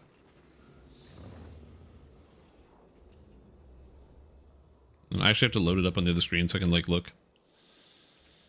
Because I like can't remember. I don't have Necrochasm. because I haven't hit the jackpot yet and we just haven't run Crota enough.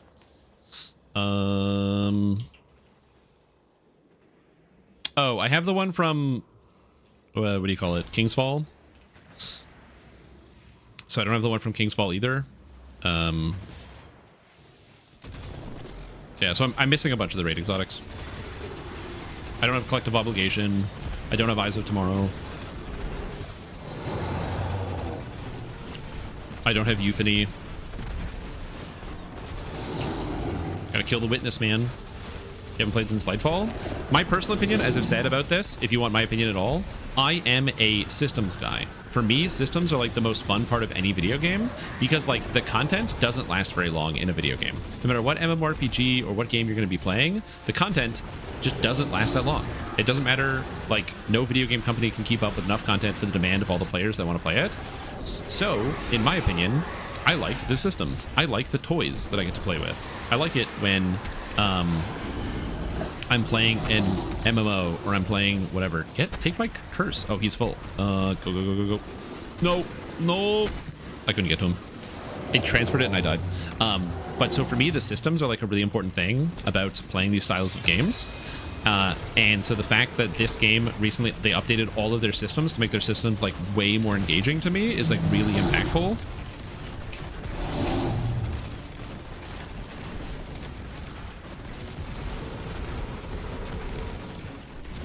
Like, I care about that so much more. Because if I can make a build and then run the same content, it's like why I play DDO so much. It's like TRing, there's like 18 classes, not including archetypes. So I have so many different toys I can always play with where I'm playing Cleric, right? I played Fire Cleric and I'm like, oh, you know what? This would be better as a favorite soul. So I'm just going to re-roll it as a favorite soul and I can try it like a new build. Also, I've never tried to get 90% spell cooldown reduction on a build before. So now I'm like, oh, this could be fun. This could be a fun way to like interact with this. Now, granted, I will admit the build that I'm currently playing here, this is just like kind of run-of-the-mill Solar Warlock because, well, it's like weapon-based. So I have like this big focus on weapons for like boss DPS, which is a new stat that they added. They like changed up how the stats work. God, again, I know a lot of people are really upset at the recent expansion and they are upset about Bungie for like a million reasons, but man, I've been eating so good. I think I've played more during this expansion cycle than like in any expansion cycle ever.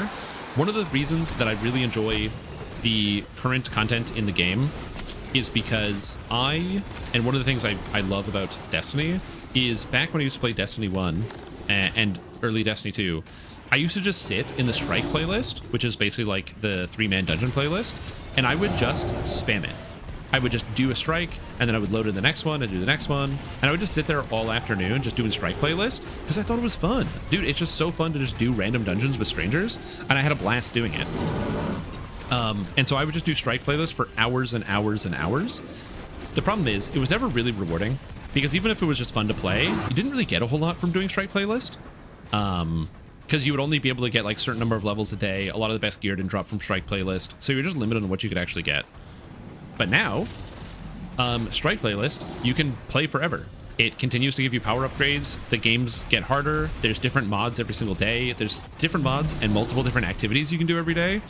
So there's always like different stuff to do in Strike playlist. The game has never had better Strike playlist. So I will log into Destiny and I will just play Strike playlist for like 4 hours straight, just grinding. I get like levels. I'm able to get like new items. I get new better rolls for the gear that I'm using.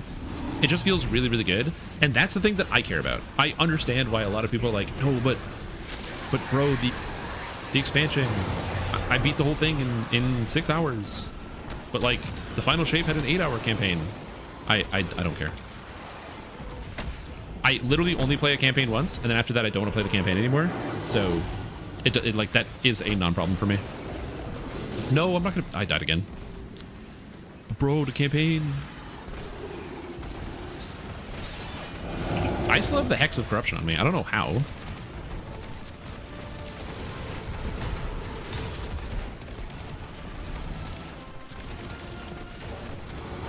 Can you die, please? Thanks.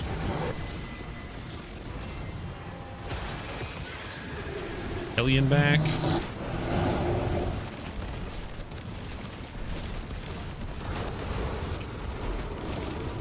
You can just keep shooting the target, and then it gives you a stat padding so you get more damage. But yeah, like My guy, I've got, oh, it'll tell me when he gets the exotic. I didn't see anything. I didn't get any messages. Big sad. But yeah, I've got like a whole bunch of builds. I've got, so this is the build I'm currently running. So it's like a Dawnblade using the exotic Eunoia, which makes my Hellion split. Hellion is a thing that they added for Warlock, which is basically like, it's like a solar turret that shoots for you, which is kind of cool. I have this build. This is my 100% strand build, where I can use Weave Walk to give myself basically 40, or Weave Walk gives 90% damage reduction while you're in it, and then when you leave it, it gives me 40% damage reduction, and I can keep that up 100% of the time. I make 100 billion quadrillion threadlings, and literally I'm just a god summoner throwing threadlings everywhere.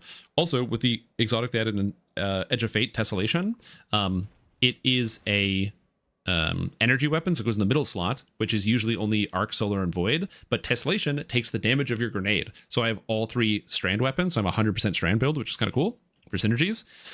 This build is a Pocket Infinity build, where basically my grenade does more damage than my super, and it has like a 2-second cooldown.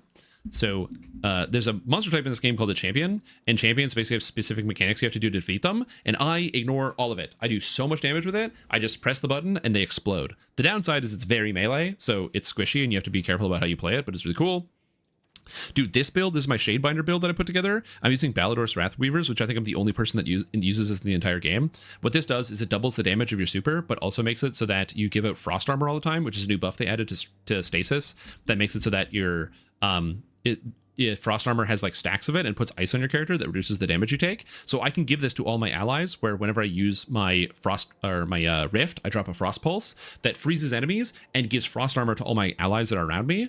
And that allows me to do huge damage. But on top of that, I'm using Icebreaker, an exotic they brought back from Destiny 1, which when you shoot a frozen target, it causes it to ignite and explode. So it's like fire and ice at the same time. With this gun, Solemn Remembrance, which is a gun that has Headstone and Firefly. So I shoot a guy in the head, and he dies, drops a headstone, so it drops like this big crystal, and then the Firefly explosion blows up the crystal, and I get like a double explosion. I don't even know where to, like, I know I'm saying gibberish, but I didn't even get through all my builds yet, and I have so many cool builds I've been playing. And like, if you go online, you're gonna see all these YouTubers like making cool builds. Granted, if you go into the comment section of any of these videos, you will see people who are extremely angry about the state of the video game. Also, he has Seraphine Haze, and I don't have a good copy of Seraphine Haze. I want it. I can see it in your hands. It's the new SMG.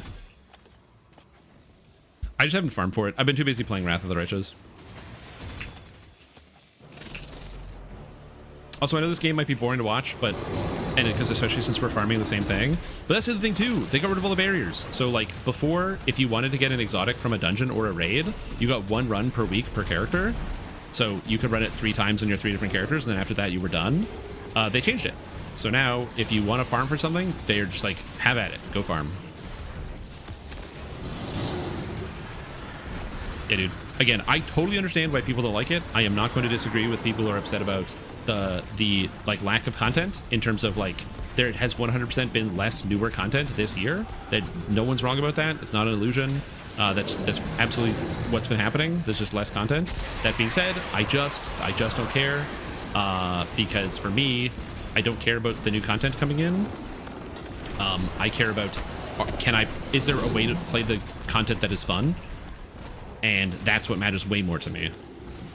Oh god.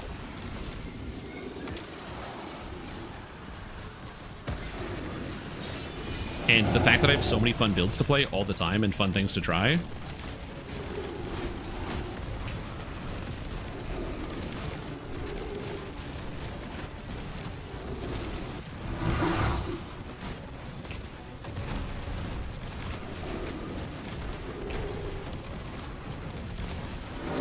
I shot so many rockets in that guy. Holy moly. Give me ammo. Give me the ammo. Also, they added an ammo stat. So if you haven't played Destiny 2 in a little while, you'll notice underneath my guns, there's like 2 bars, a green and a purple bar. Now you know when you're going to drop ammo, because when you get kills, they fill up. But there's an ammo stat in the game. So you can actually gear for ammo now. Not just like before you'd have like an ammo finder mod, which would just said, you get more ammo. Cool, dude. Now it's actually like a physical stat. And so if you have a gun, and guns have ammo stats, so some guns that are like basically are better, that have better perks, will usually have less ammo stat, and guns that are kind of worse have more ammo stat. So it gives you a reason to use guns that maybe don't have like the best perks on them, which is sick. Oh god, I'm burning.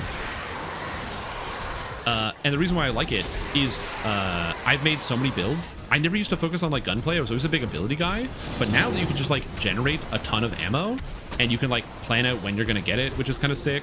Can you take my hex, please? Thank you. You can plan out exactly how you're gonna use your ammo and stuff. It's very easy to make builds that like you can now, if you want to, you can get a high ammo build and have a build that just uses a LMG as a primary weapon. So I have a Titan build right now where I only use my machine gun. I don't use anything else. Whoops. I didn't need to reload that. And to get raid and 0 drops in a boss in a raid? Yeah, and you'd have to wait a week to do the raid. But now you can just get your friends and say, hey guys, it's raid night, and then go farm the boss until you get what you want.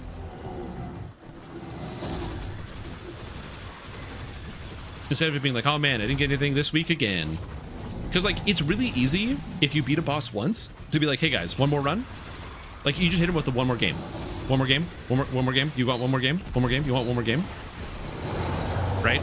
And it's like, that's easy. But being like, okay, we did it this week. All right, next week again? Dude, the second you say next week, people tune out. Myself included. I'm so guilty for this. And somebody's like, hey, do you want to do something again next week? I'm like, yeah. I mean, I could, you know, sure. But one more game? Oh, when I used to play League of Legends, one more game, dude. One more game. You can't end in a loss. You can't end in a loss. Come on. We can't end in a loss. Come on, guy. One more game. One more game. Like we got a win streak. We got a hot streak going. Come on, one more game. One more game. One more game. Every time. So when you finish the raid and it's like, oh come on, one more run. One more run.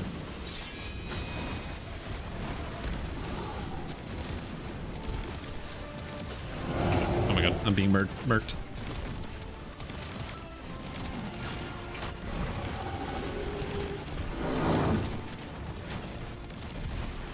Nice. New raid, people are swapping Lotus multiple times space, and I ain't about that. You don't have to do that. You just can do that. So the newest raid they put out, the Desert Perpetual, the initial contest mode was so hard that you did have to do that for beating sections of the raid, but they actually didn't want people doing that. Apparently there was a bug where the monsters were actually taking, basically taking half the damage than they were supposed to, where the game was supposed to be at a minus 40 power delta, or like as if you were 40 levels under the enemy, but it was bugging out and people were minus 80 levels under the enemy. So it was like way more dangerous. They're also really clamping down on that. So you basically can't weapon swap in the epic raid, which is coming out, I believe, tomorrow. The epic raid is basically a round 2 of the raid with a different, so it's the same raid, but the bosses are different and there's a different story in the actual raid itself. And so you'll be able to basically go back and kind of play it again, but now it's slightly different. Tomorrow at 10 a.m. I'm going to be watching it. I'll be watching people do it. I'm not going to do it myself, but it will be easier. But they basically 100% banned the loadout swapping. So you won't be able to loadout swap. If you loadout swap, it drains all your ammo. It drains all your powers. It drains it. Also, when you loadout swap, it removes ammo on the field. So you can't even run around and pick up the ammo you dropped. It deletes the ammo. It deletes all the orbs of power. When you weapon swap now, or loadout swap. Some people like it, and the argument for why people like it is that it's a skill expression to basically be able to swap your mods before you get into a fight, where it's oh, I swapped into all surge mods in my boots now, and or I swapped my exotic and now I have something that's more better for DPS. But the problem is that it's a twofold problem, right? So the main issue is that if you don't allow loadout swapping, everyone has to bring their boss DPS loadout and then try their best to beat the boss to beat the rest of the raid that is not the boss with the boss DPS loadout. So I have my pure single target boss loadout, but there's adds, there's mechanics, there's stuff you have to do during the fight. So you have to be able to get there with that. But then on the flip side, you have the counter argument that the people give out, which is that a lot of the neutral game exotics you can't really use because in a raid, so like if an exotic gives you like something that isn't directly boss DPS, you're never going to use it in a raid. But in this scenario, because of weapon swapping, you can actually use it in a raid, because now you can use the neutral game exotic during the ad clear section and then swap to your boss DPS exotics during the actual boss section. I understand both sides. I think they're fair. But my personal opinion on that is that raids are a really narrow part of the video game. And it's also the only part of the entire game where you have to focus on boss DPS. Every other part of the game you don't. Dungeons are designed to be solo, so like what we're doing right now, you're able to solo this dungeon, and because you can solo it, you don't have to worry about how much damage you're getting in per damage phase. Like it literally doesn't matter. There's no like time limit. It's not like, oh, if we don't beat the boss by like X time. The one exception is this boss does have what they call a final stand. So when it gets down to like 10% health, you have to kill it in that last 10%. But like outside of that, that's only 10% of the boss's health, so you should be able to do that no problem.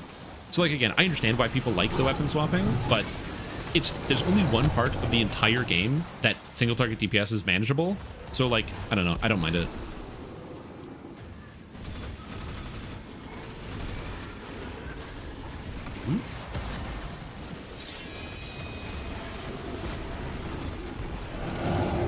I agree. If there was a hot swap key, it would be way better. But the fact that there is no hot swap, so you actually have to go into your inventory to like swap items, I agree.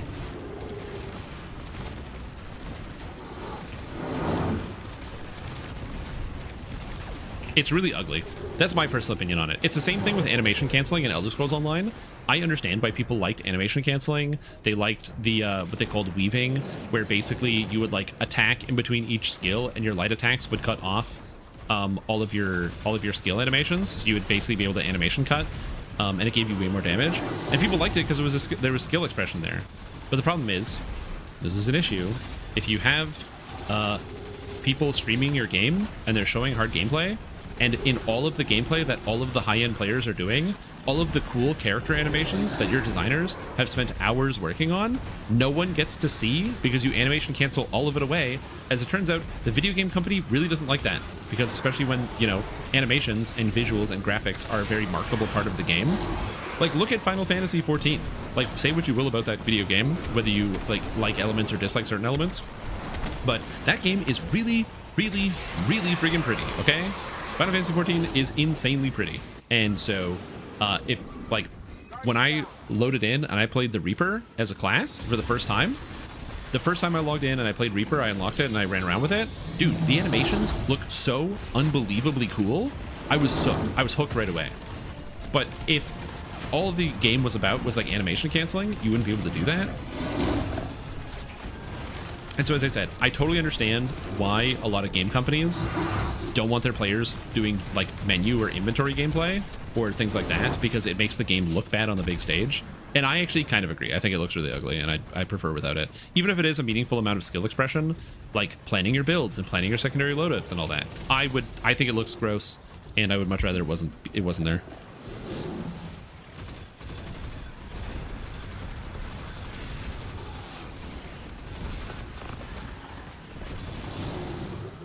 But having done the regular Desert Perpetual raid, I did it over the weekend with my friends. It's not too bad. So if you're like, oh, like this raid, it's like so hard you have to like all the weapon swapping, and not really. It's not too bad. Have the disease, sir. Enjoy. A raid to be in a desert? True. I do. What? Shoot me. Oh, disease. What the heck? No. What? No. Where'd that guy come from? Oh my lord.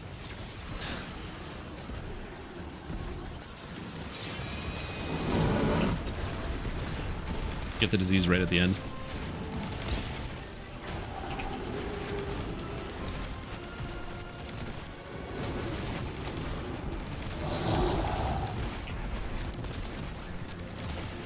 Oh, we missed the phase? Are you kidding? Oh, lordy. It's because I didn't have any armor charges. I'm blaming it on the armor charges.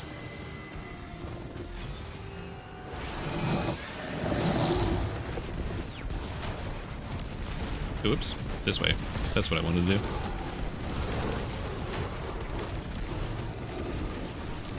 Would actually see the world first raid. Oh, that too. They also banned that. I don't know if you heard. So they banned all of that. So if you are doing the raid race, if you're in it, it's mandatory to stream and it's mandatory to show your game. So they have a overlay section. So there's things you can block. So you can block out like the buffs. So they give out overlays that block out the buffs if you don't want to give out information to conceal stuff. So as your team is figuring out, it's fine. But it is mandatory to show the gameplay. Anyone who doesn't show the gameplay is disqualified from being on the race. And I'm like, yes, please do that. Dude, look at my damage. I'm so boss DPS. Anyway, sorry. I'm just excited about my damage. All right, I'm gonna do one more. I think I'm cooked. I gotta get some food. I'm hungry. But yeah, overall, I will say I totally understand why some people are like down on the game and they're not having as much fun and they're running into problems like finding the will to play it. And I will admit, since Ash and Iron has come out, I haven't played as much, but that's less of an Ash and Iron problem and more of a Path of Exile 2 problem. Me streaming a lot more DDO problem, and now I got stuck in Pathfinder Wrath of the Righteous like it's a tar pit and I'm a dinosaur.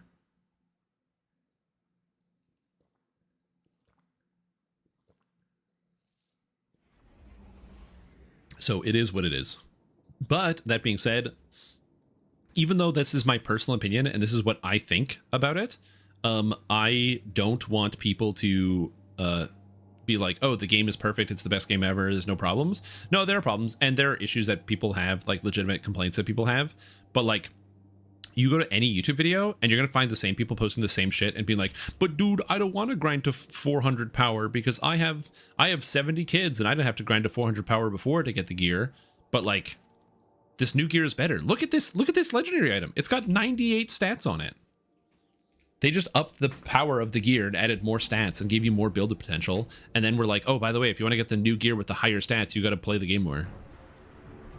And I'm like, shit, man, that sounds good. Why does a mobile game have better features than the base game? Probably because the mobile game makes a lot. Well, it has more. Okay, so it has more non-gameplay features. So you can like fish in the mobile game, you can get a house in the mobile game, stuff like that. So I totally understand why some people are upset about this. But also, reminder, there's like no customization in the mobile game. And if you want to get new characters in the mobile game, it's a gacha game. So do you want to play as the hot goth girlfriend warlock who wields the scythe? Well, I hope your credit card is ready. Because that ain't cheap.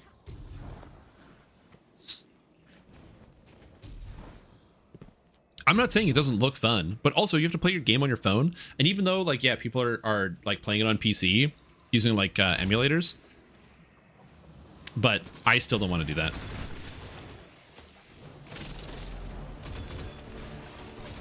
The only game I play on my phone is I play two games. I play emulated Pokemon randomizers because it's a good game to play when you're on the John or like on a bus, or I play Pokemon Go.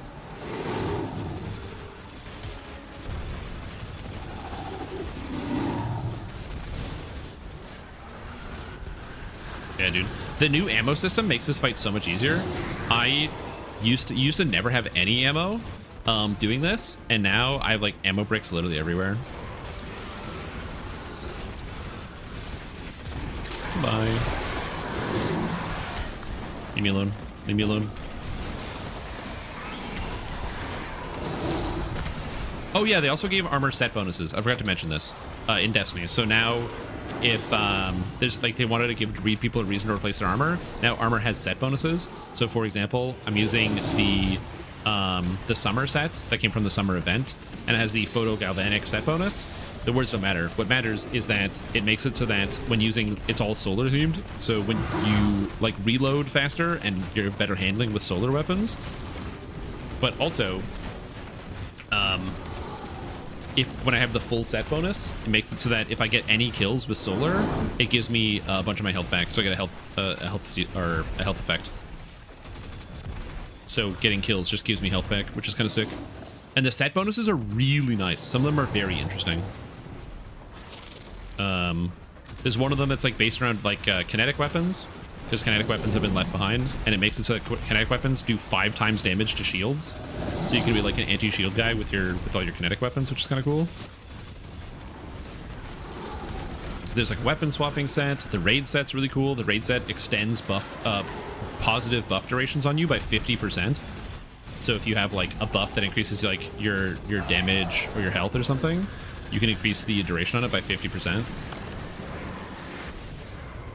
Ooh, hey buddy, nice. I gotta hit the disease here. You do that. I need to heal. Oh, I didn't heal. No, I'm bad. Oh, I'm dead again. Sick. I couldn't let go of my corruption because I died and respawned with the corruption.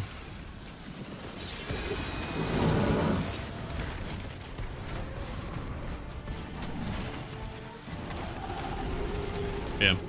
Again, I understand why people are like fawning over the mobile game. It does look pretty, and as I said, hot goth warlock character, I get it. Like I have flesh and blood too, but it's just I can't. I've never been into gacha games. I don't really like the idea of having to like gamble for character upgrades, and also a game which is like very literally spend money, improve character power. Oh, I don't know, dude. I don't know. I understand why some people can play those. I know people that like to play those style of video games. Like I have friends of mine who play those. I just can't. Personally, just don't like it.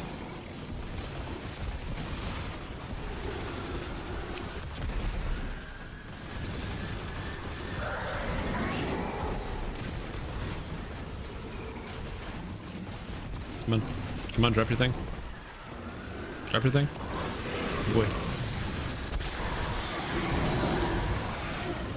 Healing. So much going on. And you have the disease. Thank you. Whoop. Back to full. I think we're done, basically. Oh, get him. Yeah, we're done.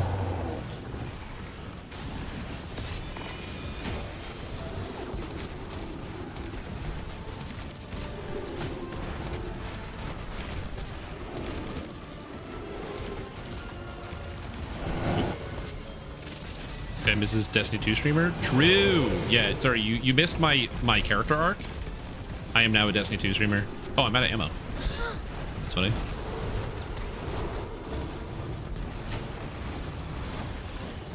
Yeah, I also almost never super on this character, and that's mostly because I am I'm a weapons build. There's some cool stuff you can do as well, because you can scale the damage on your stats. So like when your stats get to 100, it's cooldown, but when they get above 100, you increase the damage that you deal with things. So like because my weapon is over 100, I do 15% more damage to all enemies, but then an extra 12% damage to bosses. But you can get your super up, so it does like, I think melee at 200 increases your melee damage by 90%. Also, they reworked the entire melee stats. No, melees are really good. I mean, look at the damage. I'm basically 2 people. Can't wait for you to do the epic raid race. Yeah, no, I'm gonna watch it. I'm gonna watch it while eating Cheerios and just like chilling. By eating Cheerios and chilling, I mean finally working on the Dragon Disciple video I meant to. I was supposed to put out a while ago. That I just keep pushing off, but I gotta do it. Anyways, yeah, that's it. That's all I got. We're done farming, and I'm tired, and I'm snacky, and I gotta get a snack. So yeah, that's it. Cheerios and a PB and toast. Yeah, I would eat peanut butter toast. I was just saying Cheerios because it seems better to like be munching on Cheerios than peanut butter toast, but I eat peanut butter toast most often. Anyways, yeah, that's it. I'm gonna be done for the day. So thank you guys for watching. You had a fantastic time. If you liked what you saw, because you're following the channel. If you didn't like what you saw, don't worry about it. Enjoy your weekend and have a good time. And I will see you guys tomorrow. No, Monday. No, probably not Monday. Let's go Tuesday. Let's go Tuesday. I have some stuff I have to do on Monday, unfortunately. But yeah, we'll see you guys next week. New beginner basics on Monday. And is it Monday or Saturday? Or Sunday? One came out yesterday. So the next one is Sunday. New beginner basics Sunday. Dragon Disciple build I want to get out tomorrow. And I'm excited. Next stream, we are TRing into Favored Soul to re-roll it. So because, yeah, we'll see it. Anyways, Have a good night. Drive safe, everybody. Eat your vegetables. And if you don't, I'm gonna be upset. I'm gonna get very mad if you don't eat your vegetables. Not in this damn house.